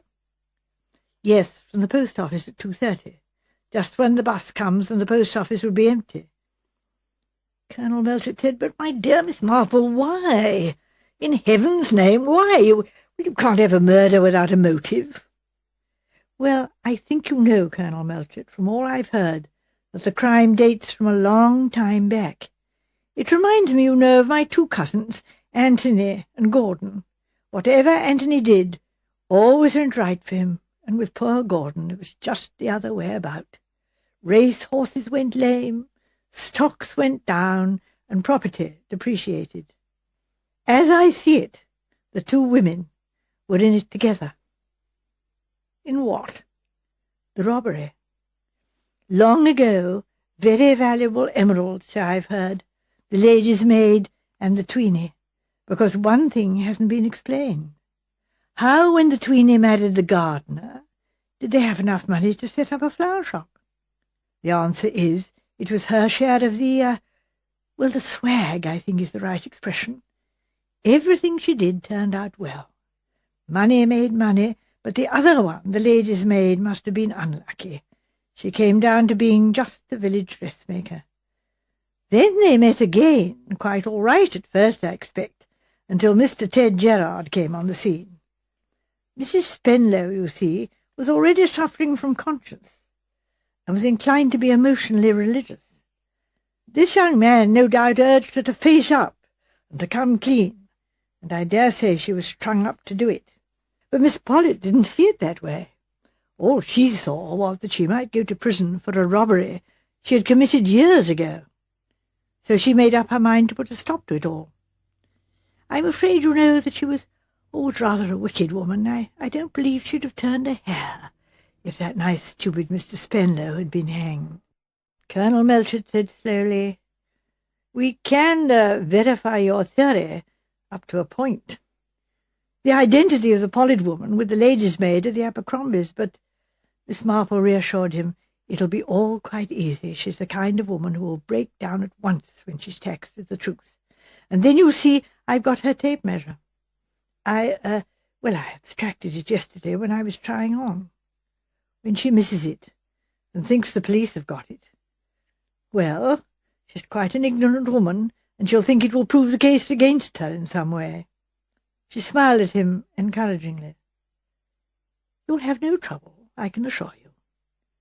It was the tone in which his favourite aunt had once assured him that he could not fail to pass his entrance examination into Sandhurst. And he had passed.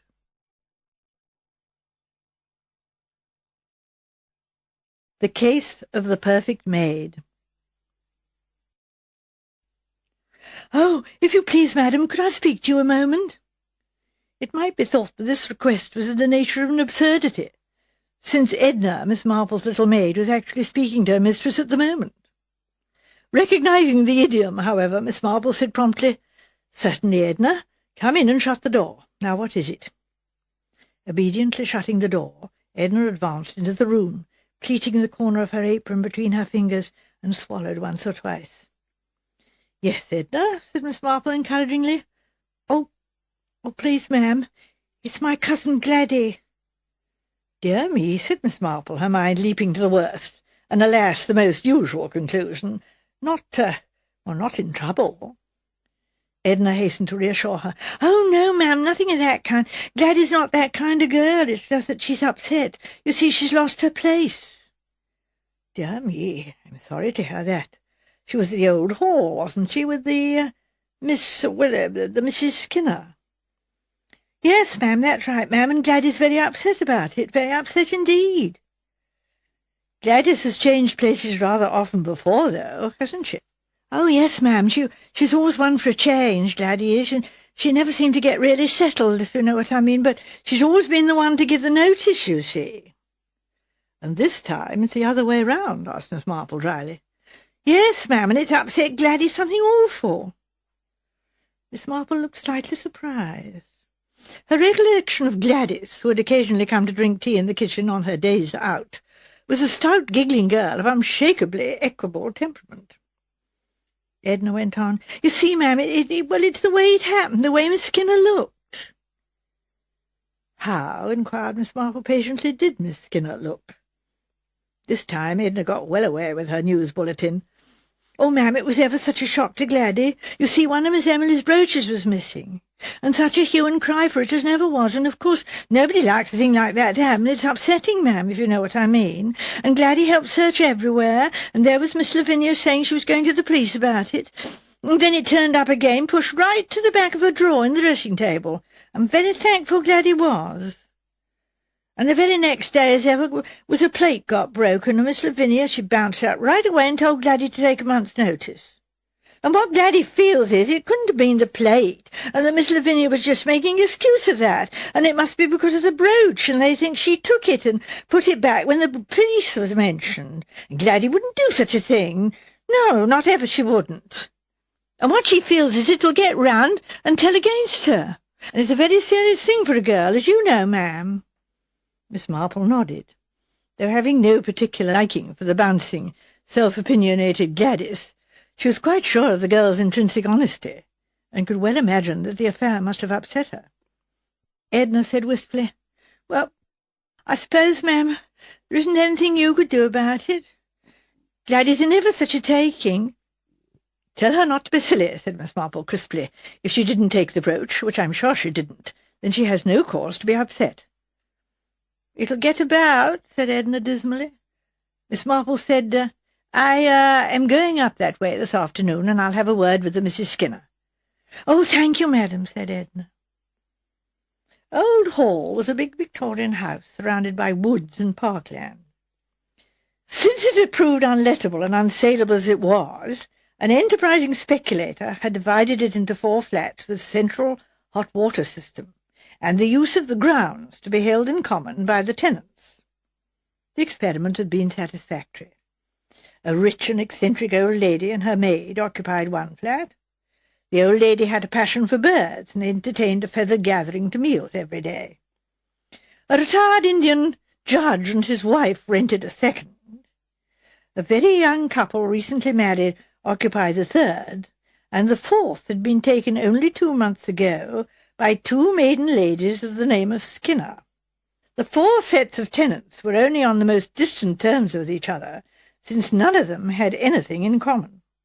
The landlord had been heard to say that this was an excellent thing. What he dreaded were friendships, followed by estrangements and subsequent complaints to him. Miss Marple was acquainted with all the tenants, though she knew none of them well. The elder Miss Skinner, Miss Lavinia, was what might be termed the working member of the firm. Miss Emily, the younger, spent most of her time in bed, suffering from various complaints, which, in the opinion of St. Mary Mead, were largely imaginary. Only Miss Lavinia believed devoutly in her sister's martyrdom and patience under affliction, and willingly ran errands and trotted up and down to the village for things that my sister had suddenly fancied. It was the view of St. Mary Mead that if Miss Emily suffered half as much as she said she did, she was sent for Dr. Haydock long ago. But Miss Emily, when this was hinted to her, shut her eyes in a superior way and murmured that her case was not a simple one. The best specialist in London had been baffled by it, and that a wonderful new man had put her on a most revolutionary course of treatment, and she really hoped her health would improve under it. No humdrum GP could possibly understand her case. "And it's my opinion," said the outspoken Miss Hartnell, "that she's very wise not to send for him. Dear Dr. Haydock, in that breezy manner of his, would tell her there was nothing the matter with her, and get up and not make a fuss. Do her a lot of good." Failing such arbitrary treatment, however, Miss Emily continued to lie on the sofas, to surround herself with strange little pill-boxes, and to reject nearly everything that had been cooked for her and ask for something else. Usually something difficult and inconvenient to get. The door was opened to Miss Marple by Gladys, looking more depressed than Miss Marple had ever thought possible. In the sitting-room, a quarter of the late drawing-room, which had been partitioned into a dining-room, drawing-room, bathroom, and housemaid's cupboard, Miss Lavinia rose to greet Miss Marple. Lavinia Skinner was a tall, gaunt, bony female of 50. She had a gruff voice and an abrupt manner.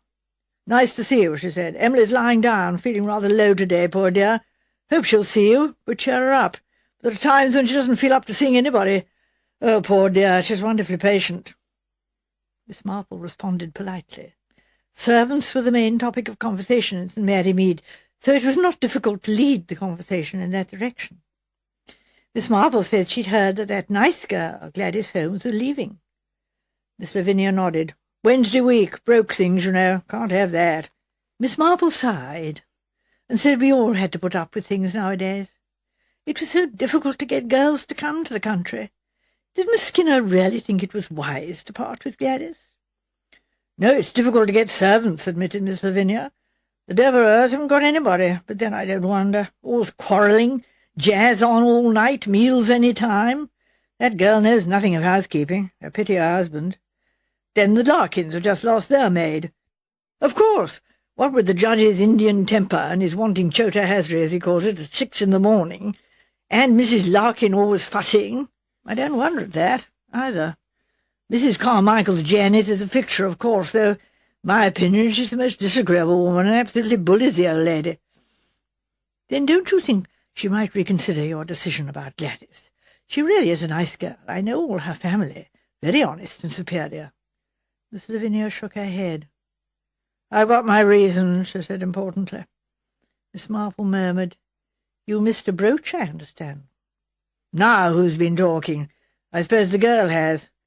Quite frankly, I'm almost certain she took it, and then she got frightened and put it back. Of course, one can't say anything unless one is sure." She changed the subject. "Oh, do come and see Emily, Miss Marple. I'm sure it should do her good." Miss Marple followed meekly to where Miss Lavinia knocked on a door, was bidden to enter, and ushered her guest into the best room in the flat, most of the light of which was excluded by half-drawn blinds.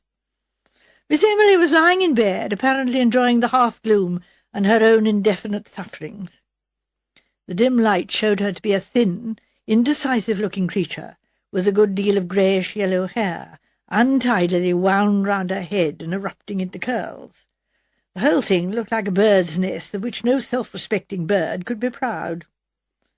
There was a smell in the room of eau de cologne, stale biscuits, and camphor. With half-closed eyes and a thin, weak voice, Emily Skinner explained that this was one of her bad days. "The worst of ill health is," said Miss Emily in a melancholy tone, "that one knows what a burden one is to everyone around one. Lavinia is very good to me. Livy dear, I do so hate giving trouble, but if my hot water bottle could only be filled in the way I like it. Too full it weighs on me so, and on the other hand, if it's not sufficiently filled, it gets cold immediately. I'm sorry, dear, give it to me. I'll empty a little out. Then perhaps, if you're doing that, it might be refilled. There are no rusks in the house, I suppose? Oh, no, it doesn't matter. I can do without. Some weak tea and a slice of lemon. No lemons? No, really. I couldn't drink tea without lemon. I think the milk was slightly turned this morning. It's put me against milk in my tea. It doesn't matter. No, I can do without my tea. And I do feel so weak. Oysters, they say, are nourishing. I wonder if I could fancy a few. Oh, no, too much bother to get hold of them so late in the day. No, I can fast until tomorrow. Lavinia left the room, murmuring something incoherent about bicycling down to the village. Miss Emily smiled feebly at her guest, and remarked that she did hate giving anyone any trouble. Miss Marple told Edna that evening that she was afraid her embassy had met with no success. She was rather troubled to find that rumours as to Gladys's dishonesty were already going around the village. In the post-office, Miss Weatherby tackled her. "My dear Jane, they gave her a written reference saying she was willing and sober and respectable, but saying nothing about honesty. That seems to be most significant. I hear there was some trouble about a brooch. I think there must be something in it, you know, because one doesn't let a servant go nowadays unless it's something rather grave. Well, they'll find it most difficult to get anyone else. Girls simply will not go to the old hall. They're nervous coming home on their days out. You'll see, the Skinners won't find anyone else, and then perhaps that dreadful hypochondriac sister will have to get up and do something." Great was the chagrin of the village when it was made known that the Mrs. Skinner had engaged from an agency a new maid who by all accounts was a perfect paragon. A 3 years' reference recommending her most warmly. She prefers the country, and actually asks less wages than Gladys. I really feel we've been most fortunate. Well, really, said Miss Marple, to whom these details were imparted by Miss Lavinia in the fishmonger's shop, does seem too good to be true. It then became the opinion of St. Mary Mead that the paragon would cry off at the last minute and fail to arrive.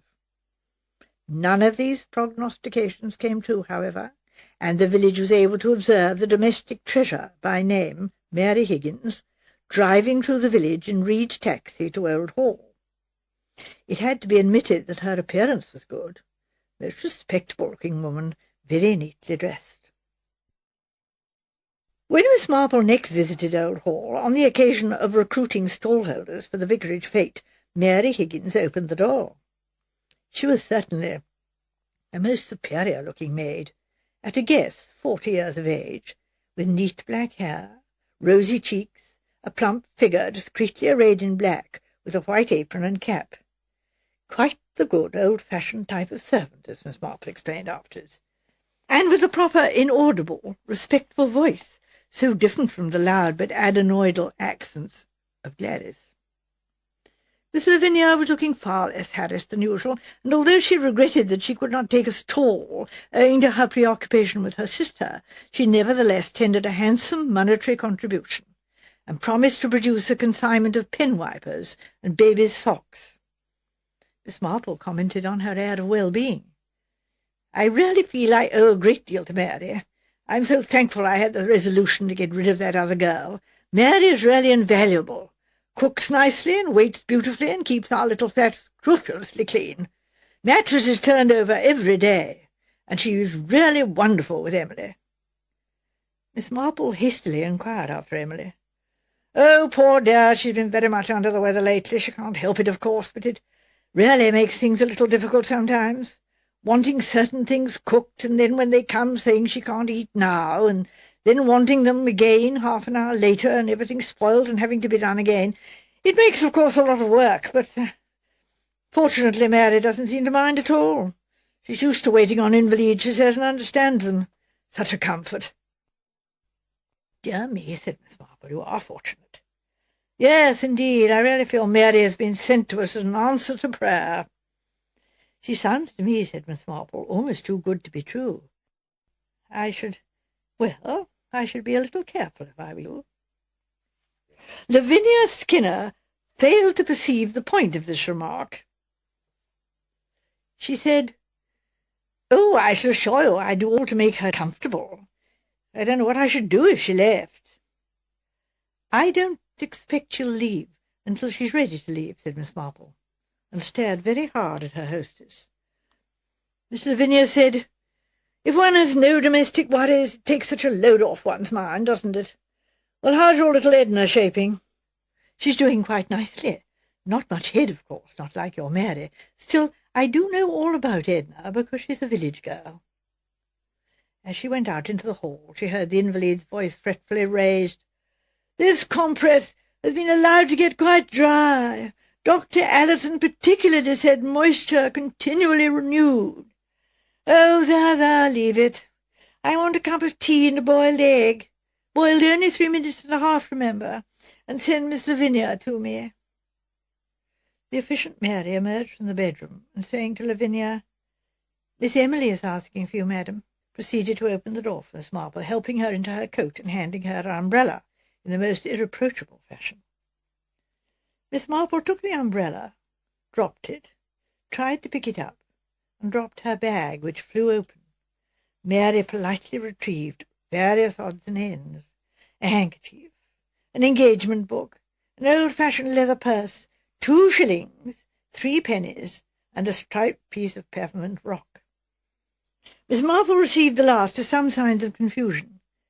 "Oh, dear, that must have been Mrs. Clement's little boy. He was sucking it, I remember, and he took my bag to play with. He must have put it inside. It's terribly sticky, isn't it?" "Shall I take it, madam?" "Oh, would you? Oh, thank you so much."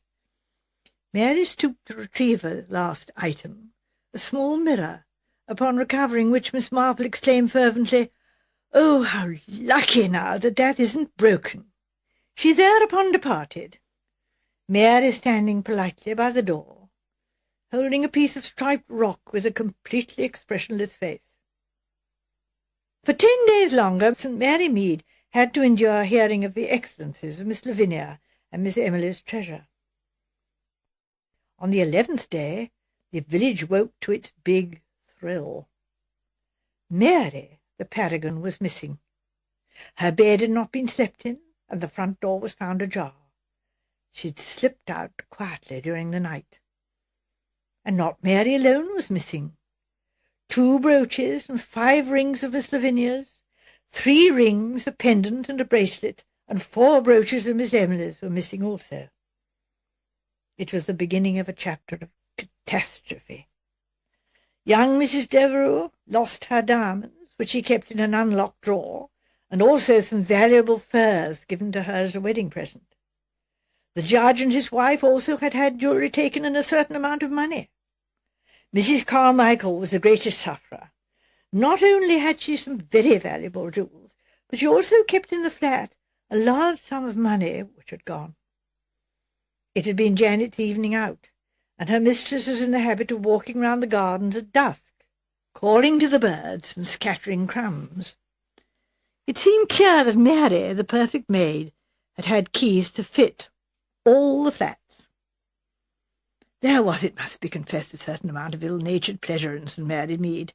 Miss Lavinia had boasted so much of her marvellous Mary, and all the time, my dear, just a common thief. Interesting revelations followed. Not only had Mary disappeared into the blue, but the agency who had provided her and vouched for her credentials was alarmed to find that the Mary Higgins who had applied to them, and whose references they had taken up, had, to all intents and purposes, never existed. It was the name of a bona fide servant who had lived with the bona fide sister of a dean, but the real Mary Higgins was existing peacefully in a place in Cornwall. Damned clever, the whole thing, Inspector Slack was forced to admit. And if you ask me, that woman works for the gang. There was a case of much the same kind in Northumberland a year ago. Stuff was never traced, and they never caught her. However, we'll do better than that in Much Benham. Inspector Slack was always a confident man. Nevertheless, weeks passed, and Mary Higgins remained triumphantly at large. In vain Inspector Slack redoubled that energy that so belied his name. Miss Lavinia remained tearful. Miss Emily was so upset, and felt so alarmed by her condition, that she actually sent for Dr. Haydock. The whole of the village was terribly anxious to know what he thought of Miss Emily's claims to ill health, but naturally could not ask him. Satisfactory data came to hand on the subject, however, through Mr. Meek, the chemist's assistant, who was walking out with Clara, Mrs. Price Ridley's maid. It was then known that Dr. Haydock had prescribed a mixture of asafoetida and valerian, which, according to Mr. Meek, was the stock remedy for malingerers in the army. Soon afterwards it was learnt that Miss Emily, not relishing the medical attention she had had, was declaring that in the state of her health she felt it her duty to be near the specialist in London who understood her case. It was, she said, only fair to Lavinia.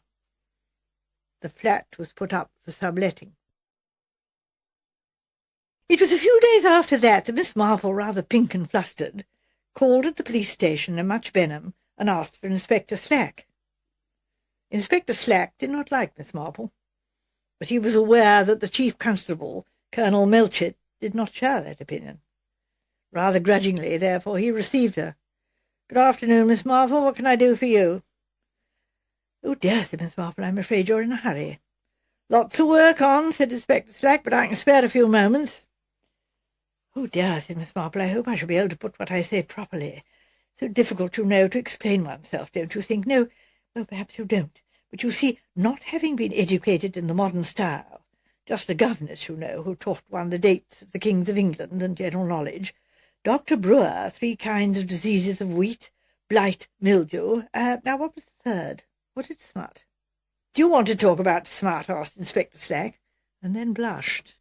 "Oh, no, no," said Miss Marple, hastily disclaiming any wish to talk about smut. "Just an illustration, you know, and how needles are made and all that.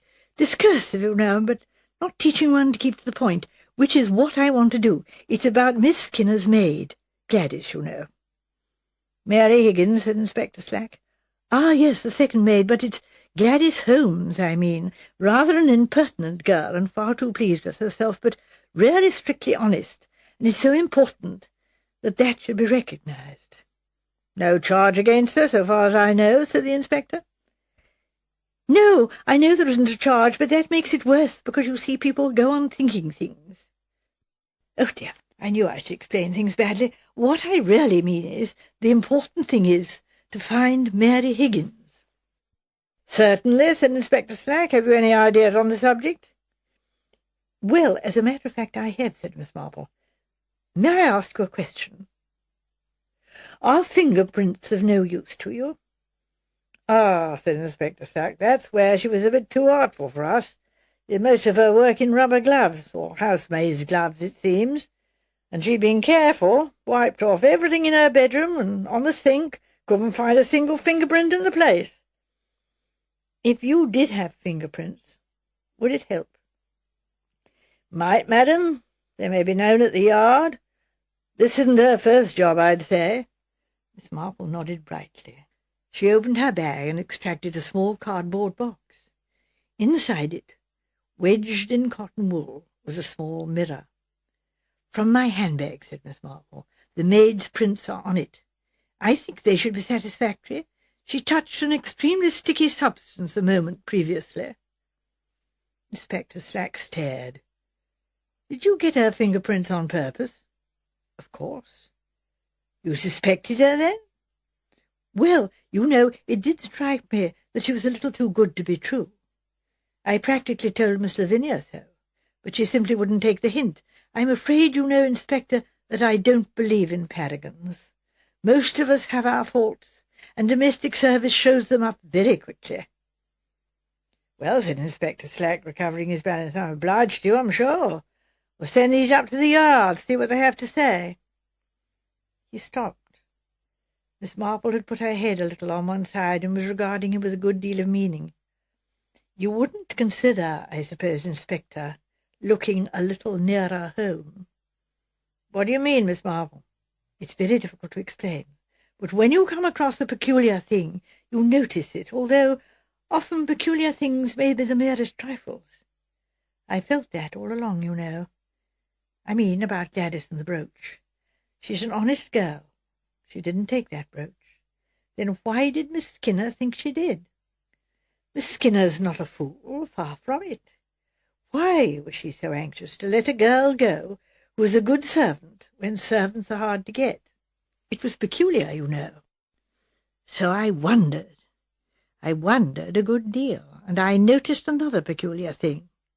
Miss Emily's a hypochondriac, but she's the first hypochondriac who hasn't sent for some doctor or other at once.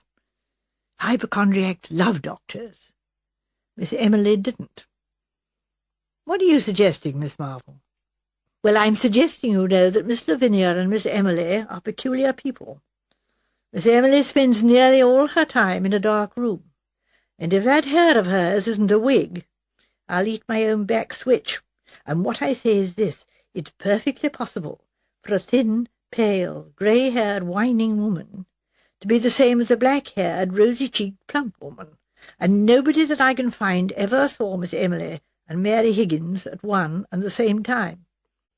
Plenty of time to get impressions of all the keys, plenty of time to find out all about the other tenants, and then get rid of the local girl. Miss Emily takes a brisk walk across the country one night, and arrives at the station as Mary Higgins next day. And then at the right moment Mary Higgins disappears, and off goes the hue and cry after her. I tell you where you'll find her, Inspector, on Miss Emily Skinner's sofa. Get her fingerprints if you don't believe me, but you'll find I'm right. A couple of clever thieves, that's what the Skinners are, and no doubt in league with a clever post and rails or fence or whatever you call it. But they won't get away with it this time. I am not going to have one of our village girls' characters of honesty taken away like that. Gladys Holmes is as honest as the day, and everybody is going to know it. Good afternoon. Miss Marple had stalked out before Inspector Slack had recovered. Whew, he muttered. I wonder if she's right. He soon found out that Miss Marple was right again. Colonel Melchett congratulated Slack on his efficiency, and Miss Marple had Gladys come to tea with Edna and spoke to her seriously on settling down in a good situation when she got one.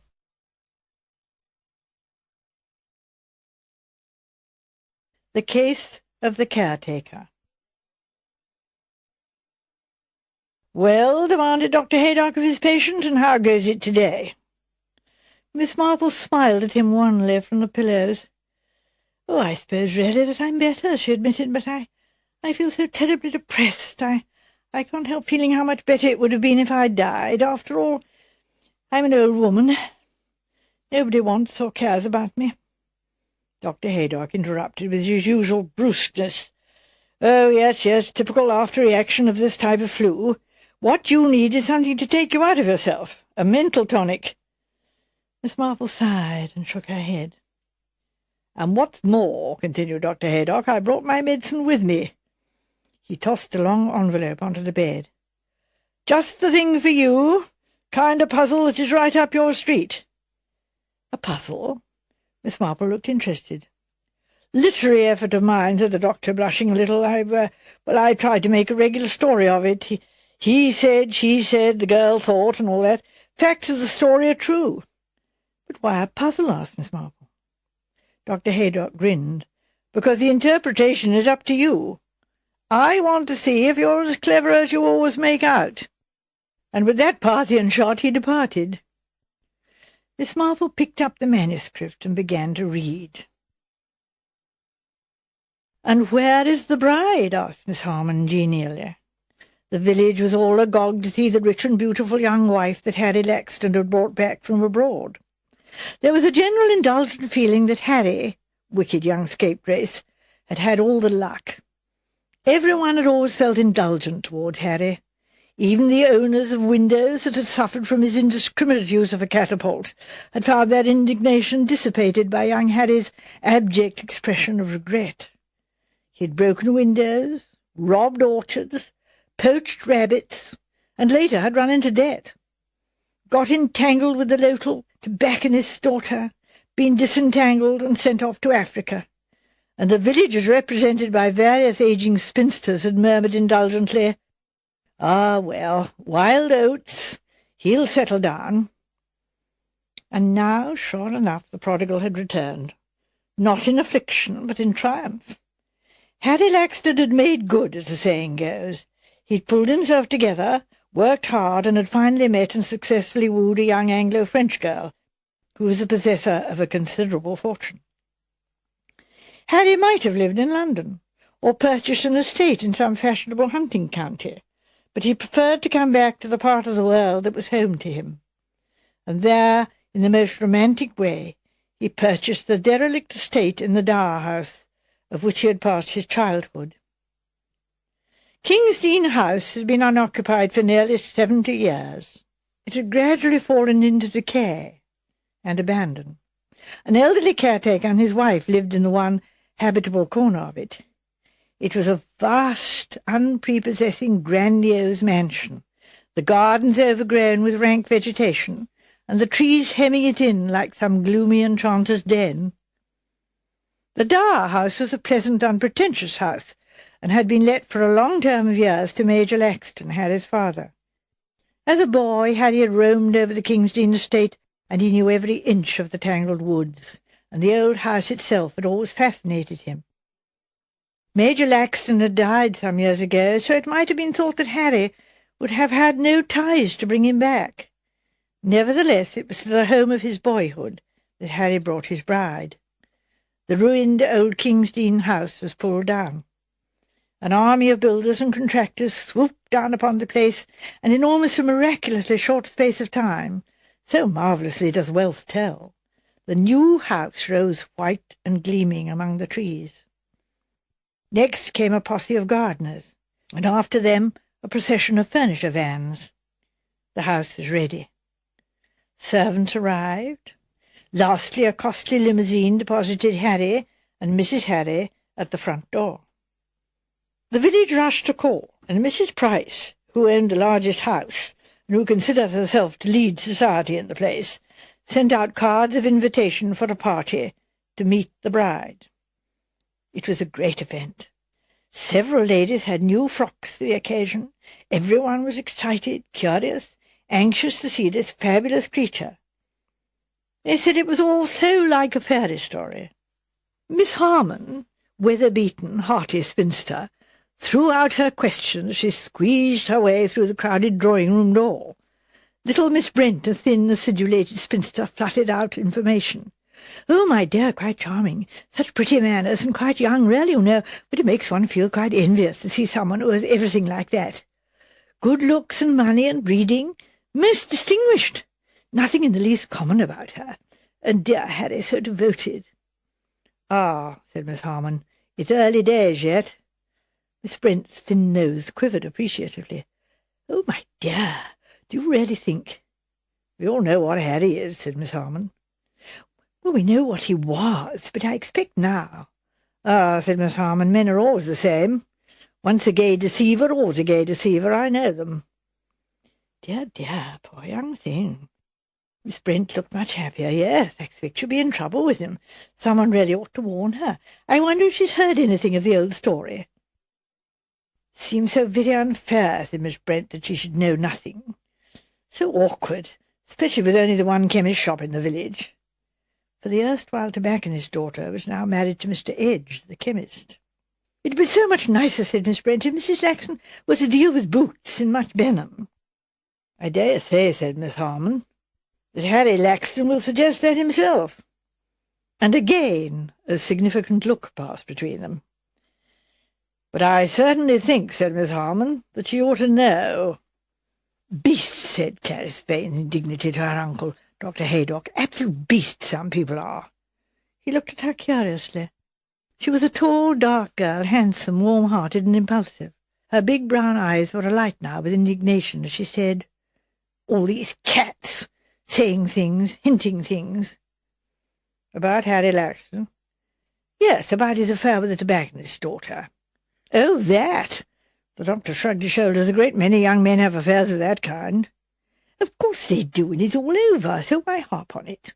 And bring it up years after. It's like ghouls feasting on dead bodies."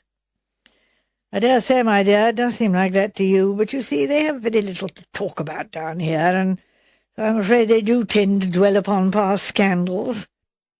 But I'm curious to know why it upset you so much." Clarice Vane bit her lip and flushed. She said in a curiously muffled voice, They look so happy. The Laxtons, I mean. They're young and in love, and it's all so lovely for them. I hate to think of it being spoiled by whispers and hints and innuendos and general beastliness." I see," Clarice went on. "He was talking to me just now. He's so happy and eager and excited and, yes, thrilled, having got his heart's desire and rebuilt King's Dean. He's like a child about it, and she, well, I don't suppose anything has ever gone wrong in her whole life. She always had everything. You've seen her. What did you think of her?" The doctor didn't answer at once. For other people, Louise Laxton might be an object of envy, a spoilt darling of fortune. To him she had brought only the refrain of a popular song heard many years ago. Poor little rich girl. A small, delicate figure with flaxen hair curled rather stiffly round her face and big, wistful blue eyes. Louise was drooping a little. The long stream of congratulations had tired her. She was hoping it might soon be time to go. Perhaps even now Harry might say so. She looked at him sideways, so tall and broad-shouldered, with his eager pleasure in this horrible dull party. Poor little rich girl. Whew! It was a sigh of relief.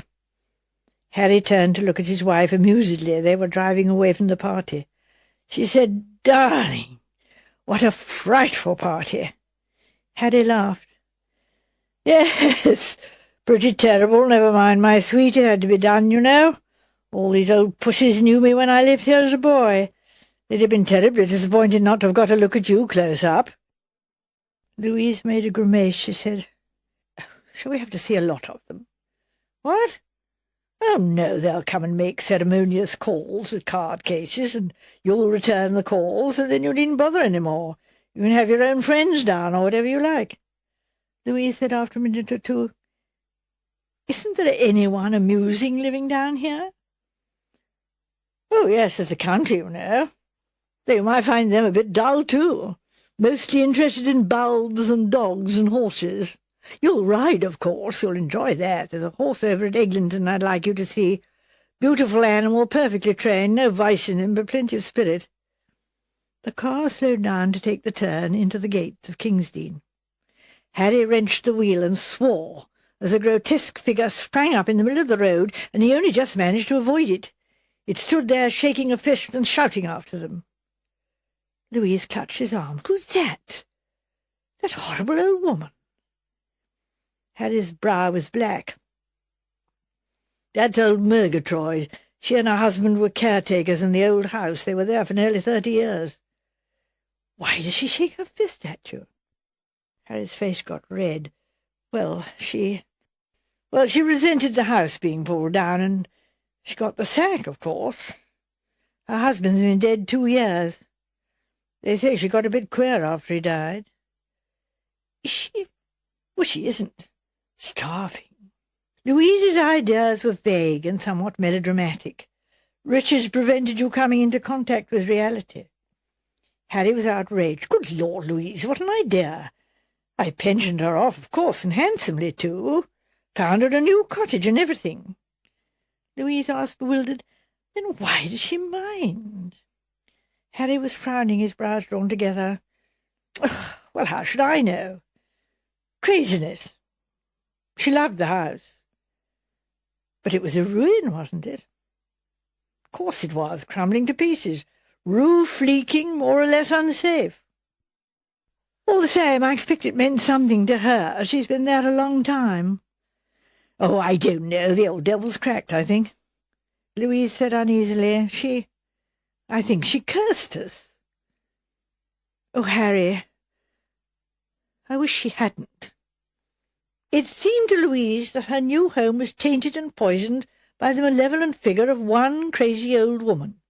When she went out in the car, when she rode, when she walked out with the dogs, there was always the same figure waiting, crouched down on herself, a battered hat over wisps of iron grey hair, and the slow muttering of imprecations. Louise came to believe that Harry was right. The old woman was mad. Nevertheless, that did not make things easier. Mrs. Murgatroyd never actually came to the house, nor did she use definite threats, nor offer violence. Her squatting figure remained always just outside the gates. To appeal to the police would have been useless, and in any case Harry Laxton was averse to that course of action. It would, he said, arouse local sympathy for the old brute. He took the matter more easily than Louise did. "Don't worry about it, darling. She'll get tired of this silly cursing business. Probably she's only trying it on. She isn't, Harry. She hates us. I can feel it. She's ill-wishing us. She's not a witch, darling, though she may look like one. Now don't be morbid about it all." Louise was silent. Now that the first excitement of settling in was over, she felt curiously lonely and at a loose end. She had no knowledge of or taste for English country life. She was ignorant of gardening, except for the final act of doing the flowers. She didn't really care for dogs. She was bored by such neighbours as she met. She enjoyed riding best, sometimes with Harry, sometimes when he was busy about the estate, by herself. She hacked through the woods and lanes, enjoying the easy paces of the beautiful horse that Harry had bought for her. Yet even Prince Hal, most sensitive of chestnut steeds, was wont to shy and snort as he carried his mistress past the huddled figure of a malevolent old woman. One day Louise took her courage in both hands. She was out walking. She had passed Mrs. Murgatroyd, pretending not to notice her, but suddenly she swerved back and went right up to her. She said a little breathlessly, "Well, what is it? What's the matter? What do you want?" The old woman blinked at her. She had a cunning, dark, gypsy face, with wisps of iron grey hair and bleared, suspicious eyes.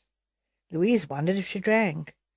She spoke in a whining and yet threatening voice. "What do I want, you ask? What, indeed?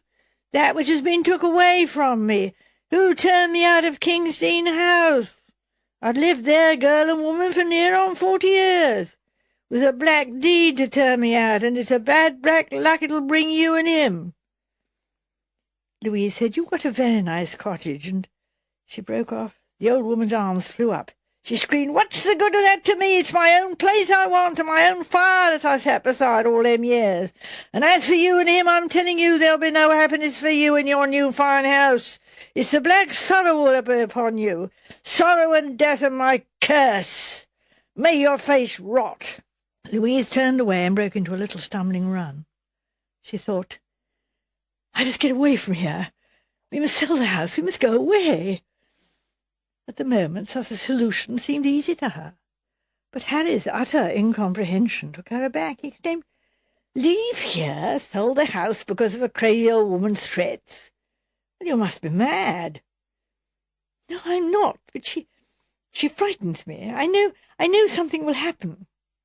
Harry Laxton said grimly, "Leave Mrs. Murgatroyd to me. I'll settle her." A friendship had sprung up between Clarice Vane and young Mrs. Laxton. The two girls were much of an age, though similar both in character and in tastes. In Clarice's company Louise found reassurance. Clarice was so self-reliant, so sure of herself. Louise mentioned the matter of Mrs. Murgatroyd and her threats, but Clarice seemed to regard the matter as more annoying than frightening. So stupid, that sort of thing, she said, and really very annoying for you. You know, Clarice, I feel quite frightened sometimes. My heart gives most awful jumps. Nonsense. You mustn't let a silly thing like that get you down. She'll soon tire of it. She was silent for a minute or two. Clarice said, "What's the matter?" Louise paused for a minute, and her answer came with a rush. "I hate this place. I hate being here. The woods and this house and the awful silence at night and the queer noise owls make. Oh, and the people and everything." "The people? What people?" "Well, the people in the village, those prying, gossiping old maids." Clarice said sharply, "Well, what have they been saying?" "I don't know, nothing particular, but they got nasty minds. When you've talked to them, you feel you wouldn't trust anybody. Not anybody at all." Clarice said harshly, "Forget them. Nothing to do but gossip, and most of the muck they talk they just invent." Louise said, "Oh, I wish we'd never come here. But Harry adores it so." Her voice softened. Clarice thought, how she adores him. She said abruptly, "I must go now. I'll send you back in the car. Come again soon." Clarice nodded. Louise felt comforted by her new friend's visit. Harry was pleased to find her more cheerful, and from then on urged her to have Clarice often to the house. Then one day he said, "Good news for you, darling." "Oh, what?" "I've fixed the Murgatroyd. She's got a son in America, you know. Well, I've arranged for her to go out and join him. I'll pay her passage." "Oh, Harry, how wonderful! I believe I might get to like King's Dean after all." "Get to like it? Why, it's the most wonderful place in the world." Louise gave a little shiver. She couldn't rid herself of her superstitious fear so easily. If the ladies of St. Mary Mead had hoped for the pleasure of imparting information about her husband's past to the bride, this pleasure was denied them by Harry Laxton's own prompt action. Miss Harmon and Clarice Vane were both in Mr. Edge's shop, the one buying mothballs and the other a packet of brassic, when Harry Laxton and his wife came in. After greeting the two ladies, Harry turned to the counter and was just demanding a toothbrush, when he stopped in mid-speech and exclaimed heartily, "Well, well, just see who's here. Bella, I do declare." Mrs. Edge, who had hurried out from the back parlour to attend to the congestion of business, beamed back cheerfully at him, showing her big white teeth. She had been a dark, handsome girl, and was still a reasonably handsome woman, though she had put on weight, and the lines of her face had coarsened, but her large brown eyes were full of warmth as she answered, "Bella it is, Mr. Harry, and pleased to see you after all these years." Harry turned to his wife. "Bella's an old flame of mine. Head over heels in love with her, wasn't I, Bella?" "That's what you say," said Mrs. Edge. Louise laughed. She said, "My husband's very happy seeing all his old friends again." "Ah," said Mrs. Edge, "we haven't forgotten you, Mr. Harry. Seems like a fairy tale to think of you married and building up a new house instead of that ruined old King's Dean house." "You look very well and blooming," said Harry. And Mrs. Edge laughed and said there was nothing wrong with her, and what about that toothbrush? Clarice, watching the baffled look on Miss Harmon's face, said to herself exultantly, "Oh, well done, Harry. You've spiked their guns." Dr. Haydock said abruptly to his niece, "What's all this nonsense about old Mrs. Murgatroyd hanging about King's Dean and shaking her fist and cursing the new regime?" "It isn't nonsense, it's quite true. It upset Louise a good deal." "Tell her she needn't worry. When the Murgatroyds were caretakers, they never stopped grumbling about the place. They only stayed because Murgatroyd drank and couldn't get another job." "I'll tell her," said Clarice doubtfully, "but I don't think she'll believe you. The old woman fairly screams with rage." "Always used to be fond of Harry as a boy. Can't understand it." Clarice said, "Oh, well, they'll be rid of her soon. Harry's paying her passage to America." 3 days later, Louise was thrown from her horse and killed. 2 men in a baker's van were witnesses of the accident. They saw Louise ride out of the gates, saw the old woman spring up and stand in the road, waving her arms and shouting. saw the horse start, swerve, and then bolt madly down the road, flinging Louise Laxton over its head. One of them stood over the unconscious figure, not knowing what to do, while the others rushed to the house to get help. Harry Laxton came running out, his face ghastly. They took off a door of the van and carried her on it to the house. She died without regaining consciousness, and before the doctor arrived. End of Dr. Haydock's manuscript. When Dr. Haydock arrived the following day, he was pleased to note that there was a pink flush in Miss Marple's cheeks and decidedly more animation in her manner. "Well," he said, "what's the verdict?" "What's the problem, Dr. Haydock?" countered Miss Marple. "Oh, my dear lady, do I have to tell you that?" "I suppose," said Miss Marple, "that is curious conduct of the caretaker. Why did she behave in that very odd way? People do mind being turned out of their old homes, but it wasn't her home. In fact, she used to complain and grumble while she was there. Yes, it certainly looks very fishy. Now, what became of her, by the way?" "Did a bunk to Liverpool. The accident scared her. Thought she'd wait there for her boat." "All very convenient for somebody," said Miss Marple. "Yes, I think the problem of the caretaker's conduct can be solved easily enough. Bribery, was it not?" "That's your solution?" "Well, if it wasn't natural for her to behave in that way, she must have been putting on an act, as people say, and that means that somebody paid her to do what she did." "And you know who that somebody was?" "Oh, I think so. Money again, I'm afraid, and I've always noticed that gentlemen always tend to admire the same type." "Well, now I'm out of my depth." No, it all hangs together. Harry Laxton admired Bella Edge, a dark, vivacious type. Your niece Clarice was the same, but the poor little wife was quite a different type. Fair-haired and clinging, not his type at all. So he must have married her for her money. And murdered her for her money, too." "You use the word murder?" "Well, he sounds the right type. Attractive to women and quite unscrupulous. I suppose he wanted to keep his wife's money and marry your niece. He may have been seen talking to Mrs. Edge. But I don't fancy he was attached to her any more. Though I dare say he made the poor woman think he was, for ends of his own. He soon had her well under his thumb, I fancy." "How exactly did he murder her, do you think?" Miss Marple stared ahead of her for some minutes with dreamy blue eyes. It was very well timed, with the baker's van as witness. They could see the old woman, and of course they'd put down the horse's fright to that. But I should imagine myself that an air gun, or perhaps a catapult, yes, just as the horse came through the gates. The horse bolted, of course, and Mrs. Laxton was thrown." She paused, frowning. "The fall might have killed her, but he couldn't be sure of that. And he seems the sort of man who would lay his plans carefully and leave nothing to chance. After all, Mrs. Edge could get him something suitable without her husband knowing. Otherwise, why would Harry bother with her? Yes, I think he had some powerful drug handy that could be administered before you arrived. After all, if a woman is thrown from her horse and has serious injuries and dies without recovering consciousness, well, a doctor wouldn't be normally suspicious, would he? He'd put it down to shock or something." Dr. Haydock nodded. "Why did you suspect?" asked Miss Marple.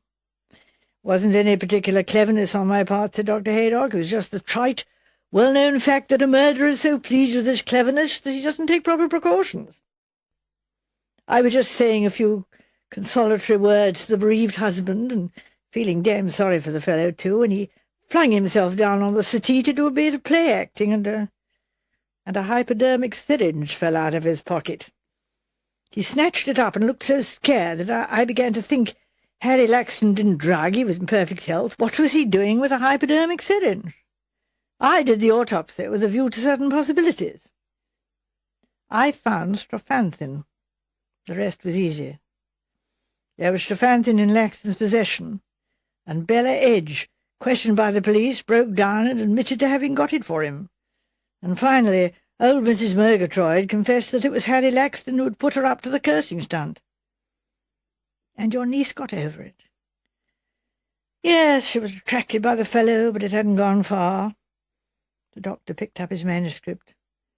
Full marks to you, Miss Marple, and full marks to me for my prescription. You're looking almost yourself again.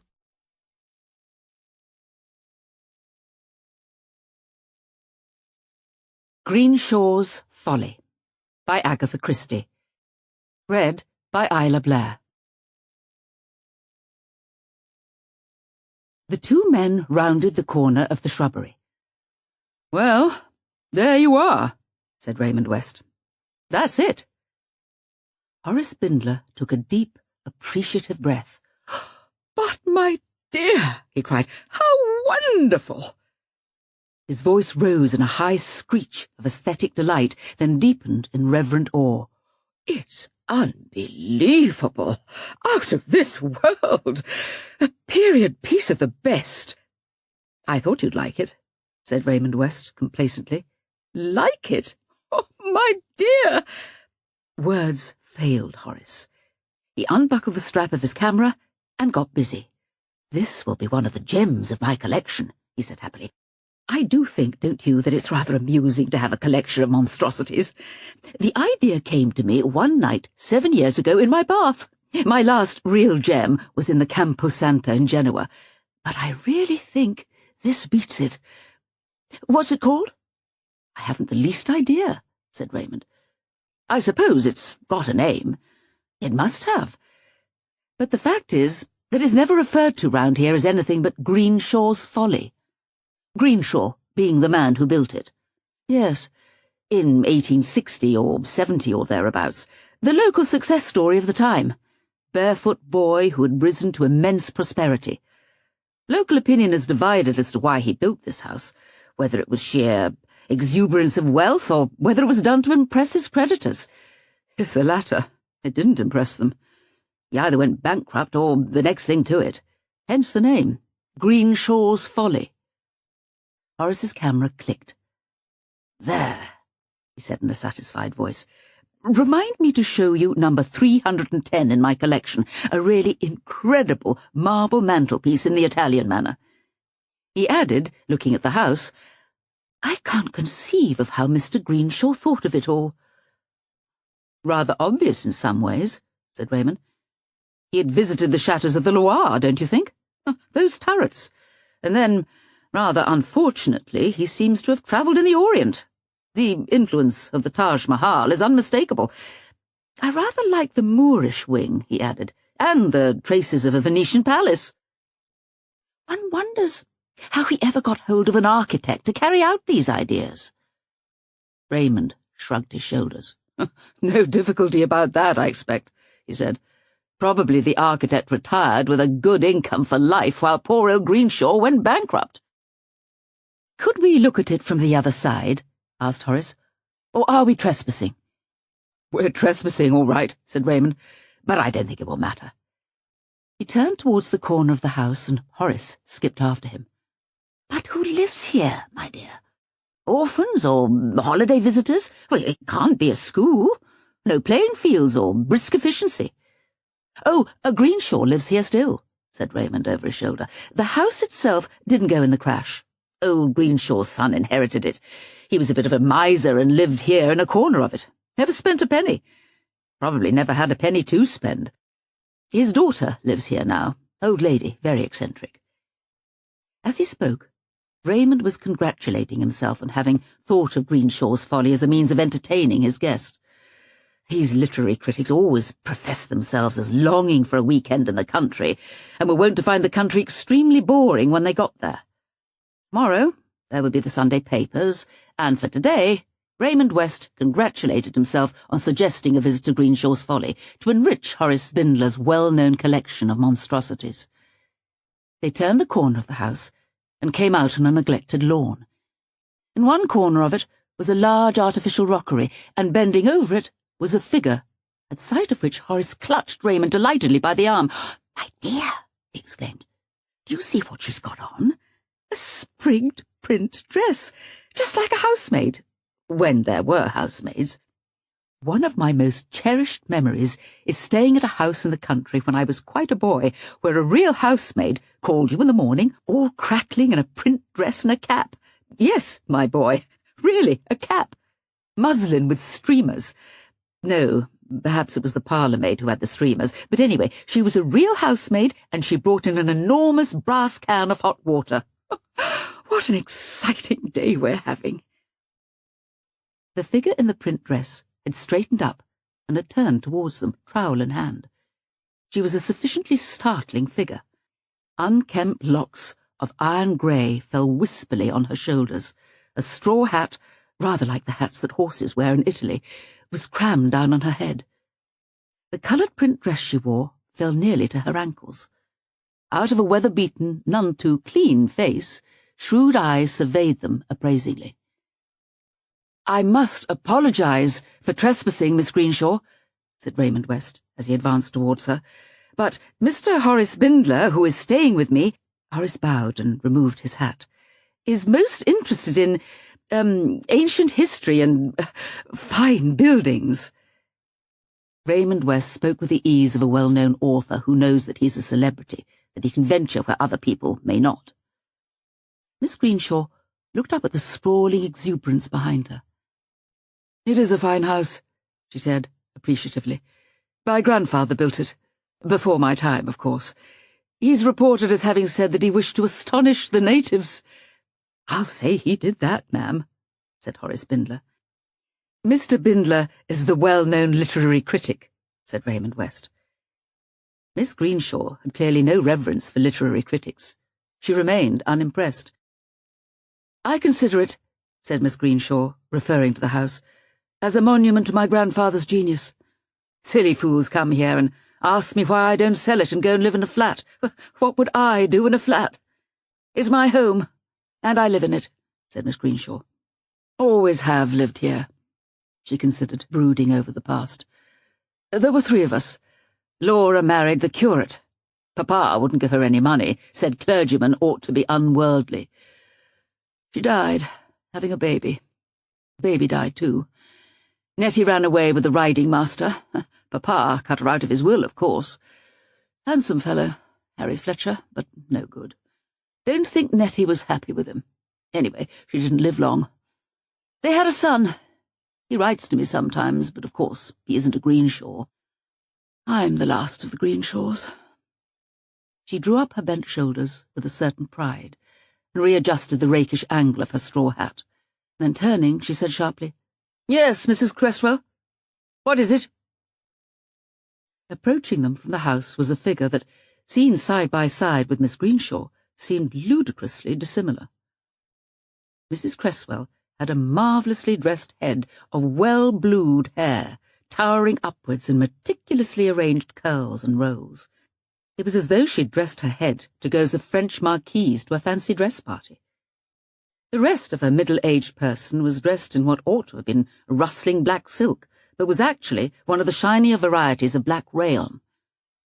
Although she was not a large woman, she had a well-developed and sumptuous bust.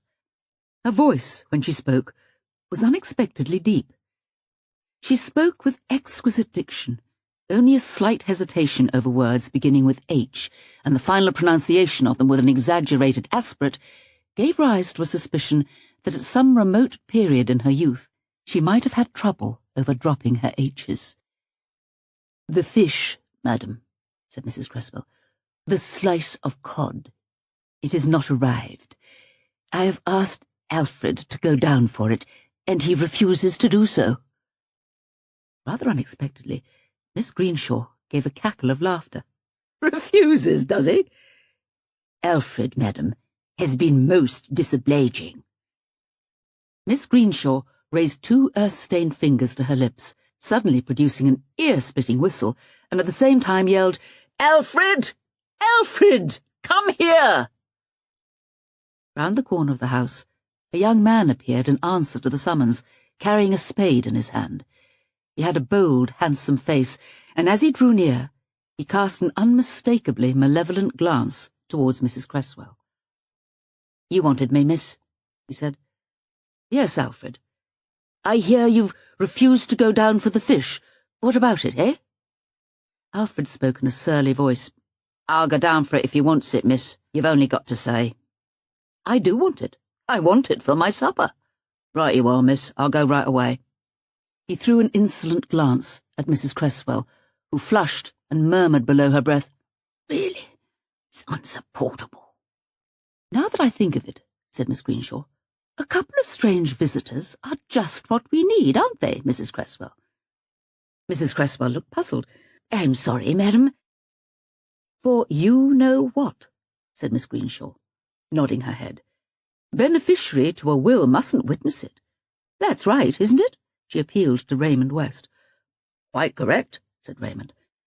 I know enough law to know that, said Miss Greenshaw, and you two are men of standing. She flung down her trowel on her weeding-basket. Would you mind coming up to the library with me? Delighted, said Horace eagerly. She led the way through the French windows and through a vast yellow and gold drawing-room with faded brocade on the walls and dust covers arranged over the furniture, then through a large, dim hall, up a staircase, and into a room on the first floor. My grandfather's library, she announced. Horace looked round the room with acute pleasure. It was a room, from his point of view, quite full of monstrosities. The heads of sphinxes appeared on the most unlikely pieces of furniture. There was a colossal bronze representing, he thought, Paul and Virginia, and a vast bronze clock with classical motifs, of which he longed to take a photograph. A fine lot of books, said Miss Greenshaw. Raymond was already looking at the books. From what he could see from a cursory glance, there was no book here of any real interest, or, indeed, any book which appeared to have been read. They were all superbly bound sets of the classics as supplied 90 years ago for furnishing a gentleman's library. Some novels of a bygone period were included, but they, too, showed little signs of having been read. Miss Greenshaw was fumbling in the drawers of a vast desk. Finally, she pulled out a parchment document. My will, she explained. Got to leave your money to someone, or so they say. If I died without a will, I suppose that son of a horse-coper would get it. Handsome fellow, Harry Fletcher, but a rogue if ever there was one. Don't see why his son should inherit this place. No, she went on, as though answering some unspoken objection. I've made up my mind. I'm leaving it to Cresswell. Your housekeeper? Yes, I've explained it to her. I make a will leaving her all I've got, and then I don't need to pay her any wages. Saves me a lot in current expenses, and it keeps her up to the mark. No giving me notice and walking off at any minute. Very la-di-da and all that, isn't she? But her father was a working plumber in a very small way. She's nothing to give herself airs about. She had by now unfolded the parchment. Picking up a pen, she dipped it in the inkstand and wrote her signature. Catherine Dorothy Greenshaw. That's right, she said. You've seen me sign it, and then you too sign it. That makes it legal.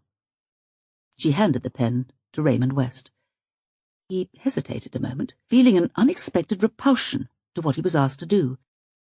Then he quickly scrawled the well-known signature, for which his morning's mail usually brought at least 6 demands a day.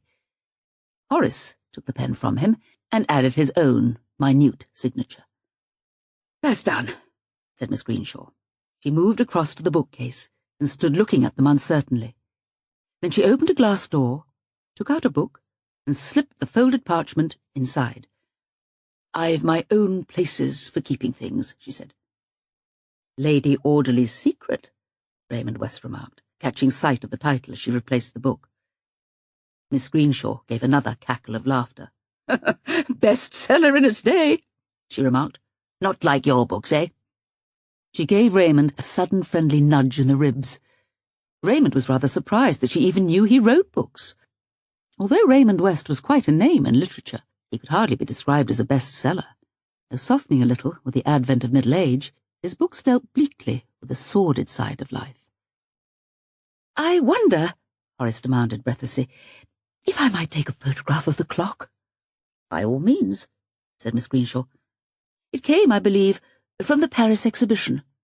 Very probably, said Horace. He took his picture. "This room's not been used much since my grandfather's time," said Miss Greenshaw. "This desk's full of old diaries of his. Interesting, I should think. I haven't the eyesight to read them myself. I'd like to get them published, but I suppose one would have to work on them a good deal." "You could engage someone to do that," said Raymond West. "Could I really? Well, that's an idea, you know. I'll think about it." Raymond West glanced at his watch. "We mustn't trespass on your kindness any longer," he said. "Pleased to have seen you," said Miss Greenshaw graciously. "I thought you were the policeman when I heard you coming round the corner of the house." "Why a policeman?" demanded Horace, who never minded asking questions. Miss Greenshaw responded unexpectedly. "If you want to know the time, ask a policeman," she caroled, and with this example of Victorian wit, nudged Horace in the ribs and roared with laughter. "It's been a wonderful afternoon," sighed Horace as they walked home. "Really, that place has everything. The only thing the library needs is a body. Those old-fashioned detective stories about murder in the library, that's just the kind of library I'm sure the authors had in mind." "If you want to discuss murder," said Raymond, "you must talk to my Aunt Jane." "Your Aunt Jane? Do you mean Miss Marple?" He felt a little at a loss. The charming old-world lady, to whom he had been introduced the night before, seemed the last person to be mentioned in connection with murder. "Oh, yes," said Raymond. "Murder is a speciality of hers." "But, my dear, how intriguing. What do you really mean?" "I mean just that," said Raymond. He paraphrased, "Some commit murder, some get mixed up in murders, others have murder thrust upon them. My Aunt Jane comes into the third category." "You are joking." "Not in the least. I can refer you to the former Commissioner of Scotland Yard, several Chief Constables, and one or two hard-working inspectors of the CID. Horace said happily that wonders would never cease. Over the tea-table, they gave Joan West, Raymond's wife, Lou Oxley, her niece, and old Miss Marple a resume of the afternoon's happenings, recounting in detail everything that Miss Greenshaw had said to them. "But I do think," said Horace, "that there is something a little sinister about the whole setup. That duchess-like creature, the housekeeper. Arsenic, perhaps, in the teapot, now that she knows her mistress has made the will in her favour."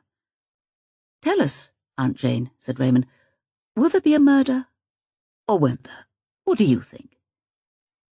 "I think," said Miss Marple, winding up her wool with rather a severe air, "that you shouldn't joke about these things as much as you do, Raymond.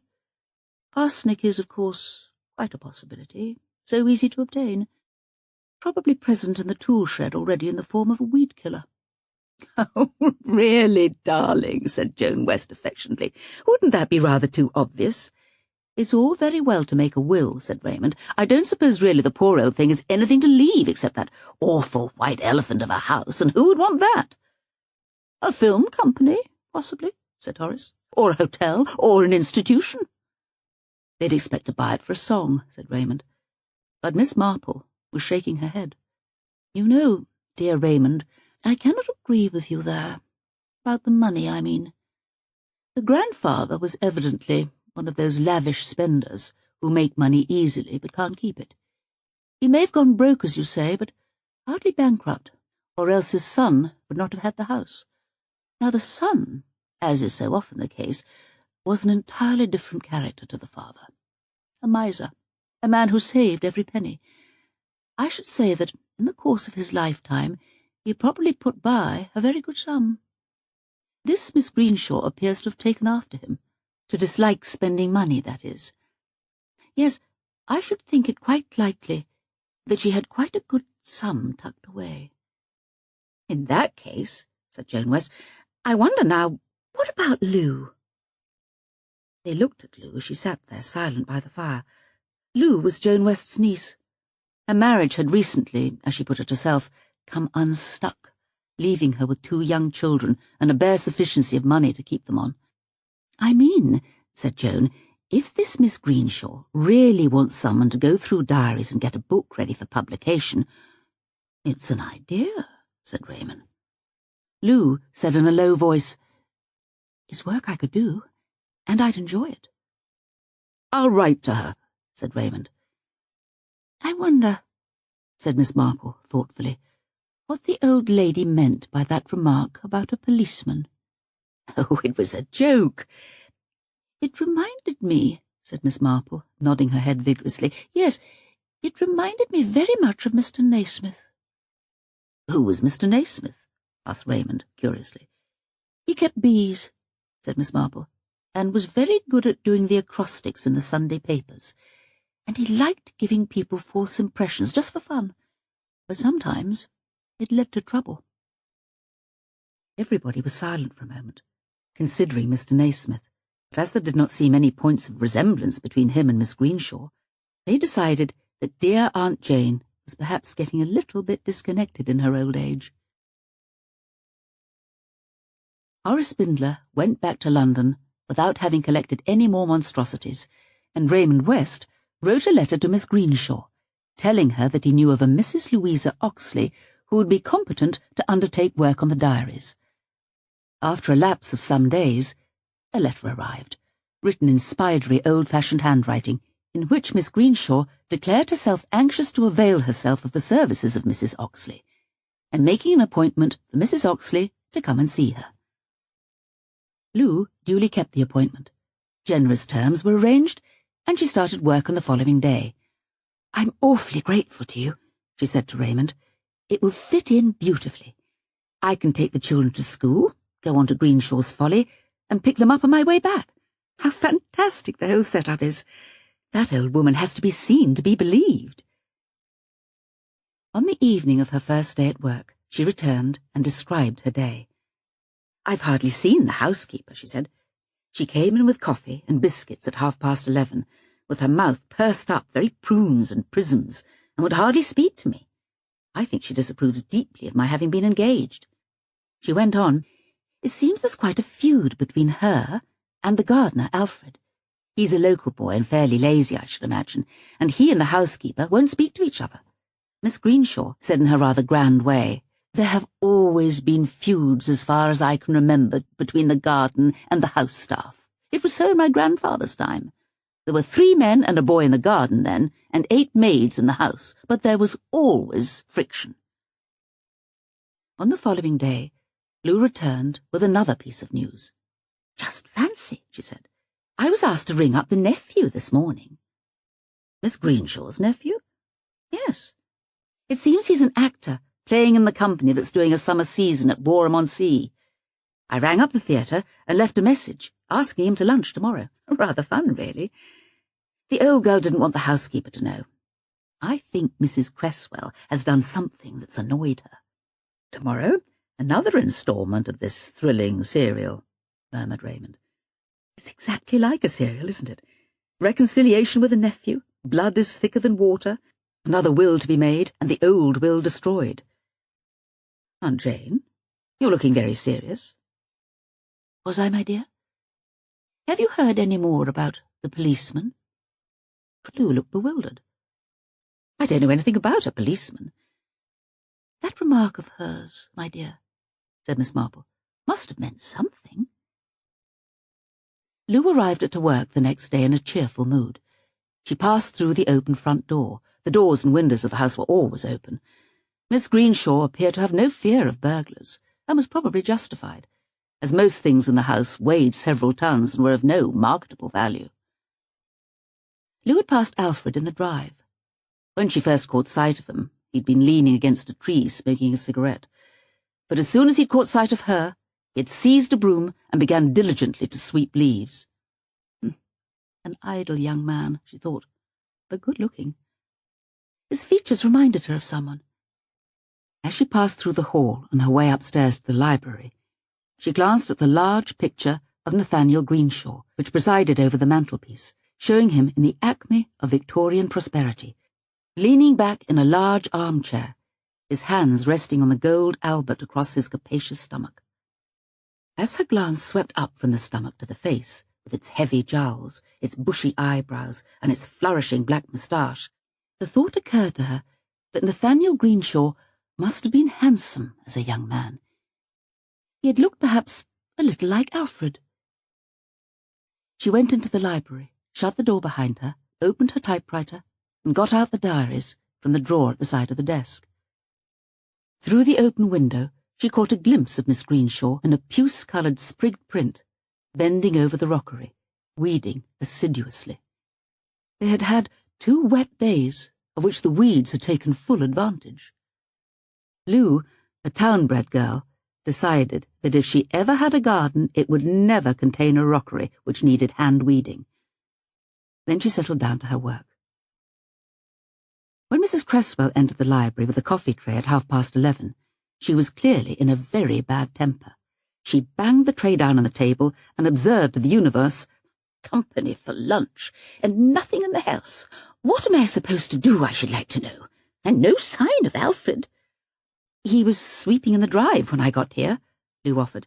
"I dare say. A nice soft job." Mrs. Cresswell swept out of the room and banged the door behind her. Lou grinned to herself. She wondered what the nephew would be like. She finished her coffee and settled down to her work again. It was so absorbing that time passed quickly. Nathaniel Greenshaw, when he started to keep a diary, had succumbed to the pleasure of frankness. Trying out a passage relating to the personal charm of a barmaid in the neighbouring town, Lou reflected that a good deal of editing would be necessary. As she was thinking this, she was startled by a scream from the garden. Jumping up, she ran to the open window. Miss Greenshaw was staggering away from the rockery towards the house. Her hands were clasped to her breast, and between them there protruded a feathered shaft that Lou recognised with stupefaction to be the shaft of an arrow. Miss Greenshaw's head, in its battered straw hat, fell forward on her breast. She called up to Lou in a failing voice, "Shot! He shot me! With an arrow! Get help!" Lou rushed to the door. She turned the handle, but the door would not open. It took her a moment or two of futile endeavour to realise that she was locked in. She rushed back to the window. "I'm locked in!" Miss Greenshaw, her back towards Lou and swaying a little on her feet, was calling up to the housekeeper at a window further along. "Ring! Police! Telephone!" Then, lurching from side to side like a drunkard, she disappeared from Lou's view through the window below into the drawing-room. A moment later, Lou heard a crash of broken china, a heavy fall, and then silence. Her imagination reconstructed the scene. Miss Greenshaw must have staggered blindly into a small table with a Sèvres tea set on it. Desperately, Lou pounded on the door, calling and shouting. There was no creeper or drainpipe outside the window that could help her to get out that way. Tired at last of beating on the door, she returned to the window. From the window of her sitting-room, further along, the housekeeper's head appeared. "Come and let me out, Mrs. Oxley. I'm locked in." "So am I." "Oh, dear. Isn't it awful? I've telephoned the police. There's an extension in this room, but what I can't understand, Mrs. Oxley, is our being locked in. I never heard a key turn, did you?" "No, I didn't hear anything at all. Oh, dear, what shall we do? Perhaps Alfred might hear us," Lou shouted at the top of her voice. "Alfred! Alfred!" "Gone to his dinner as likely as not. What time is it?" Lou glanced at her watch. 12:25. He's not supposed to go until past, but he sneaks off earlier whenever he can. Do you think... Lou meant to ask, "Do you think she's dead?" But the words stuck in her throat. There was nothing to do but wait. She sat down on the windowsill. It seemed an eternity before the stolid, helmeted figure of a police constable came round the corner of the house. She leant out of the window, and he looked up at her, shading his eyes with his hand. When he spoke, his voice held reproof. "What's going on here?" he asked, disapprovingly. From their respective windows, Lou and Mrs. Cresswell poured a flood of excited information down at him. The constable produced a notebook and a pencil. You ladies ran upstairs and locked yourselves in. Can I have your names, please? No, somebody else locked us in. Come and let us out, the constable said reprovingly. All in good time, and disappeared through the window below. Once again, time seemed infinite. Lou heard the sound of a car arriving, and, after what seemed an hour, but was actually 3 minutes, first Mrs. Cresswell and then Lou were released by a police sergeant more alert than the original constable. Miss Greenshaw? Lou's voice faltered. What's happened? The sergeant cleared his throat. Sorry to have to tell you, madam, he said, what I've already told Mrs. Cresswell here. Miss Greenshaw is dead. Murdered, said Mrs. Cresswell. That's what it is. Murder, the sergeant said dubiously. Could have been an accident, some country lads shooting with bows and arrows.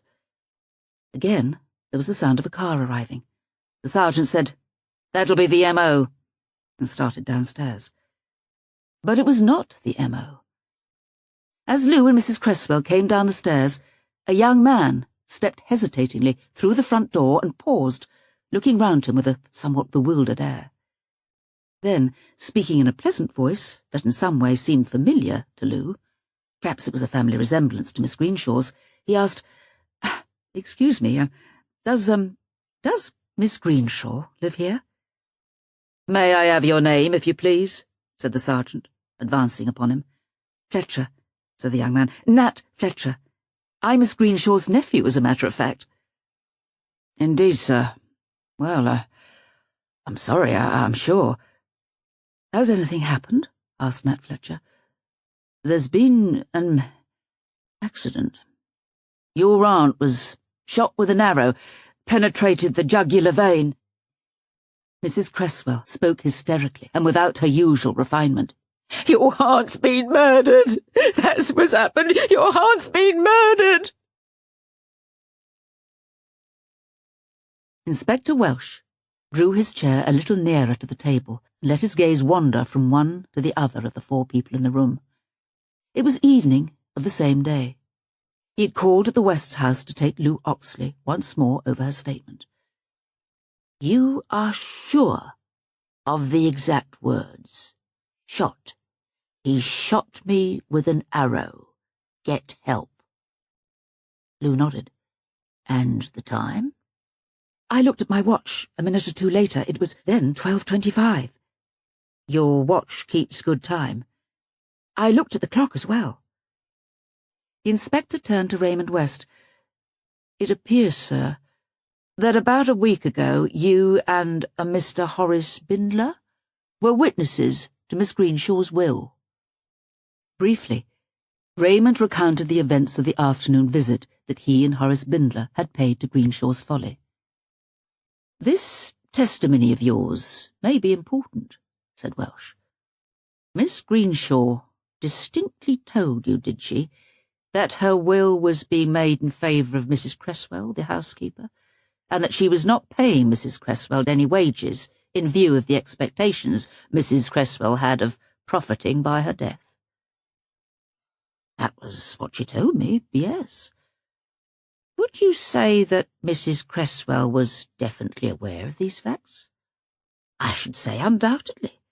Miss Greenshaw made a reference in my presence to beneficiaries not being able to witness a will, and Mrs. Cresswell clearly understood what she meant by it. Moreover, Miss Greenshaw herself told me that she'd come to this arrangement with Mrs. Cresswell.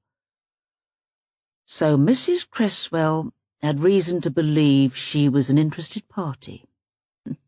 Motives clear enough in her case, and I dare say she'd be our chief suspect now if it wasn't for the fact that she was securely locked in her room, like Mrs. Oxley here, and also that Miss Greenshaw definitely said a man shot her.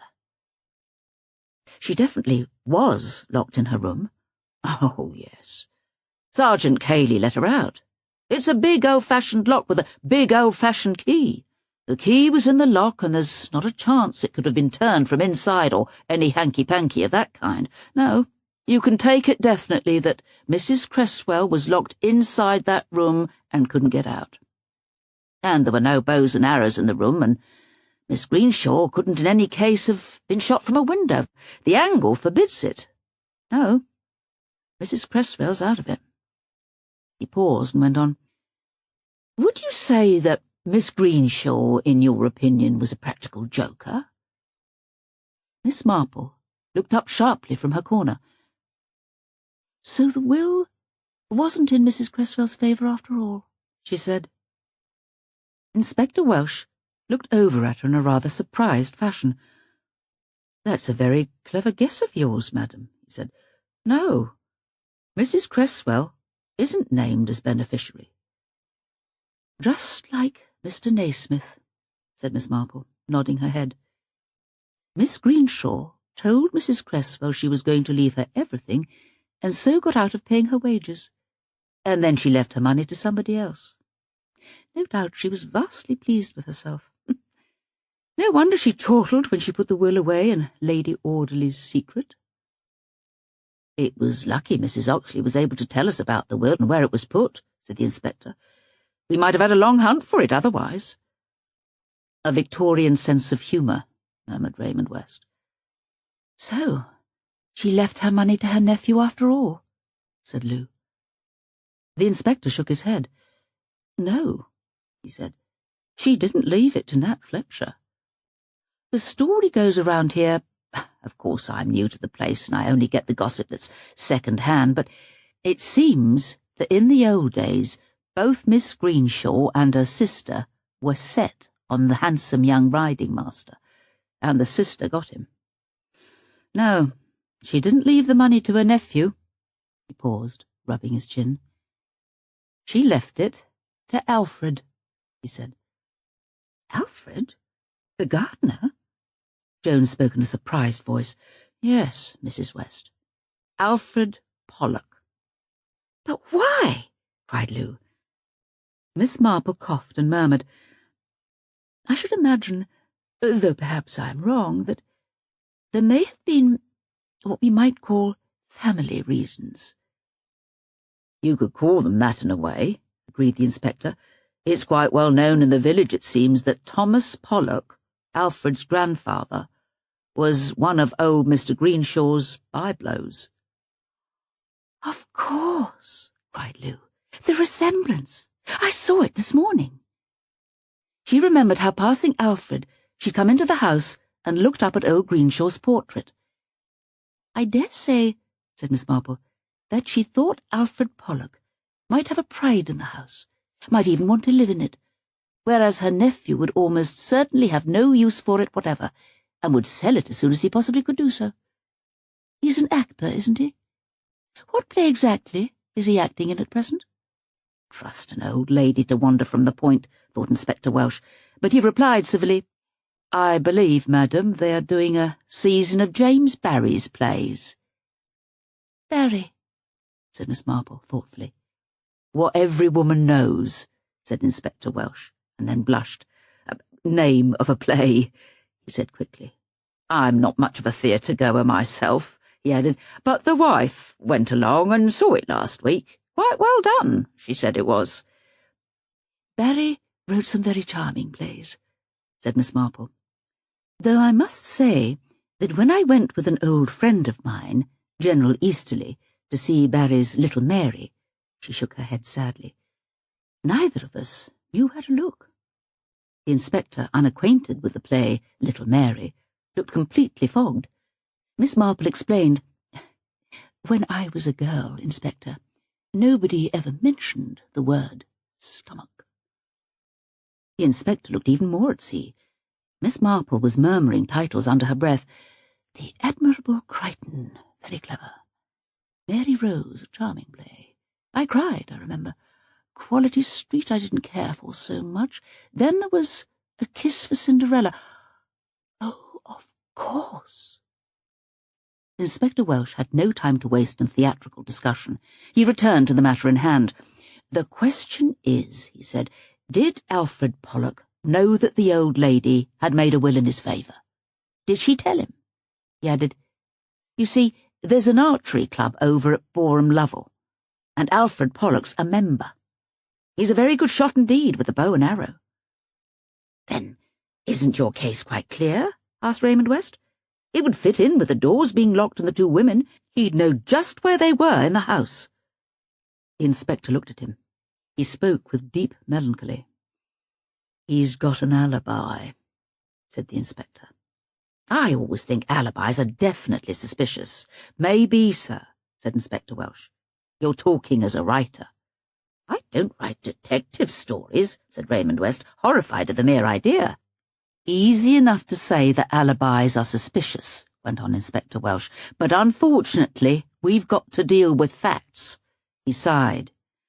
We've got 3 very good suspects, he said. 3 people who, as it happened, were very close upon the scene at the time. Yet the odd thing is that it looks as though none of the 3 could have done it. The housekeeper I've definitely dealt with, the nephew, Nat Fletcher, at the moment Miss Greenshaw was shot, was a couple of miles away, filling up his car at a garage and asking his way. As for Alfred Pollock, 6 people will swear that he entered the Dog and Duck at 12:20, and was there for an hour having his usual bread and cheese and beer. Deliberately establishing an alibi, said Raymond West hopefully. Maybe, said Inspector Welsh, but if so, he did establish it. There was a long silence. Then Raymond turned his head to where Miss Marple sat upright and thoughtful. It's up to you, Aunt Jane, he said. The inspector's baffled. The sergeant's baffled. I'm baffled. Joan's baffled. Lou is baffled. But to you, Aunt Jane, it is crystal clear. Am I right? I wouldn't say that, dear, said Miss Marple. Not crystal clear. And murder, dear Raymond, isn't a game. I don't suppose poor Miss Greenshaw wanted to die. And it was a particularly brutal murder. Very well planned, and quite cold-blooded. It's not a thing to make jokes about. I'm sorry, said Raymond abashed. I'm not really as callous as I sound. One treats a thing lightly to take away from the horror of it. That is, I believe, the modern tendency, said Miss Marple. All these wars, and having to joke about funerals. Yes, perhaps I was thoughtless when I said you were callous. It isn't, said Joan, as though we'd known her at all well. That is very true, said Miss Marple. You, dear Joan, did not know her at all. I did not know her at all. Raymond gathered an impression of her from one afternoon's conversation. Lou knew her for 2 days. Come now, Aunt Jane, said Raymond. Tell us your views. You don't mind, Inspector? Not at all, said the inspector politely. Well, my dear, it would seem that we have 3 people who had, or might have thought they had, a motive to kill the old lady, and 3 quite simple reasons why none of the 3 could have done so. The housekeeper could not have done so because she was locked in her room, and because Miss Greenshaw definitely stated that a man shot her. The gardener could not have done it because he was inside the Dog and Duck at the time the murder was committed, and the nephew could not have done it because he was still some distance away in his car at the time of the murder. Very clearly put, madam, said the inspector. And since it seems most unlikely that any outsider should have done it, where then are we? That's what the inspector wants to know, said Raymond West. One so often looks at a thing the wrong way round, said Miss Marple apologetically. If we can't alter the movements or the position of those 3 people, then couldn't we perhaps alter the time of the murder? You mean that both my watch and the clock were wrong? Asked Lou. Oh, no, my dear, said Miss Marple. I didn't mean that at all. I mean that the murder didn't occur when you thought it occurred. But I saw it, cried Lou. Well, what I have been wondering, my dear, was whether you weren't meant to see it. I've been asking myself, you know, whether that wasn't the real reason why you were engaged for this job. What do you mean, Aunt Jane? Well, dear, it seems odd. Miss Greenshaw did not like spending money, and yet she engaged you and agreed quite willingly to the terms you asked. It seems to me that perhaps you were meant to be there, in that library on the first floor, looking out of the window, so that you could be the key witness, someone from outside of irreproachable good faith, to fix a definite time and place for the murder. "But you can't mean," said Lou incredulously, "that Miss Greenshaw intended to be murdered." "What I mean, dear," said Miss Marple, "is that you didn't really know Miss Greenshaw. There's no real reason, is there, why the Miss Greenshaw you saw when you went up to the house should be the same Miss Greenshaw that Raymond saw a few days earlier?" "Oh, yes, I know," she went on, to prevent Lou's reply. She was wearing the peculiar old-fashioned print dress and the strange straw hat, and had unkempt hair. She corresponded exactly to the description Raymond gave us last weekend. But those two women, you know, were much of an age and height and size. The housekeeper, I mean, and Miss Greenshaw. "But the housekeeper is fat," Lou exclaimed. "She's got an enormous bosom." Miss Marple coughed. "But, my dear, surely, nowadays, I've seen them myself in shops, most indelicately displayed. It is very easy for anyone to have a bust of any size and dimension." "What are you trying to say?" demanded Raymond. "I was just thinking, dear, that during the 2 or 3 days Lou was working there, one woman could have played the two parts. You said yourself, Lou, that you hardly saw the housekeeper, except for the one moment in the morning when she brought you in the tray with coffee.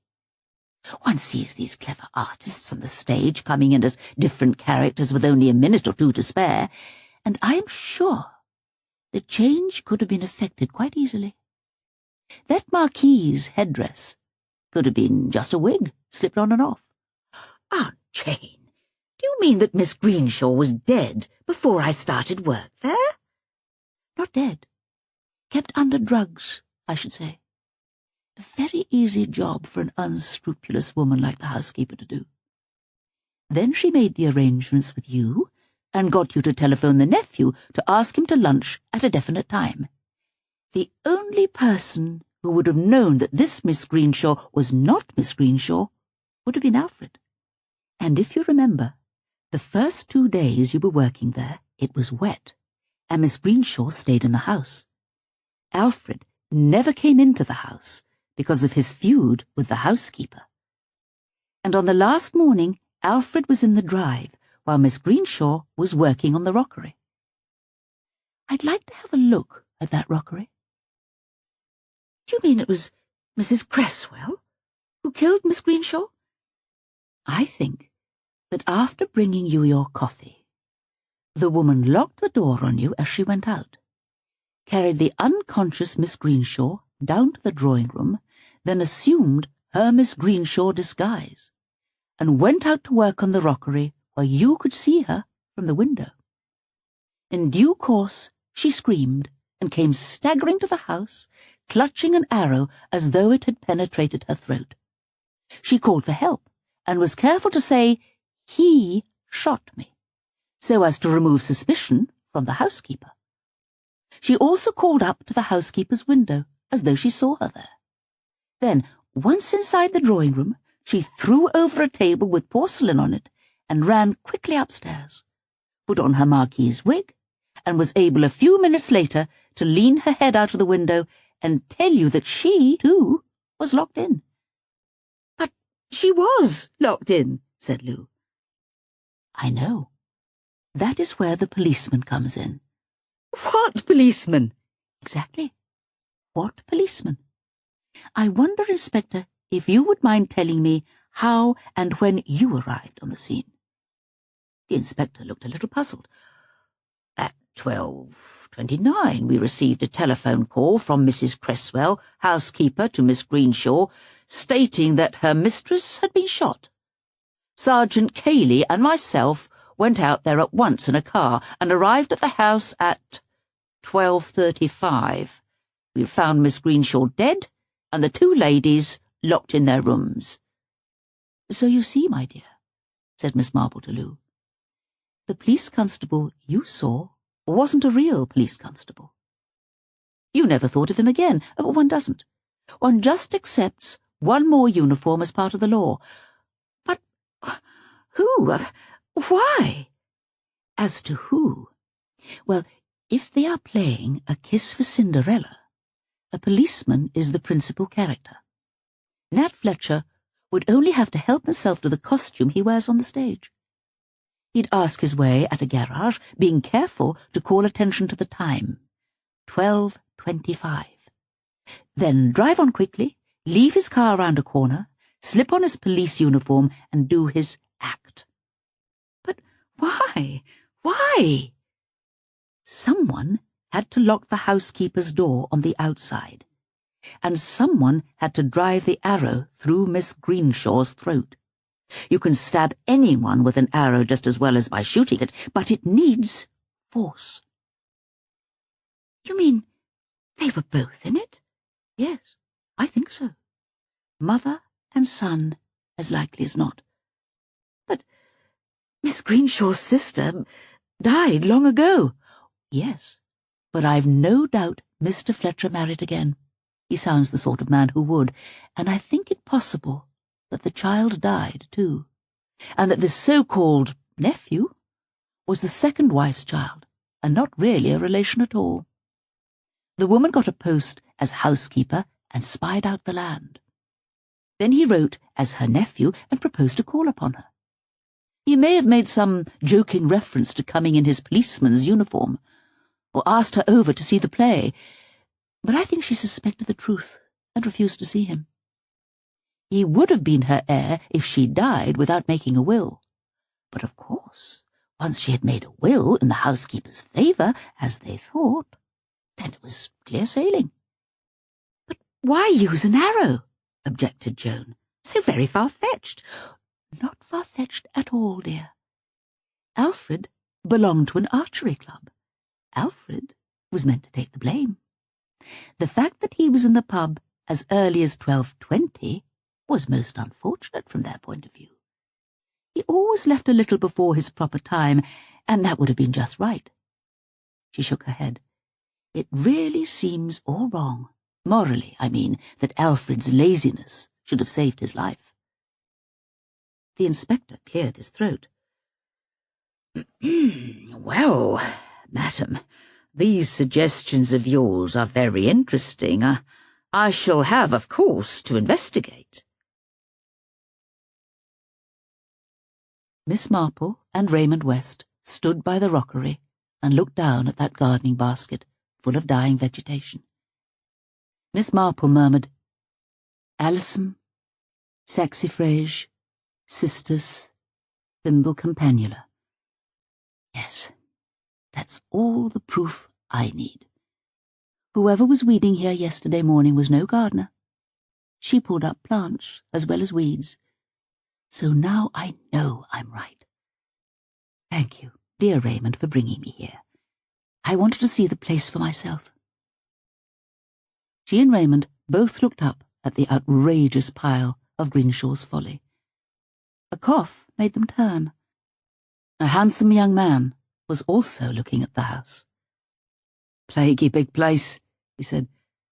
Too big for nowadays, or so they say. I don't know about that. If I won a football pool and made a lot of money, that's the kind of house I'd like to build. He smiled bashfully at them. Reckon I can say so now. That there house was built by my great-grandfather, said Alfred Pollock. And a fine house it is, for all they call it Greenshaw's folly. The Dressmaker's Doll. The doll lay in the big velvet-covered chair. There was not much light in the room. The London skies were dark. In the gentle greyish-green gloom, the sage-green coverings and the curtains and the rugs all blended with each other. The doll blended too. She lay long and limp and sprawled in her green velvet clothes and her velvet cap and the painted mask of her face. She was the puppet doll, the whim of rich women, the doll who lolls beside the telephone or among the cushions of the divan. She sprawled there, eternally limp, and yet strangely alive. She looked a decadent product of the 20th century. Sybil Fox, hurrying in with some patterns and a sketch, looked at the doll with a faint feeling of surprise and bewilderment. She wondered, but whatever she wondered did not get to the front of her mind. Instead, she thought to herself, "Now what's happened to the pattern of the blue velvet? Wherever have I put it? I'm sure I had it here just now." She went out onto the landing and called up to the workroom. "Elspeth! Elspeth! Have you the blue pattern up there? Mrs. Fellows-Brown will be here any minute now." She went in again, switching on the lights. Again she glanced at the doll. "Now, where on earth— Ah, there it is." She picked the pattern up from where it had fallen from her hand. There was the usual creak outside on the landing as the elevator came to a halt, and in a minute or two Mrs. Fellows-Brown, accompanied by her Pekingese, came puffing into the room, rather like a fussy local train arriving at a wayside station. "Oh, it's going to pour," she said, "simply pour." She threw off her gloves and a fur. Alicia Coombe came in. She didn't always come in nowadays, only when special customers arrived, and Mrs. Fellows-Brown was such a customer. Elspeth, the forewoman of the workroom, came down with the frock, and Sybil pulled it over Mrs. Fellows-Brown's head. "There," she said. "I think it's good. Yes, it's definitely a success."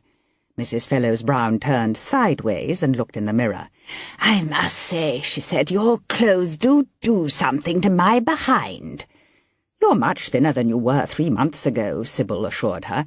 "I'm really not," said Mrs. Fellows-Brown, "though I must say I look it in this. There's something about the way you cut. It really does minimise my behind.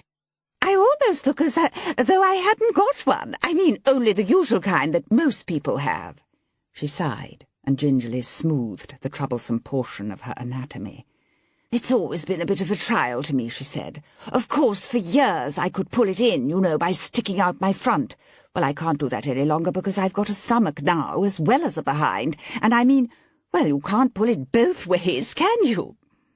Alicia Coombe said, "You should see some of my customers." Mrs. Fellows-Brown experimented to and fro. "A stomach is worse than a behind," she said. "It shows more. Or perhaps you think it does. Because, I mean, when you're talking to people, you're facing them, and that's the moment they can't see your behind, but they can notice your stomach. Anyway, I've made it a rule to pull in my stomach and let my behind look after itself." She craned her neck round still farther, then said suddenly, "Oh, that doll of yours. She gives me the creeps. How long have you had her?" Sybil glanced uncertainly at Alicia Coombe, who looked puzzled but vaguely distressed. "I don't know exactly. Some time, I think. I never can remember things. It's awful nowadays. I simply cannot remember. Sybil, how long have we had her?" Sybil said shortly, "I don't know." "Well," said Mrs. Fellows-Brown, "she gives me the creeps. Uncanny. She looks, as though she was watching us all, and perhaps laughing in that velvet sleeve of hers. I'd get rid of her if I were you." She gave a little shiver.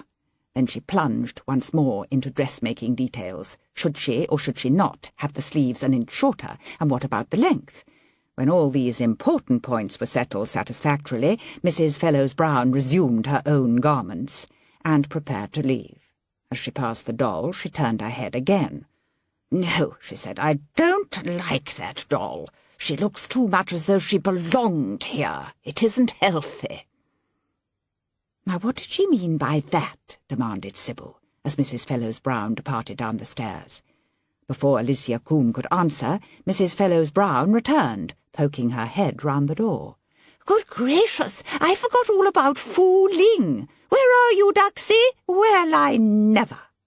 She stared, and the 2 other women stared too.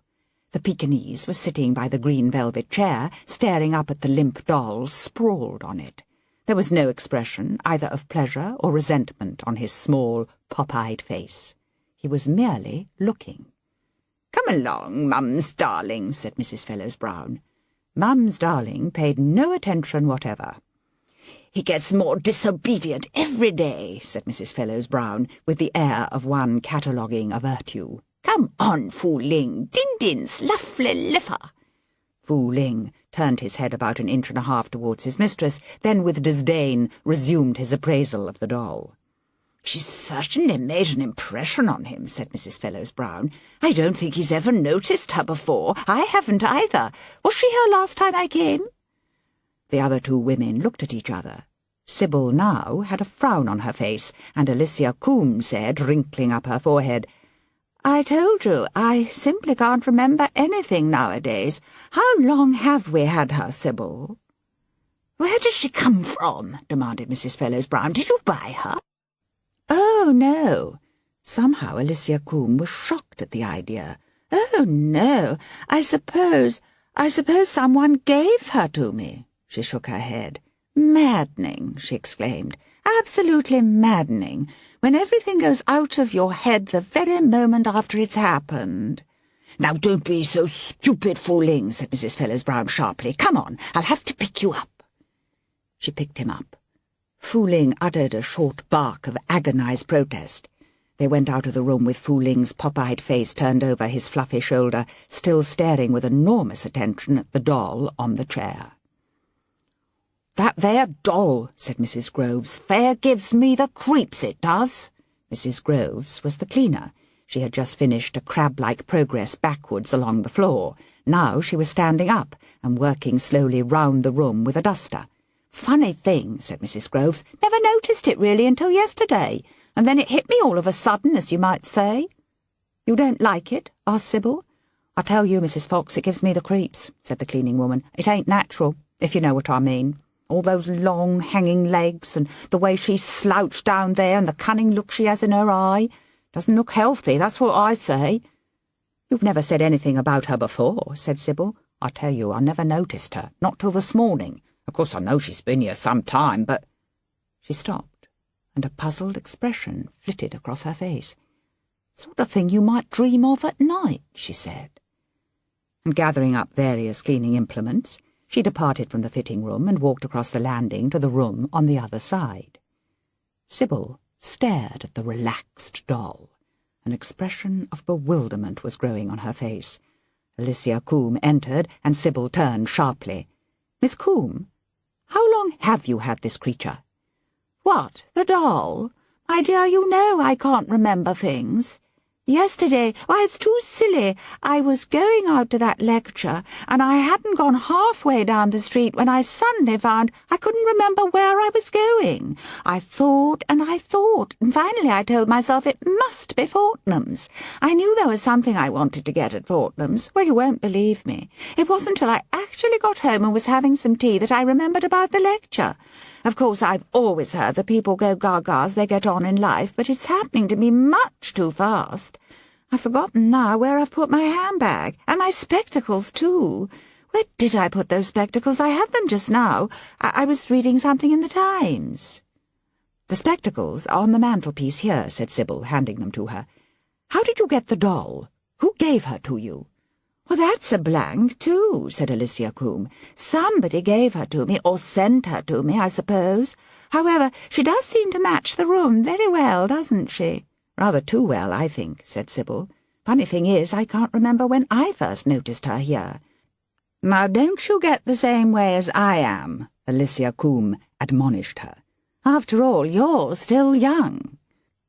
But really, Miss Coombe, I don't remember. I mean, I looked at her yesterday and thought there was something— Well, Mrs. Groves is quite right. Something creepy about her.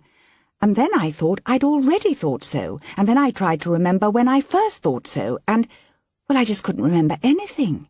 In a way, it was as if I'd never seen her before, only it didn't feel like that. It felt as though she'd been here a long time, but I'd only just noticed her. Perhaps she flew in through the window one day on a broomstick, said Alicia Coombe. Anyway, she belongs here now, all right. She looked round. You could hardly imagine the room without her, could you? No, said Sybil, with a slight shiver. But I rather wish I could. Could what? Imagine the room without her. Are we all going balmy about this doll? Demanded Alicia Coombe impatiently. What's wrong with the poor thing? Looks like a decayed cabbage to me. But perhaps," she added, "that's because I haven't got spectacles on."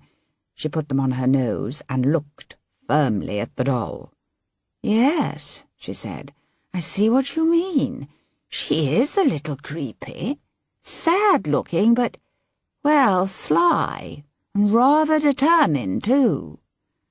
"Funny," said Sybil, "Mrs. Fellows-Brown taking such a violent dislike to her." "She's one who never minds speaking her mind," said Alicia Combe. "But it's odd," persisted Sybil, "that this doll should make such an impression on her." "Well, people do take dislikes very suddenly sometimes."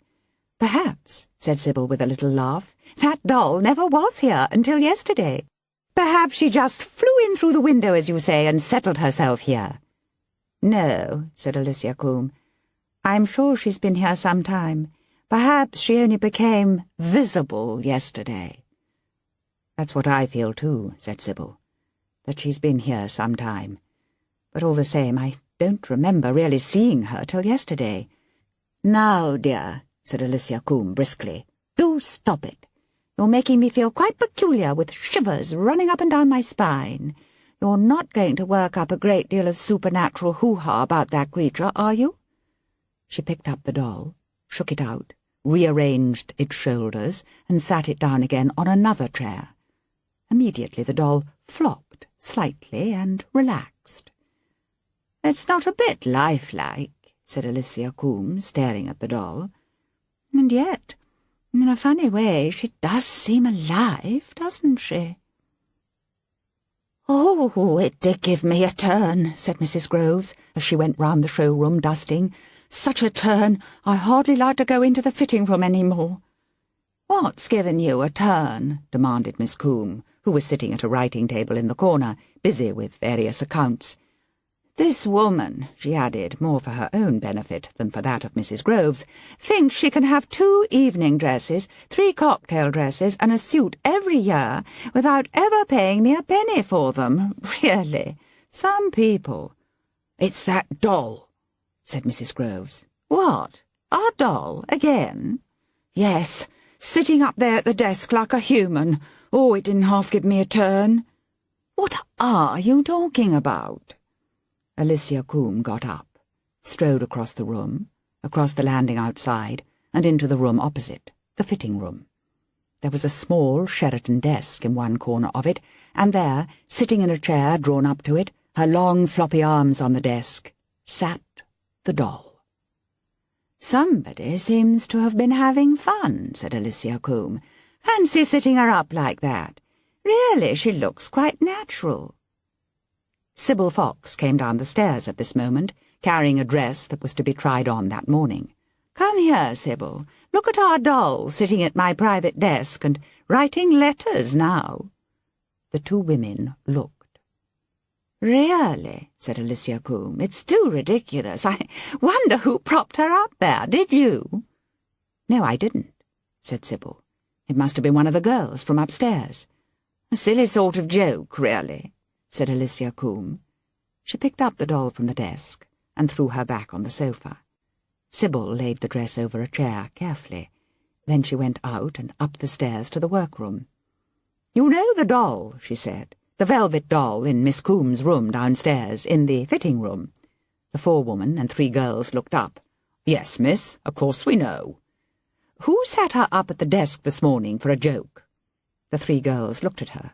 Then Elspeth, the 4-woman, said, "Sat her up at the desk? I didn't." "Nor did I," said one of the girls. "Did you, Marlene?" Marlene shook her head. "This your bit of fun, Elspeth?" "No, indeed," said Elspeth, a stern woman, who looked as though her mouth should always be filled with pins. "I've more to do than going about playing with dolls and sitting them up at desks." "Look here," said Sybil, and to her surprise her voice shook slightly. It was well, quite a good joke, only I'd just like to know who did it." The 3 girls bristled. "We've told you, Mrs. Fox. None of us did it, did we, Marlene?" "I didn't," said Marlene, "and if Nellie and Margaret say they didn't, well, then none of us did." "You've heard what I had to say," said Elspeth. "What's this all about anyway, Mrs. Fox?" "Perhaps it was Mrs. Groves," said Marlene. Sybil shook her head. It wouldn't be Mrs. Groves. It gave her quite a turn. "I'll come down and see for myself," said Elspeth. "She's not there now," said Sybil. "Miss Combe took her away from the desk and threw her back on the sofa." "Well—" She paused. "What I mean is, someone must have stuck her up there in the chair at the writing desk thinking it was funny, I suppose, and I don't see why they won't say so." "I've told you twice, Mrs. Fox," said Margaret. "I don't see why you should go on accusing us of telling lies. None of us would do a silly thing like that." "I'm sorry," said Sybil. "I didn't mean to upset you, but who else could possibly have done it?" "Perhaps she got up and walked there herself," said Marlene, and giggled. For some reason, Sybil didn't like the suggestion. "Oh, it's all a lot of nonsense anyway," she said, and went down the stairs again. Alicia Combe was humming quite cheerfully. She looked round the room. "I've lost my spectacles again," she said, "but it doesn't really matter. I don't want to see anything this moment. The trouble is, of course, when you're as blind as I am, that when you have lost your spectacles, unless you've got another pair to put on and find them with, well, then you can't find them because you can't see to find them." "I'll look round for you," said Sybil. "You had them just now." "I went into the other room when you went upstairs. I expect I took them back in there." She went across to the other room. "It's such a bother," said Alicia Combe. "I want to get on with these accounts. How can I if I haven't my spectacles?" "I'll go up and get your second pair from the bedroom," said Sybil. "I haven't a second pair at present," said Alicia Combe. "Why? What's happened to them?" "Well, I think I left them yesterday when I was out at lunch. I've rung up there, and I've rung up the 2 shops I went into, too." "Oh, dear," said Sybil. "You'll have to get 3 pairs, I suppose." "If I had 3 pairs of spectacles," said Alicia Combe, "I should spend my whole life looking for one or the other of them. I really think it's best to have only one, then you've got to look till you find it." "Well, they must be somewhere," said Sybil. "You haven't been out of these 2 rooms. They're certainly not here, so you must have laid them down in the fitting-room." She went back, walking round, looking quite closely. Finally, as a last idea, she took up the doll from the sofa. "I've got them," she called. "Oh, where were they, Sybil?" "Under our precious doll. I suppose you must have thrown them down when you put her back on the sofa." "I didn't. I'm sure I didn't." "Oh," said Sybil with exasperation, "then I suppose the doll took them up and was hiding them from you." "Really, you know," said Alicia, looking thoughtfully at the doll, "I wouldn't put it past her. She looks very intelligent, don't you think, Sybil?" "I don't think I like her face," said Sybil. "She looks as though she knew something that we didn't know." "You don't think she looks sort of sad and sweet?" said Alicia Combe pleadingly, but without conviction. "I don't think she looks in the least sweet," said Sybil. "No, perhaps you're right. Oh, well, let's get on with things. Lady Lee will be here in another 10 minutes. I just want to get these invoices done and posted." "Mrs. Fawkes? Mrs. Fawkes?" "Yes, Margaret," said Sybil. "What is it?" Sybil was busy leaning over a table, cutting a piece of satin material. "Oh, Mrs. Fox, it's that doll again. I took down the brown dress like you said, and there's that doll sitting up at the desk again. And it wasn't me. It wasn't any of us. Oh, please, Mrs. Fox, we really wouldn't do such a thing." Sybil's scissors slid a little. "There," she said angrily. "Look what you've made me do. Oh, well, it'll be all right, I suppose. Now, what's this about the doll?" "She's sitting at the desk. Again." Sybil went down and walked into the fitting-room. The doll was sitting at the desk, exactly as she had sat there before. "You're very determined, aren't you?" said Sybil, speaking to the doll. She picked her up unceremoniously and put her back on the sofa. "That's your place, my girl," she said. "You stay there." She walked across to the other room. "Miss Combe?" "Yes, Sybil?" "Somebody is having a game with us, you know. That doll was sitting at the desk again." "Who do you think it is?" "It must be one of those 3 upstairs," said Sybil.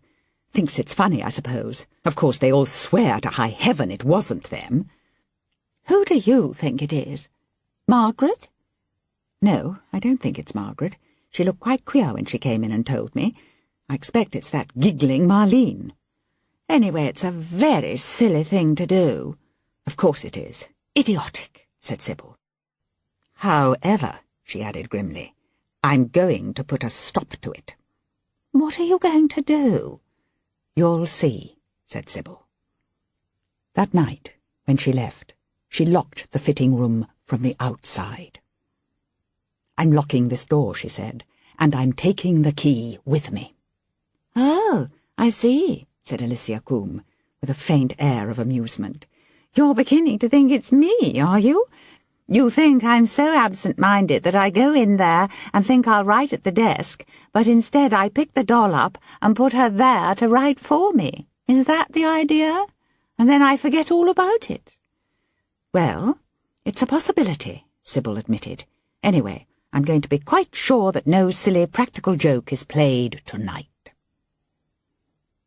The following morning, her lips set grimly, the first thing Sybil did on arrival was to unlock the door of the fitting room and march in.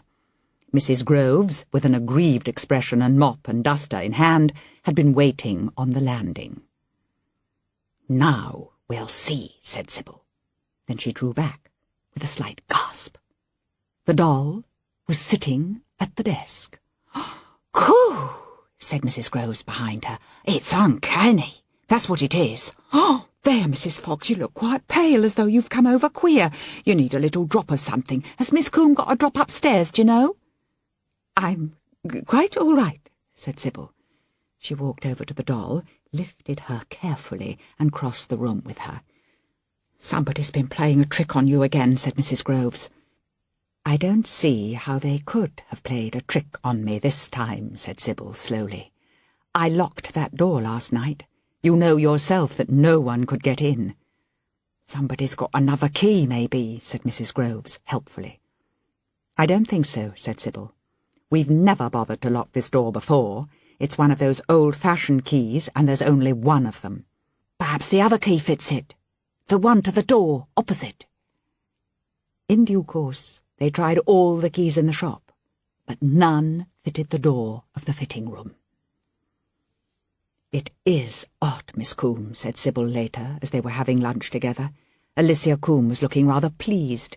"My dear," she said, "I think it's simply extraordinary. I think we ought to write to the psychical research people about it. You know, they might send an investigator, a medium or someone, to see if there's anything peculiar about the room." "You don't seem to mind at all," said Sybil. "Well, I rather enjoy it in a way," said Alicia Coombe. "I mean, at my age, it's rather fun when things happen. All the same, no," she added thoughtfully, "I don't think I do quite like it. I mean, that doll's getting rather above herself, isn't she?" On that evening, Sybil and Alicia Coombe locked the door once more on the outside. "I still think," said Sybil, "that somebody might be playing a practical joke, though really I don't see why." "Do you think she'll be at the desk again tomorrow morning?" demanded Alicia. "Yes," said Sybil. "I do." But they were wrong. The doll was not at the desk. Instead, she was on the window-sill, looking out into the street, and again there was an extraordinary naturalness about her position. "It's all frightfully silly, isn't it?" said Alicia Coombe, as they were snatching a quick cup of tea that afternoon. By common consent they were not having it in the fitting room, as they usually did, but in Alicia Coombe's own room opposite. "Silly? In what way?" "Well, I mean, there's nothing you can get hold of. Just a doll that's always in a different place." As day followed day, it seemed a more and more apt observation. It was not only at night that the doll now moved. At any moment when they came into the fitting room, after they had been absent even a few minutes, they might find the doll in a different place. They could have left her on the sofa and find her on a chair. Then she'd be on a different chair. Sometimes she'd be in the window seat, sometimes at the desk again. "She just moves about as she likes," said Alicia Coombe. "And I think, Sybil, I think it's amusing her." The two women stood looking down at the inert, sprawling figure in its limp, soft velvet, with its painted silk face. "Some old bits of velvet and silk and a lick of paint, that's all it is," said Alicia Combe. Her voice was strained. "I suppose, you know, we could dispose of her." "What do you mean, dispose of her?" asked Sybil. Her voice sounded almost shocked. "Well," said Alicia Combe, "we could put her in the fire, if there was a fire. Burn her, I mean, like a witch. Or, of course," she added matter-of-factly, "we could just put her in the dustbin." "I don't think that would do," said Sybil. "Somebody would probably take her out of the dustbin and bring her back to us." "Or we could send her somewhere," said Alicia Combe. "You know, to one of those societies who are always writing and asking for something, for a sale or a bazaar. I think that's the best idea." "I don't know," said Sybil. "I'd be almost afraid to do that." "Afraid?" "Well, I think she'd come back," said Sybil. "You mean she'd come back here?" "Yes." "Like a homing pigeon?" "Yes, that's what I mean." "I suppose we're not going off our heads, are we?" said Alicia Combe. "Perhaps I've really gone gaga, and perhaps you're just humouring me. Is that it?" "No," said Sybil, "but I've got a nasty, frightening feeling, a horrid feeling that she's too strong for us." "What? That mess of rags?" "Yes, that horrible limp mess of rags, because, you see, she's so determined." "Determined? To have her own way. I mean, this is her room now." "Yes," said Alicia Combe, looking round. "It is, isn't it? Of course it always was, when you come to think of it, the colours and everything. I thought she fitted in here, but it's the room that fits her.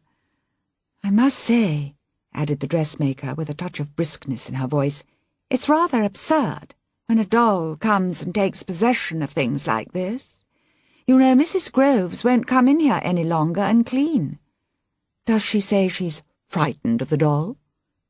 "No, she just makes excuses of some kind or other." Then Alicia added with a hint of panic, "What are we going to do, Sybil? It's getting me down, you know. I haven't been able to design anything for weeks."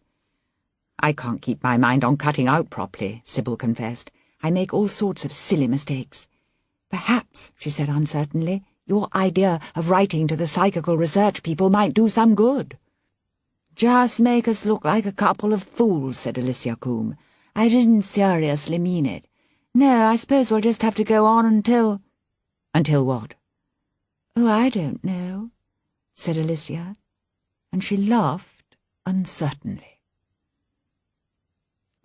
On the following day, Sybil, when she arrived, found the door of the fitting-room locked. "Miss Combe, have you got the key? Did you lock this last night?" "Yes," said Alicia Combe, "I locked it, and it's going to stay locked." "What do you mean?" "I just mean I've given up the room. The doll can have it. We don't need 2 rooms. We can fit in here." "But it's your own private sitting-room." "Well, I don't want it any more. I've got a very nice bedroom. I can make a bed-sitting-room out of that, can't I?" "Do you mean you're really not going into that fitting-room ever again?" said Sybil, incredulously. "That's exactly what I mean." "But what about cleaning? It'll get in a terrible state." "Let it," said Alicia Combe. "If this place is suffering from some kind of possession by a doll, all right, let her keep possession, and clean the room herself." And she added, "She hates us, you know." "What do you mean?" said Sybil. "The doll hates us?" "Yes," said Alicia. "Didn't you know? You must have known. You must have seen it when you looked at her." "Yes," said Sybil thoughtfully. "I suppose I did. I suppose I felt that all along, that she hated us and wanted to get us out of there." "She's a malicious little thing," said Alicia Combe. "Anyway, she ought to be satisfied now." Things went on rather more peacefully after that. Alicia Coombe announced to her staff that she was giving up the use of the fitting room for the present. It made too many rooms to dust and clean, she explained. But it hardly helped her to overhear one of the work girls saying to another on the evening of the same day, "She really is batty, Miss Coombe is now. I always thought she was a bit queer, the way she lost things and forgot things, but it's really beyond anything now, isn't it? She's got a sort of thing about that doll downstairs." "Oh, you don't think she'll really go bats, do you?" said the other girl, "that she might knife us or something?" They passed, chattering, and Alicia sat up indignantly in her chair. Going bats, indeed. Then she added ruefully to herself, "I suppose if it wasn't for Sybil I should think myself that I was going bats. But with me, and Sybil, and Mrs. Groves too, well, it does look as though there was something in it. But what I don't see is, how is it going to end?" 3 weeks later, Sybil said to Alicia Coombe, "We've got to go into that room sometimes." "Why?" "Well, I mean, it must be in a filthy state. Moths will be getting into things and all that. We ought just to dust and sweep it and then lock it up again." "I'd much rather keep it shut and not go back in there," said Alicia Coombe. Sybil said, "Really, you know, you're even more superstitious than I am." "I suppose I am," said Alicia Coombe. "I was much more ready to believe in all this than you were, but to begin with, you know, I find it exciting in an odd sort of way. I don't know. I'm just scared, and I'd rather not go into that room again." "Well, I want to," said Sybil, "and I'm going to." "You know what's the matter with you," said Alicia Coombe. "You're simply curious, that's all." "All right, then, I'm curious. I want to see what the doll's done." "I still think it's much better to leave her alone," said Alicia. "Now we've got out of that room, she's satisfied. You'd better leave her satisfied." She gave an exasperated sigh. "What nonsense we are talking." "Yes, I know we're talking nonsense, but if you tell me of any way of not talking nonsense— Oh, come on now, give me the key." All right, all right. I believe you're afraid I'll let her out or something. I should think she was the kind that could pass through doors or windows." Sybil unlocked the door and went in. "How terribly odd," she said. "What's odd?" said Alicia Coombe, peering over her shoulder. "The room hardly seems dusty at all, does it? You'd think after being shut up all this time." "Yes, it is odd." "There she is," said Sybil. The doll was on the sofa. She was not lying in her usual limp position. She was sitting upright, a cushion behind her back. She had the air of the mistress of the house, waiting to receive people. "Well," said Alicia Coombe, "she seems at home all right, doesn't she? I almost feel I ought to apologize for coming in." "Let's go," said Sybil. She backed out, pulling the door to, and locked it again. The 2 women gazed at each other. "I wish I knew," said Alicia Coombe, "why it scares us so much." "My goodness, who wouldn't be scared?" "Well, I mean, what happens after all? It's nothing really, just a kind of puppet that gets moved around the room. I expect it isn't the puppet itself, it's a poltergeist." "Now that is a good idea." "Yes, but I don't really believe it. I think it's that doll." "Are you sure you don't know where she really came from?" "I haven't the faintest idea," said Alicia, "and the more I think of it, the more I'm perfectly certain that I didn't buy her and that nobody gave her to me. I think she just came." "Do you think she'll ever go?" "Really," said Alicia, "I don't see why she should. She's got all she wants." But it seemed that the doll had not got all she wanted. The next day, when Sybil went into the showroom, she drew in her breath with a sudden gasp. Then she called upstairs. "Miss Coombe! Miss Coombe! Come down here!" "What's the matter?" Alicia Coombe, who had got up late, came down the stairs, hobbling a little precariously, for she had rheumatism in her right knee. "What is the matter with you, Sybil?" "Look! Look what's happened now." They stood in the doorway of the showroom. Sitting on a sofa, sprawled easily over the arm of it, was the doll. "She's got out," said Sybil. "She's got out of that room. She wants this room as well." Alicia Combe sat down by the door. "In the end," she said, "I suppose she'll want the whole shop." "She might," said Sybil. "You nasty, sly, malicious brute," said Alicia, addressing the doll. "Why do you want to come and pester us so? We don't want you." It seemed to her, and to Sybil too, that the doll moved very slightly. It was as though its limbs relaxed still further. A long, limp arm was lying on the arm of the sofa, and the half-hidden face looked as if it were peering from under the arm, and it was a sly, malicious look. "Horrible creature," said Alicia. "I can't bear it. I can't bear it any longer." Suddenly, taking Sybil completely by surprise, she dashed across the room, picked up the doll, ran to the window, opened it, and flung the doll out into the street. There was a gasp and a half-cry of fear from Sybil. "Oh, Alicia, you shouldn't have done that. I'm sure you shouldn't have done that."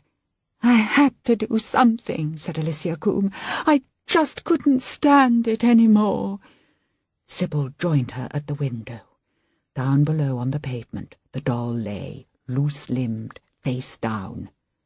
"You've killed her," said Sybil. "Don't be absurd. How can I kill something that's made of velvet and silk, bits and pieces? It's not real." "It's horribly real," said Sybil. Alicia caught her breath. "Good heavens! That child!" A small, ragged girl was standing over the doll on the pavement. She looked up and down the street, a street that was not unduly crowded at this time of the morning, though there was some automobile traffic. Then, as though satisfied, the child bent, picked up the doll, and ran across the street. "Stop! Stop!" said Alicia. She turned to Sybil. "That child mustn't take the doll. She mustn't. That doll is dangerous. It's evil. We've got to stop her." It was not they who stopped her. It was the traffic. At that moment, 3 taxis came down one way and 2 tradesmen's vans in the other direction. The child was marooned on an island in the middle of the road. Sybil rushed down the stairs, Alicia Combe following her. Dodging between a tradesman's van and a private car, Sybil, with Alicia Combe directly behind her, arrived on the island before the child could get through the traffic on the opposite side. "You can't take that doll," said Alicia Combe. "Give her back to me." The child looked at her. She was a skinny little girl, about 8 years old, with a slight squint. Her face was defiant. "Why should I give her to you?" she said. "Pitched her out of the window, you did. I saw you. If you pushed her out of the window, you don't want her, so now she's mine." "I'll buy you another doll," said Alicia frantically. "We'll go to a toy shop, anywhere you like, and I'll buy you the best doll we can find. But give me back this one." "Shan't," said the child. Her arms went protectingly round the velvet doll. "You must give her back," said Sybil. "She isn't yours." She stretched out to take the doll from the child, and at that moment the child stamped her foot, turned, and screamed at them. "Shan't! Shan't! Shan't! She's my very own! I love her! You don't love her! You hate her! If you didn't hate her, you wouldn't have pushed her out of the window! I love her, I tell you, and that's what she wants! She wants to be loved!" And then, like an eel, sliding through the vehicles, the child ran across the street, down an alleyway, and out of sight before the 2 older women could decide to dodge the cars and follow. "She's gone," said Alicia. "She said the doll wanted to be loved," said Sybil. "Perhaps," said Alicia. "Perhaps that's what she wanted all along. To be loved." In the middle of the London traffic, the 2 frightened women stared at each other.